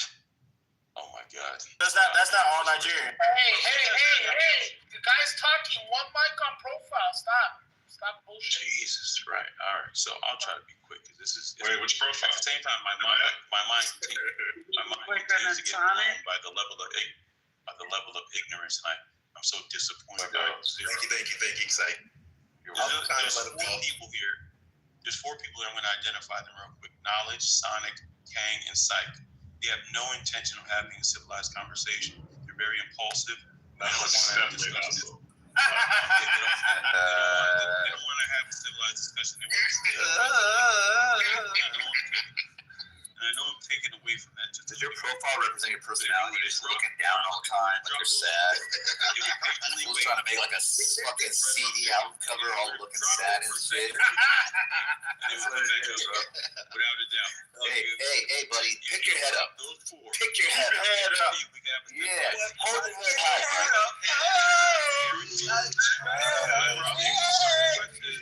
There's no money on the ground. Pick your head up. Matter of fact, Red Rum, you got Cash App? Yeah, he's really paying. quick. Red Rum. Let's see what it watches. That's called Pop the Ops. That's something that I made up. Yo, what is happening? The last person who dropped someone inside this room paid $1,000. That's true. Hear that? Dropped down 2 people. All right. So if you want someone to drop down, you're looking at 2 bands at least, gang. I was an accidental. Wait, who paid $1,000? I couldn't the honorable Kazi. Oh, yeah, right. No, he did. He showed the receipts and everything. If you want to move someone down, it'll be $1,000 per person. You know what? You can give him the New Year's special of $500 though. Hey, look, they ain't gonna play that Pop I was an the accidental. Ops. They're not playing that Pop the Ops. So, you know what I'm saying? What's up, Kazi? That's you, bro? You know, that's Kazi? overvalued, but that's fine. Kazi, that's you, Chris? Thing, right? No, I'm Craig. I know who Kazi is, but I now know. I made Pop the Ops, so like that was something I Sonic used to do. is the Nigerian version of Pepe, not Pepe's. I know what Hey, come on. Let's get back to the queue. That way people get a chance to talk. Thank you. I think it was Kang. Was it Kang next? Yes, it was Kang. That's true. So I wasn't speaking, correct? Correct. So who was it? Was it Kang or UC Profile? It was Kang. Bro, I've been talking. No, C-Profile was speaking. C-Profile was speaking. No, but All right, go ahead, C Profile. Let's keep it in 90 seconds. I get the time. Yeah, bro. Go ahead, my brother. Yeah. Look, man. When it comes to color, and obviously, so they're vague descriptions of skin color, and they've been brought into our language ever since the late 1400s. Long story short, when people talk about this, like, there's a new anger now and a resentment. I noticed this from a lot of there's no way for me to exactly get into everything, but I can try to shorten it as best I can. Essentially, at one point, there was a broad embrace to embrace our lineage, our ancestry, and embrace groups that come from abroad. But what happened is the American dream and the promise of the American dream to many who come here, people abandon oftentimes the identity of blackness once they recognize that America is largely anti-black and white supremacist. And unfortunately, a lot of unfortunately, a lot of foreigners, now you got 15 more seconds, who embrace white supremacy ideology and will abandon and say, basically, I know black, and try to distance himself from the black American person. But in fact, the black American is the person who forced America in 3 See profile. That's time. That's 90 seconds, my brother. To live up to his ideals. Have a good night. All right. That's the last time you. All these mentally retarded NBA. Oh, he left. See profile left. All right, what up, Pepe? Seconds on the next speaker. So can I speak? Yeah, sure. Yeah, sit down. I thought it was Kang next. So this is the problem that you have with the xenophobic. Listen, this nigga speaking about all the foreigners. Listen, I don't know if Sonic's opinion is he distanced himself from being black. I think he does understand that he's a black male. This whole anti immigrants. Listen, immigrants help this country, right? They really do. Of course, there are some immigrants who are a problem, right? But I don't see it in this space. Exactly. This space is the American dream. We've got people from all corners of the globe. That's what makes chillism. And that's what makes America America. We thrive off of diversity. That's all I can say. Go ahead. All here inside. I'm straight, brother. I'm straight. Can I speak? When it comes to blackness, 40 seconds left, but if you want to you want to give him your 40 seconds? Yeah, I'm gonna let him go. When it comes to blackness, blackness didn't start with African Americans, Black Americans. They've always called anybody with dark skin black, but they really called Africans black for thousands of years. You're not black Americans are not the center of blackness just because they're in America. America is the center of the world. Like everyone pays attention to the politics and stuff. So obviously they're gonna see it as a subculture, but like for the most part, they're not the only black people in the world. There's only 40 million of them. There's 5 billion Africans. There's millions of black people in South America. We're labeled black. It's just it's a white colonial term. When they go by skin color, they describe people by skin color. So they see Asians yellow, them white, and then they call anybody who's of African descent black. And so blackness started with us for thousands of years. Dark skin, burnt, that's what they'll say.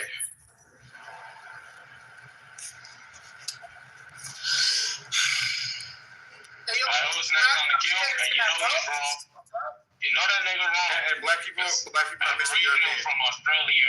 Yeah, they call black. Yeah, they're called black too. Yeah, except because of skin color, they see them as black people too. But they said of African descent. Yeah, but then Australian Aboriginals knows in those Papua New Guinea people.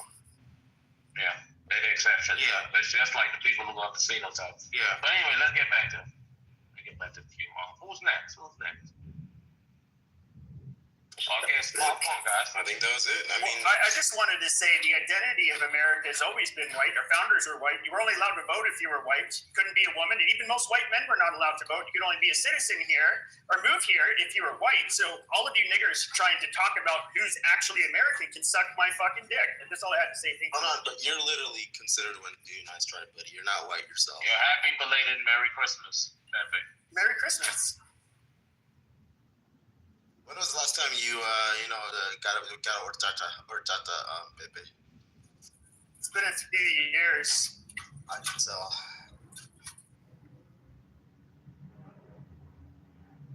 So Pepe, what's your favorite thing about America, brother? Probably our First Amendment, because I use it to the fullest extent, and the Second Amendment, and the fact that it's probably the country where you have the best shot at, I guess accomplishing something. Like most countries, there's a lot more barriers. If you're born into a certain class, you're likely to save this country in the world in terms of who's gonna come and who's gonna fucking take us over. It's not gonna happen. I mean, and we are the world superpower. So I mean, I guess that's stuff to be like proud of, Oh yeah.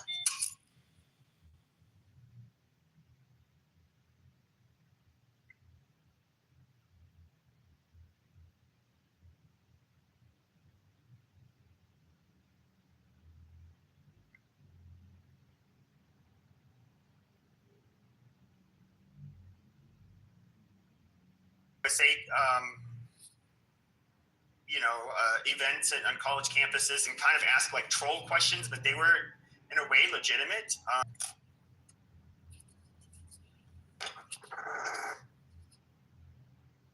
Who were you talking about, Pepe? Or PP? How do you say your name? Nick Fuentes. He was asking what I think of Nick Fuentes. I was actually going to ask you that too, funny enough. Wow, great minds think alike.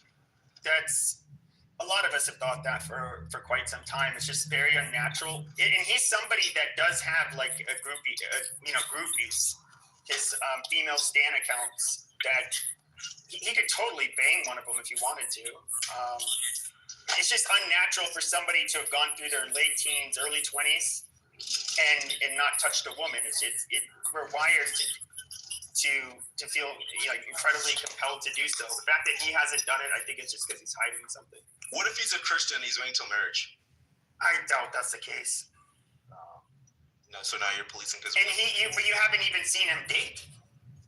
Like literally dating. Well, what if he doesn't want to? What if he's part of the chase? What if he wants to be chased and he believes that dating is a means to open up the doorway of sin for him to commit adultery or sexual sin?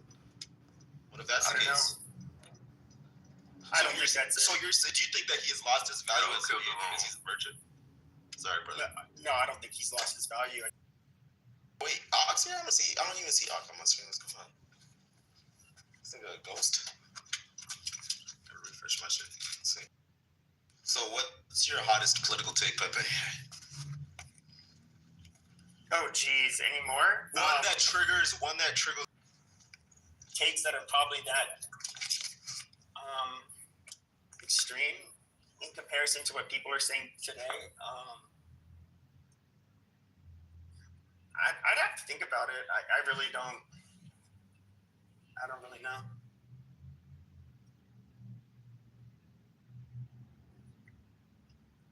Do you think what's going on in Palestine is a genocide, or do you think it's ethnic cleansing? Genocide would. I think genocide. They could have done it already if they wanted to, but to much greater extent. As far as whether or not it was, they went way overboard in their response. It killed way too many people. I mean, I don't know, dude. All we have are those numbers from Hamas. Nobody knows who these fucking people are. I don't know. And of course, they don't allow media there to fucking document and film the shit that's happening. So they could be committing fucking war crimes, and I'd have no fucking idea. There's been attorneys for the United States, under Biden's cabinet, as well as for Israel, that have said, like, look, I think we have evidence that war crimes have been committed by Israel. However, that's just they don't go into details because it's classified. So, like, I have no fucking idea what the fuck's happening there, but. If they were doing some fucked up shit, I mean, fuck Israel, and they'll have to pay for it. You see how he didn't answer the question? Genocide or ethnic cleansing? Well, ethnic cleansing would have taken place if they would have succeeded in relocating all of the Gazans out. That would be a textbook example of ethnic cleansing. Why does it have to be out? Like, if I completely destroy your home and have you live on the street in a different state, isn't that? And also, you don't know where your family is. If they're here in that state or in the city next door, isn't that demoralizing you to the level where you have doubts whether your line of family will actually survive?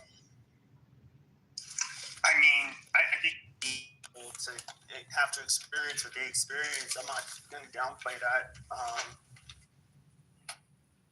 As far as genocide, I mean, when I think of genocide, I look at a deliberate attempt to eradicate a group of people, which I don't think they did. I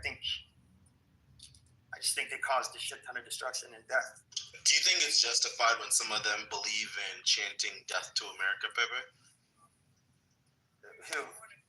The Palestinians, people who are suffering there. Well, I mean, in the height of war. I mean, they're gonna say shit. I mean, we offer them weapons. Why aren't they gonna be mad at us? America's the greatest country on earth. There will be no death in this country. We'll continue to conquer. Yeah, I would say the same thing. If my country was getting bombed to shit and my people were getting killed, I'd say fuck America too. Well, but there's a difference between saying fuck a country versus saying death to a country. I think I'm not saying bombed. and having bullets shot at us that were, I don't know, supplied by Great Britain. I'd say death to Great Britain. Fuck the British. I hope they all die. That's like how I would feel at that moment. Well, we did say fuck the British, and that's why we won the war and we're the greatest country on earth. The Revolutionary War. Shout out to, our founding fathers and George Washington. Also, fuck communism, too.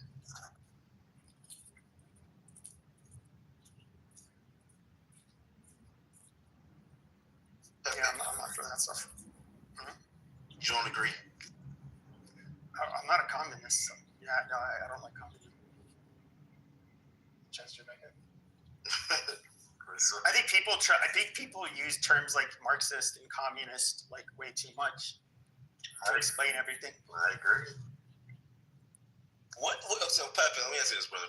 If you could go back at any time in human history, what period of time would you want to go back? So we have more access to shit. I mean, yeah, it may be harder to buy certain things like a home, but do you want to go back in the 1970s where healthcare wasn't nearly as good? Cars were fucking death traps.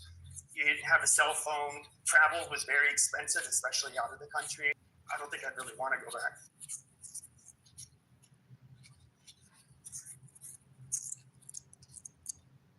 So with Pepe, what ideology are you for? Me? I'm more right-leaning, but... No, ideology. I don't know that you could put me in an ideological... I'm not an ideological purist that ascribes to just one ideology. So you have some liberal views? Compared to some on the right, yeah. So such as what? I'm not necessarily economically. I'm not a right winger. I'm more a centrist. Okay. What are your thoughts on immigration? Oh, I'm far right on that one. You don't think we would? So let's say Trump came to you and he's like, "Hey, Pepe, I need an idea on what you would propose for an immigration reform bill. What would that bill entail?" Moratorium, most likely. It would never allow. I wouldn't allow any more people for a good period of time, and I also would do my darndest to literally round up almost all of the people that are here and send them in. I'd make exception for laborers, but and you'd have protections as a worker, but your money's going to be held in escrow in Mexico or wherever the fuck it is you came from, and you're not going to be allowed to stay here, but you can work here. Interesting. What are your thoughts on environmental rights, brother? Yeah, you more left leaning, or what are you on that? Do you think that we should rejoin the Paris Agreement? Not really. I mean, you obviously can't pollute shit. I don't know. I would say I'm rather average when it comes to that stuff. So you're for saving the planet? For what? Are you for saving the planet? Well, I mean, obviously, if something happens to the planet, something happens to all of us. You can't look. No, I mean right now, with all the extremists saying that we're killing the planet right now, are you for that or what? I don't think we're killing the planet, honestly. I think a lot of in the global warming shit's just a fucking scam. I don't buy into it. What would make you put your money into it if you attempted it?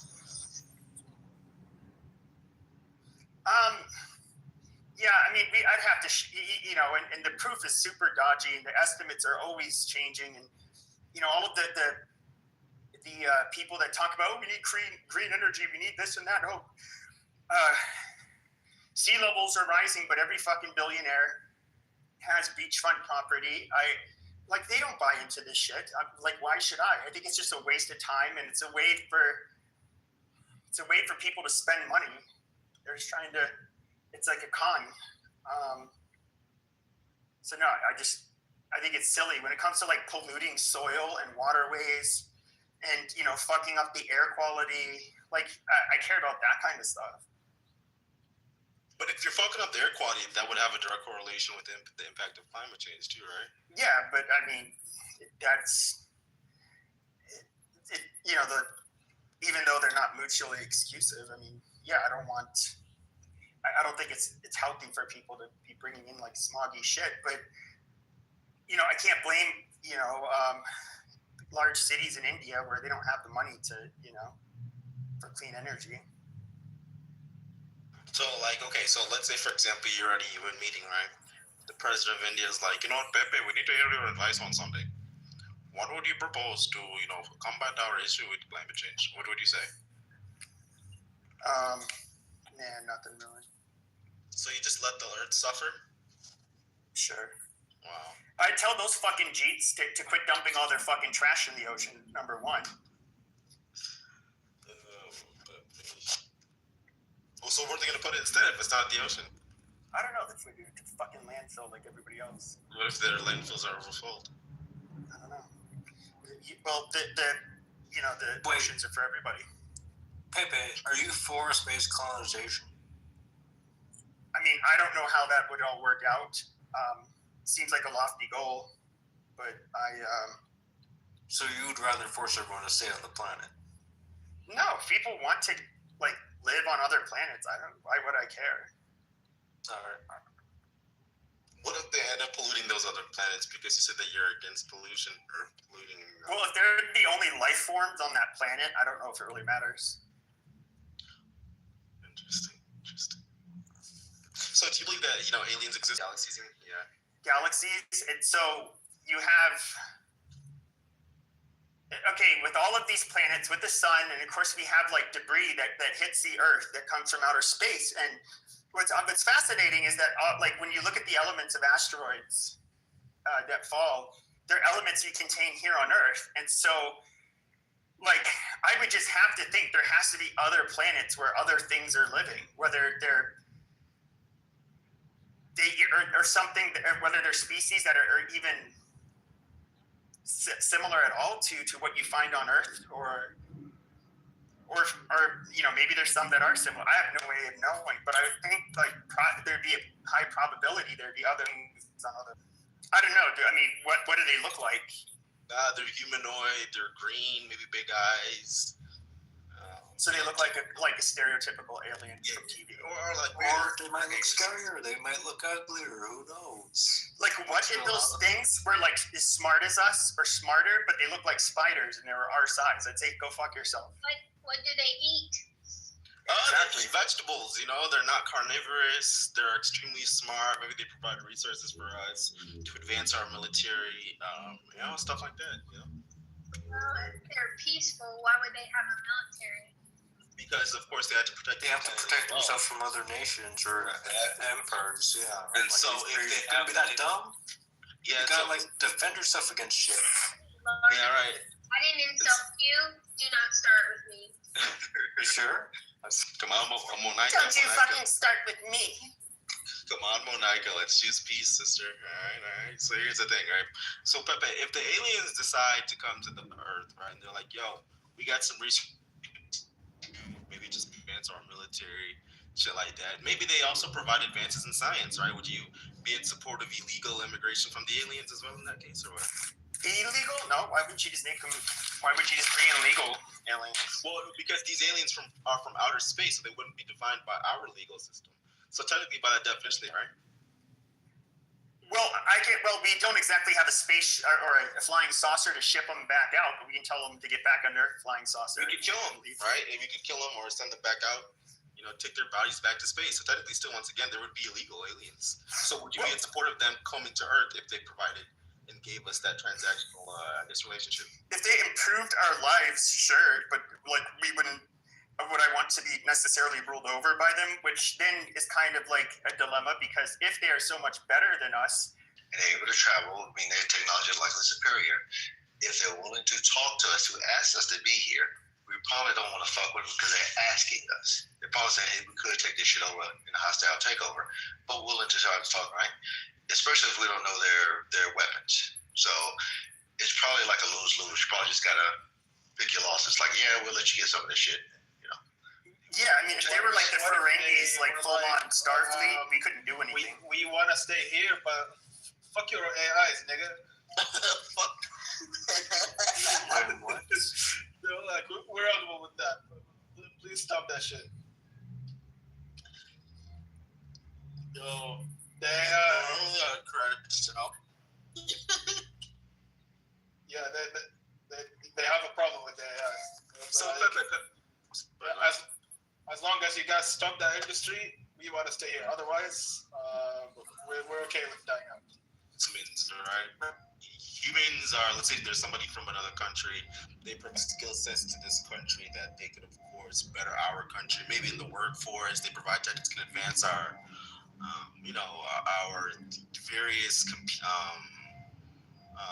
what's the fucking thing? Different industries, right? Would you be in support of them coming to the country and becoming legalized, Pepe? Of like from Cuba? Yeah, maybe they're from Cuba, maybe they're from India, I mean, there's immigrants that, you see, illegal immigrants are something we utilize deliberately. Even the Republicans in the red states that vote Republican, they all utilize illegal immigrants. That's true.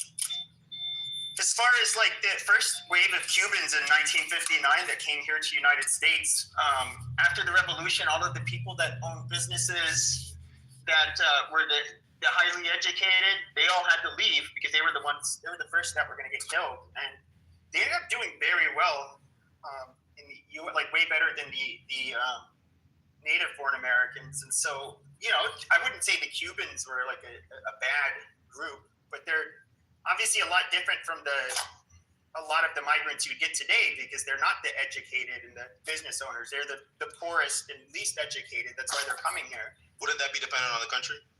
Because it'd be a lot harder. Like, for example, maybe you could make that argument if they're like south of the border, but like if they're coming in. Yeah, that's what I'm doing. Yeah, okay. I'm not talking about brain drain immigrants from like India or the Middle East. I'm talking about West Africa even. It's more the ones that low-skilled, undereducated people. Ghana. Let's not even talk about Africa. You got a guy from fucking Romania, right? He's been in the country. Yeah, let's say a Romanian Georgian, right? Kind of like Ilya Taporia, right? Phenomenal class act fighter, right? No, he's Spanish. Sorry, he's Spanish Georgian, not that. I think he's a phenomenal fighter, right? He contributes to the fighting industry in this country. Brings in millions for the UFC and shit. Like, let's say he's undocumented. Do you think we should take him in and give him legalized documents to make sure he's a documented citizen, Pepe, or what do you think? I mean, well, he'll obviously have a lot of money, so he won't be a burden. And if he's like doesn't have a criminal record or anything like glaring to worry about, I wouldn't really care. But I'm also, to be upfront, I am biased. If it's a European, I'm far more likely to say yes than I would be, for other groups. All right, so let's say it's a fucking black African, right? He's dark as the fucking night sky, right? But he's a guy who is like, let's say he's a medical doctor. He leads to breaking scientific research in this country, right? Yeah, I don't care about brain drain people. Like, Africans that come here to be pharmacists and medical doctors, I don't feel a need to deport them. They're too small a number to really. Oh, I think so, to affect like any real change. But they're pretty much net contributors, and they are non-problematic. Okay. So what is a problematic immigrant to you outside of the very blatant, like, terroristic acts, like, let's say ISIS support? Because of course anyone wouldn't support that. Like, I can't think of anyone on the left or the right who would support somebody like on that side, right? So like, let's say for example, what would your descriptor be that would make it so controversial? Because what I'm hearing from you, you don't seem to sound as far right as you're saying on the topic of immigration. Well, I would say, how do I put it? So there's three things I would focus on. Number one, obviously, it's going to look at like, is this person going to be a drain on the country economically? Are they going to be like a criminal problem? Like, it's, those two basic things that every kind of look at. But then I would also look at, is this a group of people that are known for coming here and assimilating? Because if they're not, it's like, if they kind of form their own little block wherever they live, and it's they remain this in-group that is possibly hostile to the rest of America, yeah, I don't really want more of those people here. So it would just really depend. So like, for example, in Nigerian doctors, you don't really see a Nigerian voting bloc with Nigerians starting shit in America with people. So like, nobody gives a shit about a Nigerian doctor for the most part, just because what fucking trouble do they cause? Ooh, I got one. So fuck it, right? Let's think of the Somalis in Minnesota and shit, right? So they've been there for God knows how long, since the like 90s, I believe, right? And they've contributed to the economy in Minnesota. Of course, some of them may be Islamic, so they're not necessarily. Have you heard the news the last few days? I have. Wait. So do you mean in terms of like Trump's opinion of them, or? No, they're doing fraud at a scale, bilking people out of taxpayer dollars that you have not really seen. It's about $9 billion. Yeah, $9 billion estimated wise. Yeah, that's why when you're saying, I'm like, are you you talking about around the elephant? Like, fuck what they supposedly contributed. Let's say what they took in the last fucking several years. But have at it. What was your question? Because I'm interested. So what was my question? Yeah. Okay, so yeah, I'll still stick with the example, right? Let's say, for example, because Pepe, remember, you had said that if certain immigrants are non-problematic, and you remember earlier, I was asking you what your support, at least what you wouldn't support outside of the very blatant acts of like quote-unquote terrorism, right? So if there's a Somali community, and right, of course, they have a history of committing tax fraud and stuff like that, but like within the past 5 years, they've seen a drastic turnaround and change of that. They've become more, let's say, American in terms of their assimilation. Do you still think that they should be in the country and potentially get documentation if they're undocumented? Give me a minute. Yeah, if I say this, give him a second. I haven't been paying attention. Yeah, what if they became Somali lights? Light Somalis. That's pretty. I mean, I think it's an interesting convo, to be honest. I sometimes like to have political conversations with people. Not often, but. What if the key solution to the becoming more American, more civil? Well, I think that's what is you to stop claiming their baboon. Hold on. Would you still refuse to go up? Sorry, say again. Sorry. Would you still refuse to back down? I think you should assimilate to American culture, quite frankly, right? So I'm sorry, I was just in a store. Luckily, those Middle Easterners are Chaldean, so they wouldn't have cared probably if I said it. But I am somebody who doesn't want Muslims immigrating to the U.S. Personally, I want them to remain an infinitely small population. I don't think they can get along with us if they were in larger numbers, and I just think they'd have a net. They cause a lot of division, and they cause a lot of cultural problems. I'll just leave it at that. So let me ask you this once again, because I appreciate the competition, Pepe. All right, so let's say, for example, because I don't necessarily think it depends on the type of Muslim, right? So like Muslim, yeah, of course. So like, let's say, for example, the Muslim demographic that's coming into the United States, they're more liberal with their opinions. They're not some radicalist, demographic of Islamists, right? Do you think that they should also have the right to also stay within the country if they are assimilating in every other aspect? Right, and if they aren't documented, would you be in support of them getting documentation if they've been here for 15 years and they're American in every other sense? Yeah, I mean, I don't have a problem with moderate Muslims getting citizenship. I just think that they have to remain very low in numbers. But yeah, for the most part, I mean, I realize most Muslims are not hardline, but it's just still like I just think we're culturally and religiously too different to gel well together. So that's why I would never invite those kinds of problems in. Now, Pepe, my question to you is this: how are you gonna stop, like, as far as like the identity spread is? I know as far as like individuals and people, like the doctrine, then information about it, it still can affect the country. Like, how are you going to stop that? Because Muslims isn't just the people; it's the religion itself. So if a bunch of people started accepting Islam, and let's just say they started, as they did that, as they reverted, as they say, to Islam, and just like in other parts of the Middle East, you had some of them that were like moderate, not religious, some of them that were, hardline. I mean, that would, you would almost have to be unconstitutional about it. How you would go after them to stop the spread. That's a good question. How do you really stop an ideology? If you really can't even stop it. You would have to be, like I said, throw away the Constitution and be like China. Well, but of course, I'm not speaking in the American context, right? So, like, let's say, for example, in this case, right, because you're saying you're of the stance that, you don't want a major Muslim population, and I don't really see a problem with that, of course, right? But at the same time, what would be a way that you would solve that? Would it be by trying to convince more people to be Christian? Would you be more in support of, like, what's the word that people like to use? Sorry, I'm driving, so I can't really focus on thinking. Would you be in support of them being more quote unquote secular? Like, what exactly would you like do as a means to like replace that trend?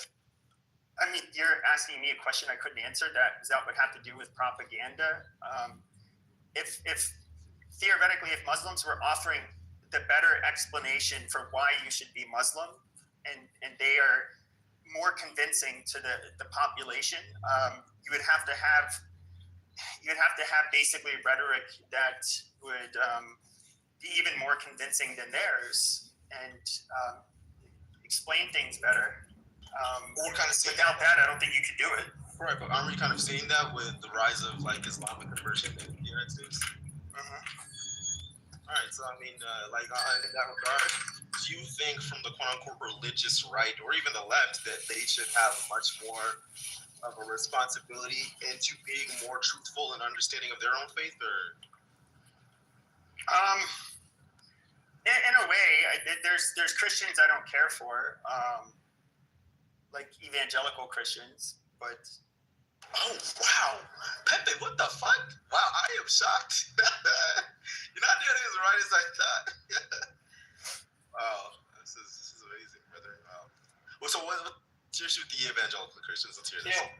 It's like atheist. What are you talking about? That thing is atheist. Is it really? I'm not an atheist. But I would say evangelical Christians, I would say, they're just like a bastardized, Americanized version of Christianity that, and even like the dispensationalism, the thinking all Jews have to go live in Israel for Jesus to return. I think it's fucking retarded. And it's Matt. Monica, what's the counter? You got a counter? I don't think he's in this conversation. Matt, when Mike the Hulk gets in here, you have to tell him about your new program, okay? Sorry, y'all can keep talking about how Christians are bad. No, I don't believe Christians are bad at all. I'm a Christian myself. I think Christians are bad. What are you talking about, Mark? Yeah, no one's saying that. what's going on?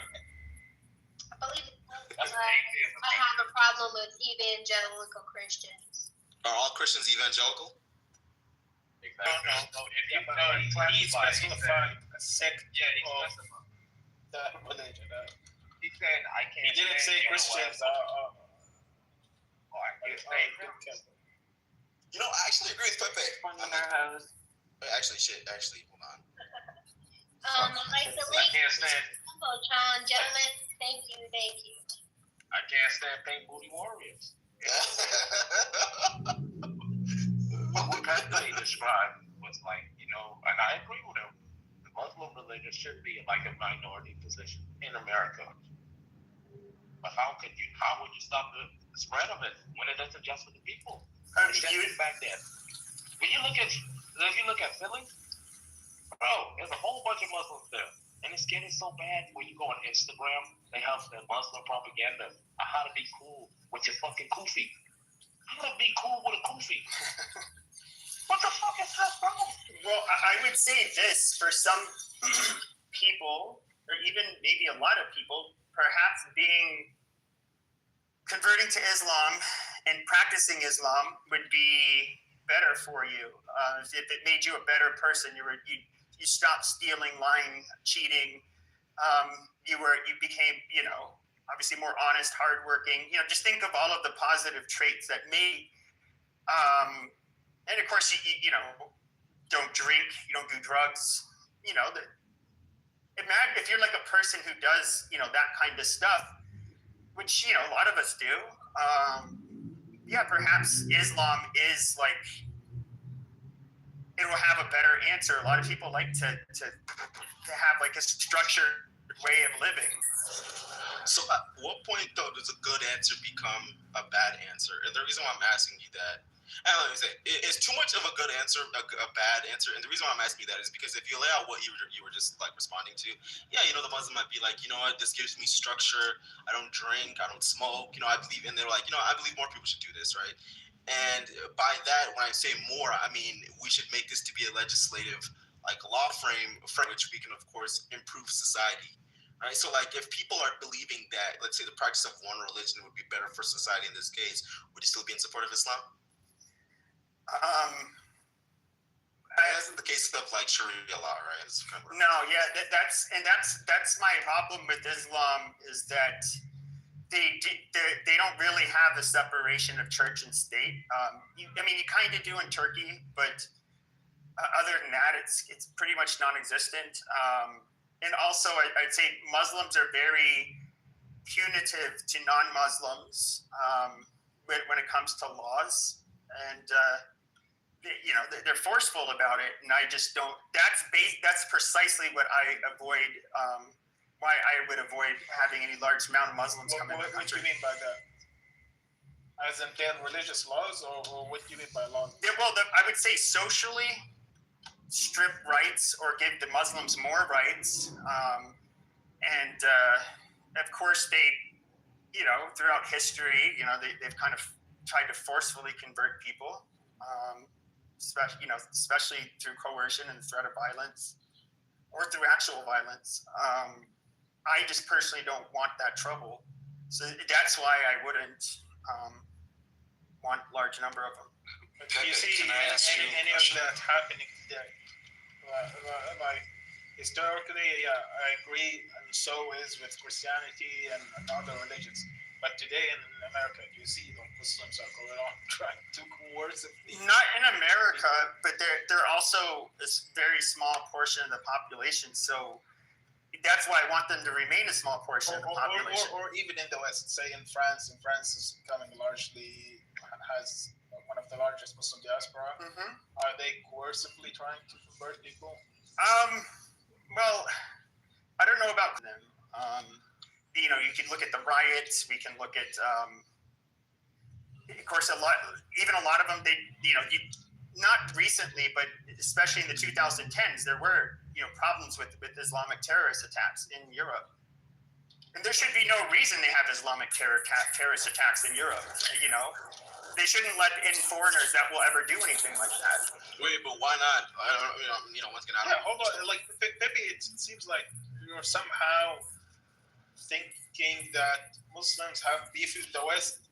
Like they started having beef with the West before it was the West having beef with the Islamic world and doing shit in the Islamic world. And when you see in like every now and then some type of retaliation pops out, if you don't know the context of it, it comes as a complete surprise. Well, no, I don't think so. That is absolutely unwarranted. But when the terrorist cites a political reason that had it not been there, you wouldn't have these things aren't just happening for no reason. Somewhat, but I would say Europe has been at war with Muslims for I don't know, almost what would it be? Probably millennia, damn near shit. 1,700 years. We do.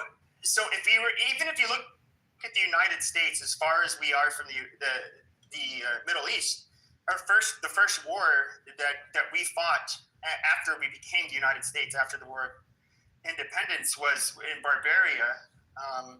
You had the Berberi pirates, that were kidnapping people in Berbera.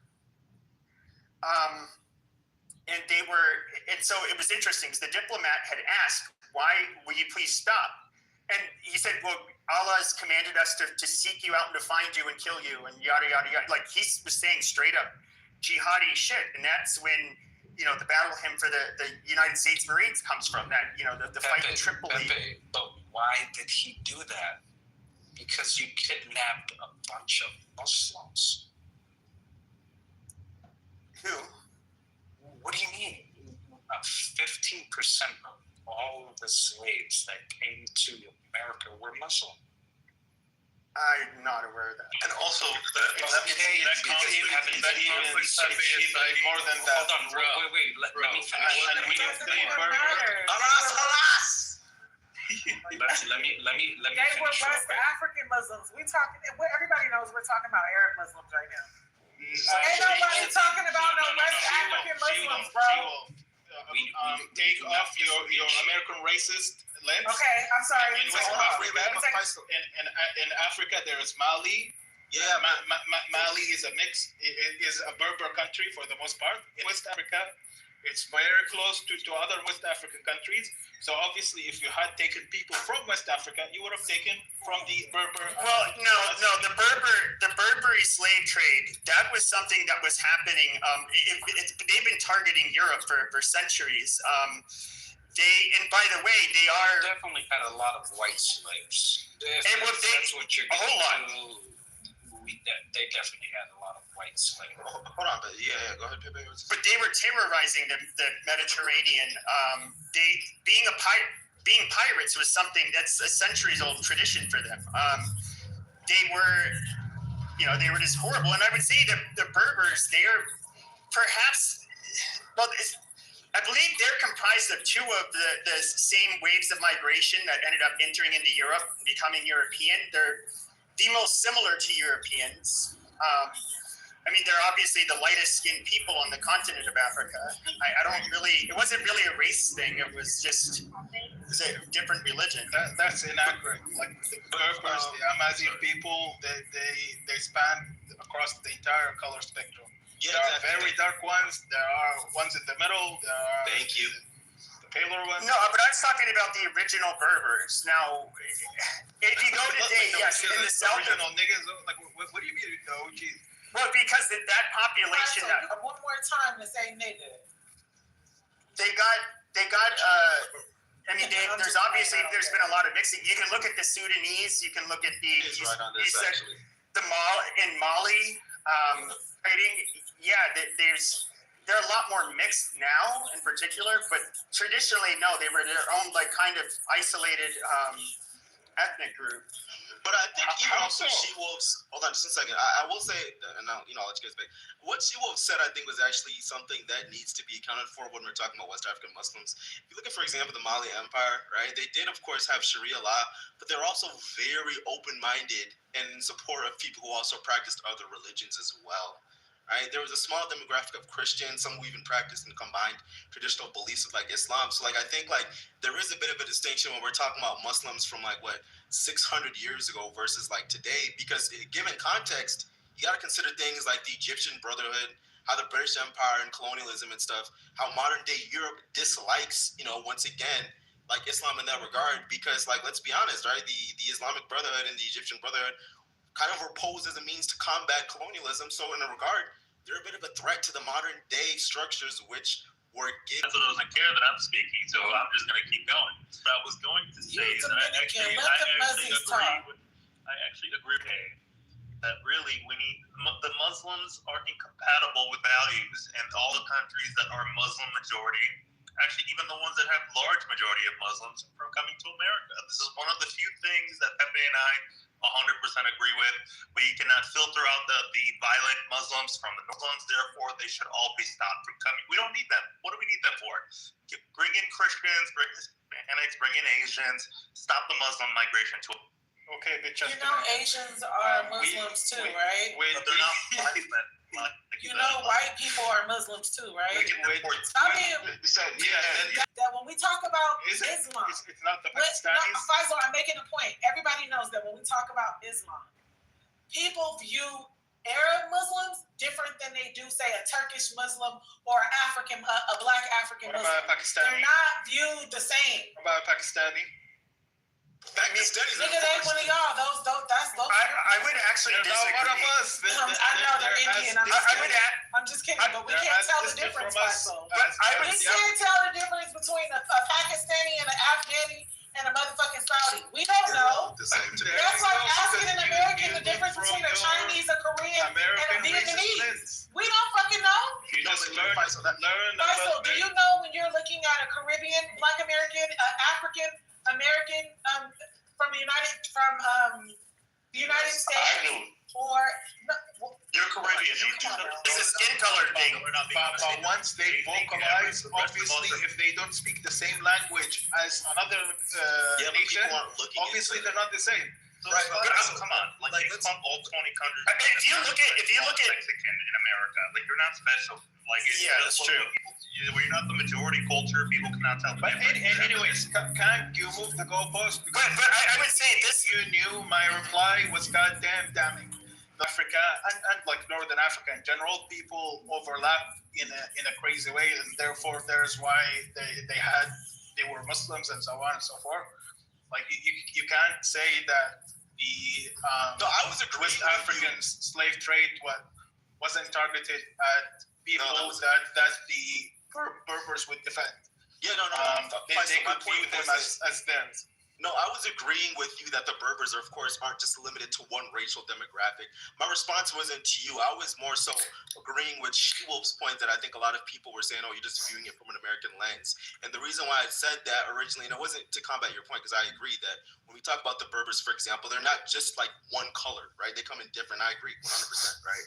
What my whole point was that when we talk about Islam, right, mainly, and let's be completely honest, right? In America, we do see, this is why some people argue that Islamophobia is racism, although, it's a weird one. The overlap between racism and Islamophobia is because people tend to associate Arab people.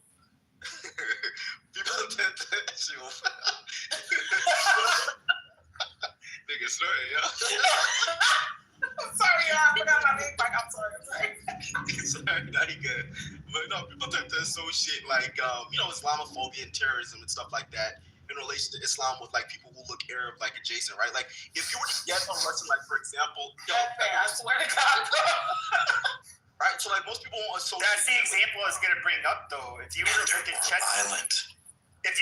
Chechnya, for example, and Dagestan, Chechnya in particular, they so many of them were part of the Taliban.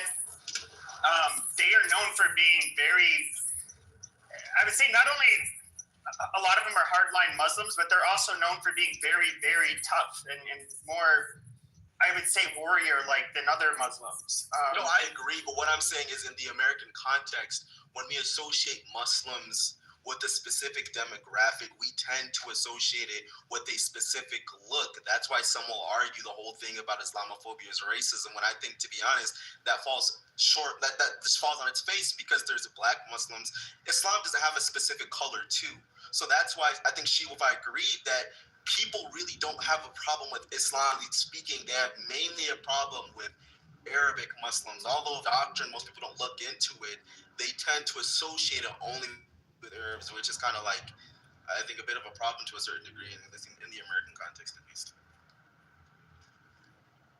But going back to what we were discussing earlier, you brought up the historical beef that was between the Muslims and that's for my grandparents' vote that you guys took, who was a pirate. No, it's more about recent stuff that is happening right now, that your country's policies are helping exacerbate these situations. if these things cease to exist, you would also see the decline in such terroristic political attacks. Well, I agree to an extent. I would say so.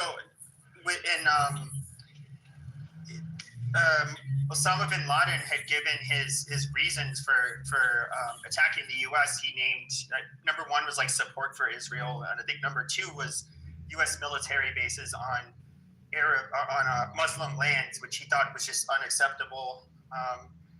Okay, I mean, I guess that's more political. And I would agree that I think that the dumbest fucking thing our country has done when, invaded Iraq. I don't think ISIS would have ever become a thing. I don't know how much the Arab Spring would have even happened. And of course, Syria, it really caused a lot of problems there. I'm not saying that we didn't have any role in causing some problems, but I don't themselves. There will still always be some terrorism done, on behalf of Muslims. Well, let's look at Iran, for example, then. Hold on, I think that's exaggerated. I think if you have a Muslim family and a Christian family living next door, their kids at school, they'll be so similar. You can't, like you would say that religion is absolutely the last reason that they would have any differences. Like if they're already living in the same country, exposed to the same social norms, I think religion is really out of the question when it comes to being the dividing line. Well, then I guess my question would be, and this is where, at least in more modern times, where I would say despised Muslims for the longest time was Lebanon, where they did have a beautiful country, and it was a Christian country, and it seems like, well, when you get a large enough group of Muslims there, and they realize, hey, we have to compete with these fucking Christians for power, and we're not gonna live under these fuckers. They're gonna fight, and their differences they have irreconcilable differences where they find each other intolerable to live under each other. So it's going to lead to a fight, and I don't like it, it's hard because if there were two Christian groups, sure, there could still be violence because they don't want to live under each other, but I would say it's a lot less likely. And so that's kind of like my rationale for why I think having a large Muslim immigrant. The main difference is not the difference in religion or even sect, it's their policies regarding cooperation with Israel. That's what's stirring shit up. It's really nothing else. I gotta check your back channel. No, hold on. Okay, let me just ask Pepe one question. What European country are you from? I was born in the U.S. What European country are your ancestors from? France. What? France. France. Oh, okay. So your president is gay and your first lady is. Oh, come on, bro. Let's go on. I mean, you can make fun of France. It's not my country. I don't really care. But here's the thing. What I'm trying to get to is very, very simple. Right? Are you familiar with the 1786 Virginia Statute? No. Okay. No. It's basically the origins of separation of church and state. Your religion doesn't matter. Anybody can believe whatever they want to believe, as long as you abide by the rules.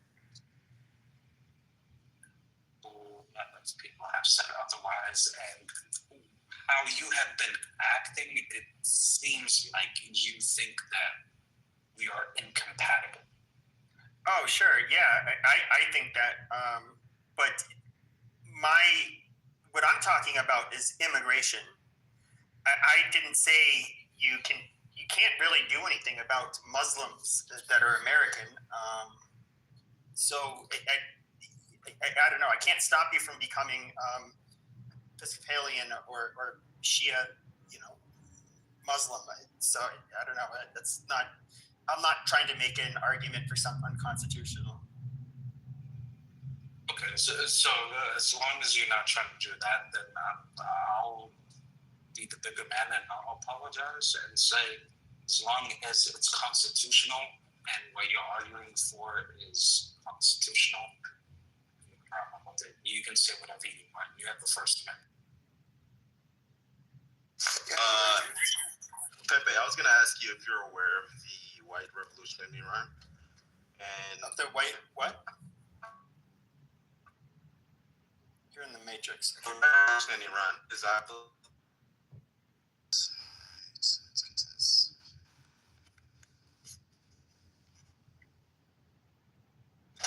Yeah.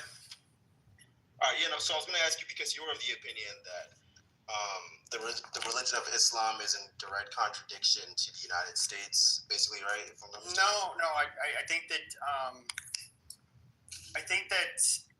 they tend to be more so with them, like how they behave culturally, how they feel their government should be. And it is kind of like they form like a block, and and other groups of people do this too. I would just say with them, it seems fairly consistent, where the populations tend to be kind of pro-Muslim over anything else. Whereas when we live in like a country where we have a bunch of different denominations of Christianity, we don't really have it to that extent, where it's just kind of like, okay, we kind of have some common values and all of that shit, but we don't need to like form all of these blocks against each other. So what countries would you want to ban specifically, if I may ask? Like if you were to be in charge, you were going to be the new Tom Holland, right? What countries would you add on the list to ban? I wouldn't ban countries outright. Really? I would just like, it'd be on a case by case. There'd be quotas for sure, but you'd have to look at the fucking person. Do I really care? If there's a physicist that was like, I don't know, from Sudan or I don't know, Algeria, that they were educated in the West, no real. What do you think about the majority of Zionists? When they hear Zionists, they automatically think Jews. The majority of Zionists are not doing Jews. They're evangelical Christians. They make up 25% of our country. Over half of them. He doesn't support them either, by the way. Yeah, I think evangelical Christians are. Can I finish? So over half of them believe that they're going to see the rapture within their lifetime, and they're all working within the government to support a country in order to assure or ensure that they will see that rapture. Yeah, I believe before you came in, I had said how I have a problem with certain Christians, particularly evangelical Christians, because I think they have a very Americanized and bastardized version of Christianity. They believe in dispensationalism, which was not a thing. Of all the different denominations of Christianity, none of them believed that you had to have a modern state of Israel, a nation. Jesus will come back, and whatever stupid shit they believe. I do think that they are. I think there's two things I find very ironic about them. Number one, they say that they're greatest defender of Jews in Israel. But at the end of the day, they say, haha, those kikes are going to be on their fucking knees praying that they don't have to be, perish to hell. That's what's in the back of their mind. But then you have the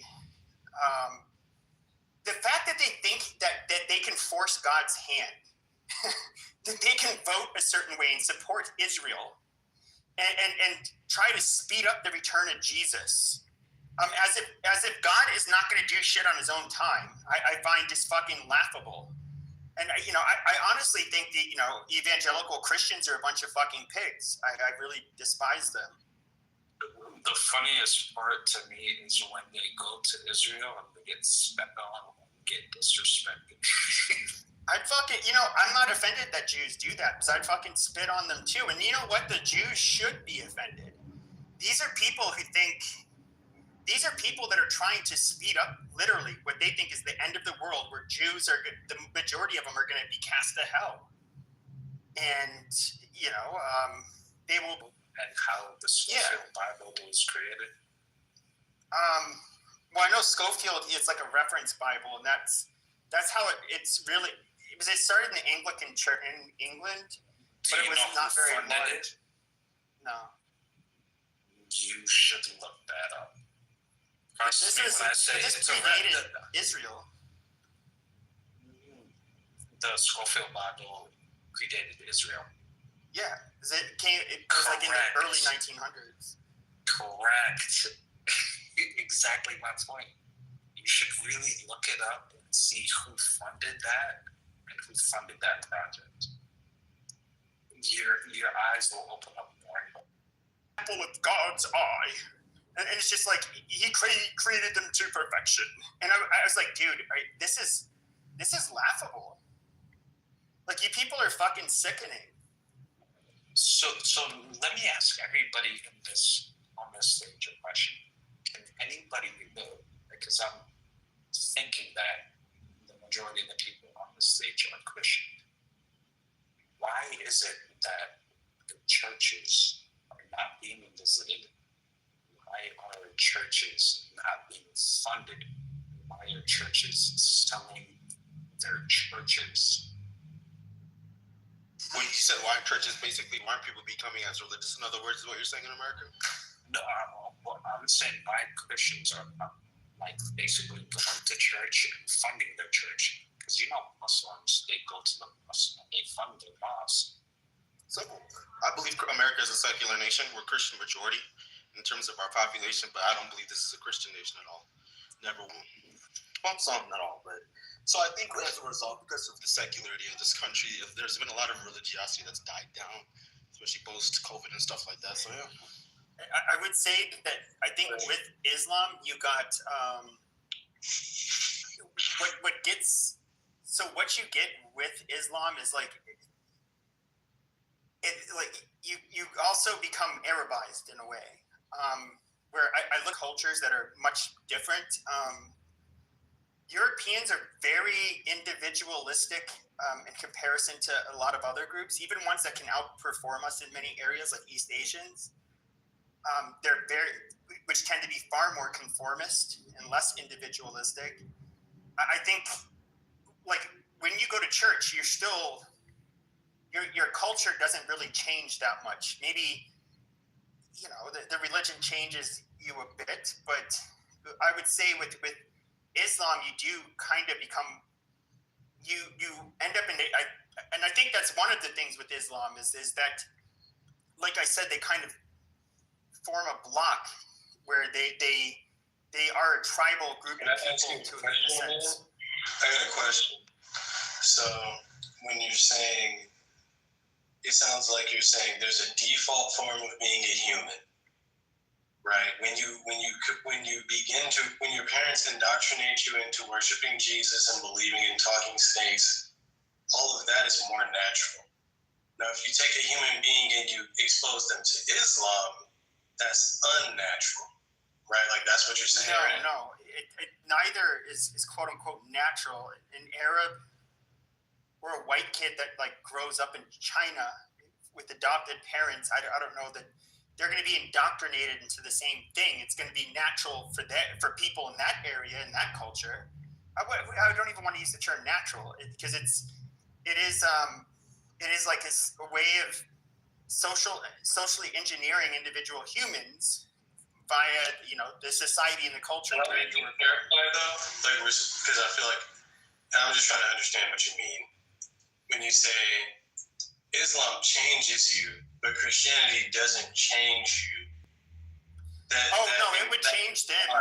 I think if you went to and this is where it's kind of, I would say if you were to go to, especially like a church like evangelical as opposed to Russian Orthodox, like an evangelical church in America, I would say that, imagine you're a Muslim and you convert to Christianity, you're at this evangelical church. they like to do things like duck hunting, and they like to have good old-fashioned barbecues, and they just do like super American shit because it's a very Americanized form of Christianity. I would say you would maybe wholeheartedly adopt those customs and cultures that come with, you know, the congregants that you met at that church. I think you forgot the part where you all have to bow to Israel. We don't have to bow to Israel. That was a joke. Like, you're saying there are these things that Islam teaches that are clearly, what does Islam teach that's so reprehensible or obviously rejectable? Or... No. I see. I didn't go that far. What I said is that with Islam, they tend to be so wherever they go, and there's large enough of them in numbers, they are going to seek to have control and power. Why? Because, not necessarily for nefarious reasons, but because they feel like they have the best way. And inshallah, we should be spreading the peace and you know, the wishes of Allah, yada yada yada. You know, Christians will do this to some extent, but they do tend to be, I would say, more hardline than Christians generally are. Like they form blocks of people based on their religion in a very kind of like rigid way that you tend not to see with Christianity. I mean, to the earlier question of saying where do churches don't fund their own establishments, that's not true. Many churches do fund their own establishment to tithes, offering, contributions, community engagements, and etc. It's not only in America. America is not the central point of how Christians behave. The other countries and the other continents that do this in a different way. The Catholic faith is a bit different because there's also the Pentecostals as well. There's a well-known brand called the RCCG, the Christian Church of God, and we have over 50 branches around the world. And globally, like I don't think you can go to any country in the world. Well, I don't know about North Korea, South Korea, Muslim countries, but most countries in the world have a branch of the RCCG, and they go to it with like massive collections because it's grown so big, its establishment, that they have huge investors who are genuinely coming into Christianity to do to play their part, you know, to see how they can grow the kingdom of God, and etc. Lastly, in the RCCG, basically it's run by the main pastor, Pastor E. Adeboye, and he doesn't. His people that come there, every event or every service he does probably has over 100,000 people or more. Nothing fancy, nothing literary. It's just like straight up worshiping. Yeah, hundreds of volunteers who have had good turnarounds in their lives, where they're practicing good faith, being good people. That every person there will be like a good egg. Of course, people do change, but he's attracted very powerful people such as vice presidents, Obas is the Yoruba term for kings. They actually sit there and listen to him speak, and they tend to invest in the church from there, and they tend to give back to the community when they can. So they do fund Christianity. It's not depreciating. It's actually pretty much growing. You know, some music for content, some music for like good reasons. That's because we kind of physically go to the church as we get on tuning in for religious services and prayers and streaming. So Muffy, let me just reply to you very quickly. The biggest problem that we have here, that I have personally growing up, America or globally? Yeah, America. And then you have to explain that you can't be only America is, sorry to cut you, America is not the focal point of Christianity or what happens around the world. Okay, but like, I don't know what room that you think you're in, but this is American. I'm very familiar with this as well. I've been here for 6 to 7 weeks. Cool. Okay, cool. So what I'm telling you is what I have seen personally, they have been taking churches and buying them, turning them into like like the beginning of the church will be like the lobby, and then they'll build a skyscraper on the end of it and turn it into like just basically a residence. Not only that, like it will turn into different type of like religious spaces. And the only time there's an issue, actually, you know what? Look up Pat McAfee. He works for ESPN. He's one of their biggest persons behind Stephen A. Smith. He bought a church to turn it into a studio because the church was selling it. The churches are selling themselves. Why are the churches selling themselves? The churches are selling themselves because they have enough donations. That is true. Well, here in America, that is true because they actually had a large article about it yesterday. Out of the Let me finish. No, your mind was saying what you're saying probably. Like it sounds distorted. They cannot afford the property taxes. They can't because people aren't coming in on Sundays. Like you guys are not going. You guys are not supporting.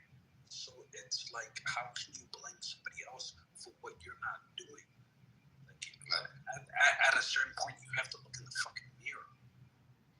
Okay, well, that's America. That's not globally, but again, America has. Black people are the dumbest. Can't afford it. That's not my problem. I think Christianity in America now is very, from my perspective, is very questionable. There are other countries, other continents that celebrate it. They don't have this problem. America is in this clout raging kind of left wing, right wing, whatever tug of war. Who serves Christianity more? And I think you guys are not focusing on the real mission, and that's an American problem. I'm not even accusing me. I just feel like, again, I really do not. I like to look at things from a global perspective. America does not dictate Christianity in the world. It's so funny. I don't care to. I never said it did. I never said it did. I never said. But you keep going into America as the pedestal. Why? There are other countries, other places exist. I'll be away, and they don't have this problem. They really don't have this issue. You're 100% right. So let's. I'm maintaining. While the others using it for works and shows and Super Bowl concerts on Sunday. Actually, instead of actually worshiping. You are correct. A lot of people are clout chasing, and it's clout chasing. It's weird. It's very, very. Again, it's. I agree with you. Have you been to a Joel Osteen? Is it Joel Osteen? What's the other church again? That they literally have people. He's a piece of shit. Who cares? Fuck him. Like it's a freaking NFL Super Bowl concerts. They're like, I don't really care. So, again, I will never speak ill about a man of God, quote unquote, but I just feel like America is not the central point. Luffy, can I ask you a specific question? Yeah, can you tell me about? First of all, I didn't know. Yeah, it was good. I didn't know where Luffy was from, and I'm just asking you about him. There've been a plethora of predictions or false predictions of when the world's going to end. People using the Mayan calendar. One guy said September 10th of this year. I was like, okay. So now another one came in. I was like, oh, December 26th. And he used that as cloud chasing. Now he bought into the Benz. People don't have jobs. But when people use whatever content, even if it's Christianity, to poke in, to rage with people, and to actually start living their lives accordingly. So again, even if I'm not American or whatever, I like to look at these data points from a global perspective. I think the main issue that people make in this room and many other rooms is I hear the word in America probably 200 times in an hour in terms of any kind of arguments. And it's very funny. But we were talking about it. To be fair, though, we were talking about here in America, and we were avoiding using a lot of other countries as references. But that's also. We do have very unique problems here, like in the West. We can stay specific and counter Chill's position, right? Because it's just a headline he's reading. if we stay specific to these, sorry I cut you off, Luffy. I'm gonna go back inside. I went on a quick wine run. I'm at a party. I was listening to you guys. Wine. I like to drink a lot of wine, especially during the holidays. No, I'm a cat front, but I'll have something on here and there. But the issue with Winchell is it's partially true, right? That the low Protestantism is on a decline in the United States. It is. These fucking strip mall churches and these random churches are getting smaller. There's a new movement in the U.S. specifically called it's the New Traditionalists, they like to call themselves. Orthodox parishes are growing 4 times up to 10 times in size. We have new baptisms constantly happening. The catechism courses are growing. Like the Eastern and Oriental and it's not just converts from like Islam or Judaism. It's a lot of people converting from like these mega churches coming back to, a traditionalist church. So you got to look at the numbers. A lot of this is rage bait articles, bro. Okay, so wait, Luffy. I'll just reply to him very quickly. So I live right next to a Catholic church, right? And like I remember growing up, like I would remember the church bells, and it would just feel like it would just be so nice. Like I had no issues with it. I would love it because I know exactly what time it is when the church bells ring. I don't hear them anymore. They don't even do it anymore. I'm like, your subjective experience is not the objective reality, my friend. Correct. You have to look at objective numbers. But the objective numbers is the Catholic Church has been selling off a lot of their property. That is true. What are the 2 churches I mentioned? I didn't mention Catholicism. Can I finish? You mentioned Eastern and Oriental. Yes, they're growing exceptionally, exponentially. They're really not, though. I got to be honest with you. Look at the Eastern Orthodox numbers. Compared to their numbers. Can I finish while I was being cut off first? I'll address it. Yeah, because I actually want to hear from you, Solomon, a lot, especially from the American Christian perspective, because you're based on your point there. Again, I'm not saying things, since we're focusing on American Catholic churches and everything, I would say yes, there's been an issue with that. I mean, there are several reasons. I'll let King clarify Christianity and look at it from a global perspective. So since you guys are clarified it's basically in America, that's fine. Again, maybe I'll like to learn more in detail as to what's going on in the Christian Catholic faith in America, because King put a thumbs down in Hamishan about something that I feel maybe I need clarity about how things are changing drastically from that point. But that's what I was just landing. So maybe Solomon can give more clarity as to, yes, is there a decline in Christianity? What is the issue, right? What is this shift? And again, I don't want to believe that it's every single church in America that has that, but I feel like there's still some good communities, good towns, good folk that are still doing the right thing. But when you're looking at these big churches and how they're doing their thing, it becomes a business, not serving God. But yeah, I just wanted to just land there. Yeah. So it's good to see you, Cranberry. So,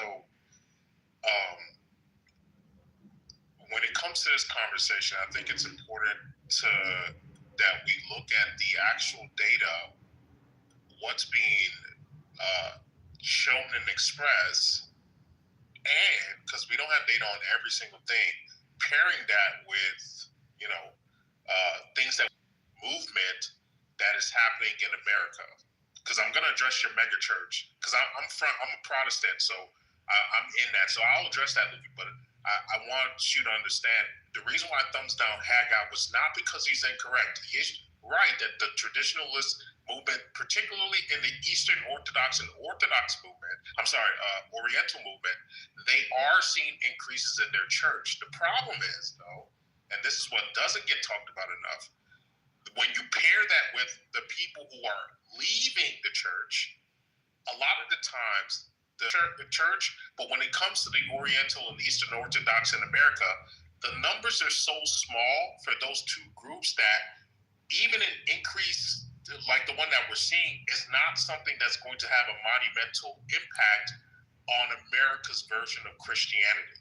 Because as anybody knows, America's version of Christianity is so thoroughly Protestant, even the Catholics here in America are Protestantized, right? So that's what I want to say to what, because Hagop is right that there is a traditionalist movement within America that is particularly aimed at those two churches plus the Catholic Church. But when you pair it with the numbers of people who are leaving, again, a lot of times they even out, or they're not drastically increased enough to where you, for instance, I think the Eastern Orthodox Church has something like 1.5 to 2 million adherents. Like, that's ridiculously small. If you were to get an increase of 10 to 20% a year, it's going to take, look how many years it would take to even get to, a 5 million adherences, right? So I think that's important to mention when we're having that conversation. But when we're talking about the type of Christianity you're talking about, which I'm very familiar with, the megachurch type Protestant Christianity, that is, how do I say that? It's not that it's on a decline, but it's definitely stalled out, and people are looking for quote unquote more. I will admit that. But I think, Luffy, that one, the bleeding has stopped. So let's address that. In America, the bleeding, because Christianity has been bleeding adherence numbers since the 90s, right? Christianity used to have a 78% adherence, and we got all the way down to 60% a couple of years ago. But going back up, we're around 61 to 62, 63-ish at the higher end. So clearly there's been a reverse in the trend, and it's primarily being led by younger people. Zoomers, alphas, but mostly Zoomers and younger millennials. They're the ones leading the charge when it comes to returning to the church. And I can tell you for a fact, the reason that has happened is because of the issues and problems in America that have showed up over the last 10 years. The changing of demographics, the hardships out here with inflation, all of these things that are sort of eroding the American dream has caused a lot of people in this country to seek God or return to God. And as a matter of fact, if you look at America's history, we already had 3 great awakenings, meaning times when large-scale Americans came back or found religion, particularly Christianity. So we've had 3 great ones. We also had the 70s. If you look at the pattern of great coming backs, we're essentially due for another one, Luffy, and I think that's what we're starting to see. Again, what Hagop spoke to is part of it. I think what we're seeing with Elon Musk and all of these other tech heads being more spiritual, I think that's part of it, and it's going to have its crescendo in about somewhere within the next 10 years.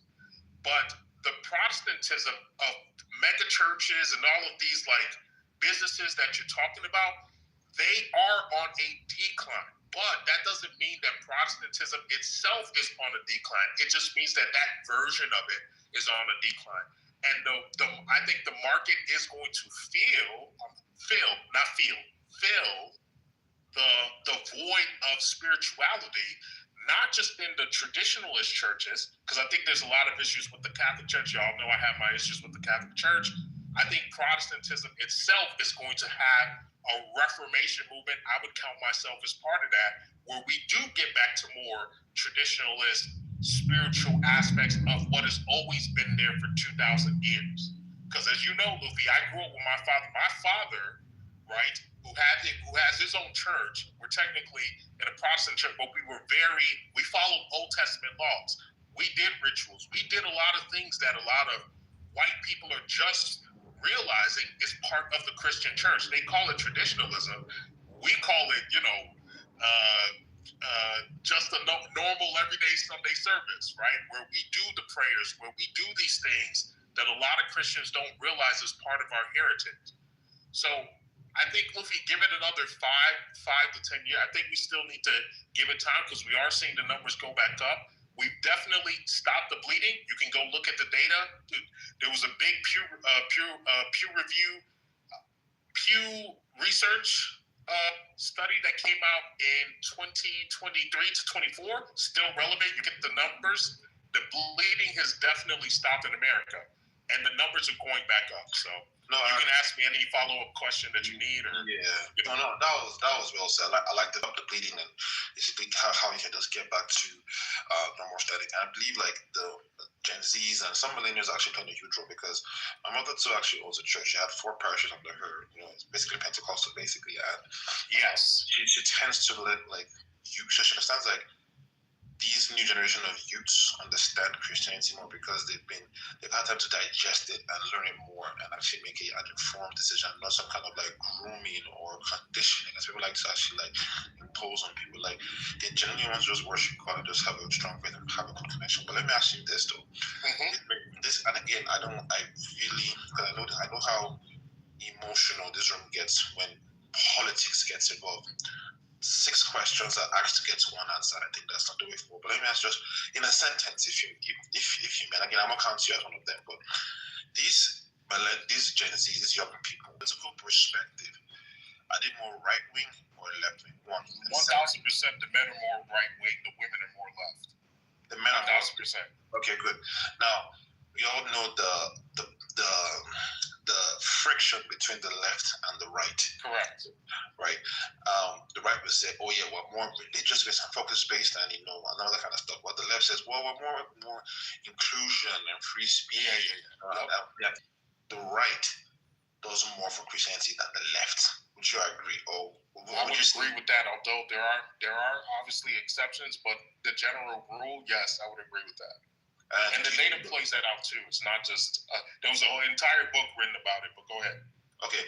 Now, do you think? Now, I know this may sound like a very weird question. I'll end it there so we don't have like an ISO. You know me, I like weird. It's all good. I don't want to have an ISO. I feel like people want to also chime in. Now, who do you think has a better perspective and view of Christianity, and who is doing a better job, the right or the left? In terms of Christianity itself? In America. No, in America. Oh, 1,000% the right.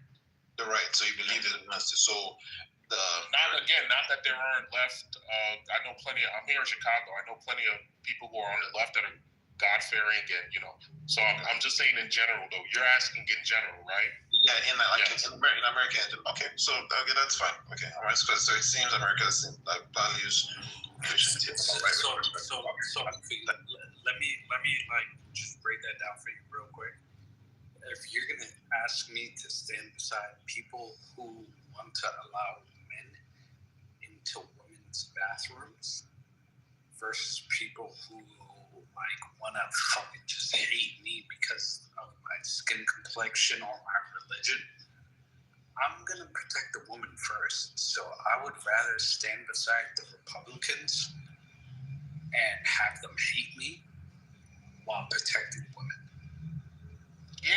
And it's funny you put it that way, Chill, because that's sort of the thing that's now been forced, Chill, because we've ignored some of the social problems and their consequences for so long in America, that now we are at a situation, Chill, where you have to you know how we always come up with these crazy questions like, would you rather, suck a dick or watch a mother die, that type of thing? No, Luffy, that's what we've gotten to that point in America. Like Chill, listen to what Chill just said. Would you rather vote for a bunch of racists who are going to protect women? Or would you rather have a bunch of men pretending to be women have the opportunity to abuse or, and most people are going to say, hey, I know I'd rather have a bunch of people who hate me, but women are protected. But let me throw you, 100%. So the right way down. The first rule of all men should be to protect your women. Yeah, I agree. I think you have a universal agreement about that. But let me throw a controversial question in there now. It's been a hashtag release the Epstein files, and we're seeing a mixture of Republicans and Democrats in there. You get. So yes, closet besides just protecting women, right? Would you still? Because I feel like the Democrats may have counsel attackers. Okay, you say this about going to the bathrooms. I know you guys allow that, but how would you react when Democrats have their own counter attacks as to what the Republicans do, what the right does outside the LGBTQ or whatever, like protection of women and everything? Again, I'm trying to pull out some, but I know there's been like controversies, right?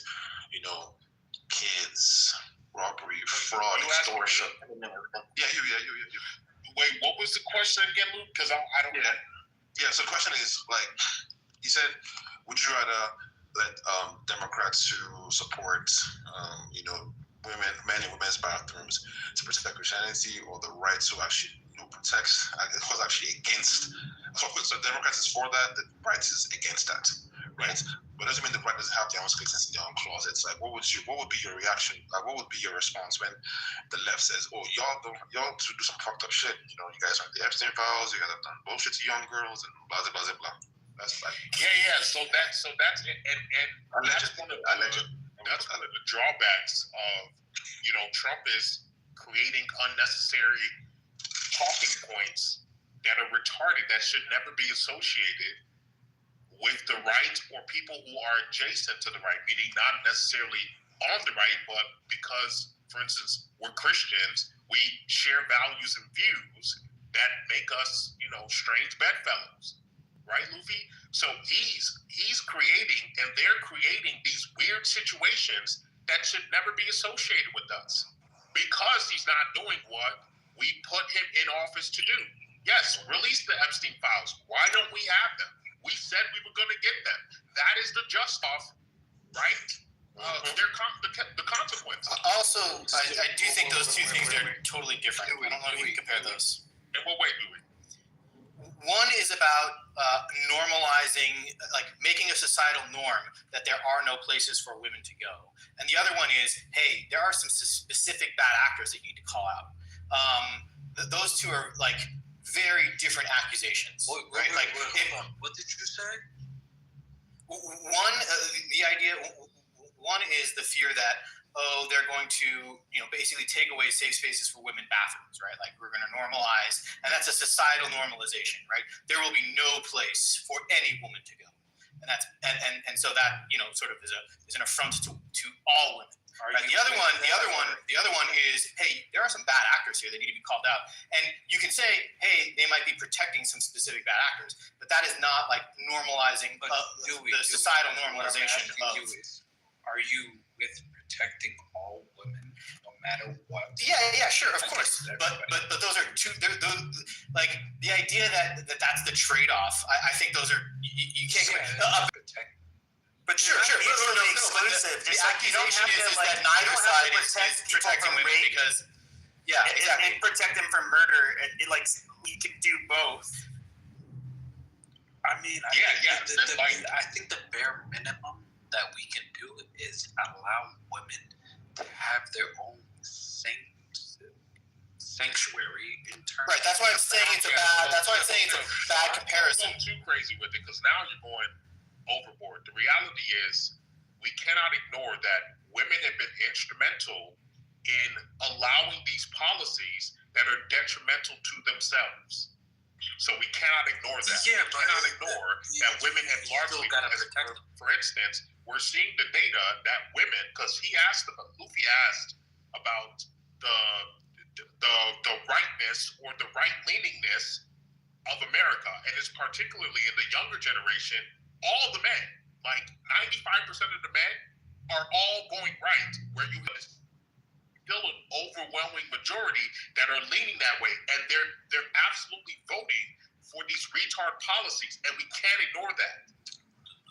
Hold on, I don't know if any of you guys saw it, but it was like some little white dude who went into like an LA Fitness or I think it was Planet Fitness or LA Fitness locker room, and there was a black woman in it, I saw that video. She was not going for that shit.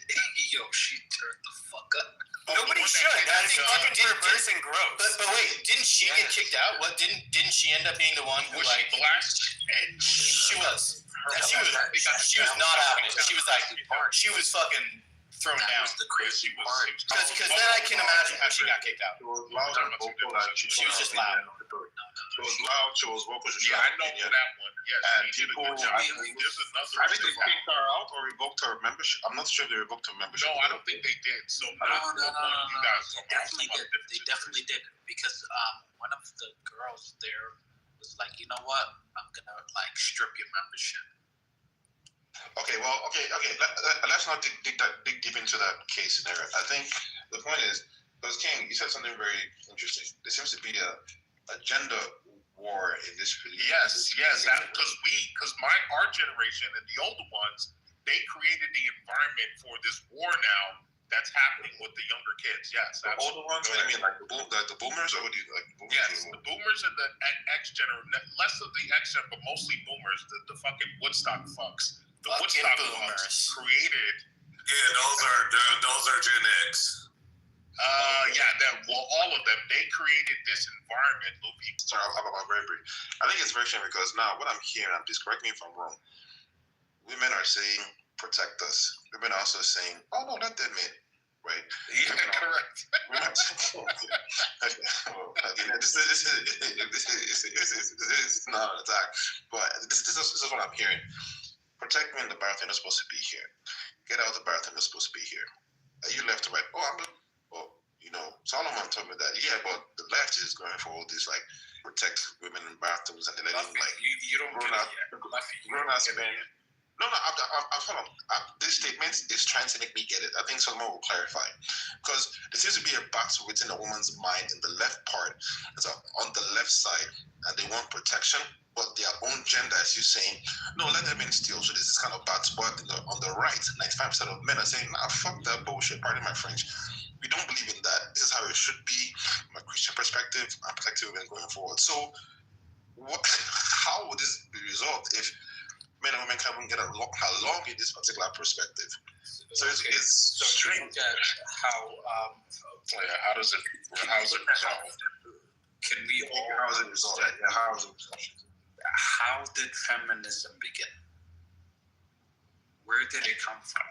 To another question. Or we can say Alfred Kinsey, if you want to. Okay, Kendo. When was the first transgender and who did it? Oh, you're talking about Hirschfeld. And I don't think that is exemplary of like what the community is, because it kind of starts before that.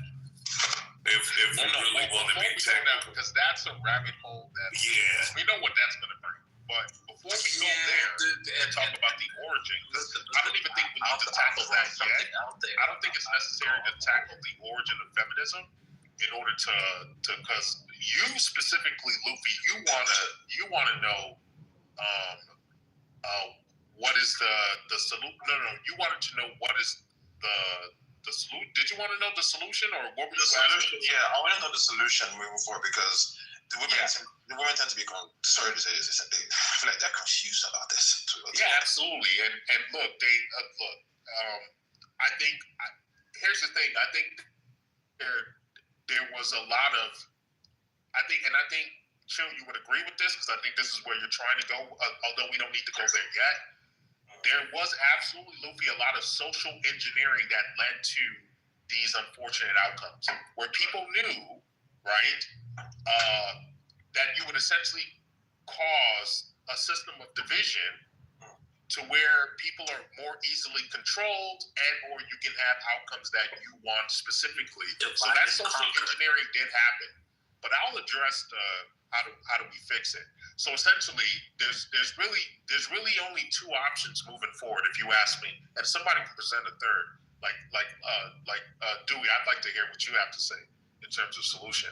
But the way I see it is either we have a civil war, which resets things, which is not the thing we want, but it might happen, right? So it's either we have another civil war, not necessarily a super hot one where we're all out on the street with muskets, that type of civil war, but something like fourth or fifth generation civil war where there's parts of that, but there's a lot of information exchanging too. We could have something like that, or Luffy, over a generation or two, you essentially program the welfare state to incentivize incentivize broken homes, right? Relationships, incentivize one gender over the other. So removing those policies and installing policies that incentivize the opposite, bringing people together. Hey, you get married, you get $25,000.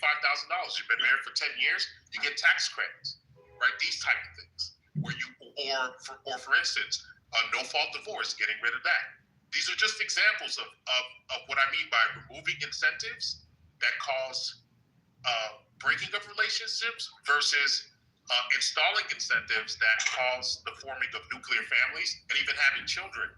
And the funny thing is, you can see some states already incentivize it. Like, for instance, in Michigan, it pains me to say this, you have the Muslims now trying to introduce child credits or credits for having more children, which is retarded. Why aren't you Americans doing this? And y'all are letting people who are from foreign countries come into your country and use taxpayer dollars to incentivize them having children. You should be doing that. Let me hold on, Luffy. Can I add since I was involved? But so to me, Luffy, those are essentially the two big umbrella solutions. We either have a civil war that resets all of this, or we, over a generation, we defund the current welfare state in favor of a different type of welfare state that incentivizes more healthier relationships. Okay, let me hear more points. Can I response real quick? Yeah, sure. All right. So when you're talking about specifically, somebody hot micing or somebody doing their laundry? Elizabeth, mute your mic, please. I don't think she knows. Is there a mod that can help us out with this? You there, Nathan, or Knowledge? Can you read her up? All right, no, we'll power through it until someone comes back. Let's go ahead. Let's power through it. Okay, good. All right, go ahead. Proceed. Chill, go ahead. Yeah, Chill will do it. If he doesn't go soon, I'm going to go. 5. All right. My bad. I have a phone call. Give me a second. Go ahead. All right, I'll just go. So I fundamentally agree with King.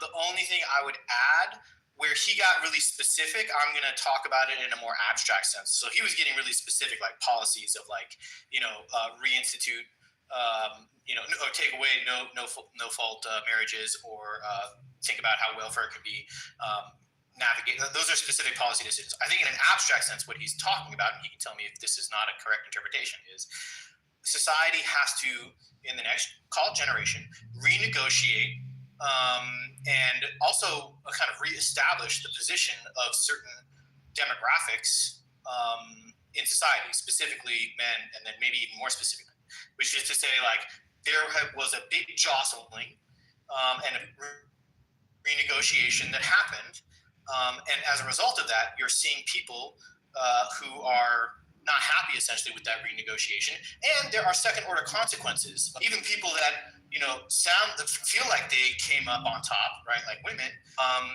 are suffering from higher depression and things like that, right? And so we need to come together and renegotiate and reestablish the relationships between men and women, but also different quote unquote identities. And part of that might even be going back to when I grew up. I'm old enough to remember when actually race relations were better than they were now. Like, we've gone backwards. How you do that, specific policies, I think King gave some good ideas. I don't know, comfortable, but we're starting to have it. And the problem is I think the people that are happy with the renegotiation that happened from the boomers from, say, the late 70s and 80s onward, are essentially making it difficult to have those conversations out in the public. And so instead you end up with a black market conversation, and the black market conversation gets real ugly, right? Just like all black markets. That's going maybe a little bit deeper, but yeah, I mean, fundamentally, I agree with King. I'm just sort of talking about it at a more abstract level, if that's helpful. You know, King, I told you that. Go ahead. I told you about that a while ago, but you said nah. I told you it's still. Anyways, I don't want to cut in from Chill. Go ahead. Can I speak on it? I think it's Chill. Then yeah, I definitely want to hear them too. Go ahead. All right. So the biggest issue that I've had, or that I have seen, in terms of the differences between like Muslims and Christians here in the U.S. So I don't know where everybody is, but like I'm just speaking about the U.S. Churches are like, they're not being funded. People are not funding your own churches. Like, what are you doing? What are you doing with your money? Like, are you not supporting your own religion?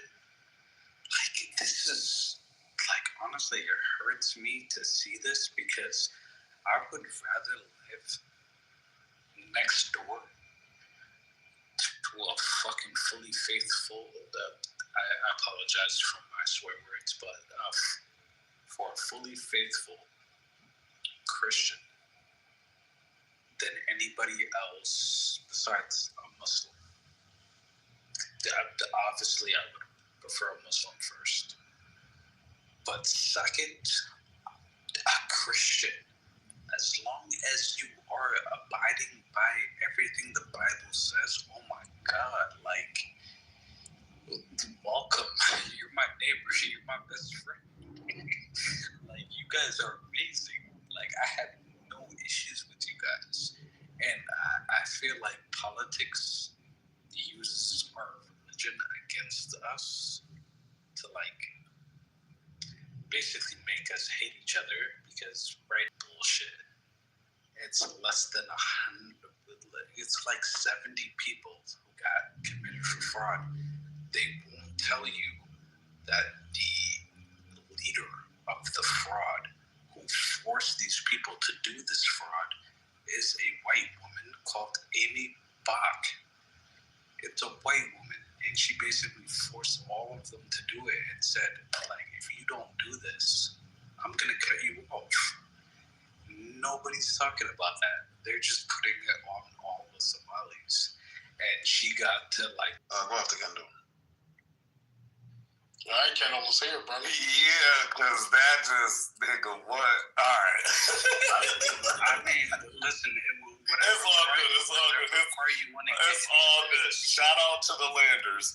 Anyway, bro, so yeah, yo, to be honest, that was the greatest thing that could ever happen. Bro, it's Waldo. What the fuck? Damn, you already win. Bro, damn, chill, bro. Good. Alright, so I think we need and actually adjust certain laws and privileges for certain people who benefit off of make immorality a money grab. And it's actually changing the status quo visually right in front of us. Like, hands down. Kendo, no you fucking talking about debate. what you call a crime? Chill like your name. Anyway, look, so I'm saying this, bro. Look, because over the past, what has it been? Probably about like 15 years, we've seen how, you know, money has been gutted from education and mental health in this country and stuff like that. And here are certain companies and corporations and people, and we actually need to like restructure when it comes to people who actually grift off of laws and policies. And like some of these people, to be honest, for me, if they don't want to, you know, lend a hand in like the money that they've made off of, you know, these incentives and stuff like that, they probably should be up, because it's actually visually ripping our society apart, and that's where I think we see like this gender war coming from. It's immorality, and it's a lot of people who promote this. And I think that'll be like, that's just a start before we actually get to the promoting, you know, nuclear family and all of that stuff. Because God bless you, man. Yeah, I think there are certain things that's been set up for people, you know, who's like trying to isolate and like actually, you know, go more towards and away from like, you know, that kind of lifestyle. Because I don't think the structure of society that we're under right now, especially how our working behaviors are, which we probably should address that, you know, too. I don't think actually don't be surprised, buddy, because here's the thing. Here's the thing that I want. At the end of the day, hold on. Chill. Yeah. At the end of the day, these things, some things are forced to happen. For instance, look at what's going on in Minnesota right now. This is why I said, Kendall, when I came in here, and I say this with all due respect, but Black people are the dumbest group ever. Do you see what's going on in Minnesota right now, Kendall? Absolutely. Kendall, do you realize that Somalis are essentially getting Black people's reparations?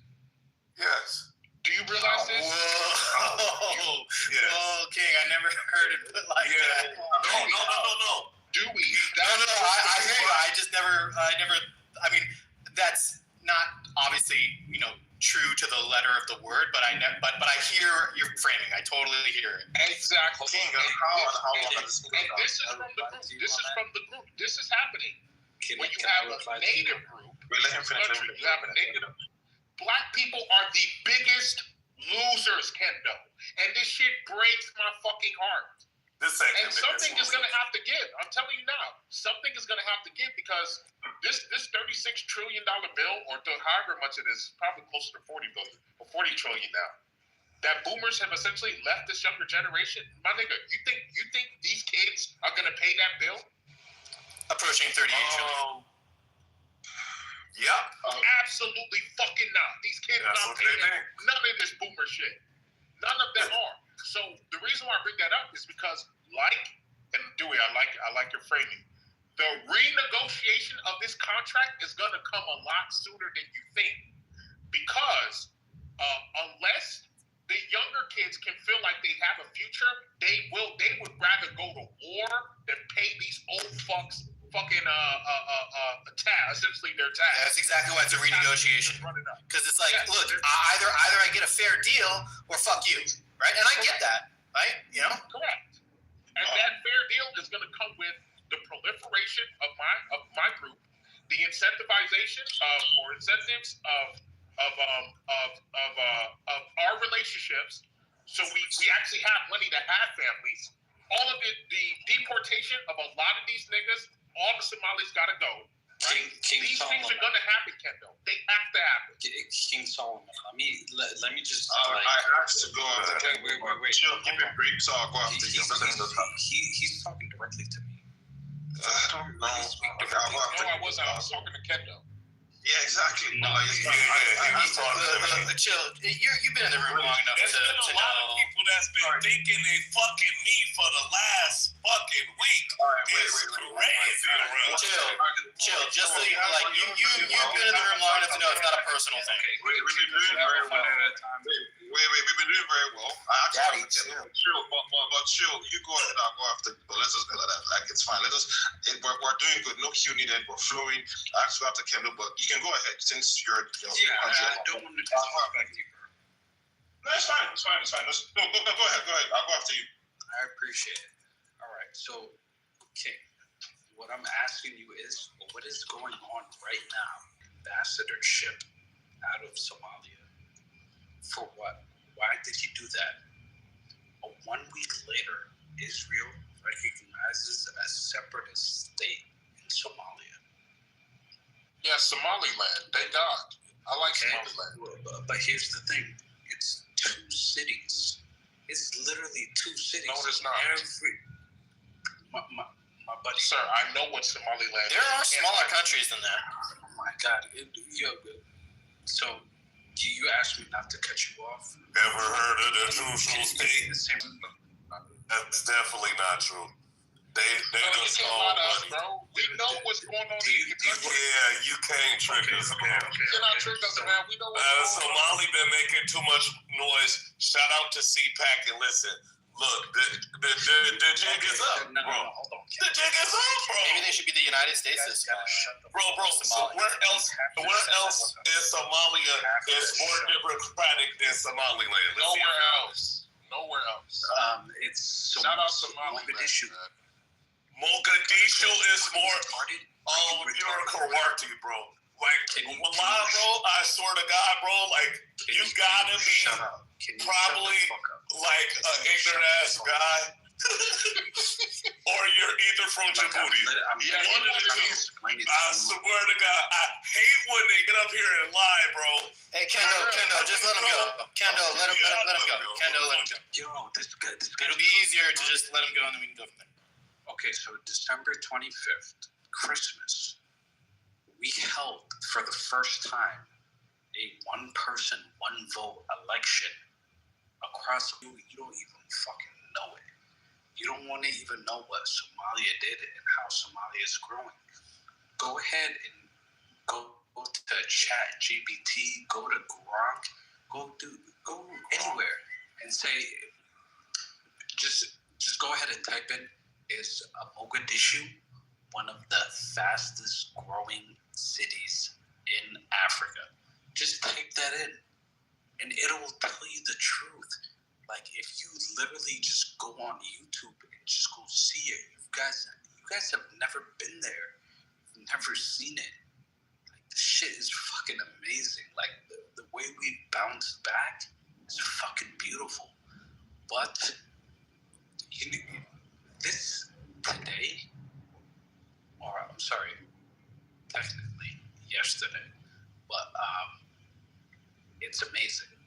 And the reason why I'm saying it's amazing is because you guys have allowed every other Somalis to rally. And we rally around what? The one thing that we hate is fucking Yehoods. And if you don't know what a Yehood is, then God bless you. But they're the fucking scum of the world. And we hate them. Congratulations. You have allowed us to rally around that. So I want to thank everybody for this. Okay, so I don't want to censor one country a lot. You said ask ChatGPT. I asked it I said top 10 cities, top 10 growing cities. No. You can't give top 10 because there's a lot. I did top 20 as well. I did top 20 and Somalia are living in that list. But anyways, that's by the way. I'm not go. Let someone else. Yeah, exactly. Yeah, like this is I won't let you go before me. So like I'm not attacking your land. If you guys are doing well, I wish you all the best. Do responsibly. I get skull emojis. So I'm just saying that like actually I had a question, but now I feel like this question is going to deviate from the entire topic. But it was for King. So I have a question for King. King, are you there? Yes, sir. All right. So do you believe that just a yes or no, do you believe that all information like data, study, and research is public? It's made available to the public like all the time. For what? For anything. Can be any topic. No. There's definitely proprietary information in data. Fantastic.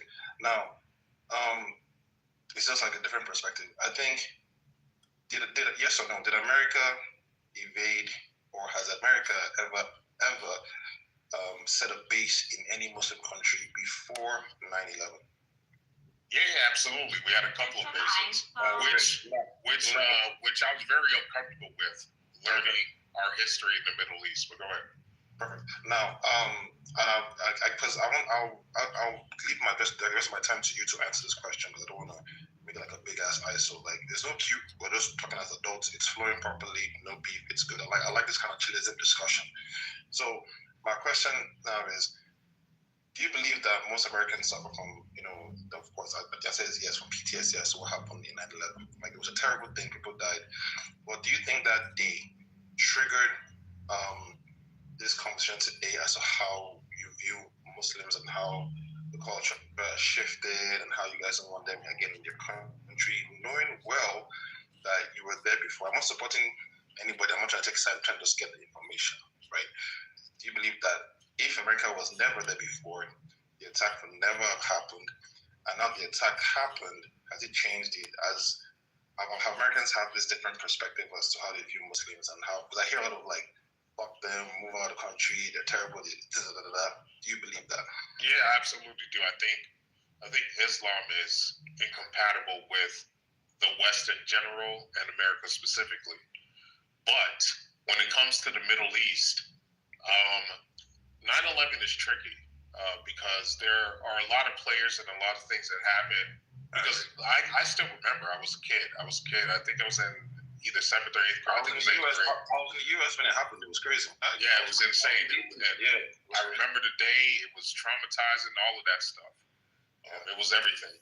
And I do think that it played a role in how America does view Islam. I do think that it played a big role. Now, as you know, Luffy, I came out of a Muslim woman. Thank God she's not a Muslim anymore. But half my family is Muslim. So it's not like, and my cousins grew up, they were like 8 blocks down in the suburb that I grew up in. They're all Muslim.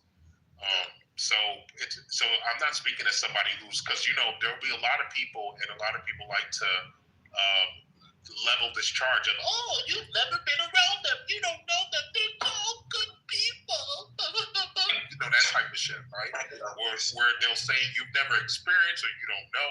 That's not something anybody can tell me. Not only do I know, I came out of a woman, and part of my family is Muslim, right? So I have, the West. It is not a culture or an ideology that is compatible with the belief systems that we have, specifically with Sharia law. Now, like I said, as someone now who has sort of different views when it comes to 9/11, and I don't want to get too deep into it, I think there's a lot of nuanced things, and I did mention this, Louis. I'm sorry, Luffy. What I've learned about America's dealings in the Middle East, I'm not happy with. How we created Iran, how we did there was a lot of nefarious beliefs. Yeah. I'm disappointed with. So there are things that America did that shouldn't have been done, whether that's regime change. Yeah. We caused a lot of issues in the Middle East that didn't have to be done. And so, some would say, 9/11 is a consequence of that. I don't know if I would go that far, but I do acknowledge that America doesn't have clean hands when it comes to the Middle East. Okay, so I'll land here so other people can talk, right? So since, and I like the fact that you covered both sides, that yes, America being there, how things were handled were not done in a it was kind of incompatible, if you will. Yeah. So if America never did, because you said like the Western values don't align with Western values. They don't. Did America know this prior before they set up a base? Because I feel like whenever America goes somewhere, it's for resource allocation, resource like drainage. That's typical reason, right? It's the truth. It's the truth. I love it. It's the truth. I'm not going to go too deep into all this, whatever, but that's just the actual truth. And I've watched a plethora of videos of 9/11, Osama bin Laden, and Saddam Hussein, how this do it, and their overall gripe was that why here trying to impose this ideology? We don't want you here. Go back to your country. I'm talking like from. Oh my God, that is the greatest thing you ever heard. So no. I mean, I'm not speaking as in support of them, but I get it because many people in countries feel like y'all get the fuck out. Illegal immigrants, whatever. There's this bro, this is my room, not your room, kind of deal. So, and that was always their enveloped gripe with America. right? Why you hear question of this, we don't practice these ways. This is it came to support in some ways, but we know what you're here truly to do. Now, Solani here, but do you believe that if America never had a base in these Middle Eastern countries in the first place, that 9/11 would never have happened, or do you believe that no, it's just a culture thing from the Middle Eastern? Correct. Or as someone whose house is literally next to the Bin Laden. I'm not taking sides. As someone whose house is literally next to the Bin Laden, I could phrase it in a better way. How could you say that you wouldn't go as far as saying consequential? 2 seconds. I'm asking the same question. I'm just putting it. Get it out, Faisal. You've been acting bad for the past 2 weeks. I know it's a very triggering question and topic. I get it, but I'm not taking it. I want Solomon to answer, but you can clarify if you want because you have interest in this. But let's keep it flowing very well. I like how it's going. Go ahead, make it brief so Solomon can respond. Thank you. Okay. I want to respond. What's the question, Faisal? You said you wouldn't go as far as thinking that it's consequential, that America's intervention in the Middle East is consequential to that led into the 9/11. Yeah. Like otherwise, how do you think that the son of a billionaire who had like hundreds of millions of dollars in inheritance would otherwise, out of the blue, just decide let's make an organization that does terrorist actions for absolutely no reason? Yeah. So Faisal, Faisal, that's why I said, because I get the question. I understand where you're coming from, and I understand the arguments on that side. But respectfully, I'm not going to act like I don't know history. Islam has been at war with the world since its inception, acting as if Islam has not gone out to countries in the attempt of conquest to conquest lands that it has no business going to is retarded, and I'm not going to act like that's not the case. It is so retarded, considering Muslims, considering that hold on, caliphate was establishing a caliphate, a world caliphate, which is what dismantling a lot of Muslim terrorists have been trying to do for the last 1,400 years. To act as if America was never targeted. Faisal, let me answer. Exactly. Let's go one by one. I want to hear both your points. Let's go on by. Let Solomon finish. Faisal, you come in, please. I want to hear both. Please let me go. Finish what I have to say, Faisal. You gotta get this work, buddy. This is. What about the last 100 years? I can answer that. He's asking me, right? He's asking me, would that conquest have continued if America never would have entered the Middle East? Absolutely fucking yes. Absolutely. Do you think 9/11 was an act of conquest? I'm not done. Do you think the blowing up of those buildings was an act of conquest? Let me finish. You said what? Was what? Do you think that 9/11 was an incident that was a reflection of an act of conquest? If you can make God bleed, people will cease to believe in him. Why is he acting like we don't have this, do we? Look, Faisal, you're the one that is. Here's the good part. I'll end with this because I answered your question, Lupi. Absolutely yes. Now, here's where I will, and I have, you know me, I'm gonna be honest. One thing that has blown my mind about what is happening, and it was theory before, and you and I have talked about this, but what is actually happening is that there is a forced, and we kind of partly talked about this, there is a forced Reformation movement happening in Islam. And it was quiet before, but now it's out in the open. When you have places like Dubai, with the UAE and others openly celebrating Christmas, which they did, which was baffling to so many people, that these countries that, again, are in the historic lands of Islam, clearly there's a Reformation movement happening. And it's unfortunate because it seems like the Middle East is exporting their... I was just going to say that, King. I was going to say it's because they've exported it. Correct. That's what's happening. They're exporting their surcharge to the West so that they can have their fucking... And that'll be the challenge. Okay, if you could respond to this, Solomon. you're aware of this, but you seem to have sidelined this. That you said that regardless of the American intervention, the Islamic conquest would have continued anyways. But what about the fact when the Ottoman Empire collapsed, there was no spread around movement to reinstate the caliphate amongst Muslims. Muslims were absolutely okay with dismantling the whole idea of That's not necessarily true. Yeah, that's not history. Of religion. For a while, Egypt actually, Pan Arabia, all that stuff. I mean, Pan Arabia is a caliphate. Are you insane? It's a Marxist. If you want to laugh, you can. But the idea. Stupid can you be? A Marxist movement? How is that a caliphate? Marxist agenda, anti-religious agenda. Like what's going on? So you guys like want to think are progressive, but those guys are regressive. We are better. It's some bullshit. No, I think things even in that region have changed. 100 years ago. Things have progressed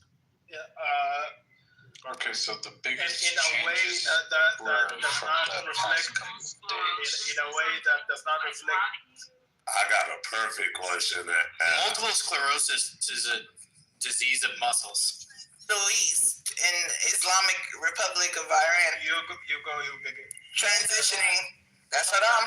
That's not the Middle East. You're right. Yeah, hey, that is the Middle East, nigga. It's the Islamic Republic. Come on, man. All right, I'm so sorry. I'm sorry. Go eat a donut. Bitch, I don't eat donuts. Yo, Nathan, control your animal. Don't take the bait. Well, don't throw the bait at no fish. I'm a fish. No, that's not. You're a woman. Now act like one. Fish or whale? I think Kendo and Children show. Yeah, we'll explain properly. Let's keep it. But I think Kendo and Children, you guys can start. Fish are you, Jazzy? Okay. No, I'll go after them. And Shine. I'll go after two. If I had any fish, I think your mother would be a horse. Chill. Go over the question. Don't take the bait. No, I'm gonna take it. And mom is any fish. Chill, go on with the question. That's right. Chill, go on with our topic, please. Proceed. I was wondering if I could make it. Listen, guys. First of all, I'll thought you go after something. All right. So the only thing I'm gonna try to say is like they're literally trying to divide all Africans. So I don't know if Nigerians have seen this yet, but like they're trying to divide Nigeria from north and south. You guys have not seen it yet. We already saw the whole Somaliland thing from fucking months ago. We already saw this. We knew it was coming. So I'm telling you right now, what's going on right now in Nigeria, it doesn't, they don't care about you. They don't care about us. It's all about resources. They only care about what's under our feet, what's under our land. That's it. They don't care about you, me, or anybody else. It's just what resources can they retrieve and for what price can they get it for. That's it. I feel like you keep on shifting from the conversation. Maybe people bringing Somalia all the time. Maybe just me, but the question was, I brought in Nigeria, bro. Okay, that's cool. But actually, you know what? I don't want to take up the time. Yeah, I just want to put the needle back on track because I mean, yeah, go ahead. We seen the people from. What's up? You all right? Cool. So we seen like the people from let's just say the Kingdom of Jordan, right? Who actually verbatim said like, hey, we are the descendants of the Prophet Muhammad. Alaboom, abracadabra. You know what I'm saying? Like, them niggas really are holding on to that for a reason, right? To make a claim. We've seen I forgot his name in Dubai. Fuck. Fuck, what is his name? What is his name? We've seen him actually try to establish, right, on the other end, a military state to do what, bro? What are we talking about? Cannot do it. Egypt. You want to talk about Africa? Why? The difference between Persian. All right, let's talk about Africa. You know who Hamidi is? Hey, I just have one question. Okay, cool. It's also just so happened to be Muslim, who's helping other Muslims in the north to try to do what? Why are they getting all these resources? Why are they getting all these armies? The UAE, and it's why talking about the RSF, right? Why? Why? Are you talking about the RSF? Yeah. Okay. I was wanting to. So basically, UAE is using Somali land. We gotta jump in there if we want to say something, brother. I can't be honest. Hey, you guys let Alpha talk. Is there a queue? That's why I'm trying to. Yeah, I can get in there. I just wanted to ask him. What did you say? To get it out the way. What'd you say? I was gonna say to him is like he's absolutely right. Yeah, what happened to Solomon and Alpha? Let's get back to it. What's the question? No, Kendall wasn't done talking. Kendall, Yeah, I was asking why you see in certain areas that these people who are trying to gather these forces, these resources, set up military outposts. Right? I'm trying to interrupt you, bro. I just want you to be a little more specific so I can reply to you and be specific. That's all. Or I can reply very quickly. Kendo, the first thing that you mentioned. No. I won't find someone to reply. I honestly don't even want to talk to your smiley ass. You take a long ass time. Kendo, the first point or the first example that you gave. Chill, allow me, please. The first example that you gave is very ignorant because if you know anything about Jordan and Jordanians, like they dislike the fact that their king. Hold on, chill. They dislike the fact that their king hails from a different country. He hails from Saudi Arabia. He's a Hashemite, and therefore his claim to the land is really contentious. Is really tensions. So Jordanians don't. And we escort him to the audience. They don't come and say we are descendants of the prophets and so on and so forth, because that would not make them Jordanian.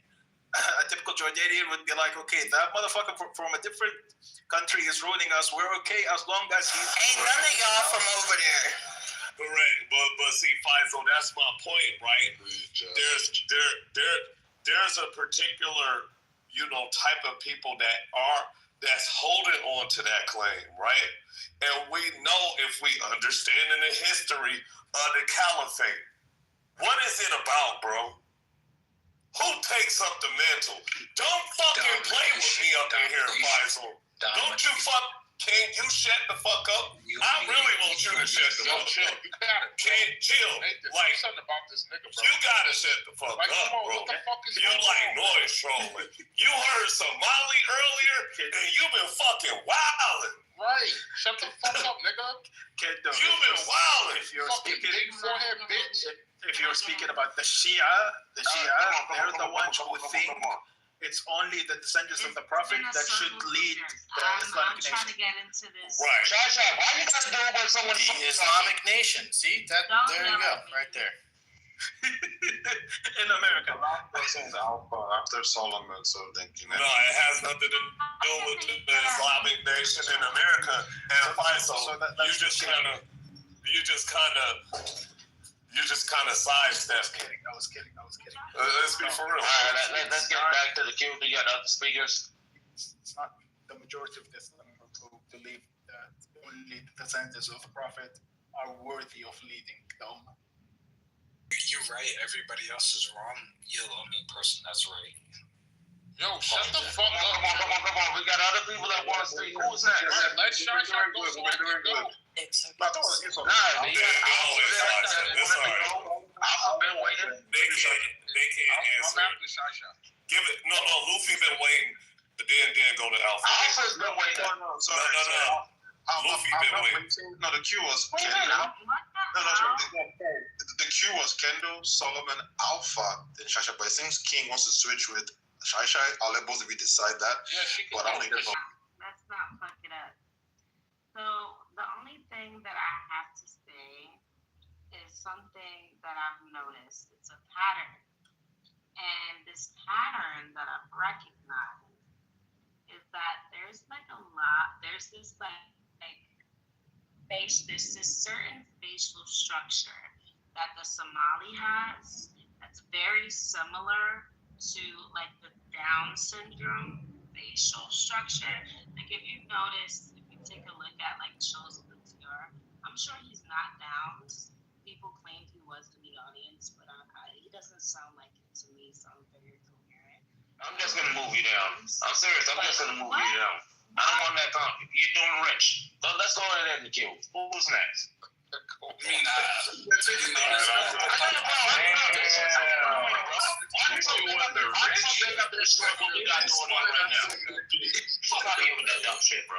get on with the fucking queue, bro. All right, fair enough.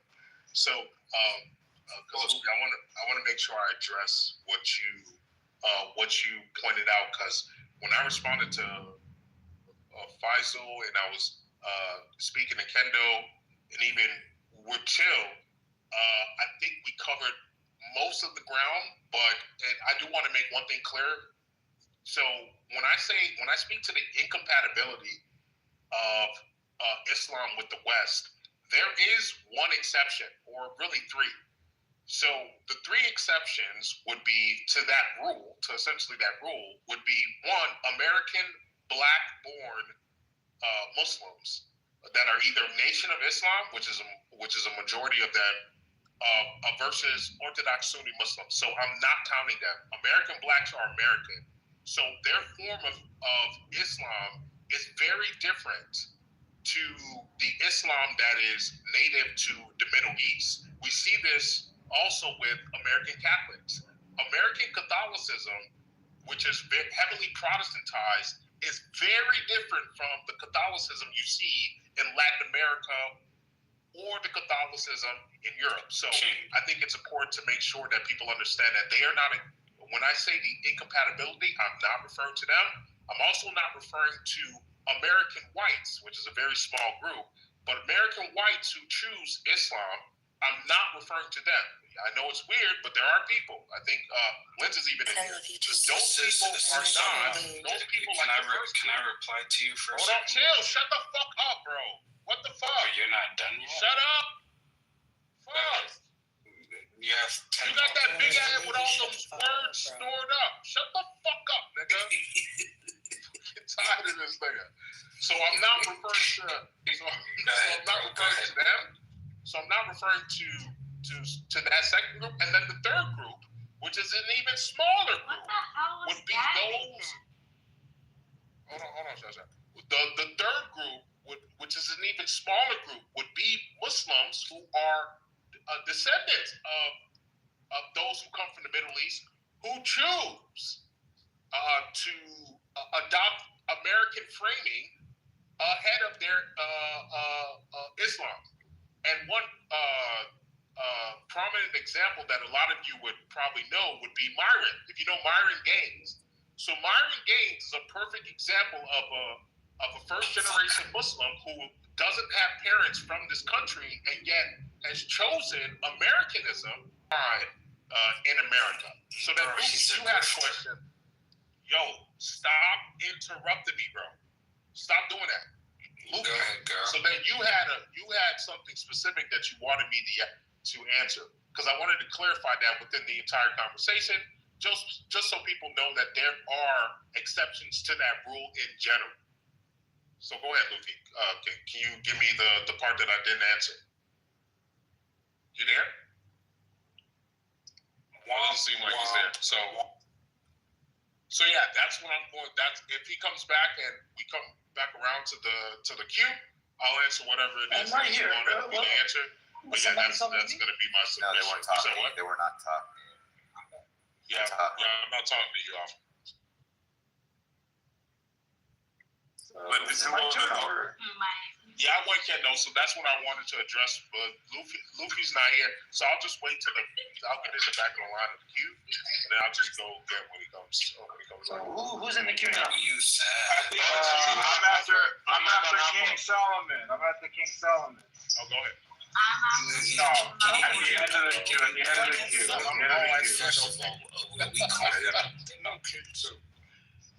What's up, Syke? Go ahead, Al. What's up, brother? How are you? I'm confused. Good. Gotta get this late night workout in.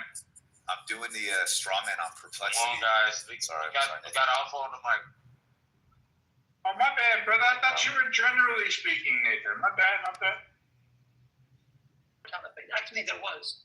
In fact, from independent scholars with Muslim affiliations all the way to investors, political activists. I can give you names, in fact, and sources where they said this. Some of the prominent ones that we all study in our Islamic studies for the revived Muhammad himself actually wanted to reestablish a quasi-caliphate that would later on expand for the areas that were Muslim majority. But it didn't work out because he already sold his bottom for 5,000 sterling pounds. And later on, he was known as a traitor. Not to mention the opposition he got from Mohammed bin Saud, the founder of modern-day Saudi Arabia state, and who led the revolt against the Ottomans in 1916.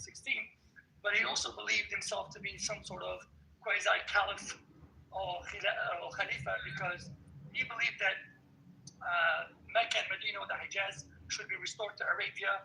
The Arabs are the core of Islam, as it said, like the 13th century scholar,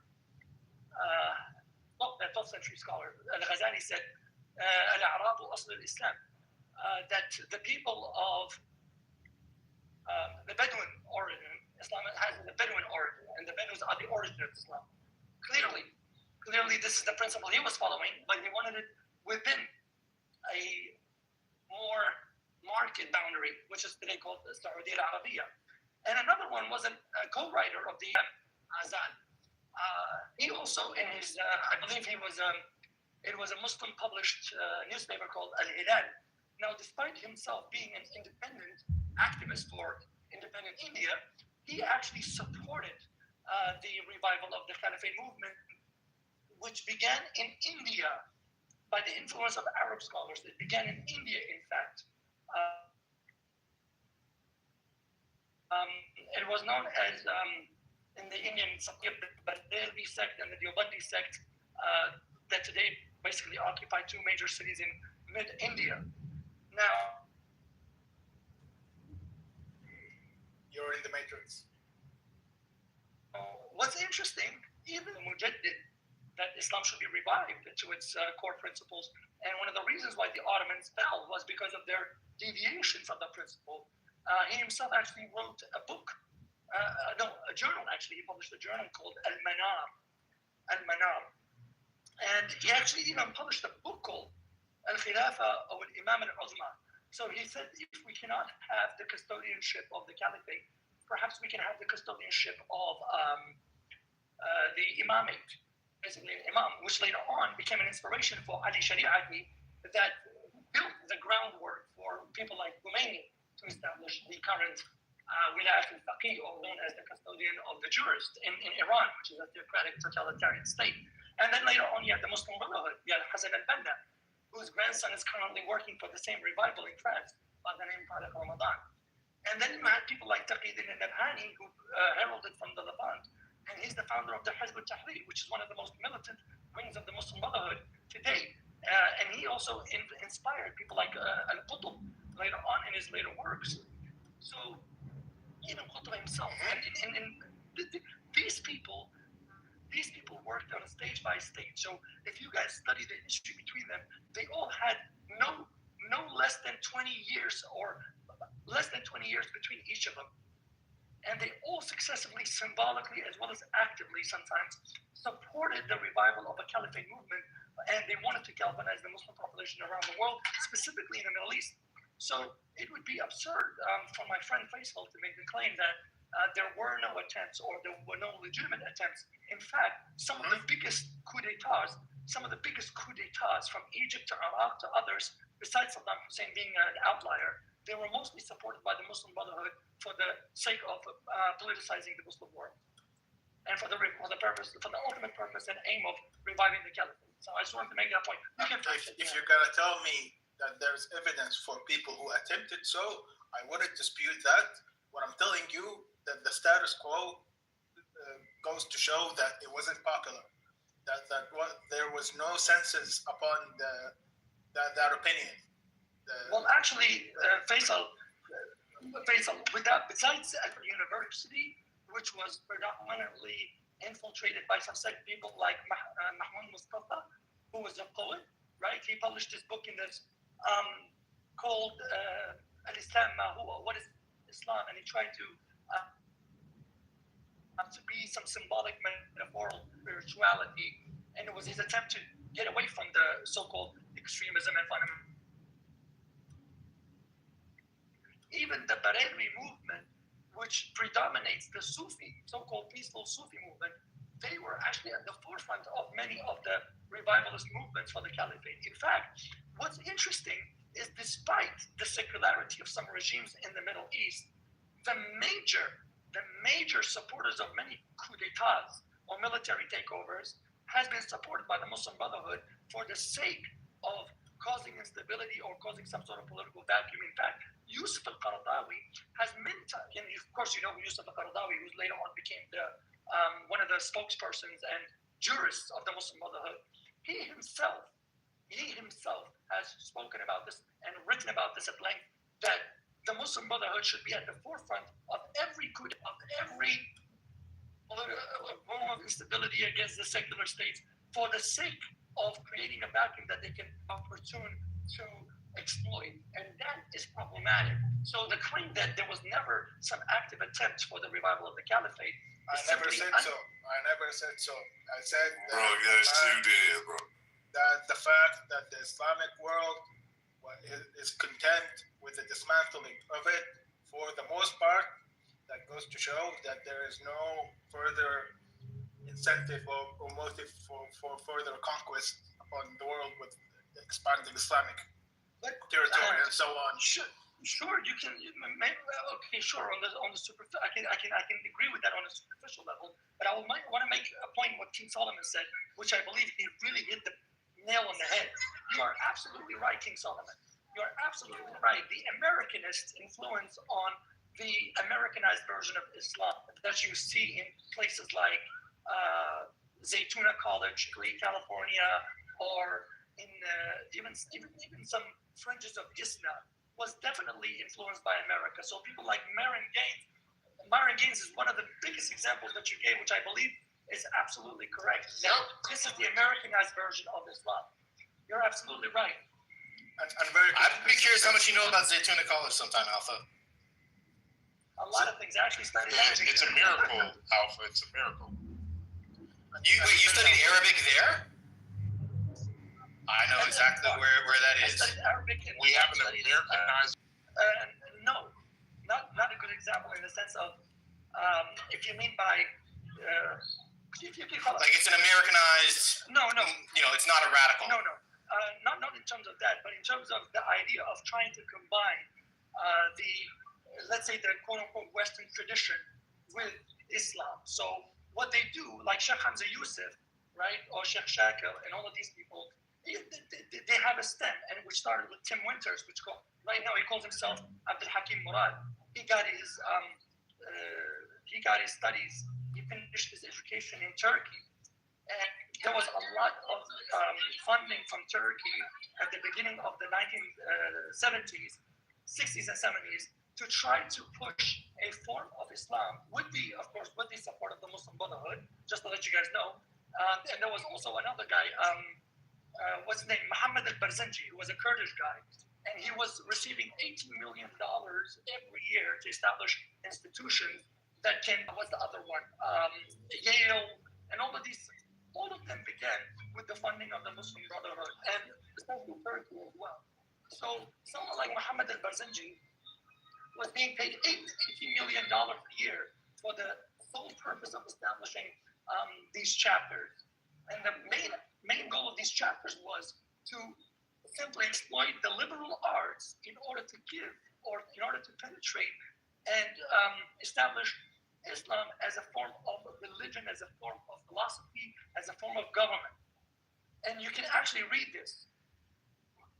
And very quickly, Alpha, since you touched on Ali bin Hashashmi, I'm someone who lives in the place where he was born and living. And when I asked the elderly about him, all their impressions about him was that he went manic, essentially. He was trying to instate his claim to power in any means available. Well, that's true. Arabia is a two-tier government. And by that, I mean it's a split. So the religious sector of life, or the religious aspect of life, is controlled by one family, the Ali Sheikh. So, or what they call Al-Wahhabiyun, the Wahhabis, right? The ones who believe in the reform of Muhammad bin Abdul Wahhab, right? And then you have Ali Saud, which goes back to Muhammad bin Saud the first, not the new one that took his name and epithet, but the one who started first, and he gave his sister in marriage to Muhammad bin Abdul Wahhab so that they can consolidate a combination between the political and the religious establishments of society. And they did it very successfully, much more successful than any European power, in fact, throughout the last millennia.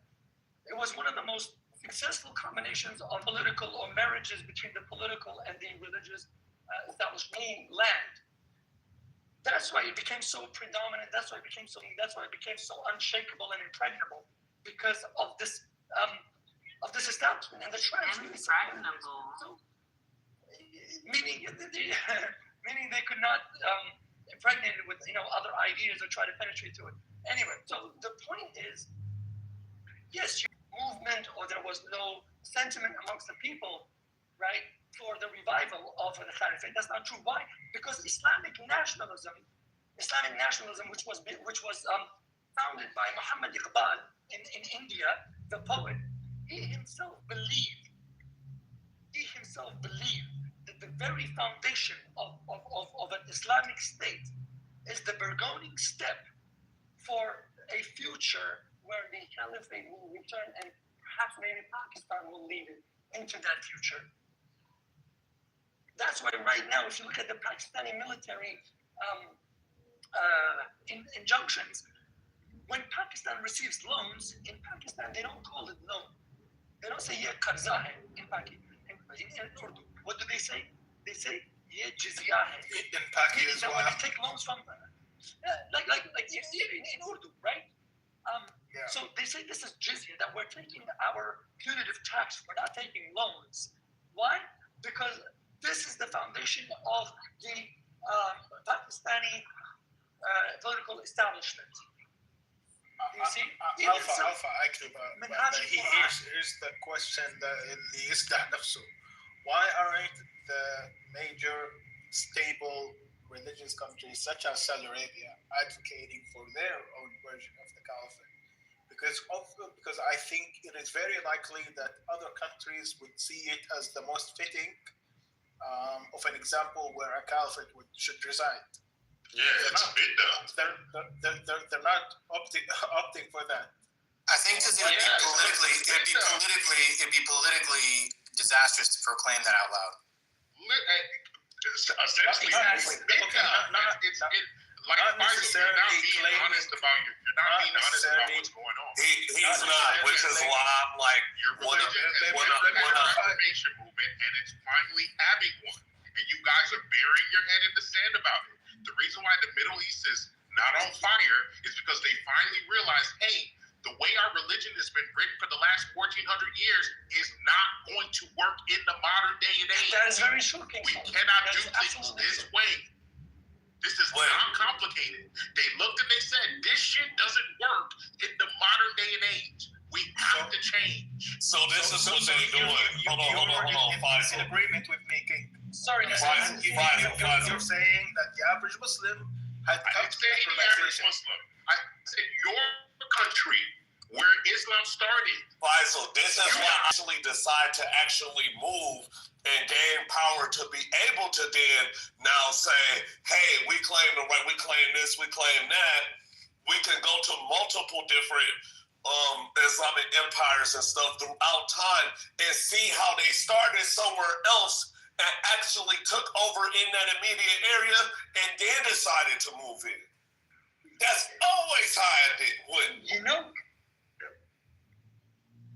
And also, what I mentioned is wasn't that Saudi Arabia would all out of nowhere claim that we rising of the caliphate, like in whichever international means? Why aren't they opting for that option? Can I say something just to finish this point? Kendo touched on something, and he's absolutely right. But Faisal, you have to understand something, and this is very important. This is very important. In fact, I think it was in 2007 or 2008. There was a meeting. There was something called the Amman Agreement, the Salama Agreement. I want everybody to check this out. It's called the Salama Agreement. So whether you are part of the Muslim Brotherhood, whether you're part of the Salafi movement, whether you are part of the Amman in Jordan, well, we say Ardan. So that's where they met, and they signed an agreement that a Salafi, a Sufi, a Muslim Brotherhood member, anyone does not declare any other Muslim movement as a heretic, no matter what the disagreements are. So at the same time, they also made this agreement to combine it. The National Union of Islamic Scholars, okay, which is based in Ankara in Turkey, and you can go and read on this as well. Fact check me on everything I say, and you will not be disappointed. Now, just one last statement. I think King Solomon and Kendo really, man, I love it when these guys right now, they mentioned a few things that I think not many people in the West really know. And I think this is what makes me happy, because it shows that we have people that have really looked in depth into the structural push for the revival of a Islamic State. Because the Muslim Brotherhood, when they began, Hassan al-Banna structured it as three approaches. One, to engage politically, and to infiltrate or to become part of the establishment and work within the establishment so that you can retain or try to maintain the establishment as favorably towards Islam as possible. This is called siyasa, meaning politics. Then, when you do this, you become part of the riyasa, which is leadership. And you can use your authority to influence decisions and policy, which we can see in Minnesota, we can see in Melbourne, in Victoria, in Australia. Now, then when you do this, they believe that as long as you can cause social instability without shaking the leadership to the point of over, then you have a good chance of protecting the Islamic institutions that will bring multitudes to Islam, and this will revive the Khilafah. So it's a three-pronged movement against the West. It's called Siyasa, Riyasa, Khilafah. You don't have to believe a word I say, but thanks for giving me the time on stage, guys. No, and thank you, Alpha, for being honest.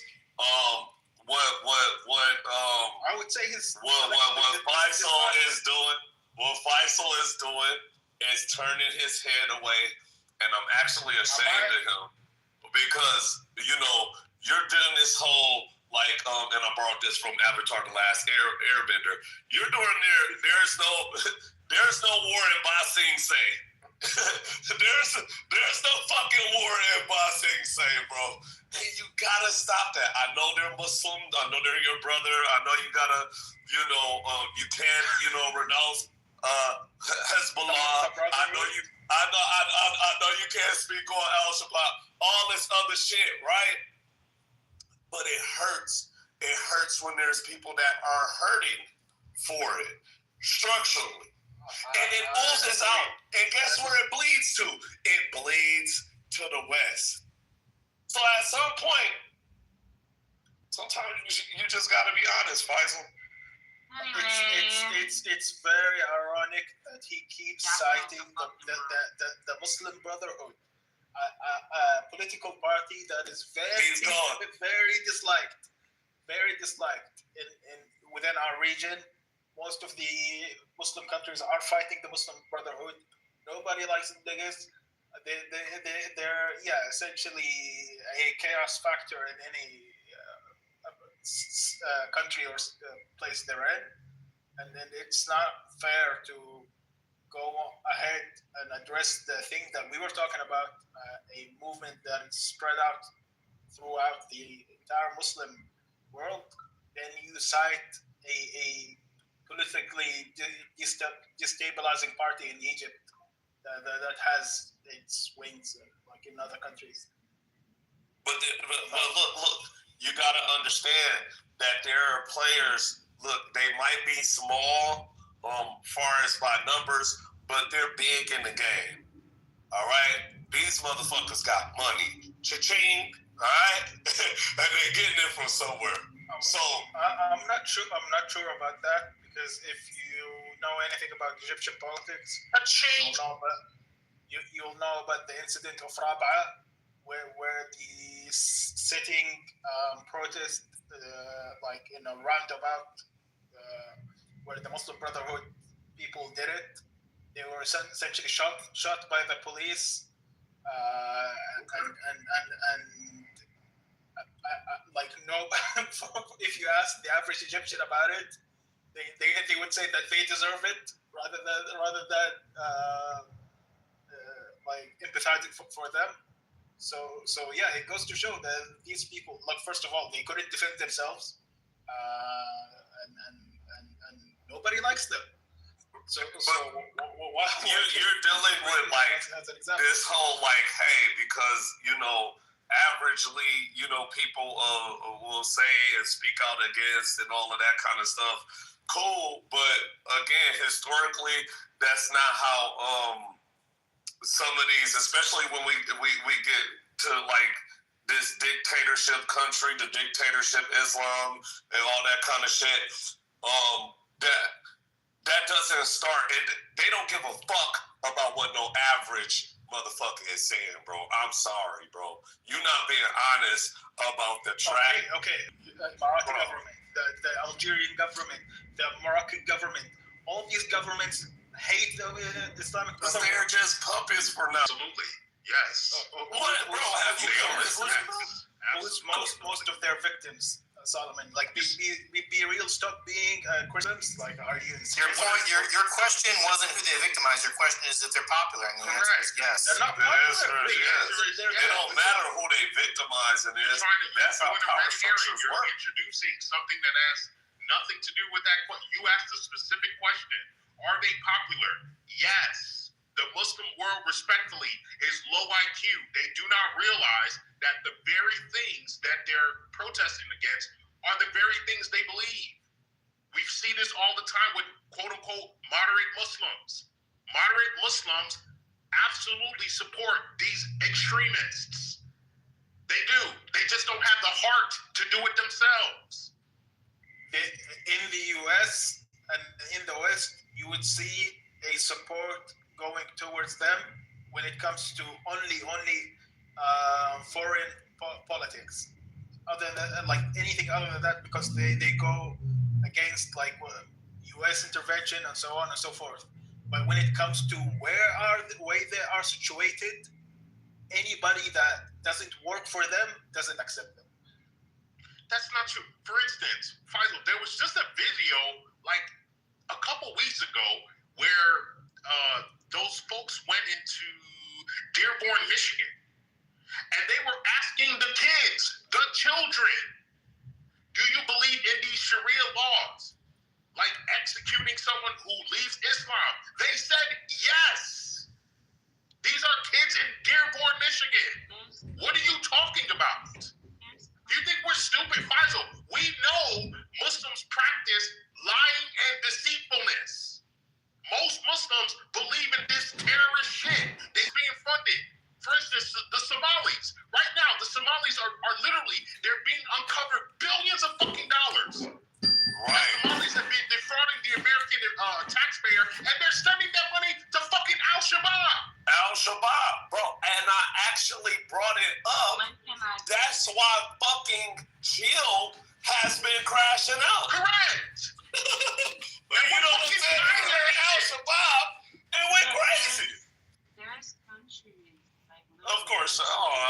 So much. Fuck off, yo, Shiza. Just fucking annoying, bro. So there's It's just shy. Anyway, look, so I'm just gonna keep talking. So Look, all I'm saying, Faisal, there's little countries no, you're right. You want to run, bro. You want to run. Syria, right? Syria supports Hezbollah. I do not want you to run. You want to run. Yeah, so there's little Muslim countries that chime in when I feel like it. Thank you very much. Okay. So all I wanted to say, right, don't you have children to go rape or something? Like, what are you doing? Yeah, see, we're not doing that today. We're not doing that today. What I was going to say was that Syria, there's literal countries that do support terrorist groups, and the one that I use as an example. That's all I'm saying. I would love to do it. That's actually a good. Now Kendall, she brought up a good grow up. Serious Just supporter. stay triggered. Oh yeah. Get drunk and go threaten to rape. I get drunk. You get high off coke. Whatever. Anyway, look. When the hate doesn't work, they start telling. Oh yeah. I know. You doing the same never thing? done coke in my life, but I know one thing you do is get drunk every day. You do. Never done coke in my life, but cool. you're projecting. Cool. You projecting. Your drug addiction onto me. You're crashing I'm out. sorry. You want to get in the conversation. I'm going to get in the conversation. And I am in the conversation. Let's talk about it. To be honest, every time you contributed to this conversation, you barely made sense. You barely made sense. To you. No, to everyone else, they just feel bad for you, so they're responding back to you. But in reality, you're a deadbeat dad. And you're a deadbeat dad. You're a deadbeat dad. You're a deadbeat dad. You're mad because Rich pulled a drink on you and made you claim a kid you never wanted to fucking claim in public. What are you talking about? What do you mean? Made you claim your kid finally. What are you talking about? Yeah, my kids are grown. Yeah. He finally made you claim your kids. Finally. That's because they grown. Fuck out of here. They're not Rich pulled a drink. Rich pulled a Pusha T on you, nigga. Nah, Rich pulled a Pusha T on you, bro. That's a story of what is it? The fucking Shut the fuck up. Story of Adonin. Yeah, thank you very much. Thank you for helping me insult Kendo. Anyway. Rich pulled, I don't know if you heard, King, but Rich pulled a Pusha T on Kendo and supposedly that's his daughter. That's why he's not in the room. Yeah, I think that's asinine to do. But the fact that he had a daughter and didn't tell anybody because he's a deadbeat and isn't around his kid is insane. Now we're going to talk about the fact that you're never around your kids. Why is that? Because they're grown. Why aren't you around your kids? They're grown. Yeah. They're grown, yeah. Wait till yours. Now who's crashing? You should right. Yeah. Now who's crashing out? They're grown. You're crashing out. Let's go. Please tell me. Let's go. Please tell me. They're grown. Just see right now. How you got it on and you're telling everybody else you're gonna raise your yours right now. You're deadbeat mom. You're on Clubhouse most of the time. In this room that you're gonna raise your daughter. That's fucking insane, dude. That's insane too. You need help. You're doing this. That's insane too. You wanted to go there, so we're gonna go there. You're gonna be the only one mad though. You're gonna be the only one mad though. And the first one that gets mad loses. You lost. You lost. Go call your daughter, son, nigga. Right. What else? That's all you got? Why are we talking about? Keep going. He brought it out. He brought it up. You didn't hit him first? Don't cry for this nigga. No, I didn't. Don't cry for this nigga. He opened up that door. Now we're going to talk about kids, right? Now we're going to talk about kids. Where's your cat, though?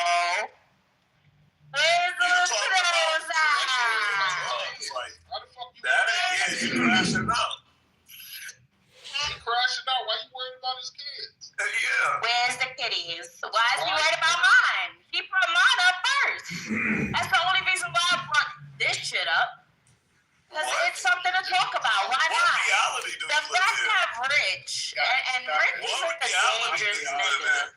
Rich, I think that's a big topic to talk about. No, it's not. Let's talk about it. No. If we want to do Dr. Phil, let's do it. No, I think it would be. Yeah, I let's think do it Dr. would be Phil. because if the roles were switched, Let's do it. Let's do it it. would be that Let's do fucking it. Let's Rich me and and you. calls that I have some like Me and long you. lost kid that I'm not taking care of. That would be the topic of conversation for the next. Yeah, my kids in college. So I want to They're people going away to school. his situation They is go topic away of to school. conversation. Yeah, they go away to Bring up school. my kids, right? That's the reason why we're here right now. I Because niggas never thought it brought was up funny to bring up my kids when I take care of mine. I don't abandon I told my you to go be a children. single You mom. fucking. That's not bringing up your kids. That's bringing up your status. Sometimes some kids need to be abandoned. Give a fuck about nothing you talking about, nigga. You created a single mom, nigga. You created a single mom. You're talking about your baby mother. Some kids They're need to talking about be your baby You're lacking context. Try again. Try again. You're lacking context. All of a sudden niggas is married. You're lacking context. Where's Let's that talk about bitch it. ring at? Let's Where's talk the about marriage it. certificate, Kenzo? Let's talk about it. That bitch ain't married, so that bitch is a single mother. There is. And you got there is multiple already. baby mamas at that. Do you You know got how I got multiple baby mamas at Do you that. know who they are? Nigga, you is a baby daddy. You is a Spooky and Ray Ray at the same Yeah. time, nigga. You know they're What are not you buying a lot of talking them, about? right? love baby Yes, daddy. King, I know you want to touch your boyfriend, but get out the way. Get out the way, nigga. Yeah. You can suck on his nuts after I'm done with Fuck him. out of here. Y'all You love can baby suck on daddy. his nuts after I'm done with him. Stop sucking him off, dick sucking ass nigga. You don't What want a you baby need to daddy. do is worry about making some kids, nigga. Cause your sperm is so old you can't even make a regular kid, nigga. Your kids are gonna come out with party, nigga. Your sperm is old as fuck, nigga. Your body 40 with no kids and no dick. Because they know they You don't need to worry about kids, cause at least Kendall got These them. hoes know it's At no, least they're so you don't. They want this You dude can't right now. have that 40, nigga. Your sperm is done, nigga.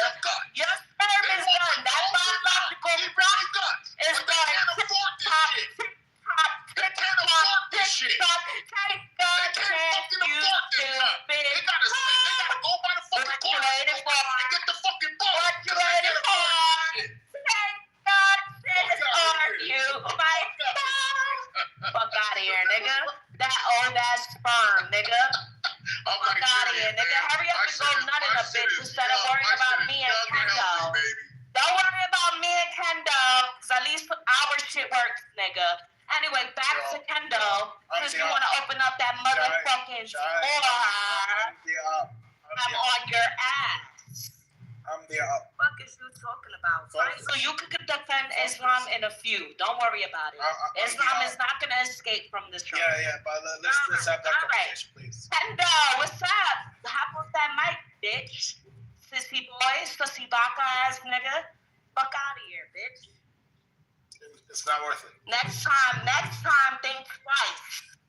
All right, think twice, babe daddy. Fucking bookie, Ray ass nigga, bitch ass nigga, broke ass nigga, loose booty ass nigga. Yeah, what? Peanut butter butt? Fuck out of here, nigga. That's quick ass butt, nigga. That's quick ass booty, nigga. Fuck out of here, chocolate butt. Shut up, bitch. Yeah. You done? You calm down? Cool. It never need to got to that. Oh, it's gonna get like that every time. You know why? Because you took it there, you bitch nigga. Maybe stop motherfucking taking all that coke. What you accusing me of doing? Huh? Maybe stop taking all the shots. I'm wondering what drugs you on. Because you gotta be on drugs right now. Suckers. This is Fuck out crazy. of here. You're so fucking twisted that you don't even understand what you just said 5 minutes ago. You dread Syria. Hello? Supports terrorist groups. Hello? Like Hezbollah. So they do support terrorism. They do support the fringe Muslims that just happen to be blowing people up in the middle of downtown Manhattan for no fucking reason. This is true. This is actually true. So like, let's not paint the picture like, oh, it's only like fucking 2%, 1% of Muslims that are like this. No, like, first of all, there's like 2 billion Muslims, aren't there? Like, it's a fucking shitload of it. Even if it's like 30%, which is, I'm being generous there with giving you 30%. That's 300 at least. What, 300 million people, 600 million people if it's 2 billion? Like, nigga, that's a whole lot of motherfucking blowovers. I'm just saying. That's a whole lot of them. That's more than the amount of people in the United States. That's a fact. So they are way more than a fucking problem that you're trying to paint them out to be, right? Especially in these countries in which they are affecting, like Nigeria, like Syria, like Palestine, especially Palestine, like all these other Muslim majority countries that they're. And what's ironic is they're killing the majority of people that are affected are Muslims. Yes. The majority, and like to hear you act and to hear you minimize their experience by acting like it doesn't happen while you're trying to parade yourself around to be a good Muslim is fucking ludicrous to me. It isn't normal. It isn't normal. I think the more that you moderate and you like normal Muslims speak out against your other Muslim brotherhood, rather than acting like they don't exist, then maybe the problem can not worsen, right? Maybe, just maybe, the problem can be solved. But the problem's not going to be solved if the moderate... Points. Let me just respond to your points, please. And now you're going to speak to the room. I don't care. Goodbye. First of all, since King, you were in agreement...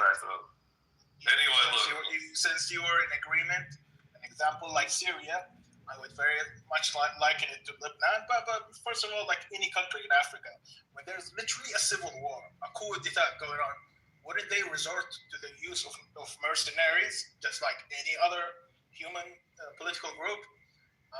Yes, they do, and that's why they're hiring these terrorists and so on and so forth. It's just normal behavior that you see it everywhere else. Not really popular support of terrorism, because that's what the majority of the Muslim people do or what. Other than that, like I would say that also the example of Lebanon and Syria and any country that is adjacent and surrounding Israel, most of the political like tension that goes on in their country is because of the public's perception regarding Hezbollah. Why do you think Hezbollah? Especially with Lebanon. Lebanon is a cautionary tale. And shout out to the Maronite Catholic Christians. Hello. Lebanon is a cautionary tale to ever make a society where Muslims make up a portion of your society. Period. Never do it. Ever. Lebanon is that cautionary tale. Wait. Look at what Lebanon looked like before the first civil war. Go look at the pictures. Don't believe me. Go watch the videos of how great Lebanon looked before Muslims were included in that country the way that they are. You bitch ass ignorant. Like, come on. No, I'm not fucking ignorant. You are ignorant. The fuck are you talking about? I'll pull up videos right now. It wasn't. What the hell are you talking about? Lebanon was a beautiful fucking place before all you fucking towel heads got fucking deported in there. That's a fact. It's not you. And then the Muslims started doing the terrorist shit, and then we got Lebanon today. What the fuck are you talking about? And it's the same fucking script over and over and over again. Muslims move in and they cause fucking trouble. And you want us to ignore that shit.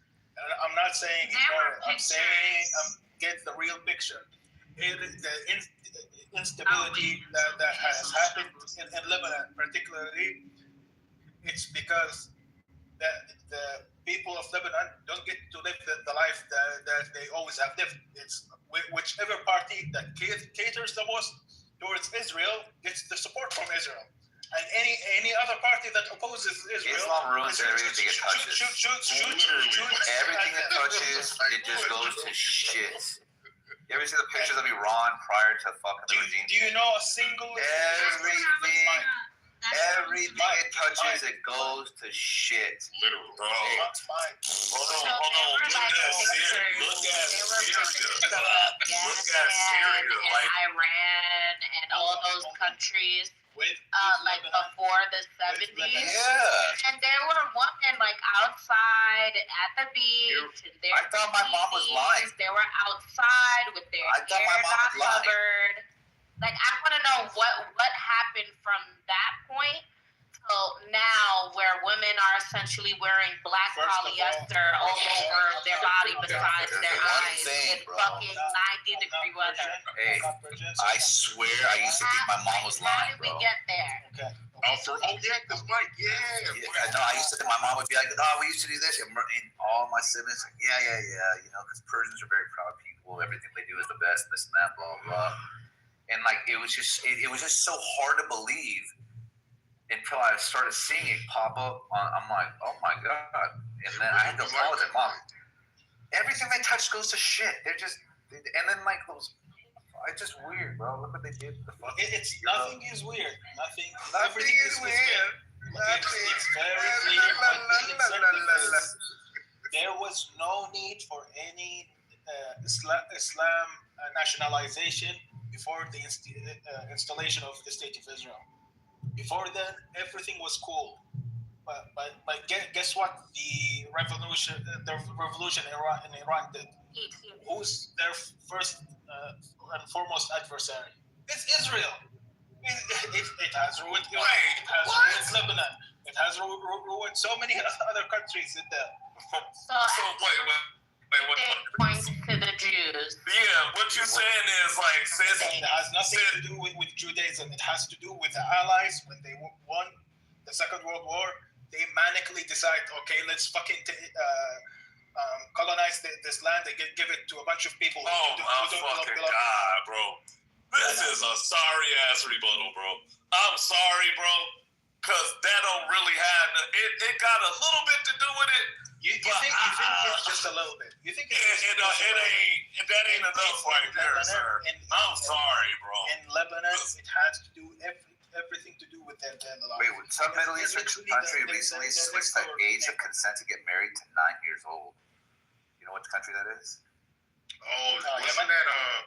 Was that Iraq? Oh yeah. Oh, I think so. Yeah, I think it was Iraq. Yeah, I remember that. What if they like promoted the same outrage as they did if somebody drew a picture of their prophet, like in reference to that? Like, I just can't help to think it's not necessarily in the Quran or anything, but it has something to do with like just, you know, it's funny. There's the religion of Islam and then there's the culture of it, and it has something to do with the culture of it, bro. That's what it has to do. 9 years old. Yeah, and the hadiths, the sunnah, also. Is like a regulator of culture, Mike.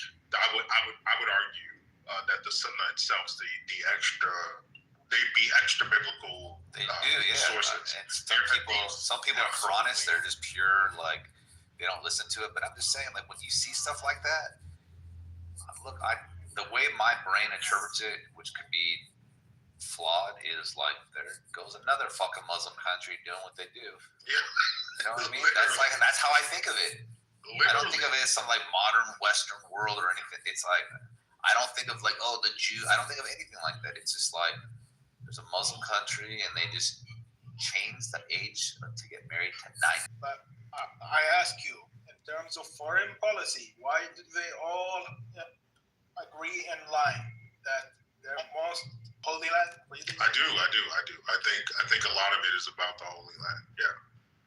So look, my non-geopolitical ass sees it like this: they can't do what they want to do because Israel, that small country, is like the power proxy over there, right? Meaning, if somebody fucks with them, they know that America will back them up. The back of the United States. If Israel's gone, then you would probably see, I don't know, again, I'm just totally guessing, you'd probably see some type of fights or something to see who's the most dominant after that. And so I think Iran's trying to be that thing.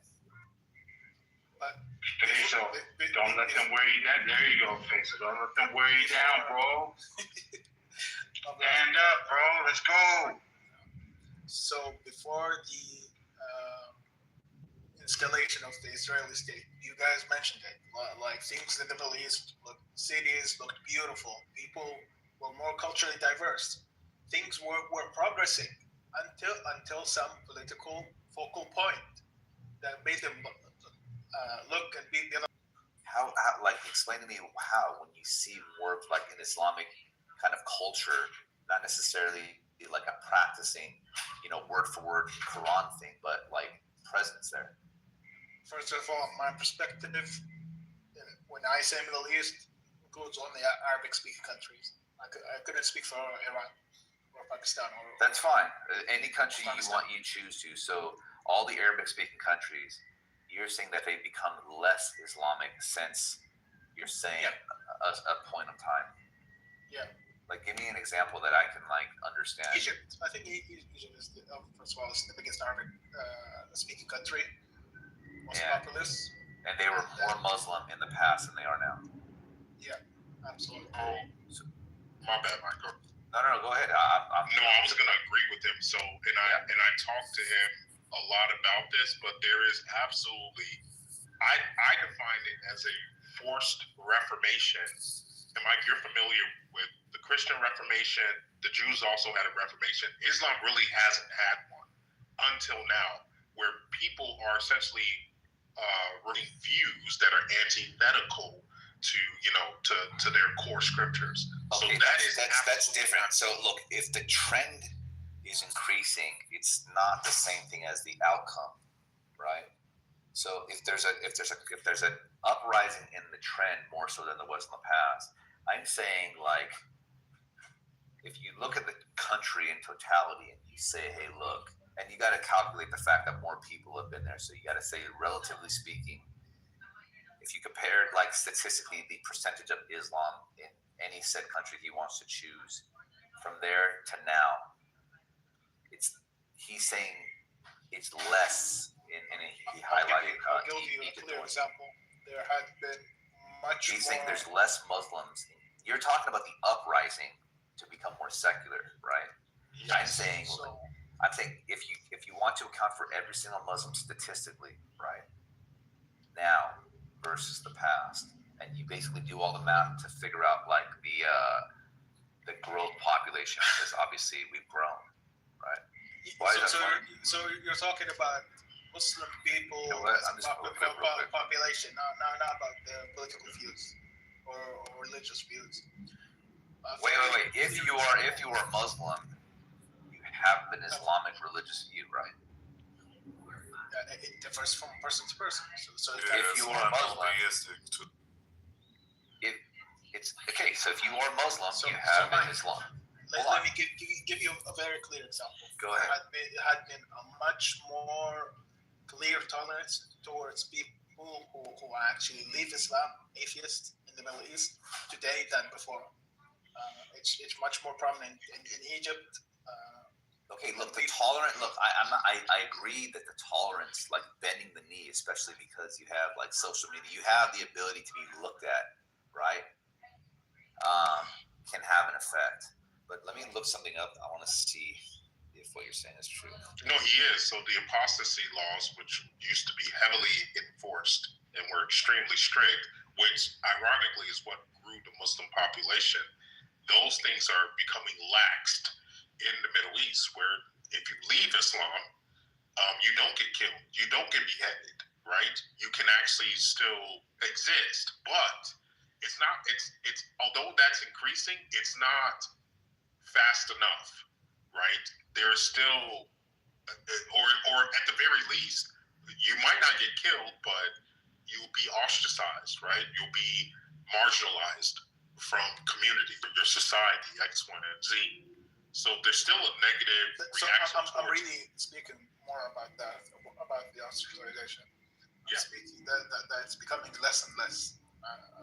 Yeah, and I would agree. I would still agree with you. Yes, that is true. I'm not going to act like that. That is true. Here's a quick search. What what figures show religious percentage? 1950s estimated about 82% Muslim. Today in Egypt, right? They're saying 1950s in Egypt. Today in Egypt, more reliable estimates put Muslims share at about 90% of the population. So look, shit, what? Yeah, so look. Here's the thing. You could say that Islam has kind of like backed off in the sense of how aggressive they were. They can't just kill people the way they once did, especially like I said, because you have things such as like social media. You have video outlets, right, that could expose people for being inhumane, and the world would turn against them, which is why countries like North Korea don't allow shit like that. They don't want to see what's going on. But when we got to talk about like the idea, see, this is fucking, I mean, assuming this is true, because this reference could be wrong or whatever the case is, but if this is true, it just shows that intuitively, right, like, I was right. You're wrong. I would agree with the statistic because it counts for the births of the Muslim population in Egypt against the Orthodox Christians and the other denominations. And the Muslims are the majority.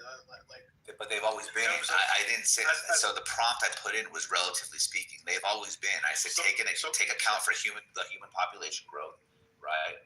It's saying when all things are taken consideration, right? There was still an 8% increase, right? And earlier, from what it sounded like you were saying, is that there was less. Now, King, what you said is there's more. I wasn't really speaking about the numbers of the people who have. Okay, repeat what you said about Egypt again. Repeat what you said about Egypt again. Maybe I misunderstood you. Repeat what you said about Egypt. In terms of the public religiosity, it's lessening than. So you're just talking about how aggressive religion. Yeah. And I think that's the only relative social phenomenon that we could talk about. If you're talking about the births of the Muslim, that's all I was talking about. So when I said like, I don't know. Like I don't work in a hospital. So I don't either. That's why I said intuitively. It's not going based off of any type of thing that basically I can justify up until now. So what I'm saying is like I just examine the world and I come across and I have a feeling, right? The feeling is that the Islamic kind of like culture, it's especially based off of things that I've seen in the past, seems to have been taken more of a presence in the sense of just basically how people operate. Right now, you can see it kind of backfiring, right? People are not giving a fuck. But you got straight up. It wasn't always like that. And I used to think it was. Like that is true. It shocked me. That's what, and you weren't here, Mike, but I said it earlier. Learning about the Middle East, the actual progression of like how each state became a state, or each country became a country, all of that kind of shocked me. Like how, even the movements of socialism and communism that mixed with Arab uprising, the fall of the Ottoman Empire, all of that stuff, like going back and actually learning what happened, it did shock me, especially with how certain states were not Islamic. They were not how you see today, where it's like they weren't. They had like regular. They kind of blew it because, like, from the little I know, like, it seems like civilization, like, basically expanded from that part of the world. Like, when you look at math, you look at all this potential, human potential, like, they fucking stuck in a rock, bro. And Look, Mike, I can even point out a timestamp for you, country by country, because slowly you started to see it move from Egypt and like the mid 70s, early 80s, and then something happened in the early 90s where there was a complete fucking just flip. Now, I don't know if it got something to do with the oil companies or certain investments that was made, certain, figureheads in certain places. I don't want to kind of offend nobody or do anything like that, but I can say this. There was particular regimes that actually led certain areas and stuff, they'd be like, oh yeah, like people wasn't that covered up when it was like the late 60s and mid 70s and shit like that. It was more liberal. It was more like, yeah, you didn't have to wear that kind of stuff. Somehow, there are some old way. photographs from the 1970s in, I think it was Iran. Right. It's crazy. And I'm like, damn. I can speak for an example that is cited in South exported visually to what you see in Iran. What happened in the 90s and the 2000s was essentially the government reacting to a terrorist attack that happened in Mecca in the Holy Mosque, where three guys and their lackeys took over the mosque, and they were essentially saying that either the Saudi government is dismantled, is dissolved, and leaves the country. Otherwise, they were going to massacre the people in the mosque. Unless they become more aggressive or more fundamentalist, essentially, regarding their Islam. So the government took that incident, or things will go to shit. That they have assumed the population to be so liberal, but when in fact they were still fundamentalist, and that's why they made the regime shift to becoming more fundamentalist as well. So let's make the country seem as those fundamentalists would want it. You said as though fundamentalists would want it? Yeah. Well, because that's not what the Saudi royal family actually want. Well, here's how I'm sort of seeing it.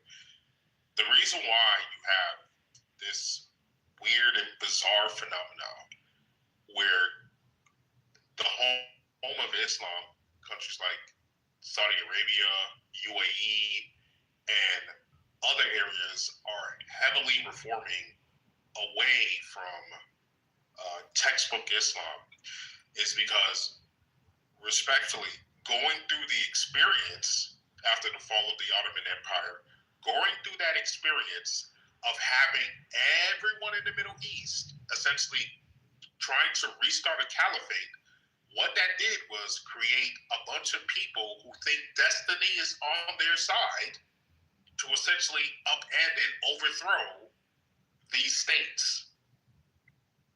Now, anyone who's actually running a country having to deal with that, meaning all these little petty dictator caliphate niggas, understands this is not sustainable. For whatever or however it's written, it is not sustainable to have everyone believe, hey, a caliphate needs to be established to take over the world.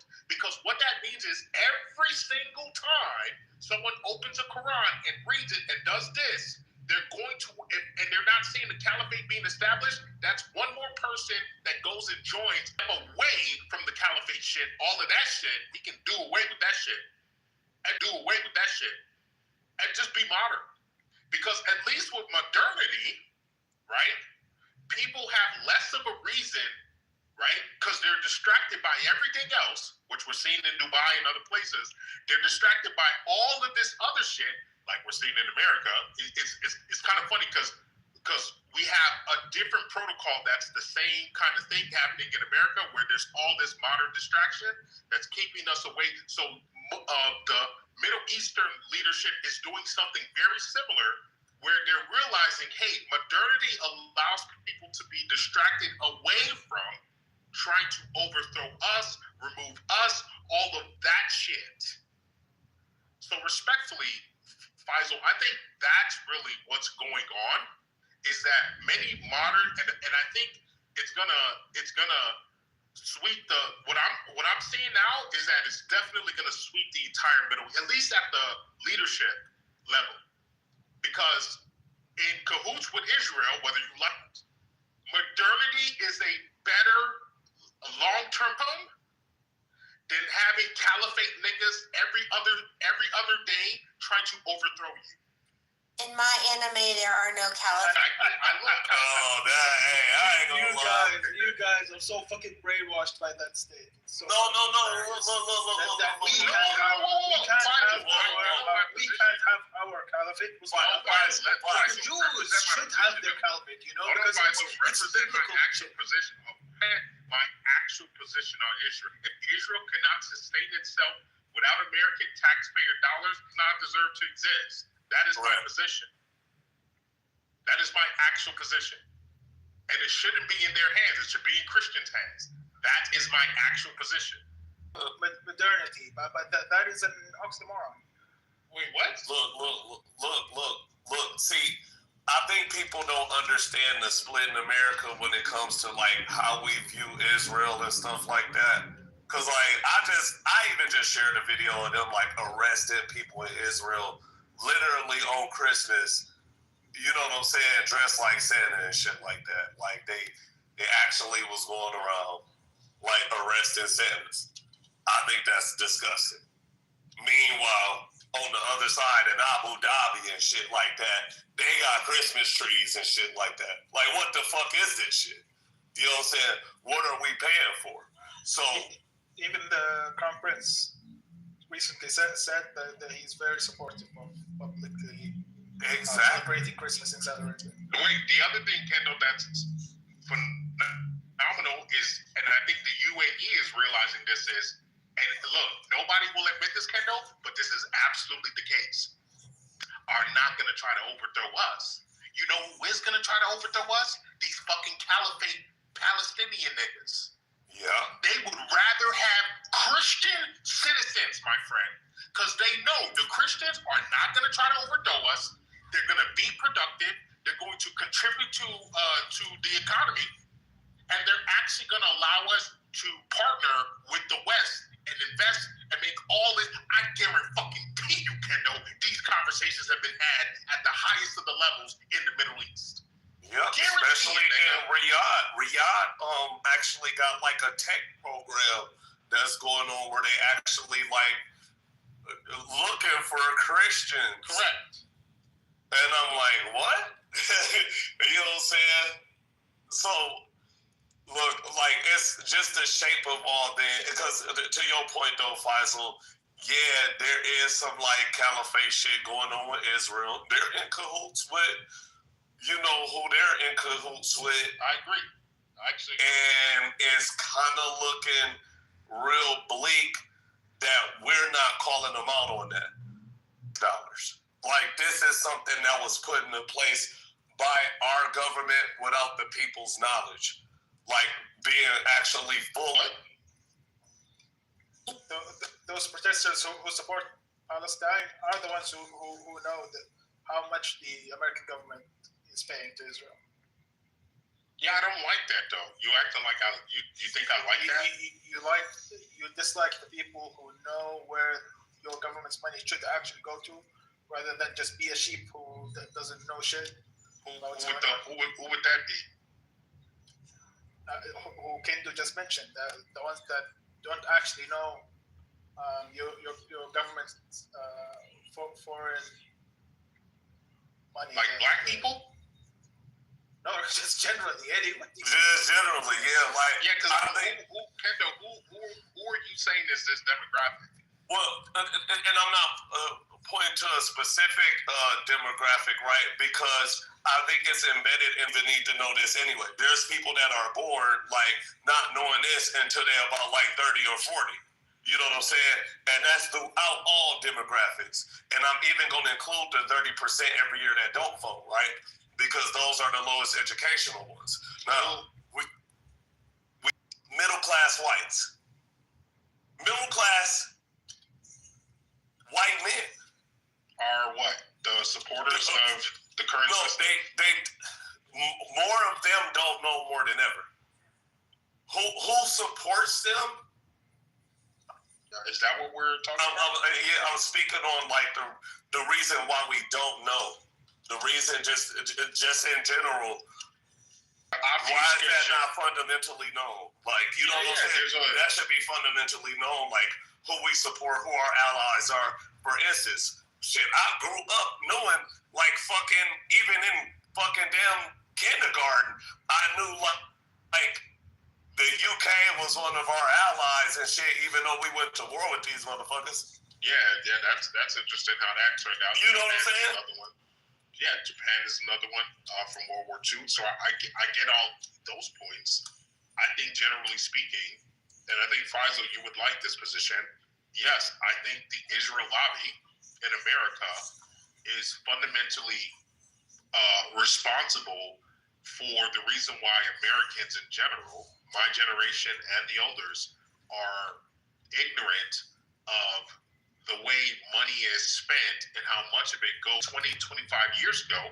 And I always like to talk about that. Whenever you talk about societal changes, the tragedy is that the consequences of the consequences of disastrous changes to society, unfortunately, are not always felt immediately. It takes time to feel it. And so a lot of the times people would think retard changes to society, oh, they're good, look, everything's fine. Rather than realizing, hey, it's going to take about 10 years for you to feel the destructiveness of this position. And when it comes, there will be no way to, turn it back easily.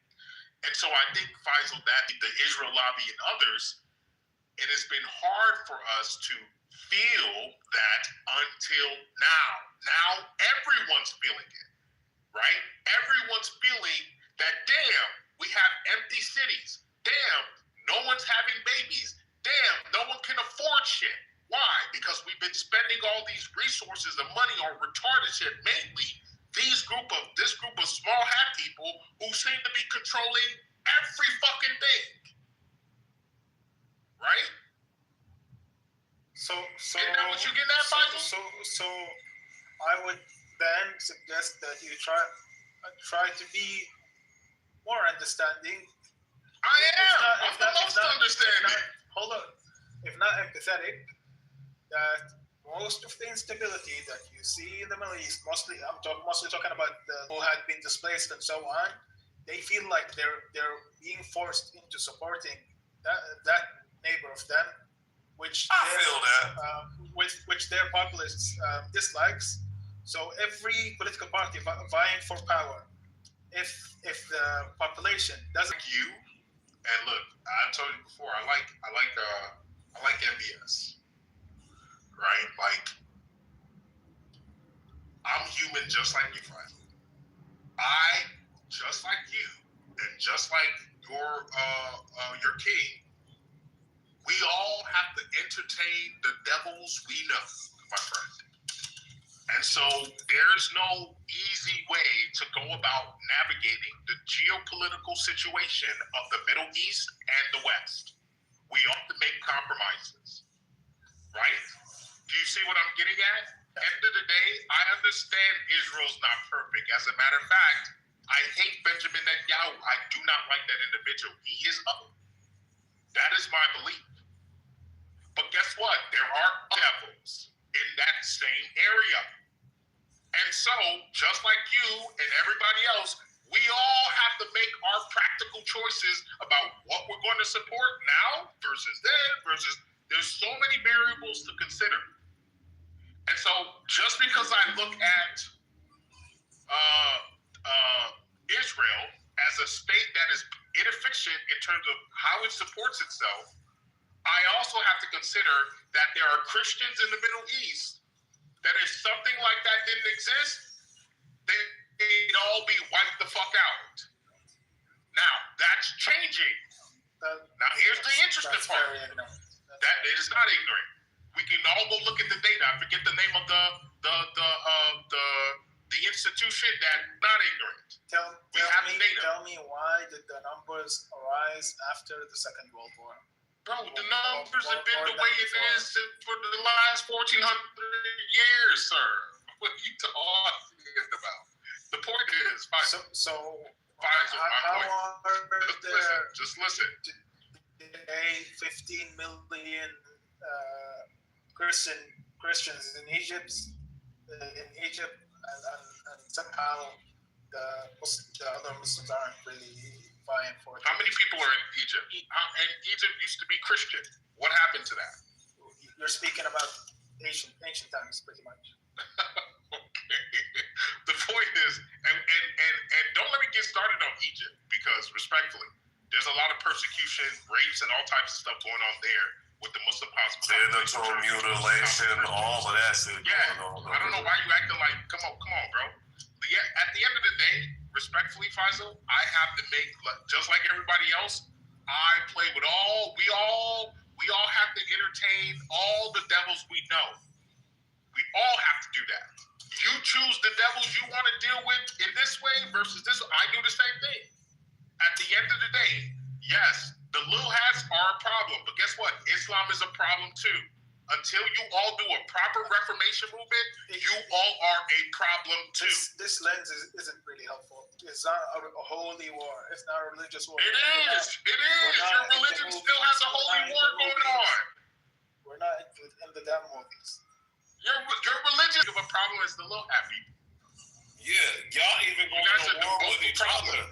Like, y'all going to war with the 12ers. You literally don't consider, like, fucking Iran, the Middle East. Correct. But you don't consider fucking Abu Dhabi. Like when you and they're right next to each other. Pakistan. We can talk linguistics. Cool, right? I get that that's how y'all measure things. But we also can measure things by using a fucking map. That is not mentioning the why? Go ahead and say it. Because they not like us. Go ahead and say it. And why aren't they like us? Let's get to the bottom of it. Because what is their religious practice? Aren't those Shias over there? Ain't that the other side? If there was ain't that 12 right now? If there was anything that was going to start the Third World War, was because of the proxy war that is happening between Saudi Arabia and Iran. So when you want one country to mention its ups as one of them, there's you know. You a motherfucker for real, boy. You showing out today, but I get it. You know what I'm saying? Because it's like, them motherfuckers ain't, why you putting us in the same water? We in a different water over here. We ain't Afghanistan or Turkmenistan. I'm speaking for. You may very quickly say this. I'm speaking for the average person. I personally, my own great grandmother is Persian. And I'm very tolerant. What the fuck? I'm very tolerant of all those countries that you mentioned, the Afghans, the Pakistanis, they're all my brothers. But the average Saudi person, once you mention to them. Anyway, there was a video, pretty viral video that had came out in January of 2025, and it was nicknamed like the Vietnamese butcher. It was basically a video of this Vietnamese guy jerking off, and in the middle of it, he gets his head chopped off. But the guy that gets his head chopped off, he wanted it. Like he had a kink for it, I guess, a kink for the idea of getting beheaded, and so he found the guy. He literally found the guy that did it on the web. He asked him to do it, consented, everything. And the guy did it. And he fucking chopped his head off in the middle of the jerk in his chin. Right? And it was all on video. Actually watching it. I wouldn't suggest watching it. It was pretty funny. So, because the guy is getting his head chopped off. But, long story short, it happened in January. They've been on a search for the guy this whole time, and the guy got caught in the beginning of this month, December. Isn't that crazy? But the thing is, okay, call me crazy, but if the guy is like headstrong about someone doing this to him, should the Vietnamese butcher guy, the one that did it, really like get it? I mean, he should get in trouble, but should he get in as much trouble as someone who does it to someone that doesn't want that to happen to them? Okay, never mind. Yeah, man. I mean, shit. Sometimes it's like Luca, perfect. I don't know, bruh. I'm just like, goddamn. Sometimes you want to have your head, sometimes you don't. It's a one-time choice type of shit. So I feel like, did he sign contracts? Is the real question. There's something to show proof of this guy like wanting it, because the authorities said like that he wanted it, that he consented to this, that there's proof that he wanted to be beheaded in that fashion. But it's like, even if there was a contract, right? Like, the guys, that shouldn't be a thing. Like, I think you should have some form of punishment, but I don't think it should be like 100% like, oh yeah, that's first degree murder right there. You know? Like, I think it should be, I don't know. And are you saying a punishment such as for any suicide pact, or specifically for by beheading?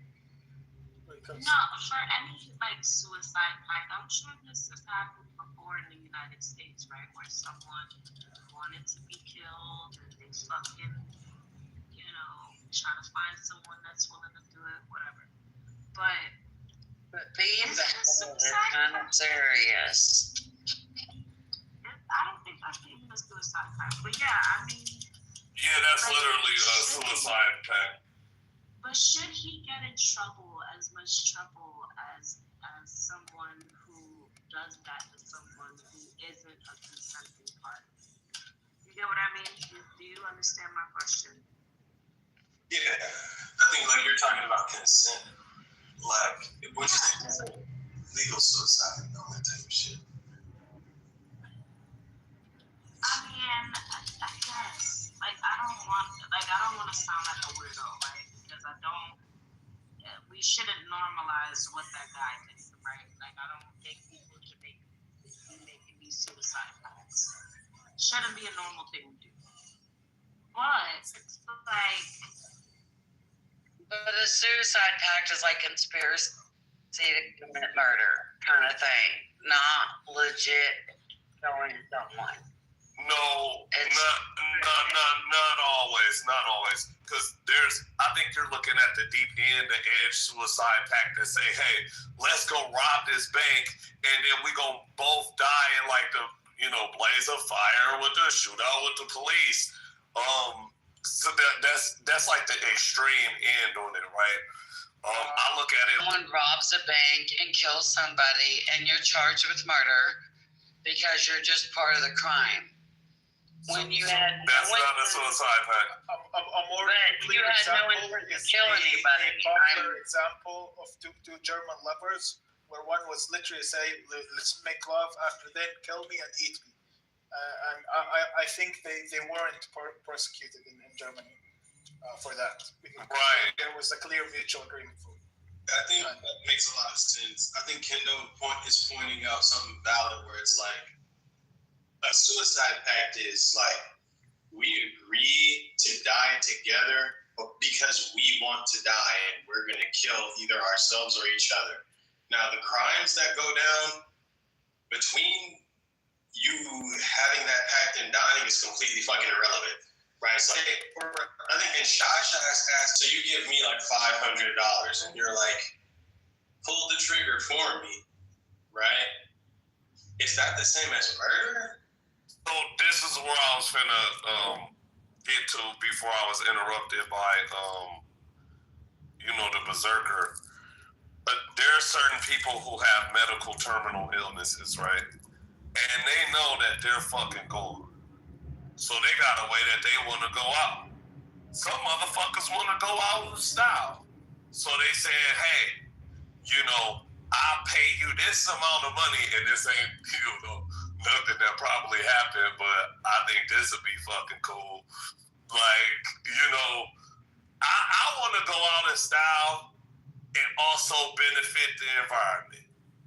So just take me on your yacht for one last day to the middle of the ocean.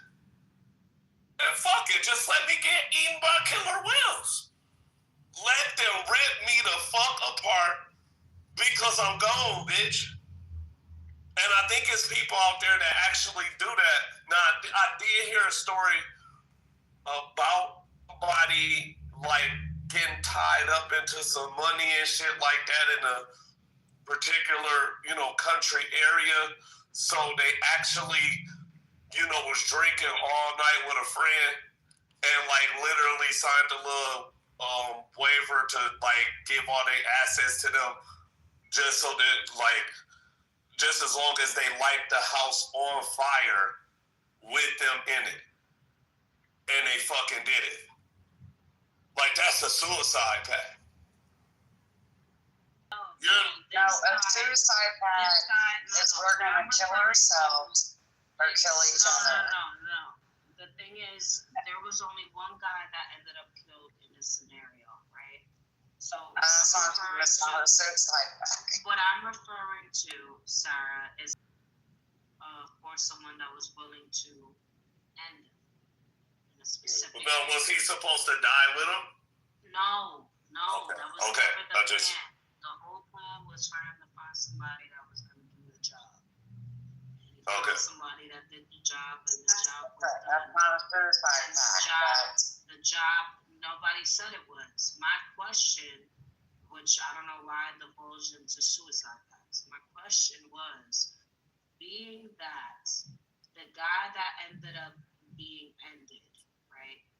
Being that he consented to being ended, being that that was specifically what he wanted, and the person that obliges to what he wanted, should they get in as much trouble as someone who doesn't get that consent to do such? Well, I mean, it's wrong what he did, but of course, at the end of the day, when you come down to murder charges, it's about intent.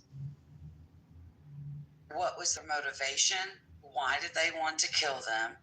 And why did they do it? And that's what really kind of like, when you look at it logistically, it's why did they kill them?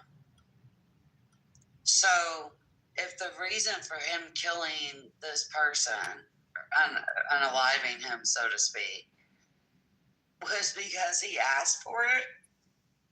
Yes. He went online. He found the guy by searching online specifically for. That's like a 15-year sentence of manslaughter. That's not murder. There was not intent to kill. There was no, No, the intent is there, right? The intent is there because the only reason why these two people interacted in the first place is because one was searching for the other to do said act. You understand? So the intent technically is there. I get what you're saying. I do. The reason why they met up to begin with was to do that. So it's like, it's interesting. The difference between killing someone because they want to die and killing someone because they murder somebody is completely different than a mercy killing, I guess, would be a better way to say it. Yeah, I mercy killing, really? I mean, he wanted to die. Yeah, I mean, why should people be forced to live? It's ridiculous that we're forced into this life that we don't want to live in, that we don't want to pay bills, we don't want to, I know that sounds stupid, but we don't want to be forced into this society. So if somebody just wants to die, let them die. I don't think someone handling that situation as a criminal. Not in the same way as someone that literally goes out with the intent to murder and take a life. I think that's a completely different story. What's so odd is that, like, what he wanted was at the point of his, like, climax, which was when he wanted the guy to do it. It's insane. Like, what kind of kink is that? I don't. But I think people should have a right to choose if they want to live or not. Like, I don't think suicide is this horrible, disgusting thing like a lot of people think it is. Like, sometimes you just don't want to live in this life, in this world. And it sucks if you leave people behind, if there's kids, wife, family, whatever. Like, that's horrible and heartbreaking. But at the end of the day, why should you not have control over your own life? Why should you not be able to choose when you want to die? Being honest, Sarah, I don't want to get into this conversation. Like, I actually don't know. I think the opposite. That's okay. Just leave it at that. But Alessandro, I kind of wanted your take on what I said. And what do you think the guy should get? Should he get charged with murder? Should he be looked at the same? What you think? Yeah, I mean, I'm like, so obviously I don't think it would be murder because you didn't like leave your house and just randomly kill somebody. So I'd say probably more like, damn, I don't even, because to be real, I kind of feel like it should be legal to opt out under certain circumstances. You know what I'm saying? So like, I think if someone like pays you to kill them, I don't know if you should, because I don't give a fuck about the law, to be real with you. Like, the law is just whatever shit. It's illegal to smoke weed on Tuesday. Now you can smoke weed on Wednesday. The law, like, who gives a fuck? I just give a fuck about right or wrong. So, like, my thing is, like, is it wrong to assist at suicide? And I'm going to say it depends. You dig what I'm saying? Like, so I think I don't know. If you help somebody die, I think you should be sentenced to at most, like, 5 years or some shit like that. I don't see it as like life in prison or murder or anything like that. Technically involuntary manslaughter or even voluntary manslaughter. So you get 5 to 15 years. I mean, that's the basic gist of it. But even then, I think like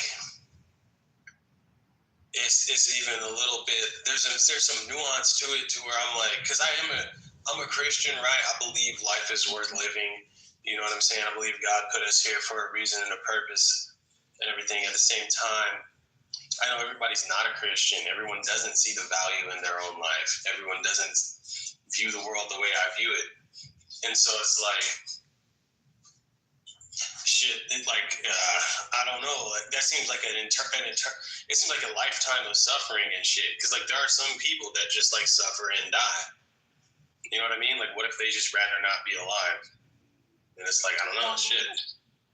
And why force people to suffer? Like, that's one of those weird Christian things. And I'm a Christian. But it's one of those weird Christian things of, like, and it's this weird-ass ideology that, like, let people just be done when they're done. He was a former deputy head of a market surveillance team in Vietnam's Lang Son province, and he was charged with murder. 57 years old. When was horrible existence? That sounds like it sucks. What were you gonna? No, actually, yeah. So the perpetrator, his name is Doan Van Sang. I'm gonna go by Doe. So Doe had connected with the victim around 2020 and engaged in distorted, deviant conversations involving sexually morbid topics. And in 2025, specifically January 25th, Doe. Okay, no, now that I'm hearing you describe it, I think that I changed my mind. I think, like, no, because it's like that person clearly talked to the person, explained to them, come over here so I can kill you. You know what I mean? Like that. That's fucking wild. I mean, it's pretty. That's pretty weird. That's a weird situation. The guy was on the website. The victim was on a bunch of deviant websites talking about that specific fantasy, and that's how they connected in the first place. And I guess they set up the official date to be that date. It's a little different and weird when, like, it's a fantasy. It was. And they were researching for it. Hold on, Sarah. Sold those videos on those websites. Also on, I think, Telegram, it said. And, you know, so obviously sold those videos for some money. That's how the videos went viral in the first place. Yeah, I don't know. He's obviously a sick fuck that needs to stay in jail. Right? Okay, so this wasn't some guy wanted to kill himself and he paid someone to kill him. Yes, he did. But it wasn't just that. It was like this fetish kind of thing. It was obvious. That's what it sounds like. This is something that he wanted, obviously, for at least 5 years. I think it's 20. I mean, unless there's conversations in which there's the perpetrator, like, maybe convinced the victim to do that. I don't know. I have no idea. But it's I don't know. It's off-putting. It's something to think about. It's a whole different story when you look at it that way, though. That it was like a fetish he was trying to fulfill, not that he would, because it doesn't sound like he was suicidal. It sounds like he just wanted to live out some very bad scenario that ended with him being dead. It can be a fetish all at once, right? But that doesn't mean we should, like, legalize all fetishes, right? There's some fetishes that are fucking gross and illegal. Like, there people have fetishes, like, of fucking animals. But if they get caught fucking animals, they're going to jail for, like, animal cruelty and shit. So, you know, there's people who have weirder fetishes than that. Okay, I'm not even gonna go there. They have a story I know where I'm gonna go. And obviously those fetishes are fucking illegal, right? So, I don't know. I just don't I'm with you on this one. Huh? I'm with you on this one. I think as I'm hearing you give that example, I think it's like, look, bro, if you want to kill yourself, whatever. But if you kill anybody else, I mean, I guess I kind of, I kind of feel like. It's like, it's wrong to involve others in it, right? Like, you don't think it's like, you can't do that. Yeah. Like, I guess I feel like I'm like, if you kill anyone else, I don't give a fuck if they wanted to die, right? Like, you out here killing people, you should go to prison. You know what I mean? So, yeah, it's like, you shouldn't be like, hey, bro, I mean, shit, he wanted to die, shit. No, fuck that. You know what I mean? Like, stop killing people. Now, if he jumps off... I think there's kind of a difference, though, like, If you choke someone out that's actually suicidal, that's one thing. And don't choke someone out. It's still not okay. It's still not okay. But that's totally different than the situation right here where this guy was having a fetish for it. And not just choked out. I think you said he was decapitated. That's a whole nother level, okay? Yep, me and the wife just came back from the improv. Okay, never mind. I'll bring this up in the morning. Oh, well, what happened? There was a guy that killed another guy, but the guy that got killed wanted. You said a guy, they killed another guy? Wait, what? Yeah, but didn't you say he was decapitated? And that's what I'm saying. Like, it's one thing to kill someone. Sarah, hold on, please. So there was a guy in Vietnamese that went shopping online. Vietnam. Someone who was willing to kill him in a specific manner. And he found that guy that was willing to kill him. And they did it. They killed him on video. And the guy finally got caught 11 months later and was charged with murder. That's what we're talking about, essentially. I can't really get specific because I don't care. But nonetheless, we were discussing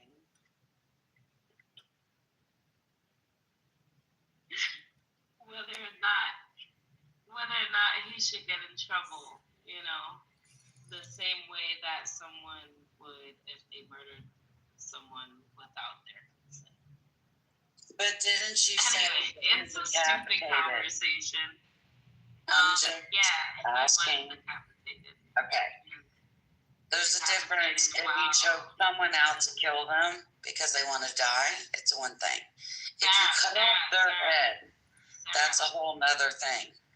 Decapitation. While he was jerking his chicken. Okay, that adds another level of weirdness to it. If you decapitate. I'm not drunk, Tim. Shut the fuck up with your big forehead ass. Come up here. I'm not drunk, I promise. If you could decapitate. Who cuts off someone's head while they're jerking their chicken?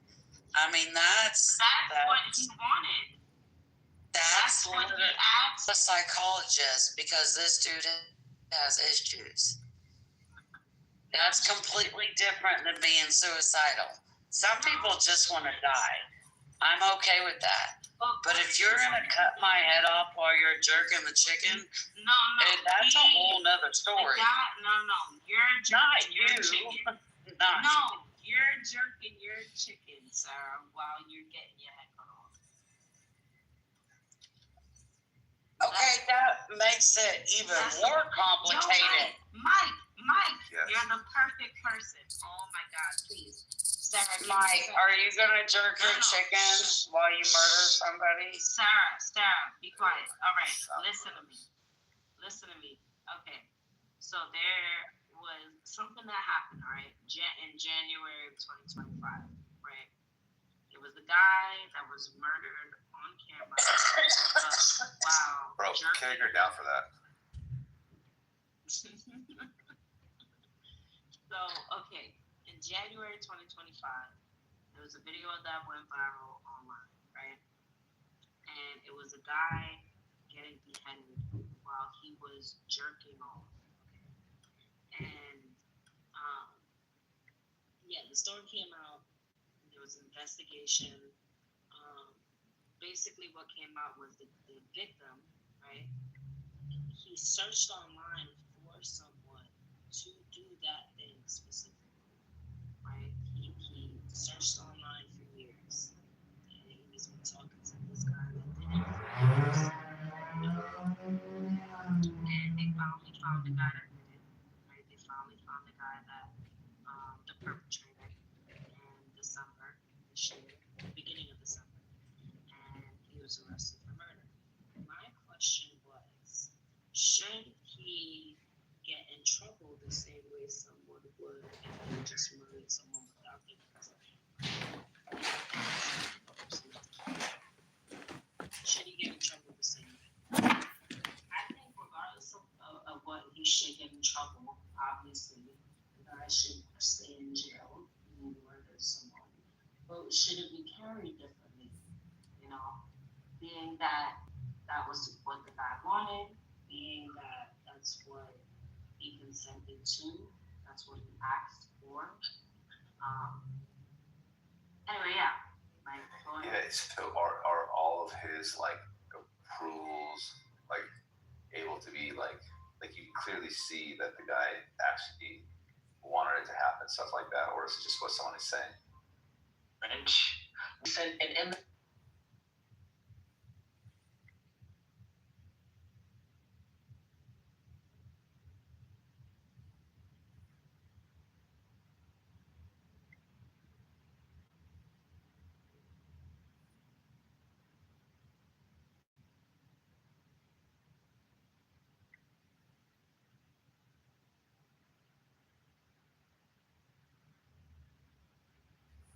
you are here, I'm delivery of Alistair Crowley, technical labors of the libraries, some figured all trace libraries, some figured all Saidi Bar, Metadata, Alistair Crowley, liberos of figural, fiat, concordance, Alistair Crowley, liberos of figural, fiat, Alistair Crowley, liberos. This is our Lord, the joy of the world, to be the whole of the Lord. Thou hast no right but to do thy will, do that and no other shall save now. Every man and every woman is a star. There is no God but man. One man has the right to live by his own law, to live in the way that he wills to do, to work as he will, to play as he will, drink what he will, to dwell where he will, to move as he will on the face of the earth. Free man has the right to think what he will, to speak what he will, to write what he will, to draw, paint, carve, etch, mold, build as he will, to dress as he will. For man has the right to love as he will. Take your fill and will of love as ye will. When, where, and with whom ye will. When, where, and with whom ye will. For man has the right to kill those who would thwart these rights. Slaves shall serve. Love is the law. Alistair Crowley, technical livers of the liberals, subfigurally, trace liberals, subfigurally, Cyberpunk, Metadata, Alistair Crowley, livers, Alistair Crowley, liberos of figural, liberos alone the strong.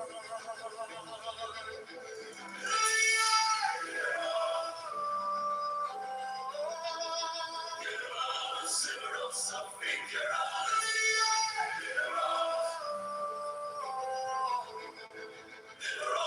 liberos of figural, the law of the strong.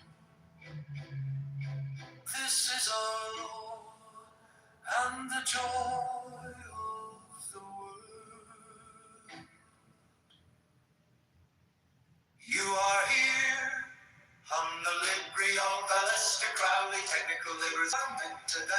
Alistair Crowley livers. Liberosa Philadelphia. Concordance, Alistair Crowley livers. Liberosa Philadelphia. Alistair Crowley livers. Liberosa Philadelphia. Liberosa Philadelphia. Liberosa Philadelphia. The law of the strong. This is our law and the joy of the world. Do what thou wilt shall be the whole of the law. I for thee. Thou hast no right but to do thy will. There is no God but man. One man has the right to live by his own law, to live in the way that he wills to do. To dwell where he will, to move as he will on the face of the earth. Free man has the right to think what he will, to speak what he will, to write what he will, to draw, paint, carve, etch, mold, build as he will, to dress as he will. For man has the right to love as he will, take your fill and will of love as he will, when, where, and with whom he will. All I 51. Man has the right to kill those who would thwart these rights. You are here on the library of Alistair Crowley, technical livers of Alma Liber, also figure of the Concordance, Alistair Crowley livers, Liberos, the figure of the Alistair Crowley livers, Liberos, the figure of the Liberos, the figure of the Liberos, the figure of the The law of the strong, this is our law, and the joy of the world. Do what thou wilt shall be the whole of the law. I 40. Thou hast no right but to do thy will, do that and no other shall say nay. Every man and every woman is a star. I 3. There is no God but man. One man has the right to live by his own law, to live in the way that he wills to do, to work as he will, to play as he will, to rest as he will, to die when and how. 3 man has the right to think what he will, to speak what he will, to write what he will, to draw, paint, carve, etch, mold, build as he will, to dress as he will. For man has the right to love as he will, take your fill and will of love as he will, when, where, and with whom he will. I 51. 5 man has the right to kill those who would thwart these rights. The slave shall serve. Love is the law, love and goodwill. I 57.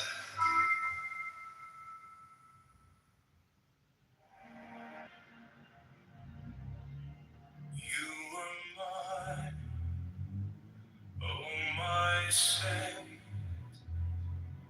a whisper, a flame, a soft restraint by the scars we create.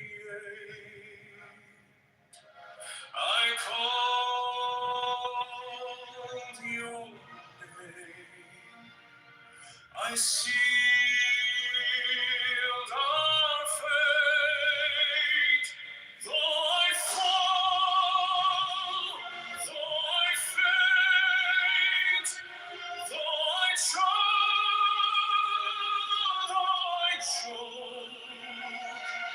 by the fire of desire I invoke,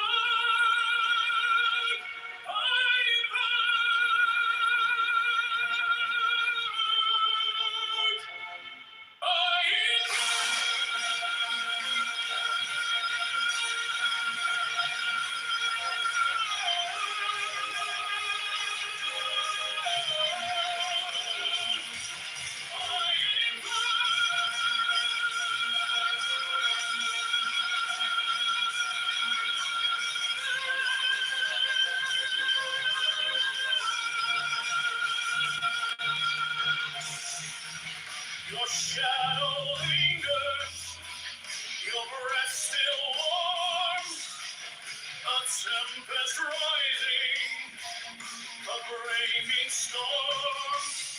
By the light, by the night, by the vow we swore, I reach, I beseech for you once more. The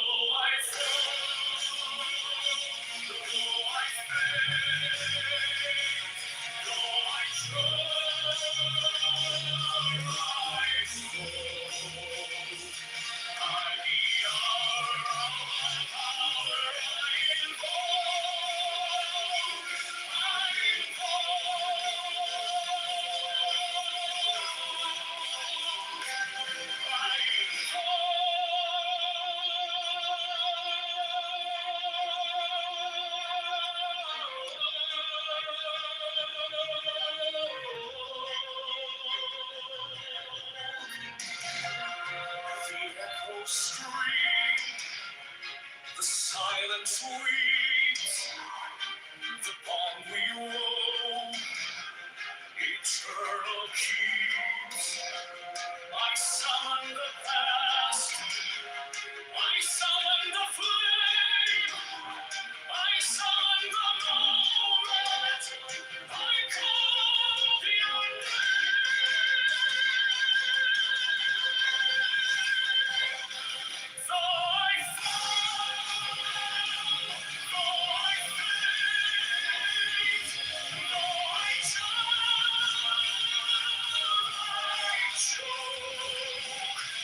by the fire of desire I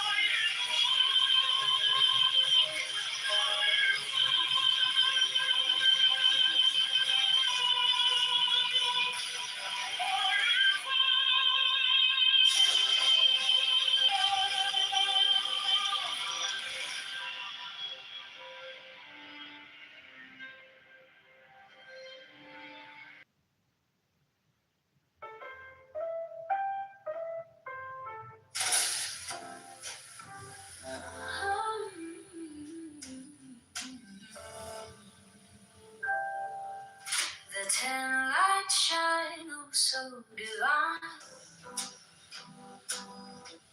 from Kether's crown to Malkuth's line.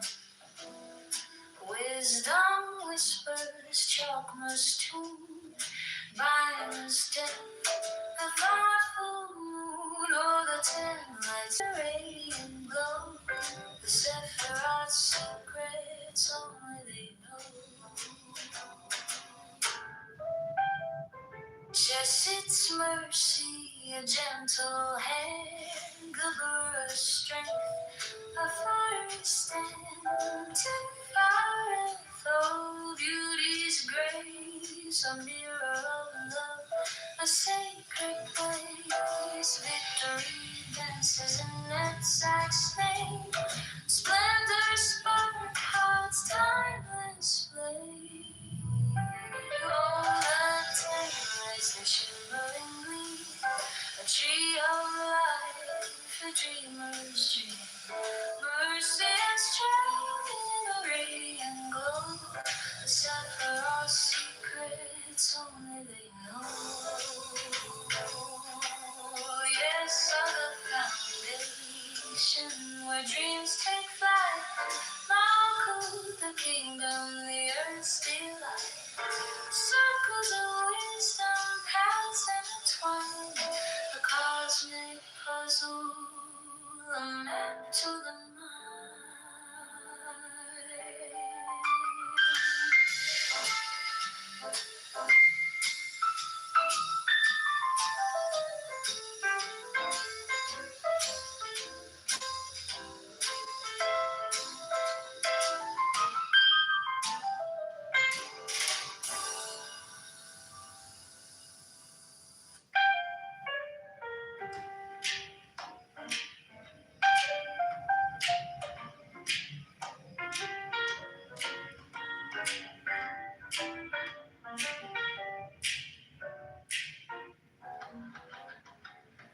The 10 lights shine, oh so divine, from Kether's crown to Malkuth's line.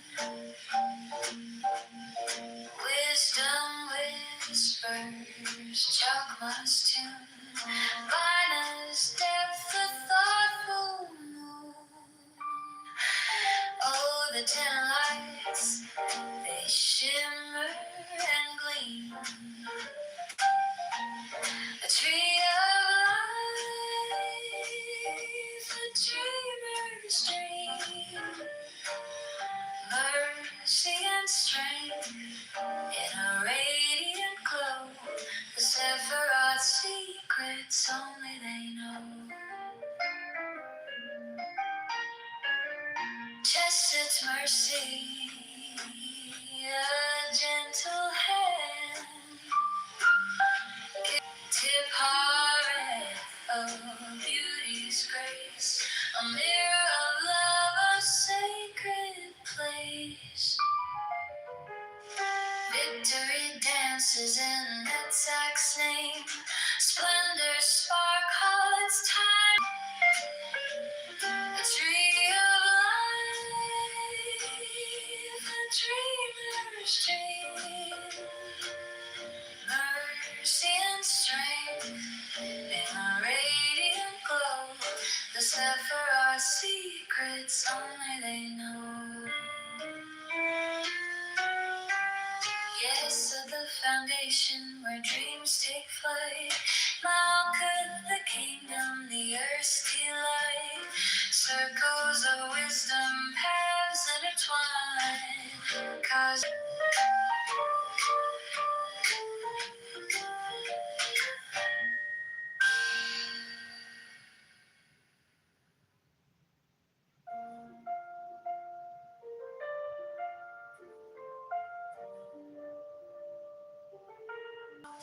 its branches stretch where stars are found. Mercy leans with a tender sigh. Severity answers sharp and dry. Oh, mercy sways, oh, severity stays. Together they balance the night and days. In the middle whispers, calm and free. A harmony spun through eternity. It shows the dance between a steady stream, a bridge of jazz, a velvet dream, and in between, the heart will steal a melody of truth so clear. Mercy sways, oh, severity stays. Together they balance the night and days, and the middle whispers, calm and free. A harmony spun through eternity. Wisdom waltzes crowned between the pool of dark and gleam. A chord is struck, a say.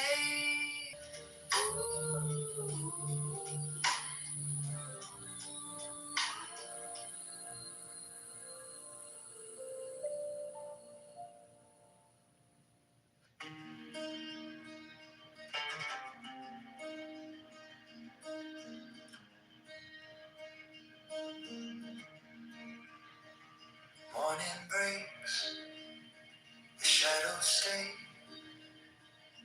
empty hearts in disarray. Don't crack the spine, don't turn the page. Leave the study, leave the cage. Let the beauty we love be what we do. Take down the strings, let them sing for you.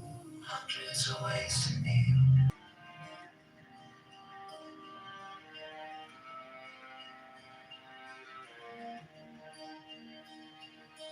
First love whispered soft and low, chasing phantoms, didn't looking for you. But lovers aren't found in the sky. They're born in the gaze of an eye.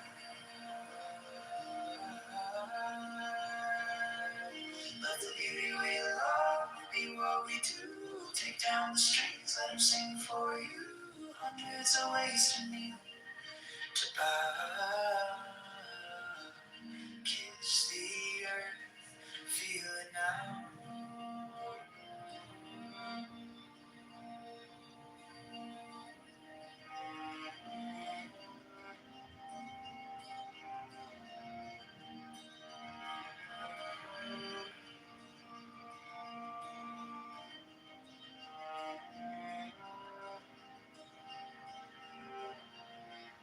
In your light I learn to sleep.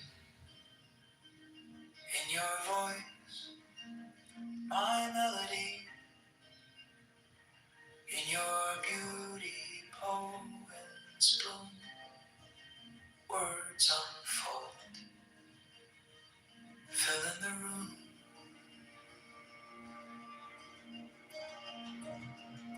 Let the beauty we love be what we do. Take down the strings, let them sing for you. Hundreds of ways to kneel, to bow. Kiss the earth, feel it now.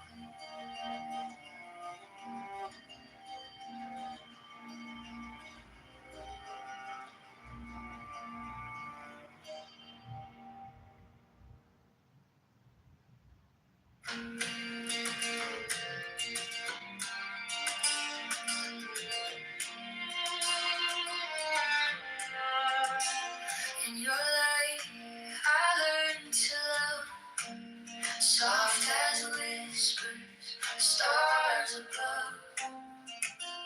In your beauty, I find my way, a world of poems, night and day.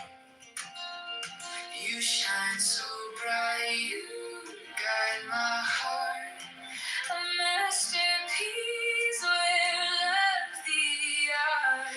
You dance inside, oh, inside my chest, where no one sees, where no one rests, but sometimes love, I see you clear, and that sight becomes this art so near.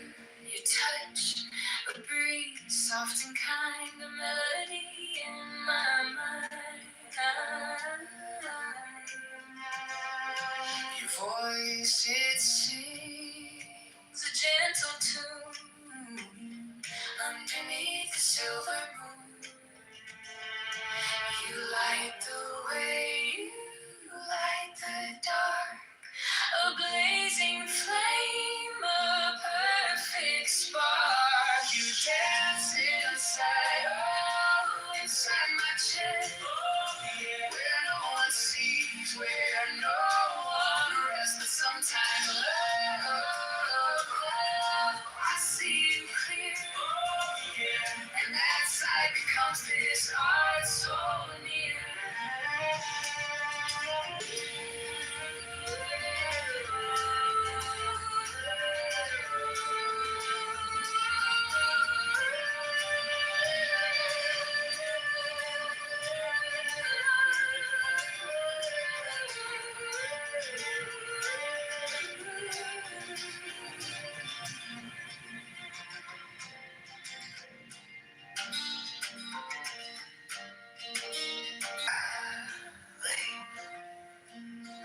Last night I boomed a bed of tulips red.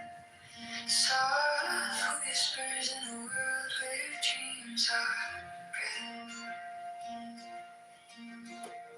Fields of grapevine sing to me, their voices tangled in the breeze. Dreams like cypress trees, bending with the night. Tea lips in the dark, bathing in soft light. Phantoms fade with dawn, but they leave their trace. The fleeting glimpses of some eternal place. Out to walls familiar, plain and gray. But I carried fields where I used to lay. The shape of sleep, it breathes, it roams. A traveler finding new but ancient homes. Don't be afraid of where your spirit flies. It's just a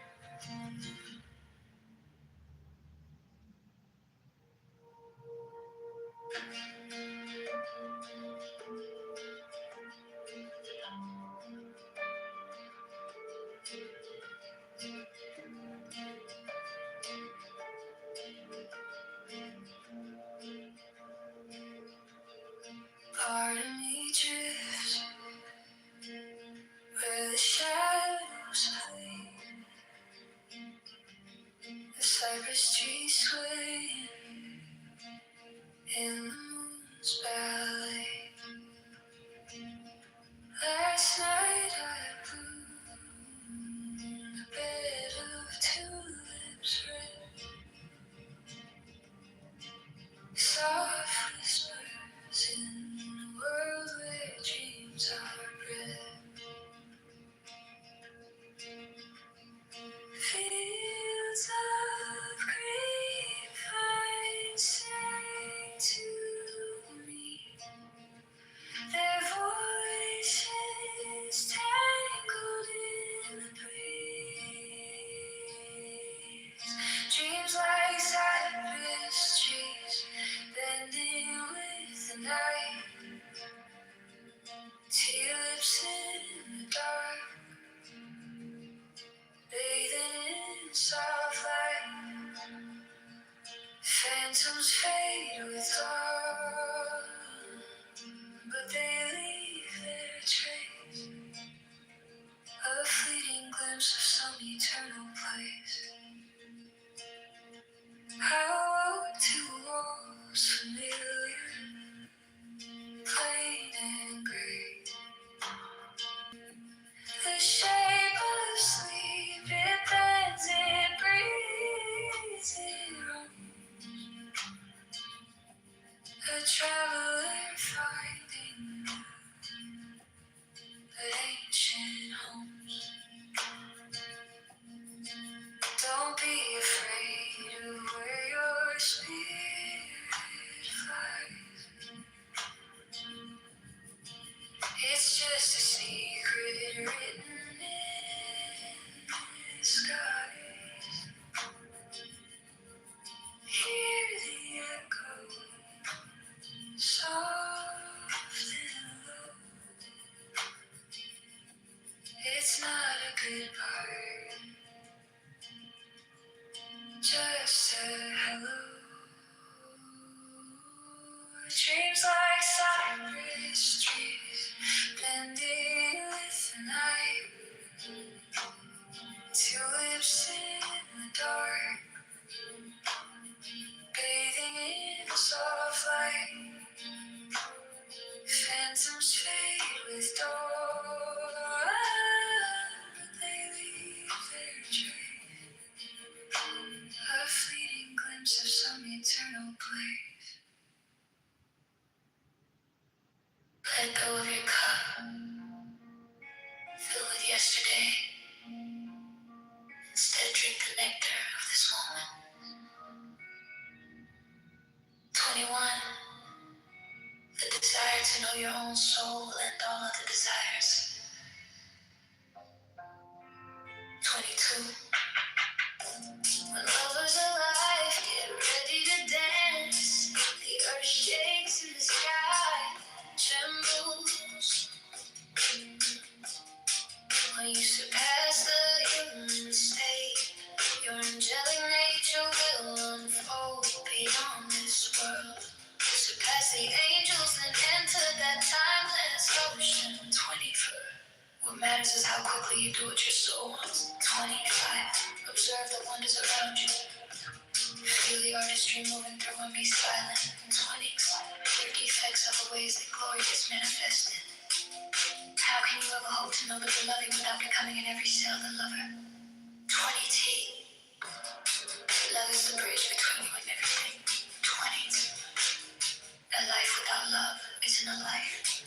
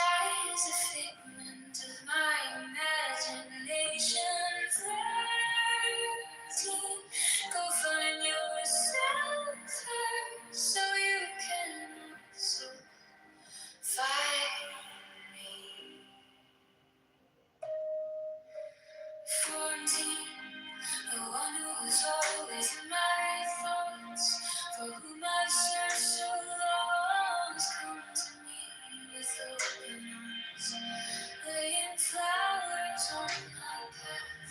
The middle path is the way to wisdom.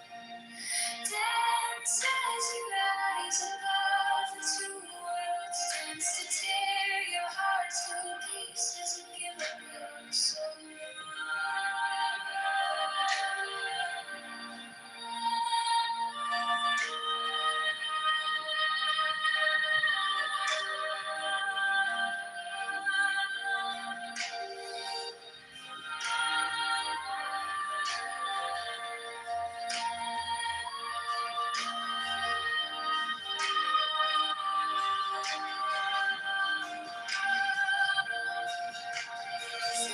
Needing to burst into light. 18, stop acting so small. You are the universe in ecstatic motion.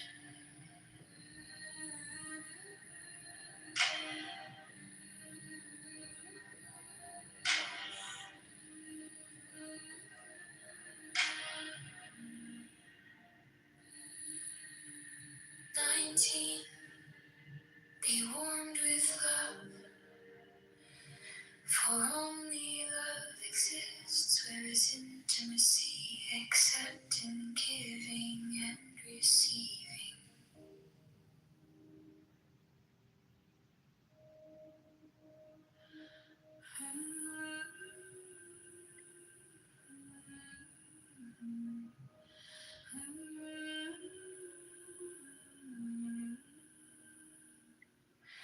Laugh as much as you breathe. Love as long as you live. Be silent and go into that place where everything is music. 11, I have come to bring 12, love. You are my certainty. Lift me to the stars. This side is a figment of my imagination. 13,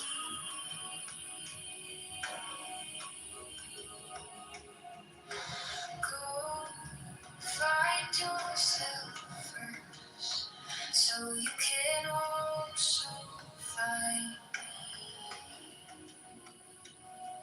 the one who was always in my thoughts, for whom I've searched so long, has come to me with open arms, laying flowers on my path.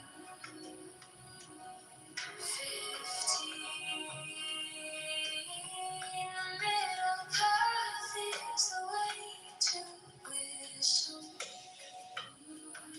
16, dance as you rise up, give up your soul.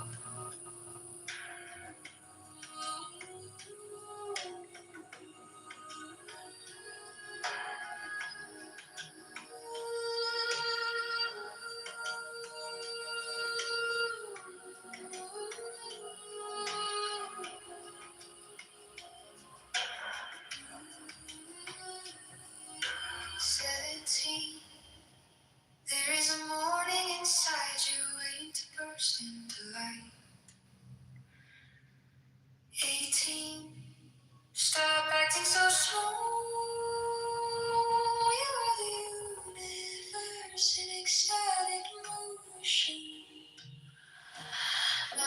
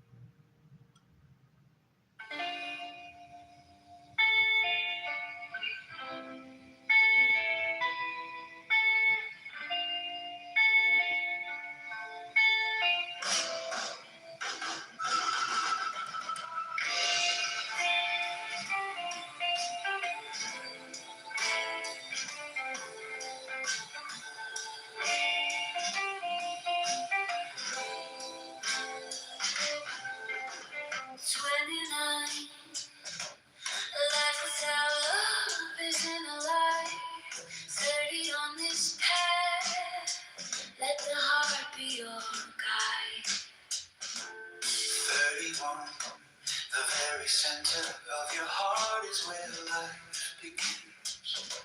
The most beautiful place on earth. 32, respond to every call that ignites your spirit. Why struggle to open the door between you and I? When the separation is an illusion. Don't give me back to my old companion. Inside you my yearning starts. 35.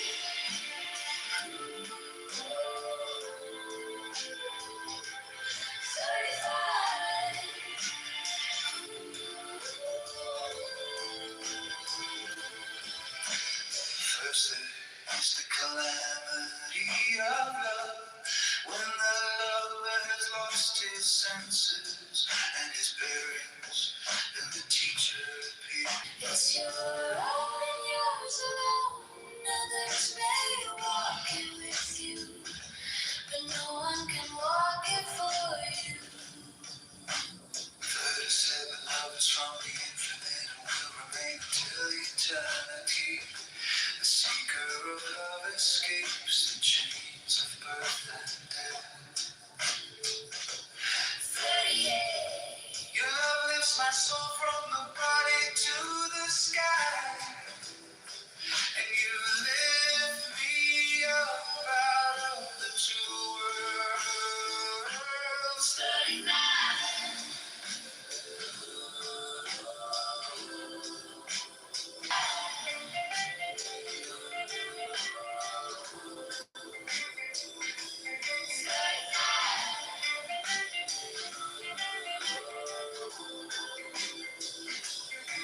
It is your turn now, you waited, you were patient.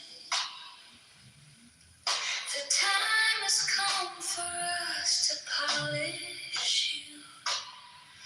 We will transform your inner pearl into a house of fire.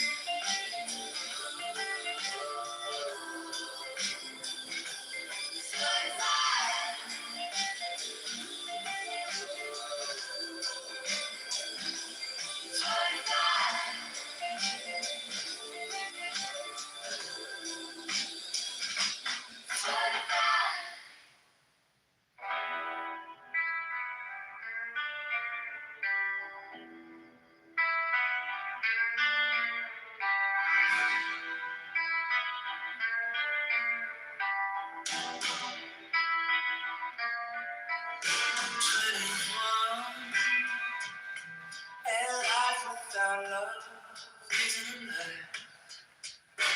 30, on this path, let the heart be your guide. 30, from the very center of your heart is where life begins. The most beautiful place on earth. 32, respond to every call that ignites your skin. 33. I struggle to open the door between you and I. When the separation is an illusion. 34, don't give me back to my old companions. Inside you, my yearning scars. 35, first there is the calamity of love. When the lover has lost his senses and his bearings, then the teacher appears. It's your own and yours alone. Others may walk it with you, but no one can walk it for you.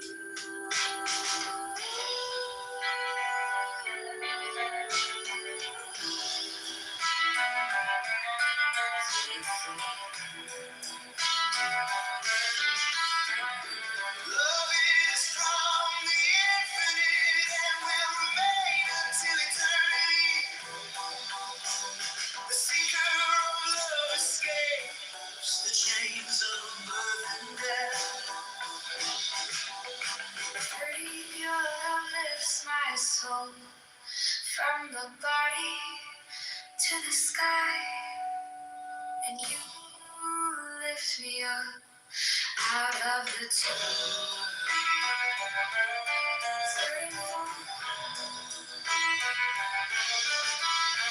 It is your turn now. You waited. You were patient. The time has come for us to polish you. We will transform your inner pearl into a house of fire.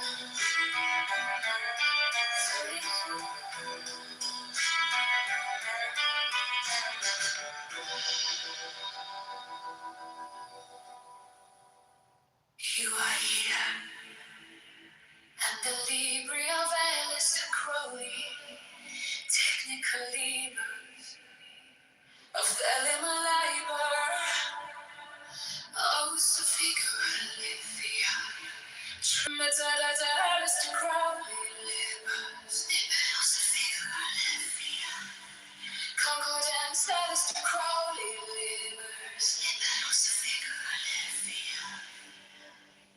Alistair Crowley, Libers, Libers, Sophia,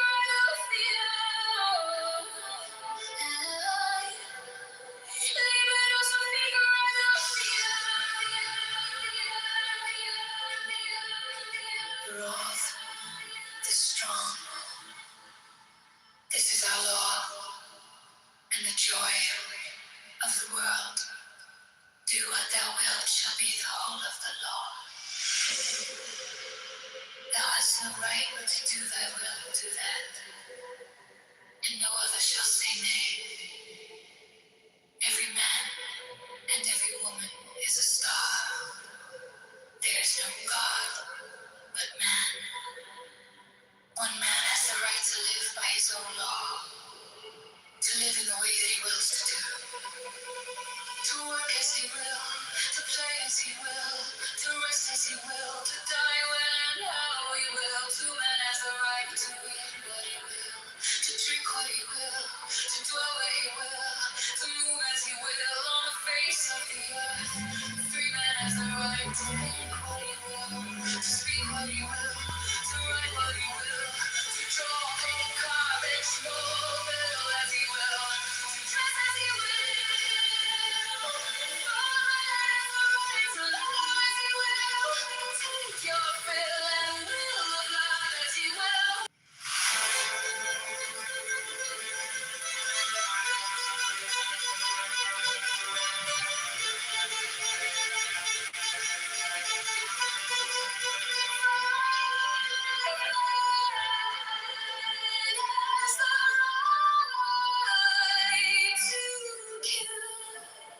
Those who would thwart these rights, the slaves shall serve. Love is the law. Love under will.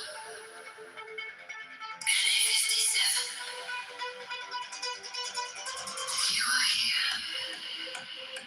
The delivery of Alistair Crowley. Technical labors. A felon libel. Oh, some figure out a leaf field. Train saliva. Oh, some figure out a leaf field. Sidebar. Metadata Alistair Crowley. Concordance Alistair Crowley.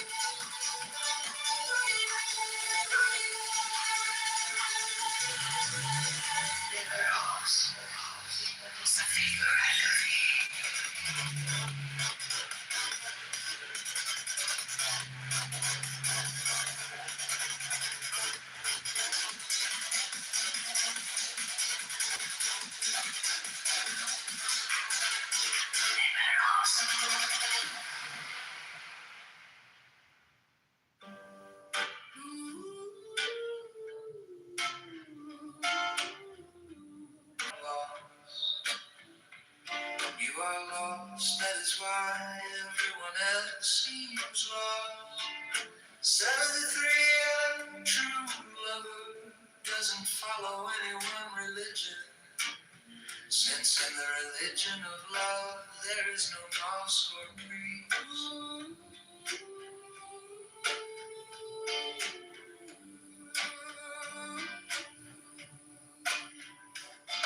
74, I've become a rose petal, and you are like the wind for me, take me for a ride. 75, try not to resist the changes that come your way instead.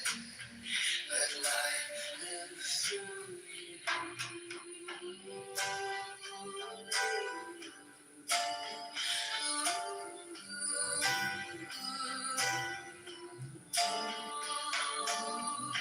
Do not worry that your life is turning upside down. How do you know that the side you are used to is better than the one to come?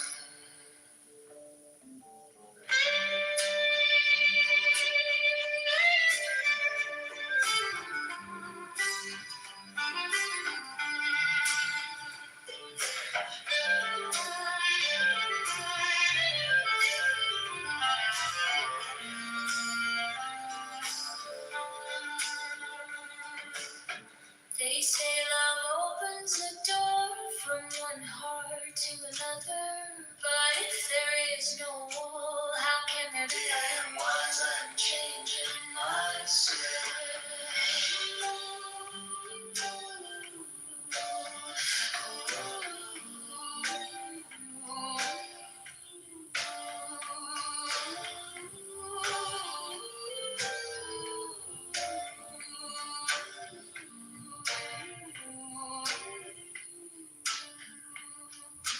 When were you ever made less by dying?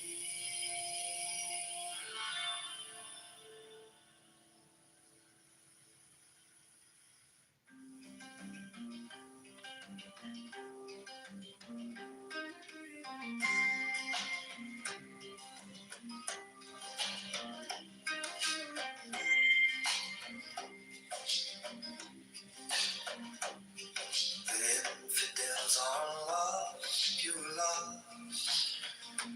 That is why since in the religion of love there is no mosque or priest. 74, I've become a rose petal, and you are like the wind for me. Take me for a ride. Try not to resist the changes that come your way instead. Let life live through you.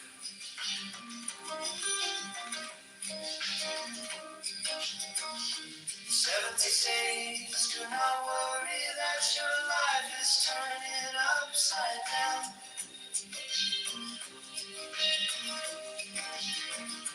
How do you know that the side you are used to is better than the one to come?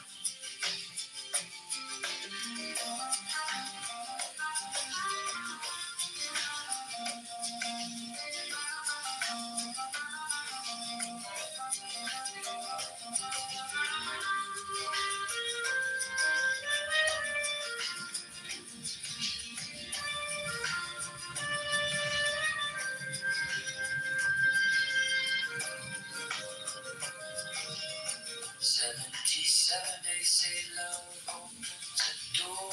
How can there be a door? 78, I was clever, so I wanted to change the world. Today I am wise, I am changing myself. 17, when were you ever made less by dying?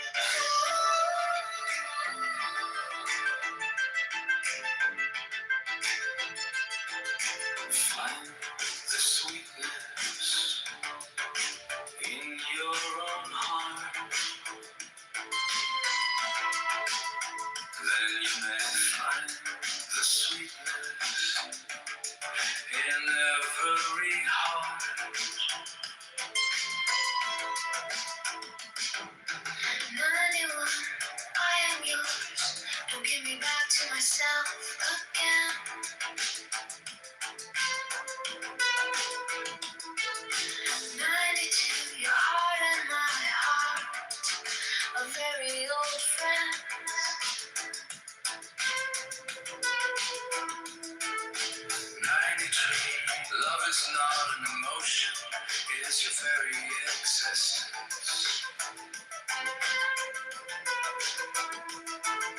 94, I don't want learning or dignity or respectability. I want this music and this tone and the warmth of your cheek against mine.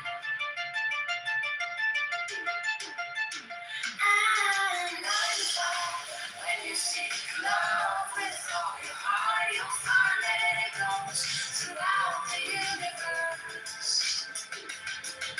96, silence.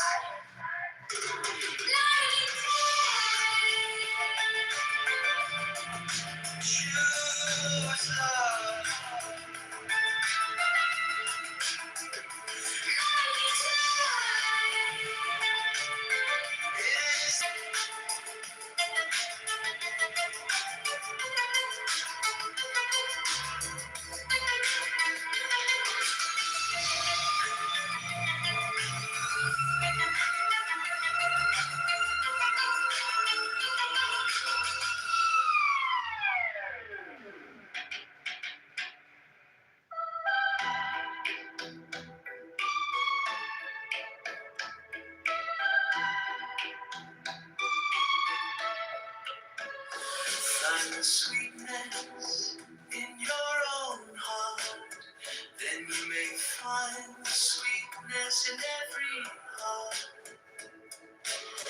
91, 93, love is not an emotion, it is your very existence. 94, I don't want learning or dignity or respectability. I want this music and this tone and the warmth of your cheek against mine.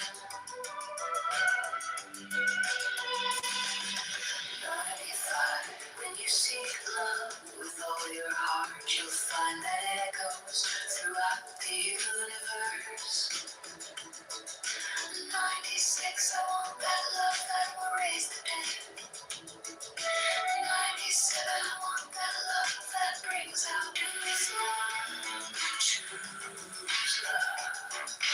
99, it is the inner bond that draws one person to another, not words.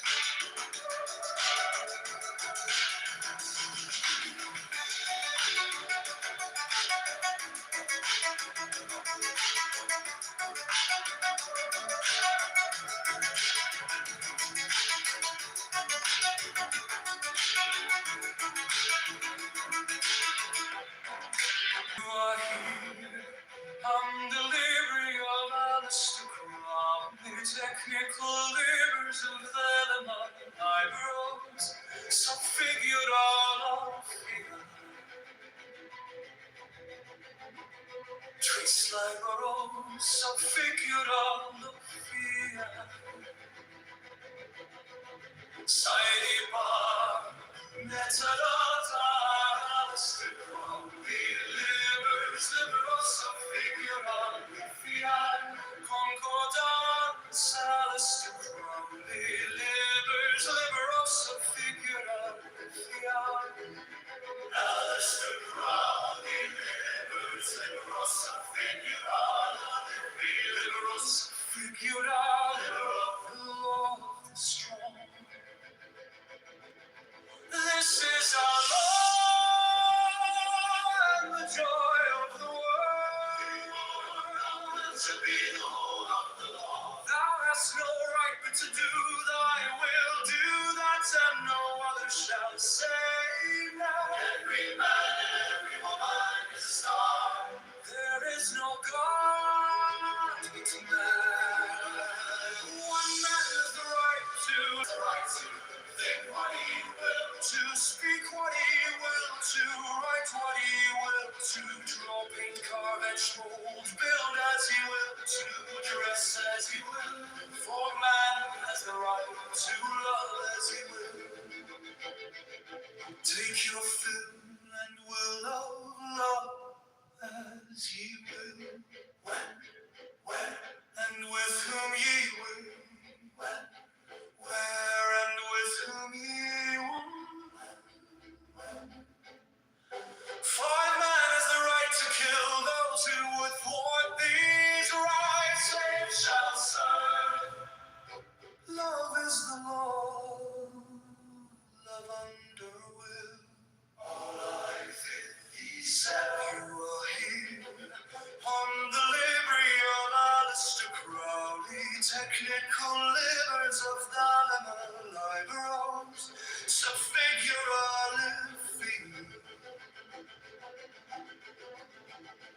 Trace liberos a figura fiat.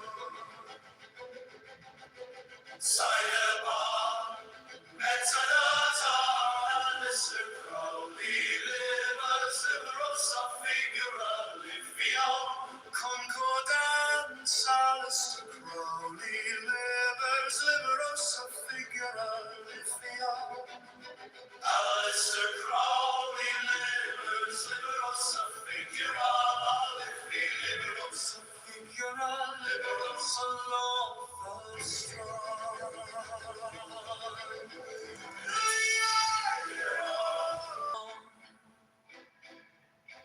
This is our Lord and the joy of the world. You are here, the Libri of Alistair Crowley, technical livers of the Liberosa figura labiae. Trace the Liberosa figura labiae. Sidebar labiae. Alistair Crowley liber, Liberosa figura labiae. Liberosa figura labiae. Liberosa figura labiae. The law of the strong. This is our law, and the joy of thy will do that, and no other shall say nay. Every man and every woman is a star. I agree. There is no God but man. One man has the right to live by his own law, to live in the way that he wills, to do, to work as he will, to play as he will, to rest as he will, to die when and how he will.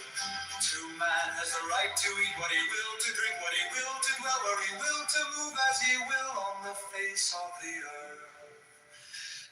Man has the right to think what he will, to speak what he will, to write what he will, to draw, paint, carve, etch, mold, build as he will, to dress as he will. For man has the right to love as he will, take your fill and will of love as you will. Rights, the slave shall serve. Love is the law, love under will, I-57. You are here on the Libri of Alistair Crowley, technical livers of the Liberosa figura labiae. Trace the Liberosa figura labiae. Sidebar, metadata, Alistair Crowley livers, Liberosa figura labiae. Concordance, Alistair Crowley livers, Liberosa figura labiae. Alistair Crowley livers, Liberosa figura labiae. Liberosa figura labiae. Liberosa figura labiae. The law of the strong of the law. I 40. Thou hast no right but to do thy will, do that, and no other shall say nay. Every man and every woman is a star. I 3. There is no God but man. One man has the right to live by his own law, to live in the way that he wills, to do, to work as he will, to play as he will, to rest as he will, to die when and how he will. Man has the right to eat what he will, to drink what he will, to dwell where he will, to move as he will on the face of the earth.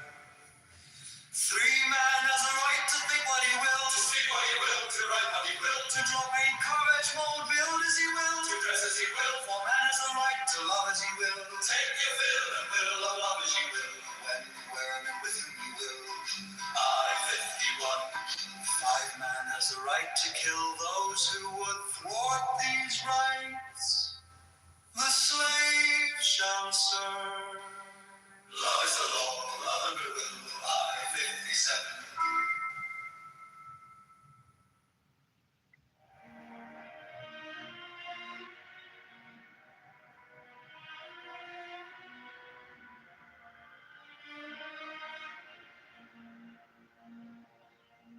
You were mine, oh my sin, a whisper, a flame, a soft restraint by the scars we create. I called your name, I sealed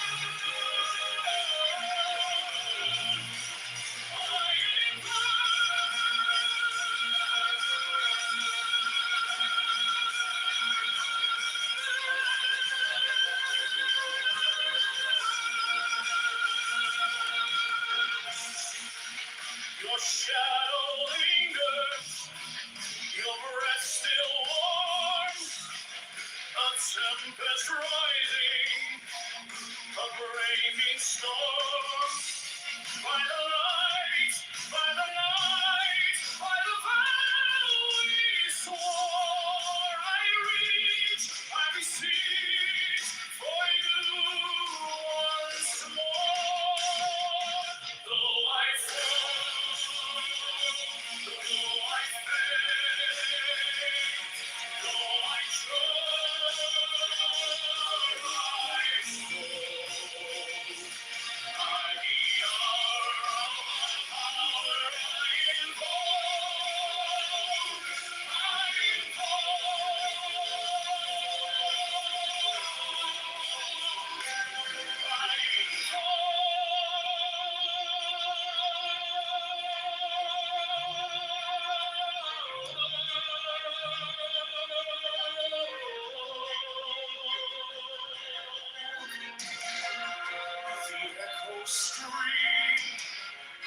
the silence weeps, the bomb we I summon the flame, I summon the moment, I call your name.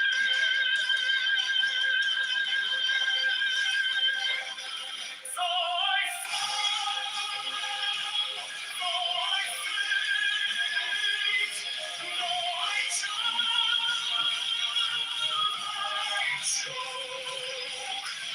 by the fire of desire I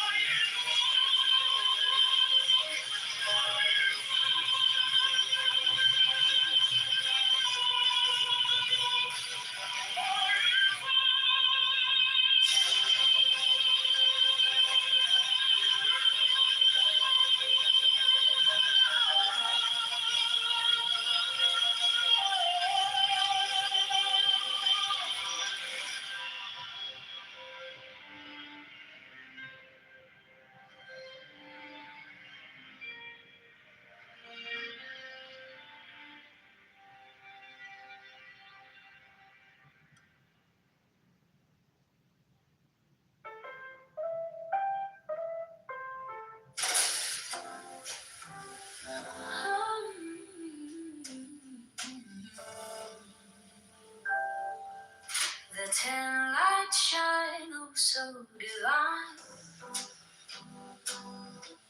from Kether's crown to Malkut's line. Wisdom whispers Chalkmar's tune, Byron's death, a thoughtful moon, oh the ten lights they shimmer. Just its mercy, a gentle hand, Gabura's strength, a fiery stand, to fireth, oh beauty's grace, a mirror of love, a sacred place, victory dances in Netzach's name, splendor spark, heart's timeless flame. Oh, the ten lights and shimmering gleam, a tree of life, a dreamer's dream. Mercy and strength in a radiant glow, the Sephiroth's secrets only they know. The kingdom, the earth's delight, circles of wisdom pass intertwined, a cosmic puzzle, a map to the mind.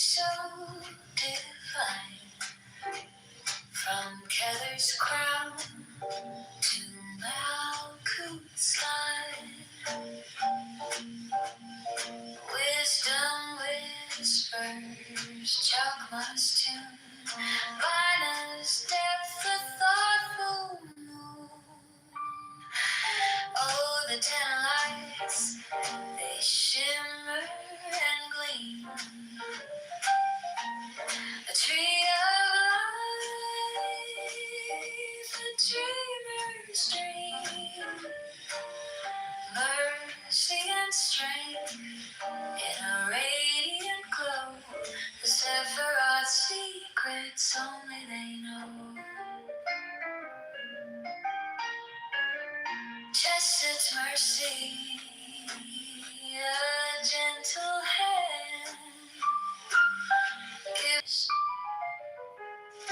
Victory dances in Netzach's name.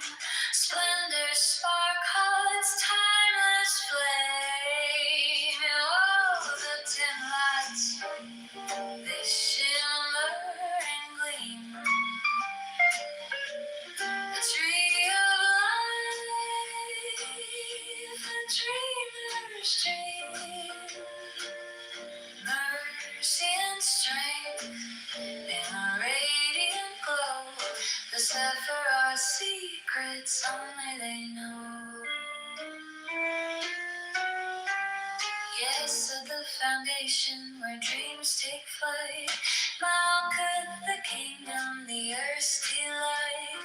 Circles of wisdom, paths intertwined. Cosmic puzzle, a map to the mind.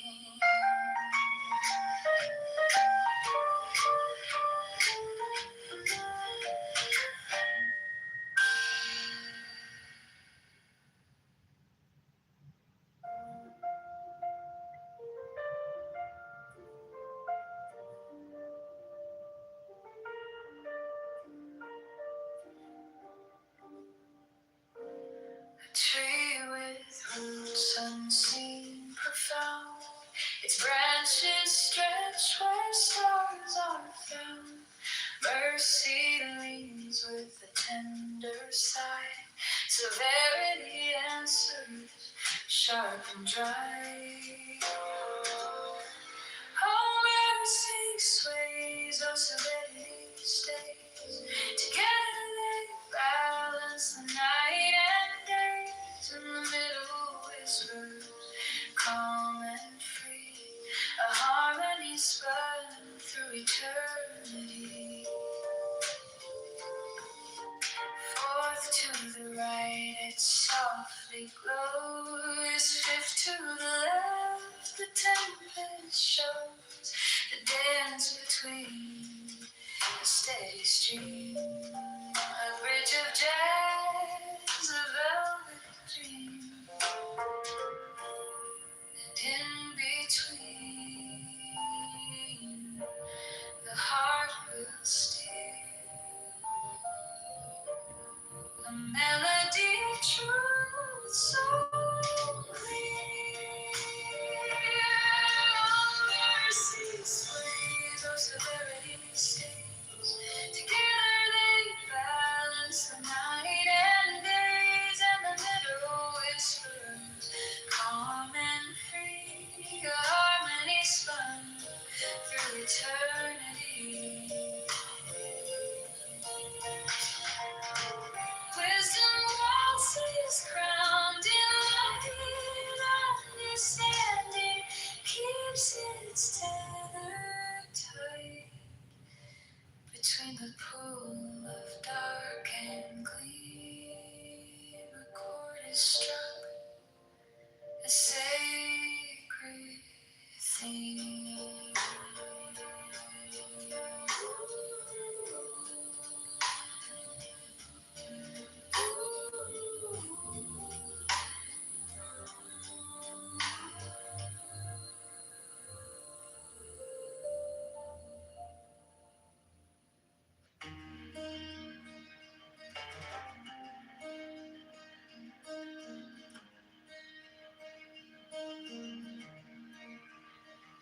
Morning breaks, the shadows stay,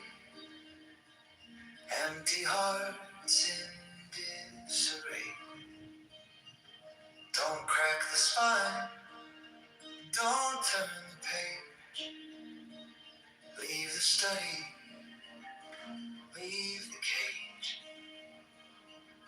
Let the beauty we love be what we do. Take down the strings, let them sing for you.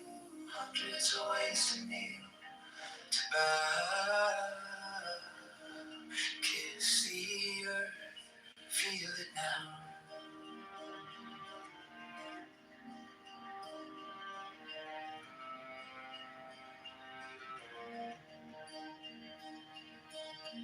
First love whispered soft and low, chasing phantom, didn't we? Foolish paths through dusk and dew, looking for me, looking for you. But lovers aren't found in the sky, they're born in the gaze of an eye.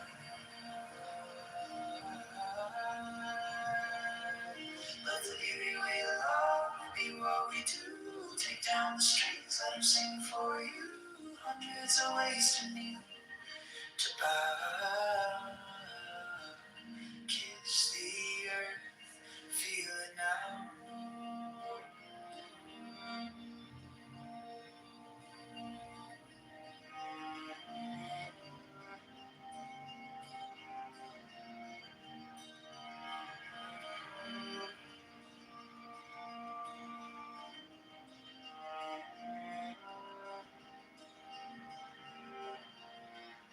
In your light I learned to sleep.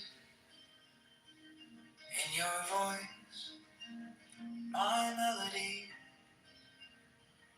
In your beauty, poems bloom. Words unfold, fill in the room.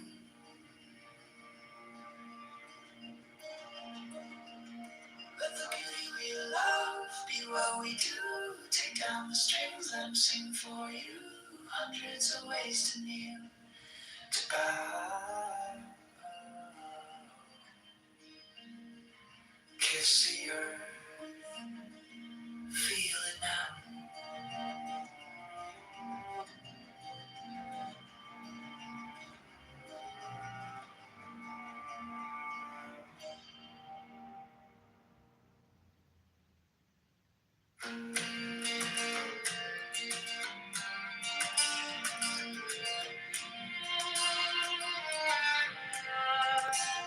In your light, I learned to love, soft as whispers, stars above.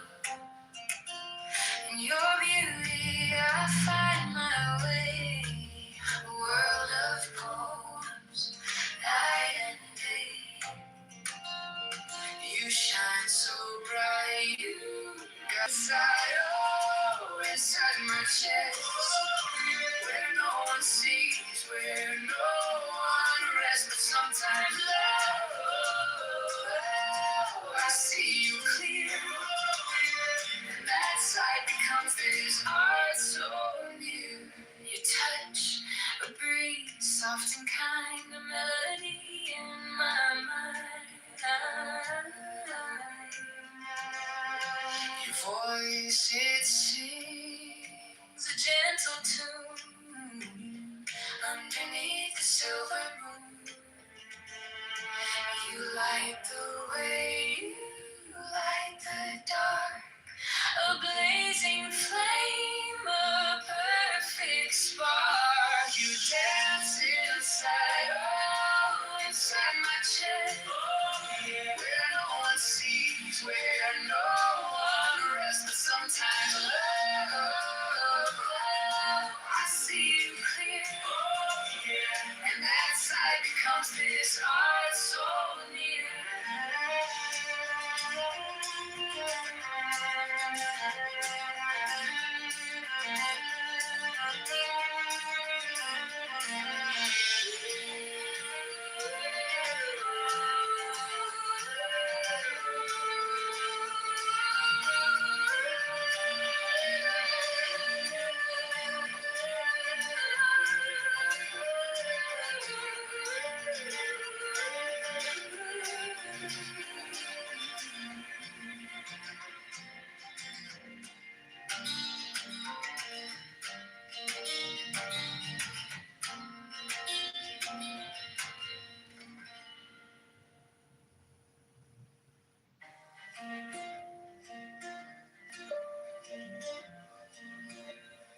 Part of me drifts where the shadows play. The cypress tree swaying in the moon's ballet. Last night I bloomed a bed of tulips red. Soft whispers in the world where dreams are bred. Fields of grapevines sing to me. Their voices tangled in the breeze. Dreams like cypress trees, bending with the night. Tea lips in the dark, bathing in soft light. Phantoms fade with dawn, but they leave their trace. The fleeting glimpse of some eternal place. Out to walls familiar, plain and gray. But I carried fields where I used to lay. The shape of sleep, it bends, it breathes, it roams. A traveler finding new but ancient homes. Don't be afraid of where your spirit flies. It's just a secret written in the skies. Hear the echo. Soft and low, it's not goodbye, just a hello. Dreams like cypress trees, bending with the night. Tea lips in the dark, bathing in trees. A fleeting glimpse of some eternal place.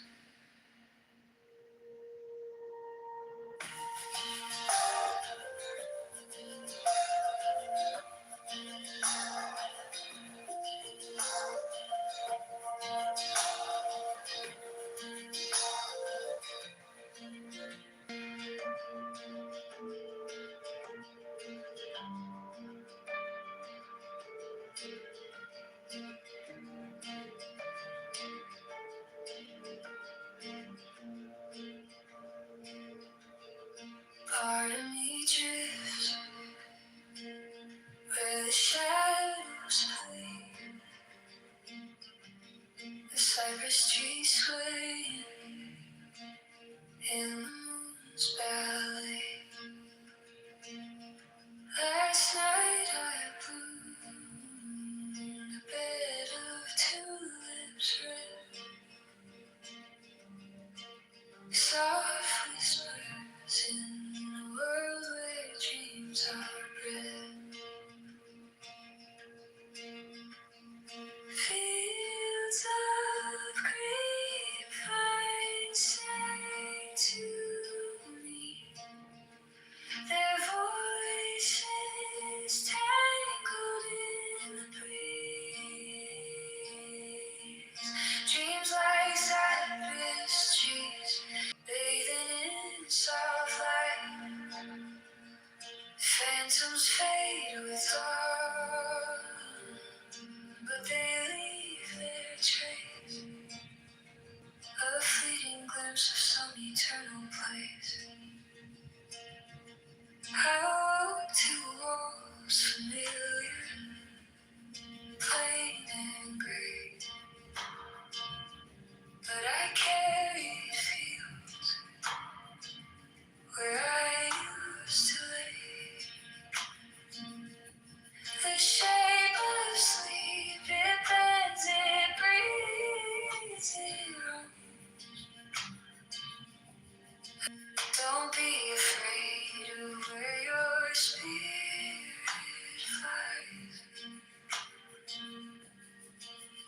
It's just a secret written in the skies.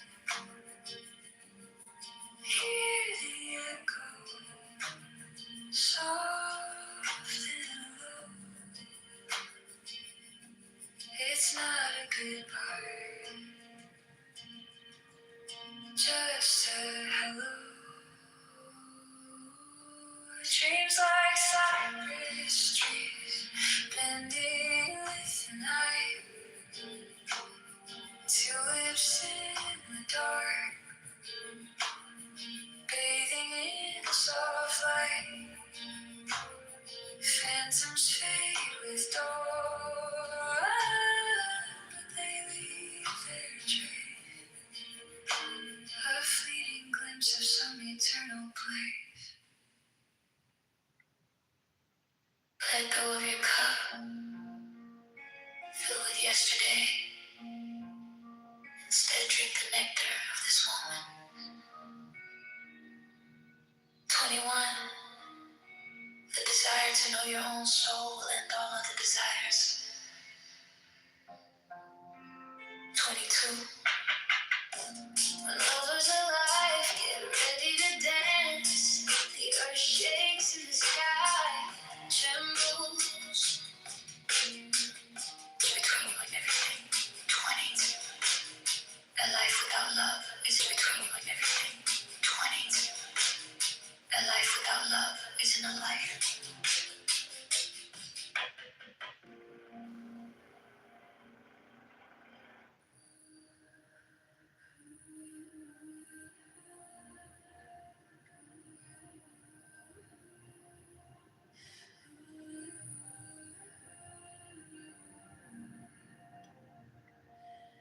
Laugh as much as you breathe.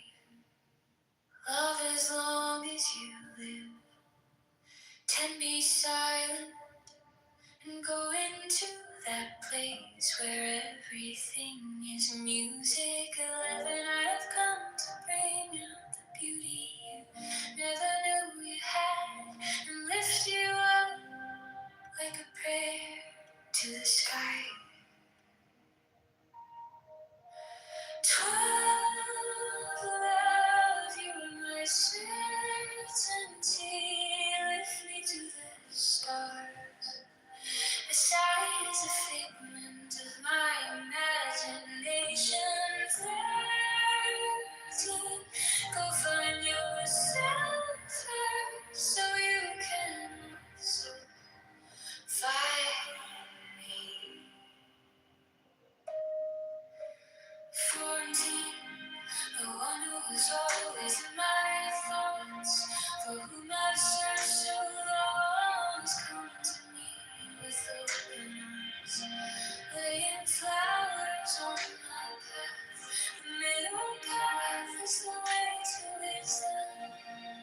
Dance as you rise above the two worlds. Dance to tear your heart to pieces and give up your soul.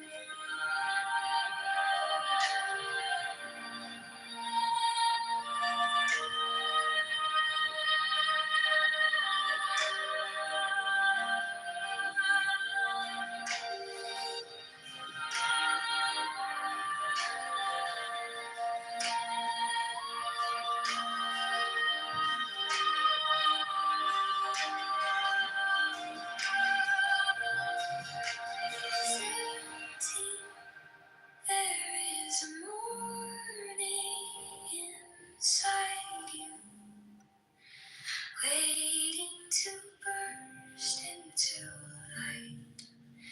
18, stop acting so small. You are the universe in ecstatic motion.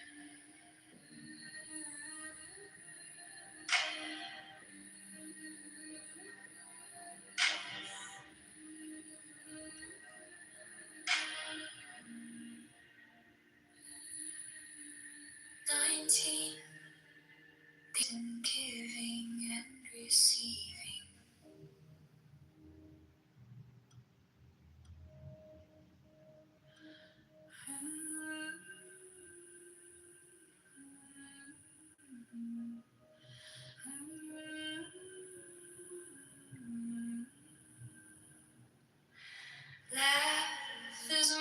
much as you breathe. Love as long as you live. Tend me silent and go into that place where everything is music. 11, I have come to bring 12, love. You are my certainty. Lift me to the stars. This side is a figment of you. Go find yourself first, so you can also find the one who was always on my path. 15, the middle path is the way to wisdom. 16, dance as you rise above the two worlds. Dance to tear your heart to pieces and give up your soul.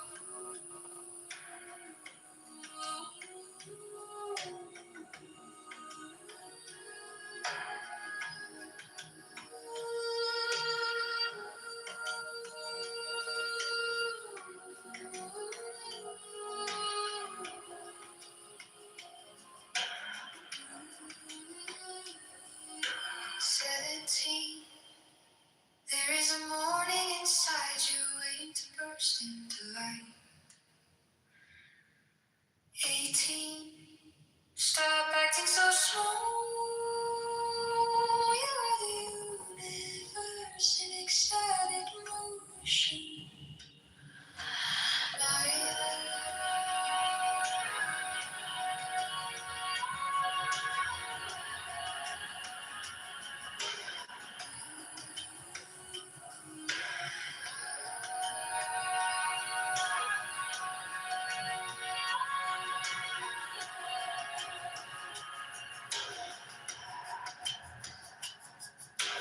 19, be warmed with love, for only love exists. Where is intimacy? Except in giving and receiving.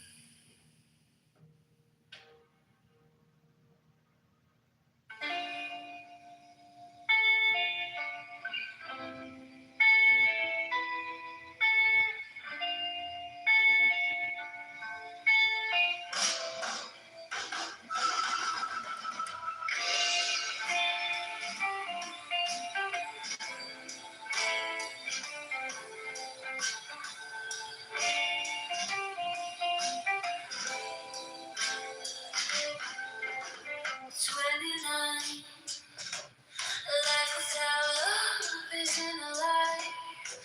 30 on this path, let the heart be your guide. 31, the very center of your heart is where life begins. The most beautiful place on earth.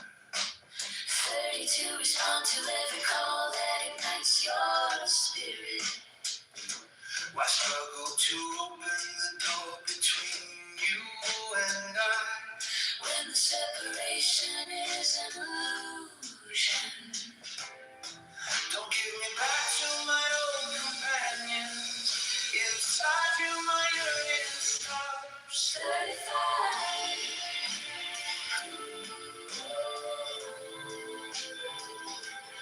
35.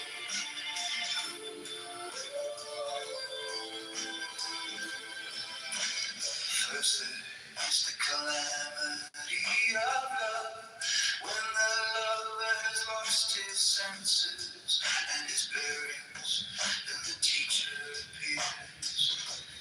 It's your own and yours alone, others may walk in with you,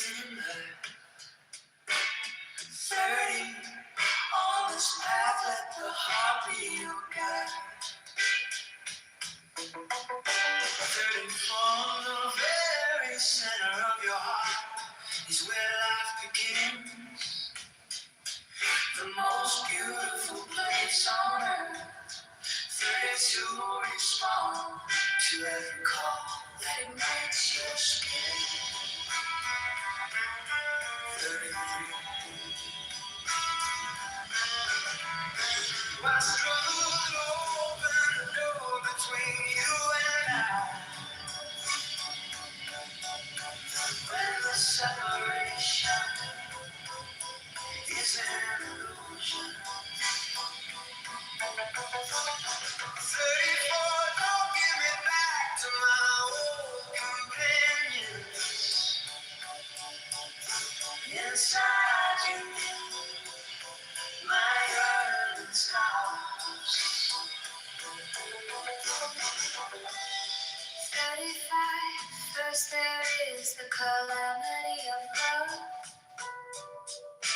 When the lover has lost his senses and his bearings, then the teacher appears. It's your road and yours alone. Others may walk it with you, but no one can walk it for you.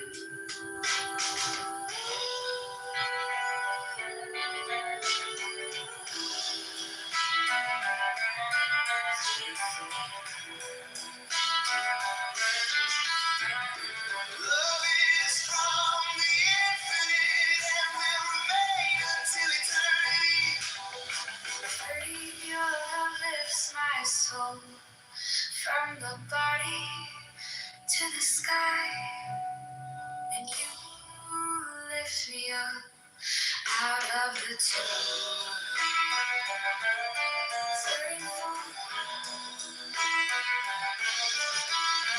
It is your turn now. You waited. You were patient. The time has come for us to polish you. We will transform your inner pearl into a house of fire.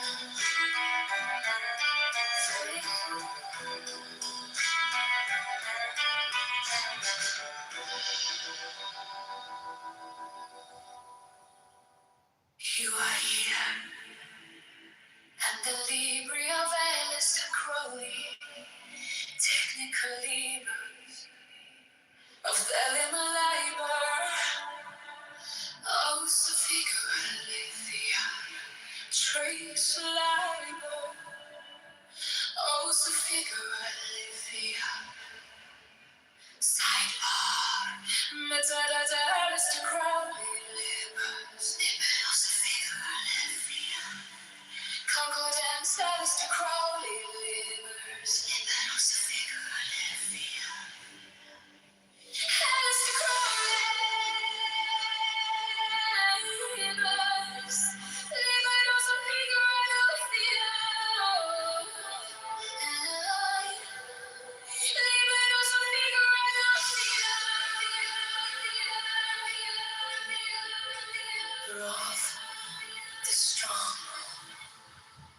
This is our law, and the joy of the world. Do what thou wilt shall be the whole of the law. Thou hast no right but to do thy will and do that, and no other shall say nay. Every man and every woman is a star. There is no God but man. One man has the right to live by his own law, to live in the way that he wills to do.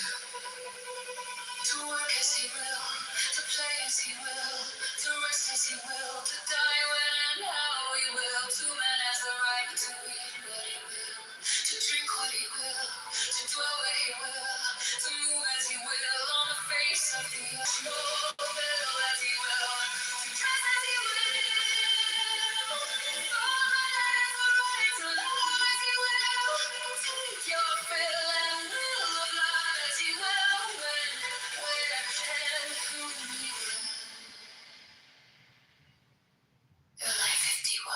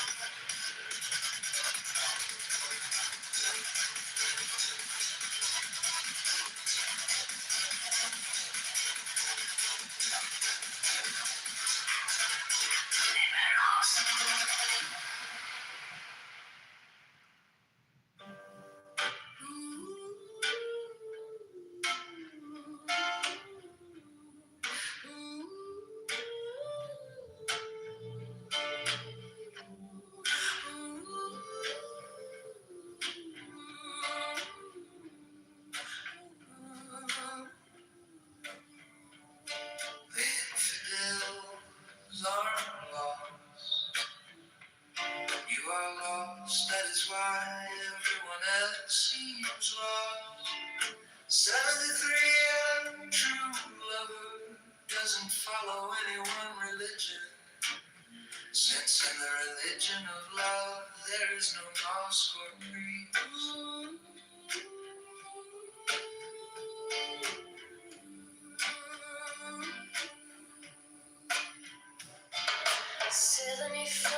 I've become a rose petal, and you like the wind for me, take me for a ride. 75, try not to resist the changes that come your way instead. Let life live through you.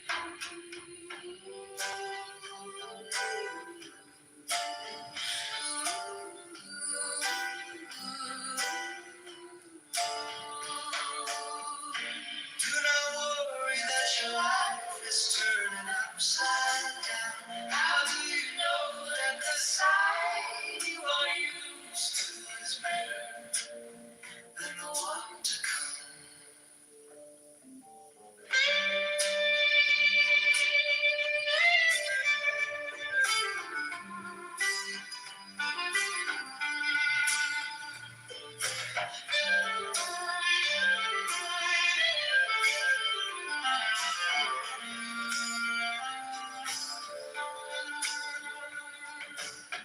They say love opens a door from one heart to another, but if there is no wall, how can there be a door?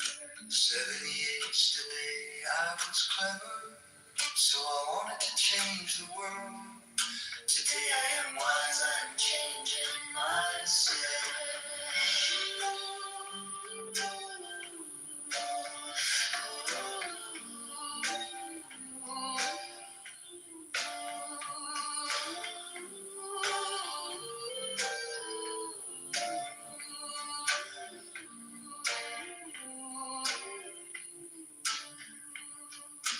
When were you ever made less by dying?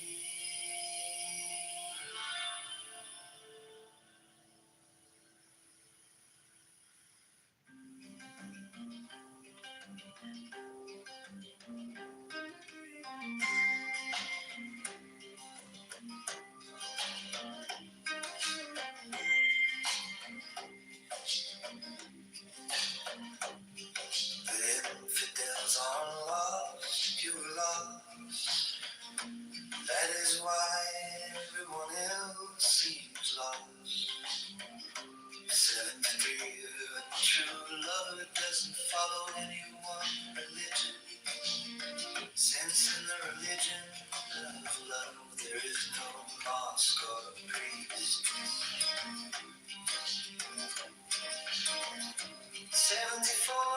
become a rose petal, and you are like the wind for me.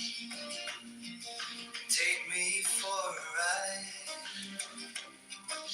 Try not to resist the changes that come your way instead. Let life live through you.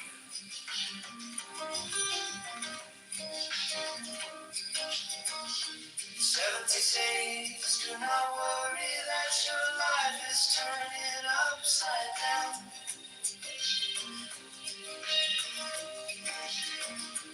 How do you know that the side you are used to is better than the one to come?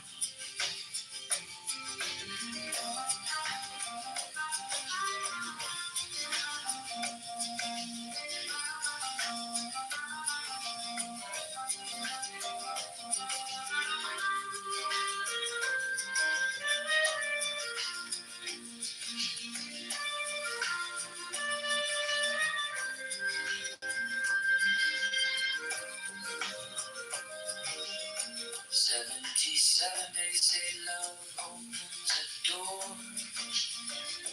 from one heart to another. But if there is no wall, how can there be a door?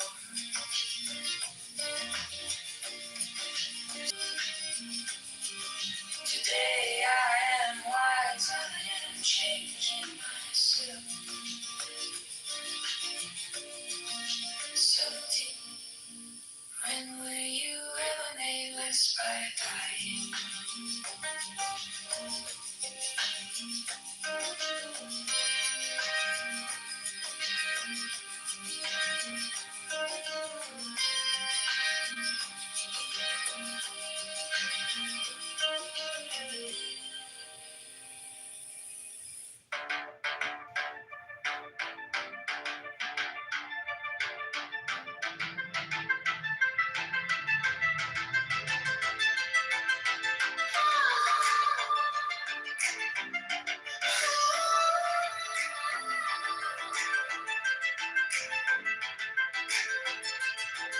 Find the sweetness in your own heart,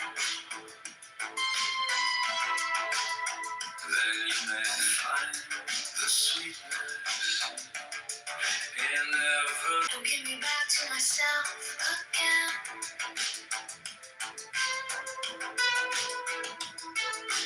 92, your heart and my heart, a very old friend.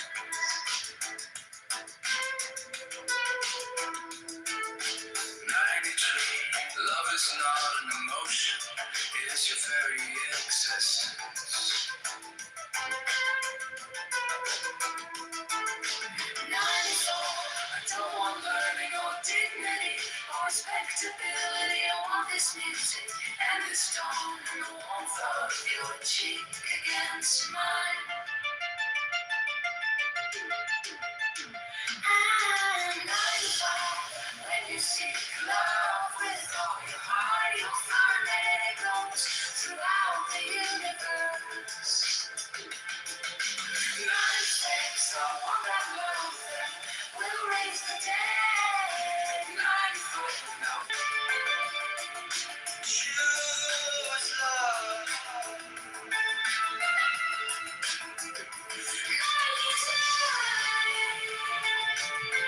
it is the inner bond that draws one person to another. Not words.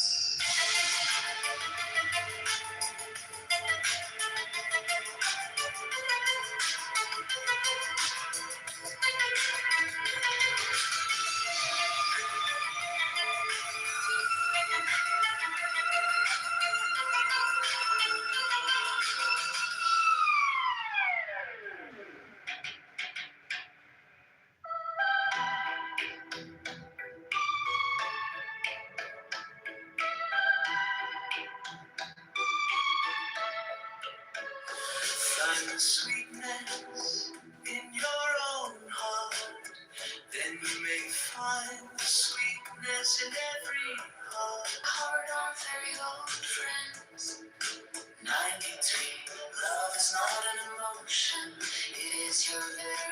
distance. 94, I don't want learning or dignity or respectability. I want this music and this tone and the warmth of your cheek against mine. 95, when you seek love with all your heart, you'll find that it echoes throughout. 97, I want that love that brings out the beauty of silence. 99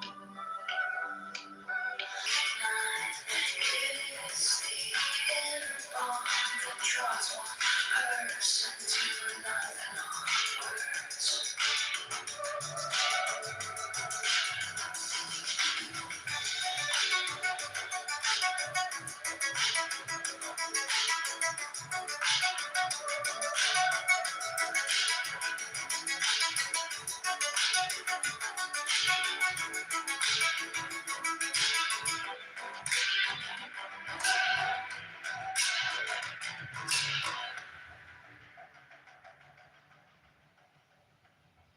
You are here on delivery of the technical labors of the eyebrows, some figured all of fear. Trace liberals, some figured all of fear. Side bar, metalata, delivers liberals, some figured all of fear. Concordance, Alistair delivers liberals, some figured all of fear. Lord of the strong. This is our Lord, and the joy of the world, to be the whole of the law. Thou hast no right but to do thy will, do that and no other shall save now. Every man and every woman is a star. There is no God but man. One man has the right to live by his own law, to live in the way that he wills to do, to work as he will, to play as he will, to rest as he will, to die when and how he will. To man has the right to eat what he will, to drink what he will, to dwell where he will, to move as he will on the face of the earth. Free man has the right to think what he will, to speak what he will, to write what he will, to draw, paint, carve, etch, mold, build as he will, to dress as he will. For man has the right to love as he will. Take your fill and will of love as ye will. When, where, and with whom ye will. When, where, and with whom ye will. For man has the right to kill those who would thwart these rights. Slave shall serve. Love is the law. Love under will. All life in these you are here on the library of Alistair Crowley, technical livers of the liberals, so figure a living. Trace liberals, so figure a living. Sayabah, Metadata, Alistair Crowley, livers, liberals, so figure a living. Concordance, Alistair Crowley, livers, liberals, so figure a living. Alistair Crowley, livers, liberals, so figure a living. Liberals, so figure a liberals, so love the strong.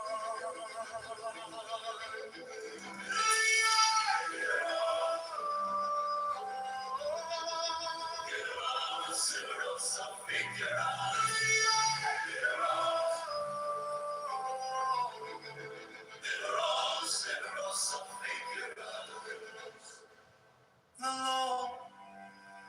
the strong.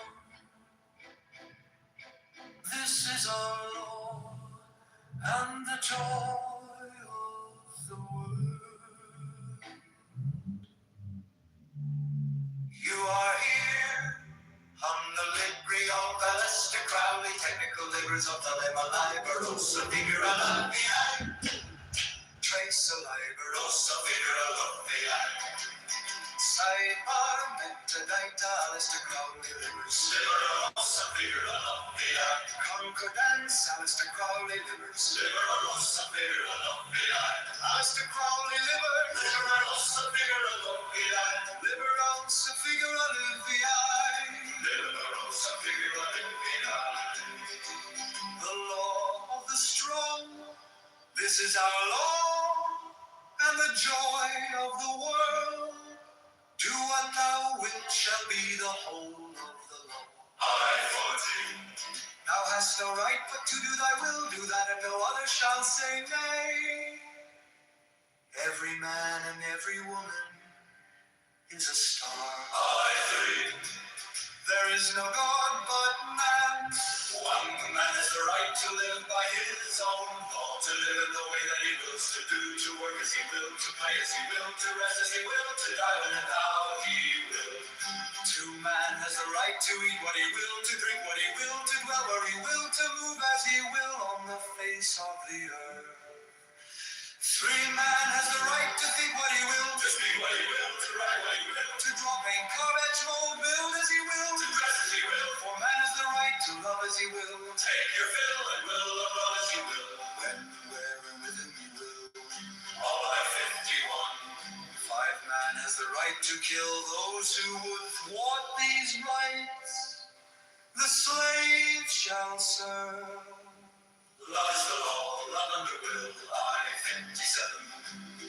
You are here on the Libri of Alistair Crowley, technical libers of Lemma Liberosa, Figura Labia. Trace the Liberosa, Figura Labia. Sidebar, metadata, Alistair Crowley, livers, Liberosa, Figura Labia. Concordance, Alistair Crowley, livers, Liberosa, Figura Labia. Alistair Crowley, livers, Liberosa, Figura Labia. Liberosa, Figura Labia. Liberosa, Figura Labia. The law of the strong, this is our law, and the joy of the world. Every man and every woman is a star.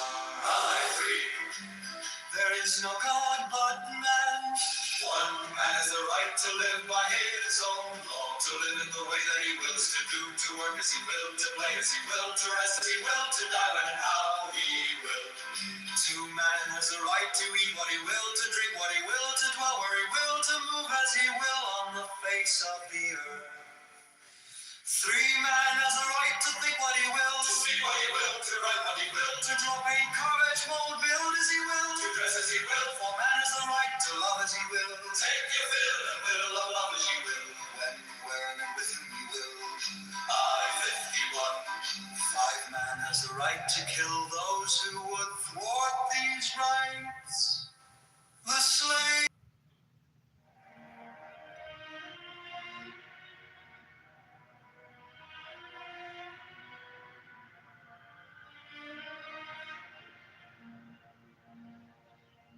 You are mine, oh my saint,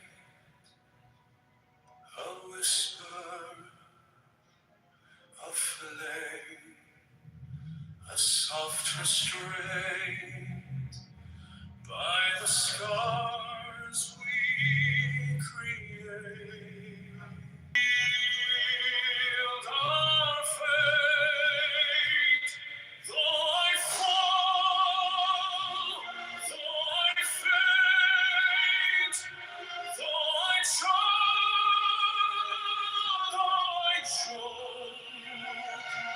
by the fire of desire I invite.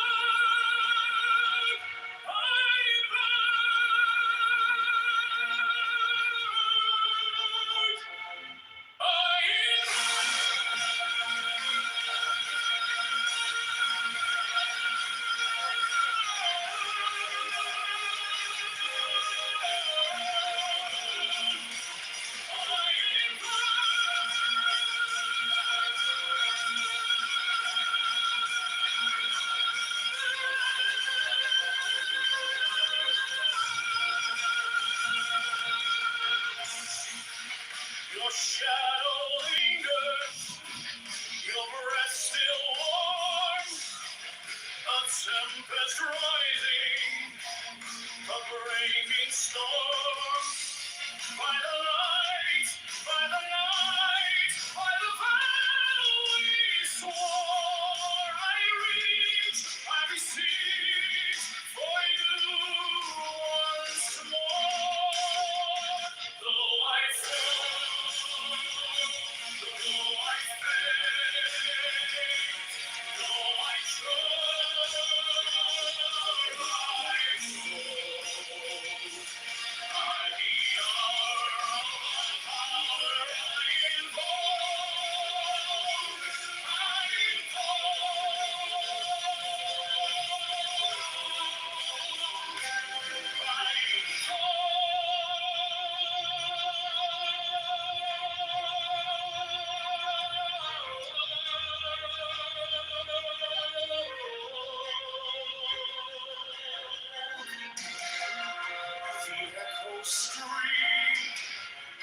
the silence weeps, the bond we wove, eternal keeps.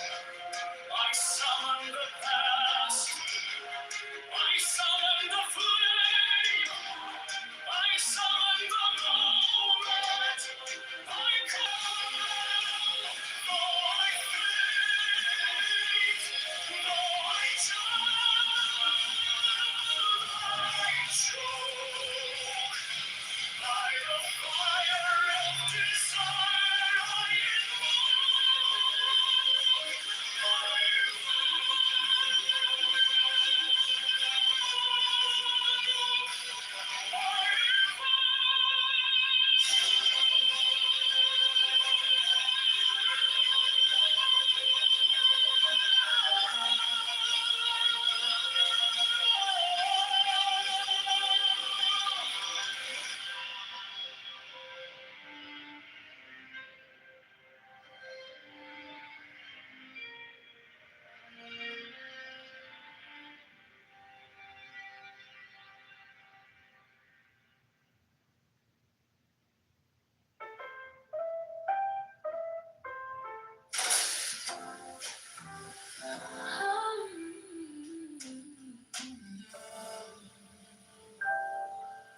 The ten lights shine, oh so divine,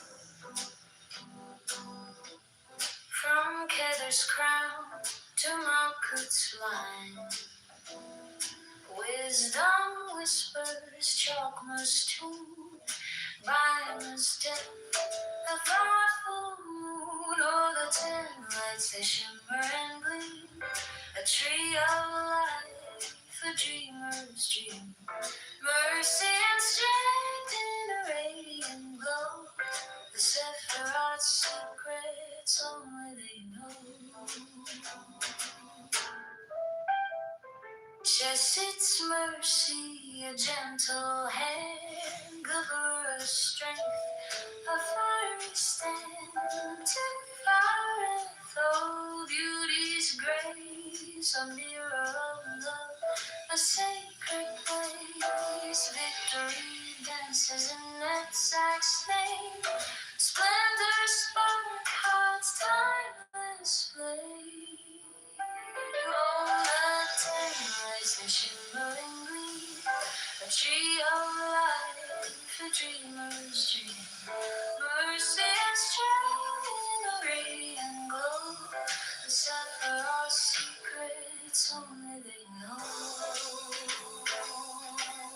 Yes, of the foundation where dreams take flight, Malkuth, the kingdom, the earth's delight.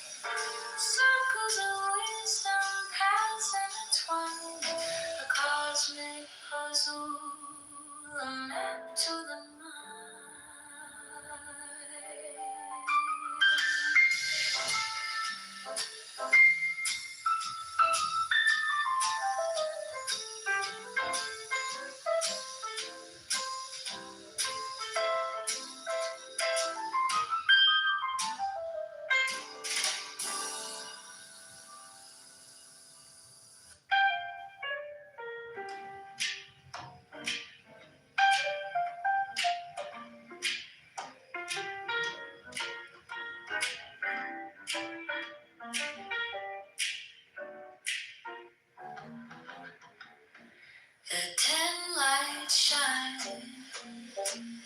Oh, so divine.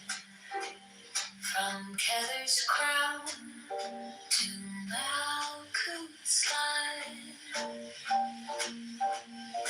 Wisdom whispers, Chokmah's tune. Vina's depth, the thoughtful moon. Oh, the 10 lights, they shimmer and gleam. A tree strength in a radiant glow. The Sephiroth's secrets only they know. Chestnut's mercy, a gentle hand. Kibura's strength, a fiery stand. Tip of beauty's grace, a mirror of love, a sacred place. Victory dances in Netzach's name. Splendor sparkle its timeless flame. Oh, the 10 lights, they shimmer and gleam. A tree of life, a dreamer's dream. Mercy and strength in a radiant glow. The Sephiroth's secrets only they know. Yes, at the foundation where dreams take flight. Malkuth, the kingdom, the earth's delight. Circles of wisdom, paths intertwined. Cosmic puzzle, a map to the mind.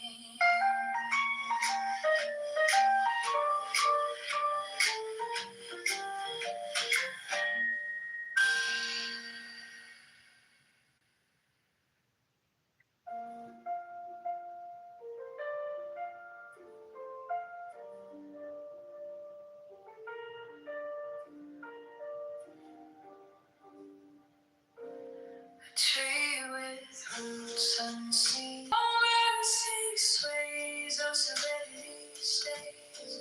Together they balance the night and days. In the middle whispers, calm and free. A harmony spun through eternity. Forth to the right, it softly glows. Fifth to the left, the tempest shows. The dance between a steady stream. A bridge of jazz, a velvet dream. And in between, the heart will steal. A melody of truth so clear. Mercy sways, oh, severity stays. Together they balance the night and days, and the middle whispers, calm and free. A harmony spun through eternity. Wisdom waltzes crowned in light, understanding keeps its tether tight. Between the pool of dark and gleam, a chord is struck, a sacred theme.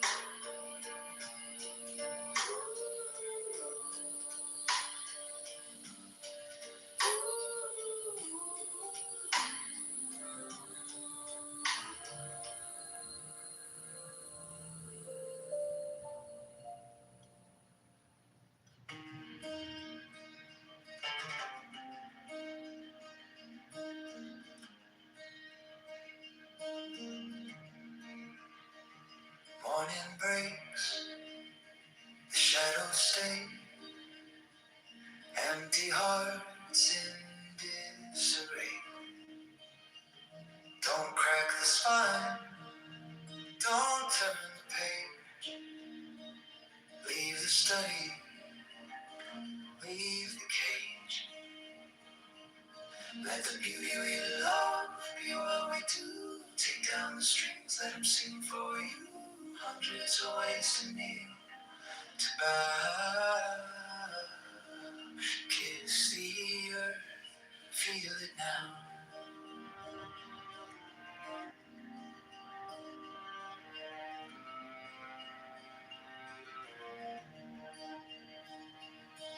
First love whispered soft and low, chasing phantom, didn't. Foolish paths through dusk and dew,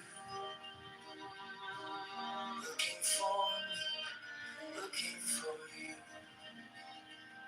But lovers aren't found in the sky. They're born in the gaze of an eye.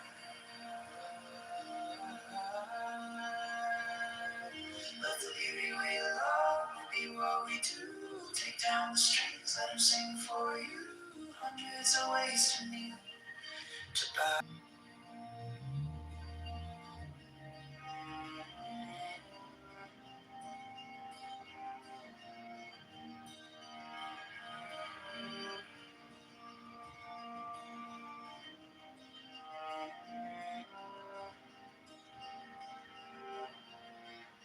In your light I learned to sleep. In your voice, my melody. In your beauty, poems bloom.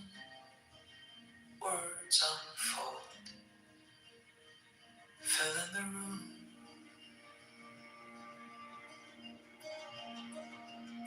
Let the beauty we love be what we do. Take down the strings, let them sing for you. Hundreds of ways to kneel, to bow. Kiss the earth, feel it now.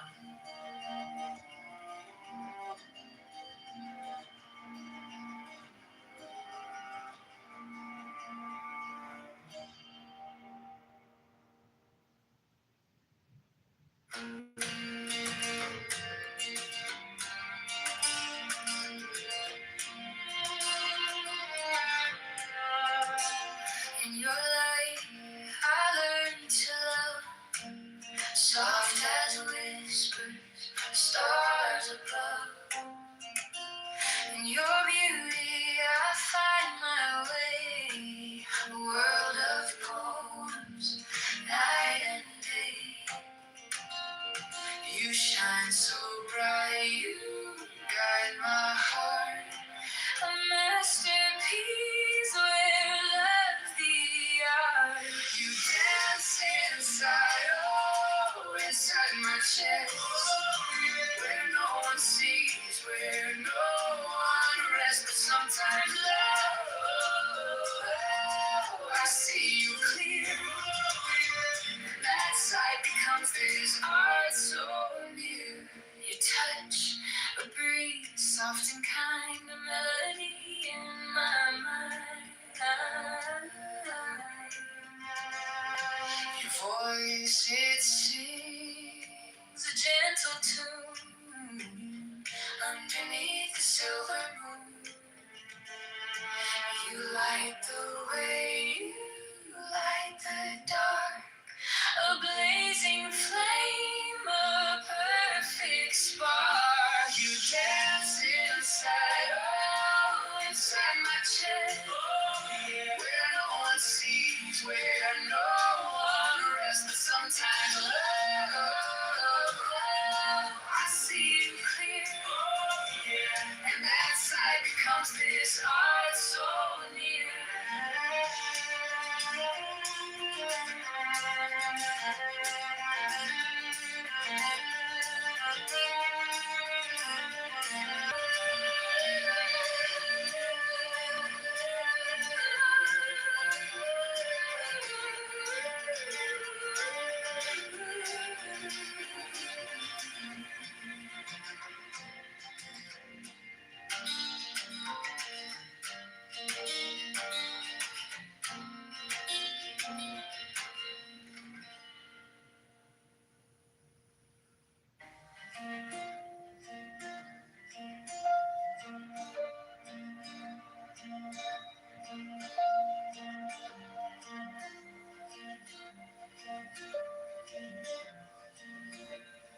Part of me drifts where the shadows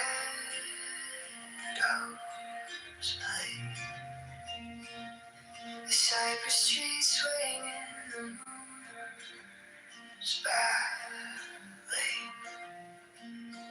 Last night I bloomed a bed of tulips red. Soft whispers in a world where dreams are bred. Fields of grapevine sing to me. He lives in the dark, breathing in soft light. Phantoms fade with dawn, but they leave their trace. A fleeting glimpse of some eternal place. Out to walls familiar, plain and gray. But I carried fields where I used to lay. The shape of sleep, it bends, it breathes, it roams. A traveler finding new but ancient homes. It's just a secret written in the skies. Hear the echo, soft and low. It's not goodbye, just a hello. Dreams like cypress trees, blending with the night. Tea lips in the dark, bathing in soft light. Phantoms fade with dawn, but they leave their trace. A fleeting glimpse of some eternal place.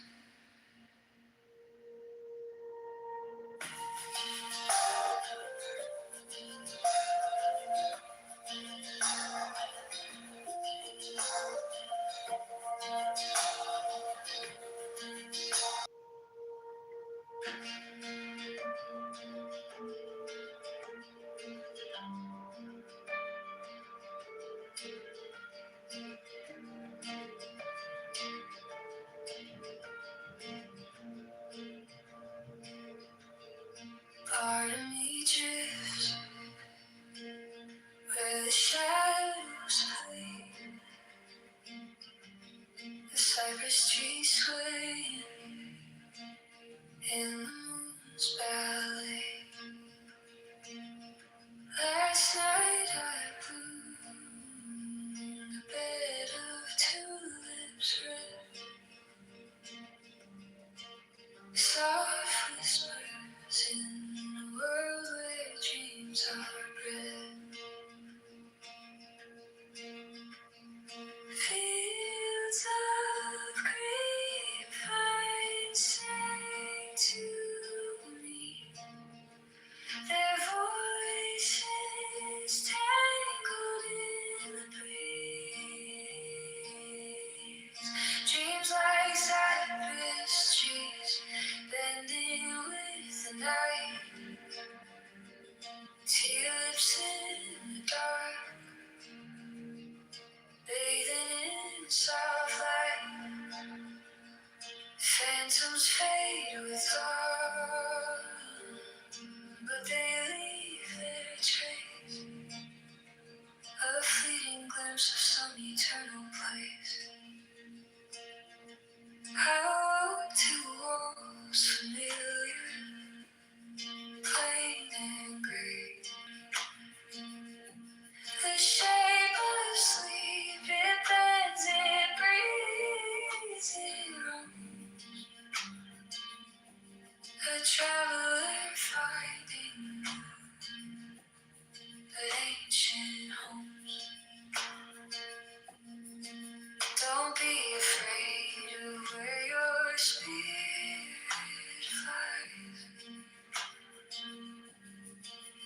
It's just a secret written in the skies. Hear the echo, soft and low. It's not a goodbye, just a hello. Dreams like cypress trees, blending with the night. Tulips in the dark, bathing in soft light. Phantoms fade with dawn, but they leave their trace. A fleeting with yesterday. Instead, drink the nectar of this moment. 21. The desire to know your own soul will end all other desires. 22. When lovers alive get ready to dance, the earth shakes and the sky trembles. When you surpass the human state, your angelic nature will unfold beyond this world. Surpass the angels and enter that timeless ocean. 24. What matters is how quickly you do what your soul wants. 25. Observe the wonders around you. Feel the artistry moving through and be silent. 20. Their defects. Love is the bridge between you and everything. 20. A life without love isn't a life.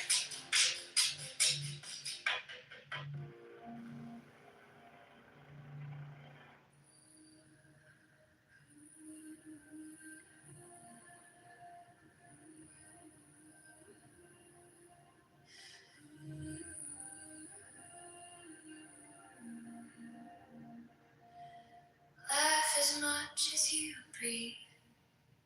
Love as long as you live.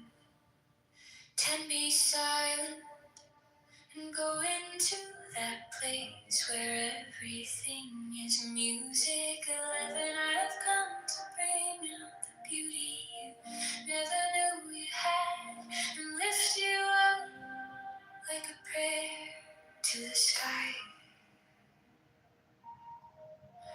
12. Love, you my certainty. Lift me to the stars. The sky is a figment of my imagination. 13.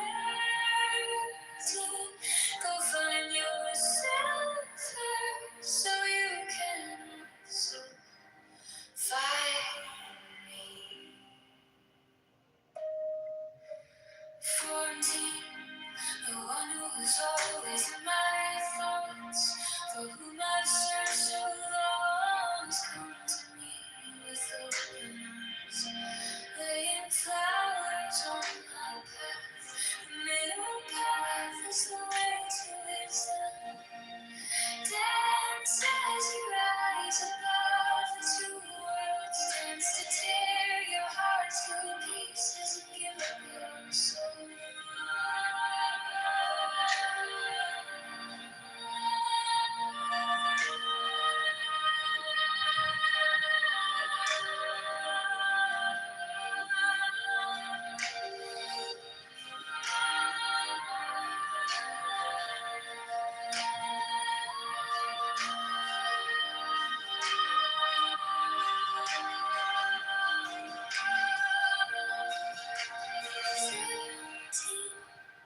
There is a morning inside you, erratic motion.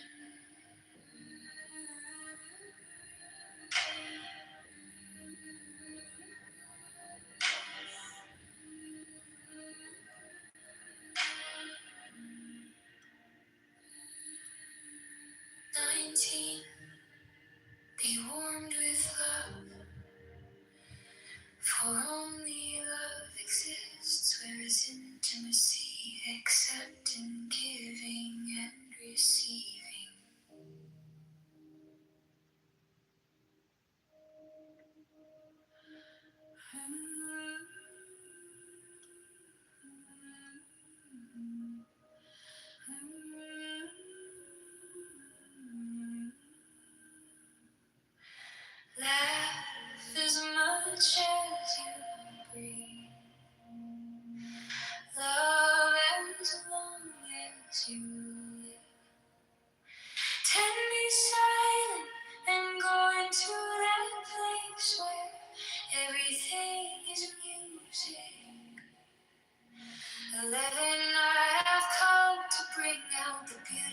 never knew you had lift you up like a opportunity. Lift me to the stars this side.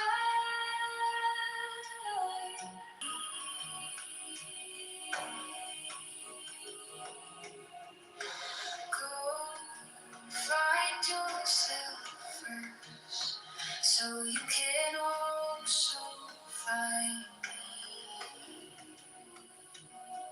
the one who was always in my thoughts, for whom I've searched so long, has come to me with open arms, laying flowers on my path. 15 dances, you rise above the two worlds, dance to tear your heart to pieces, and give up your soul.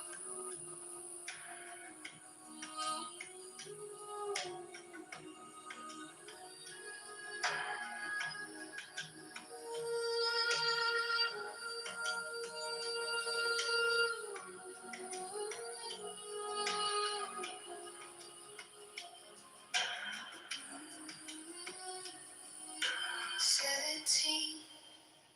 There is a morning inside you waiting to burst into life. 18. Stop acting so small. You are the universe in ecstatic motion.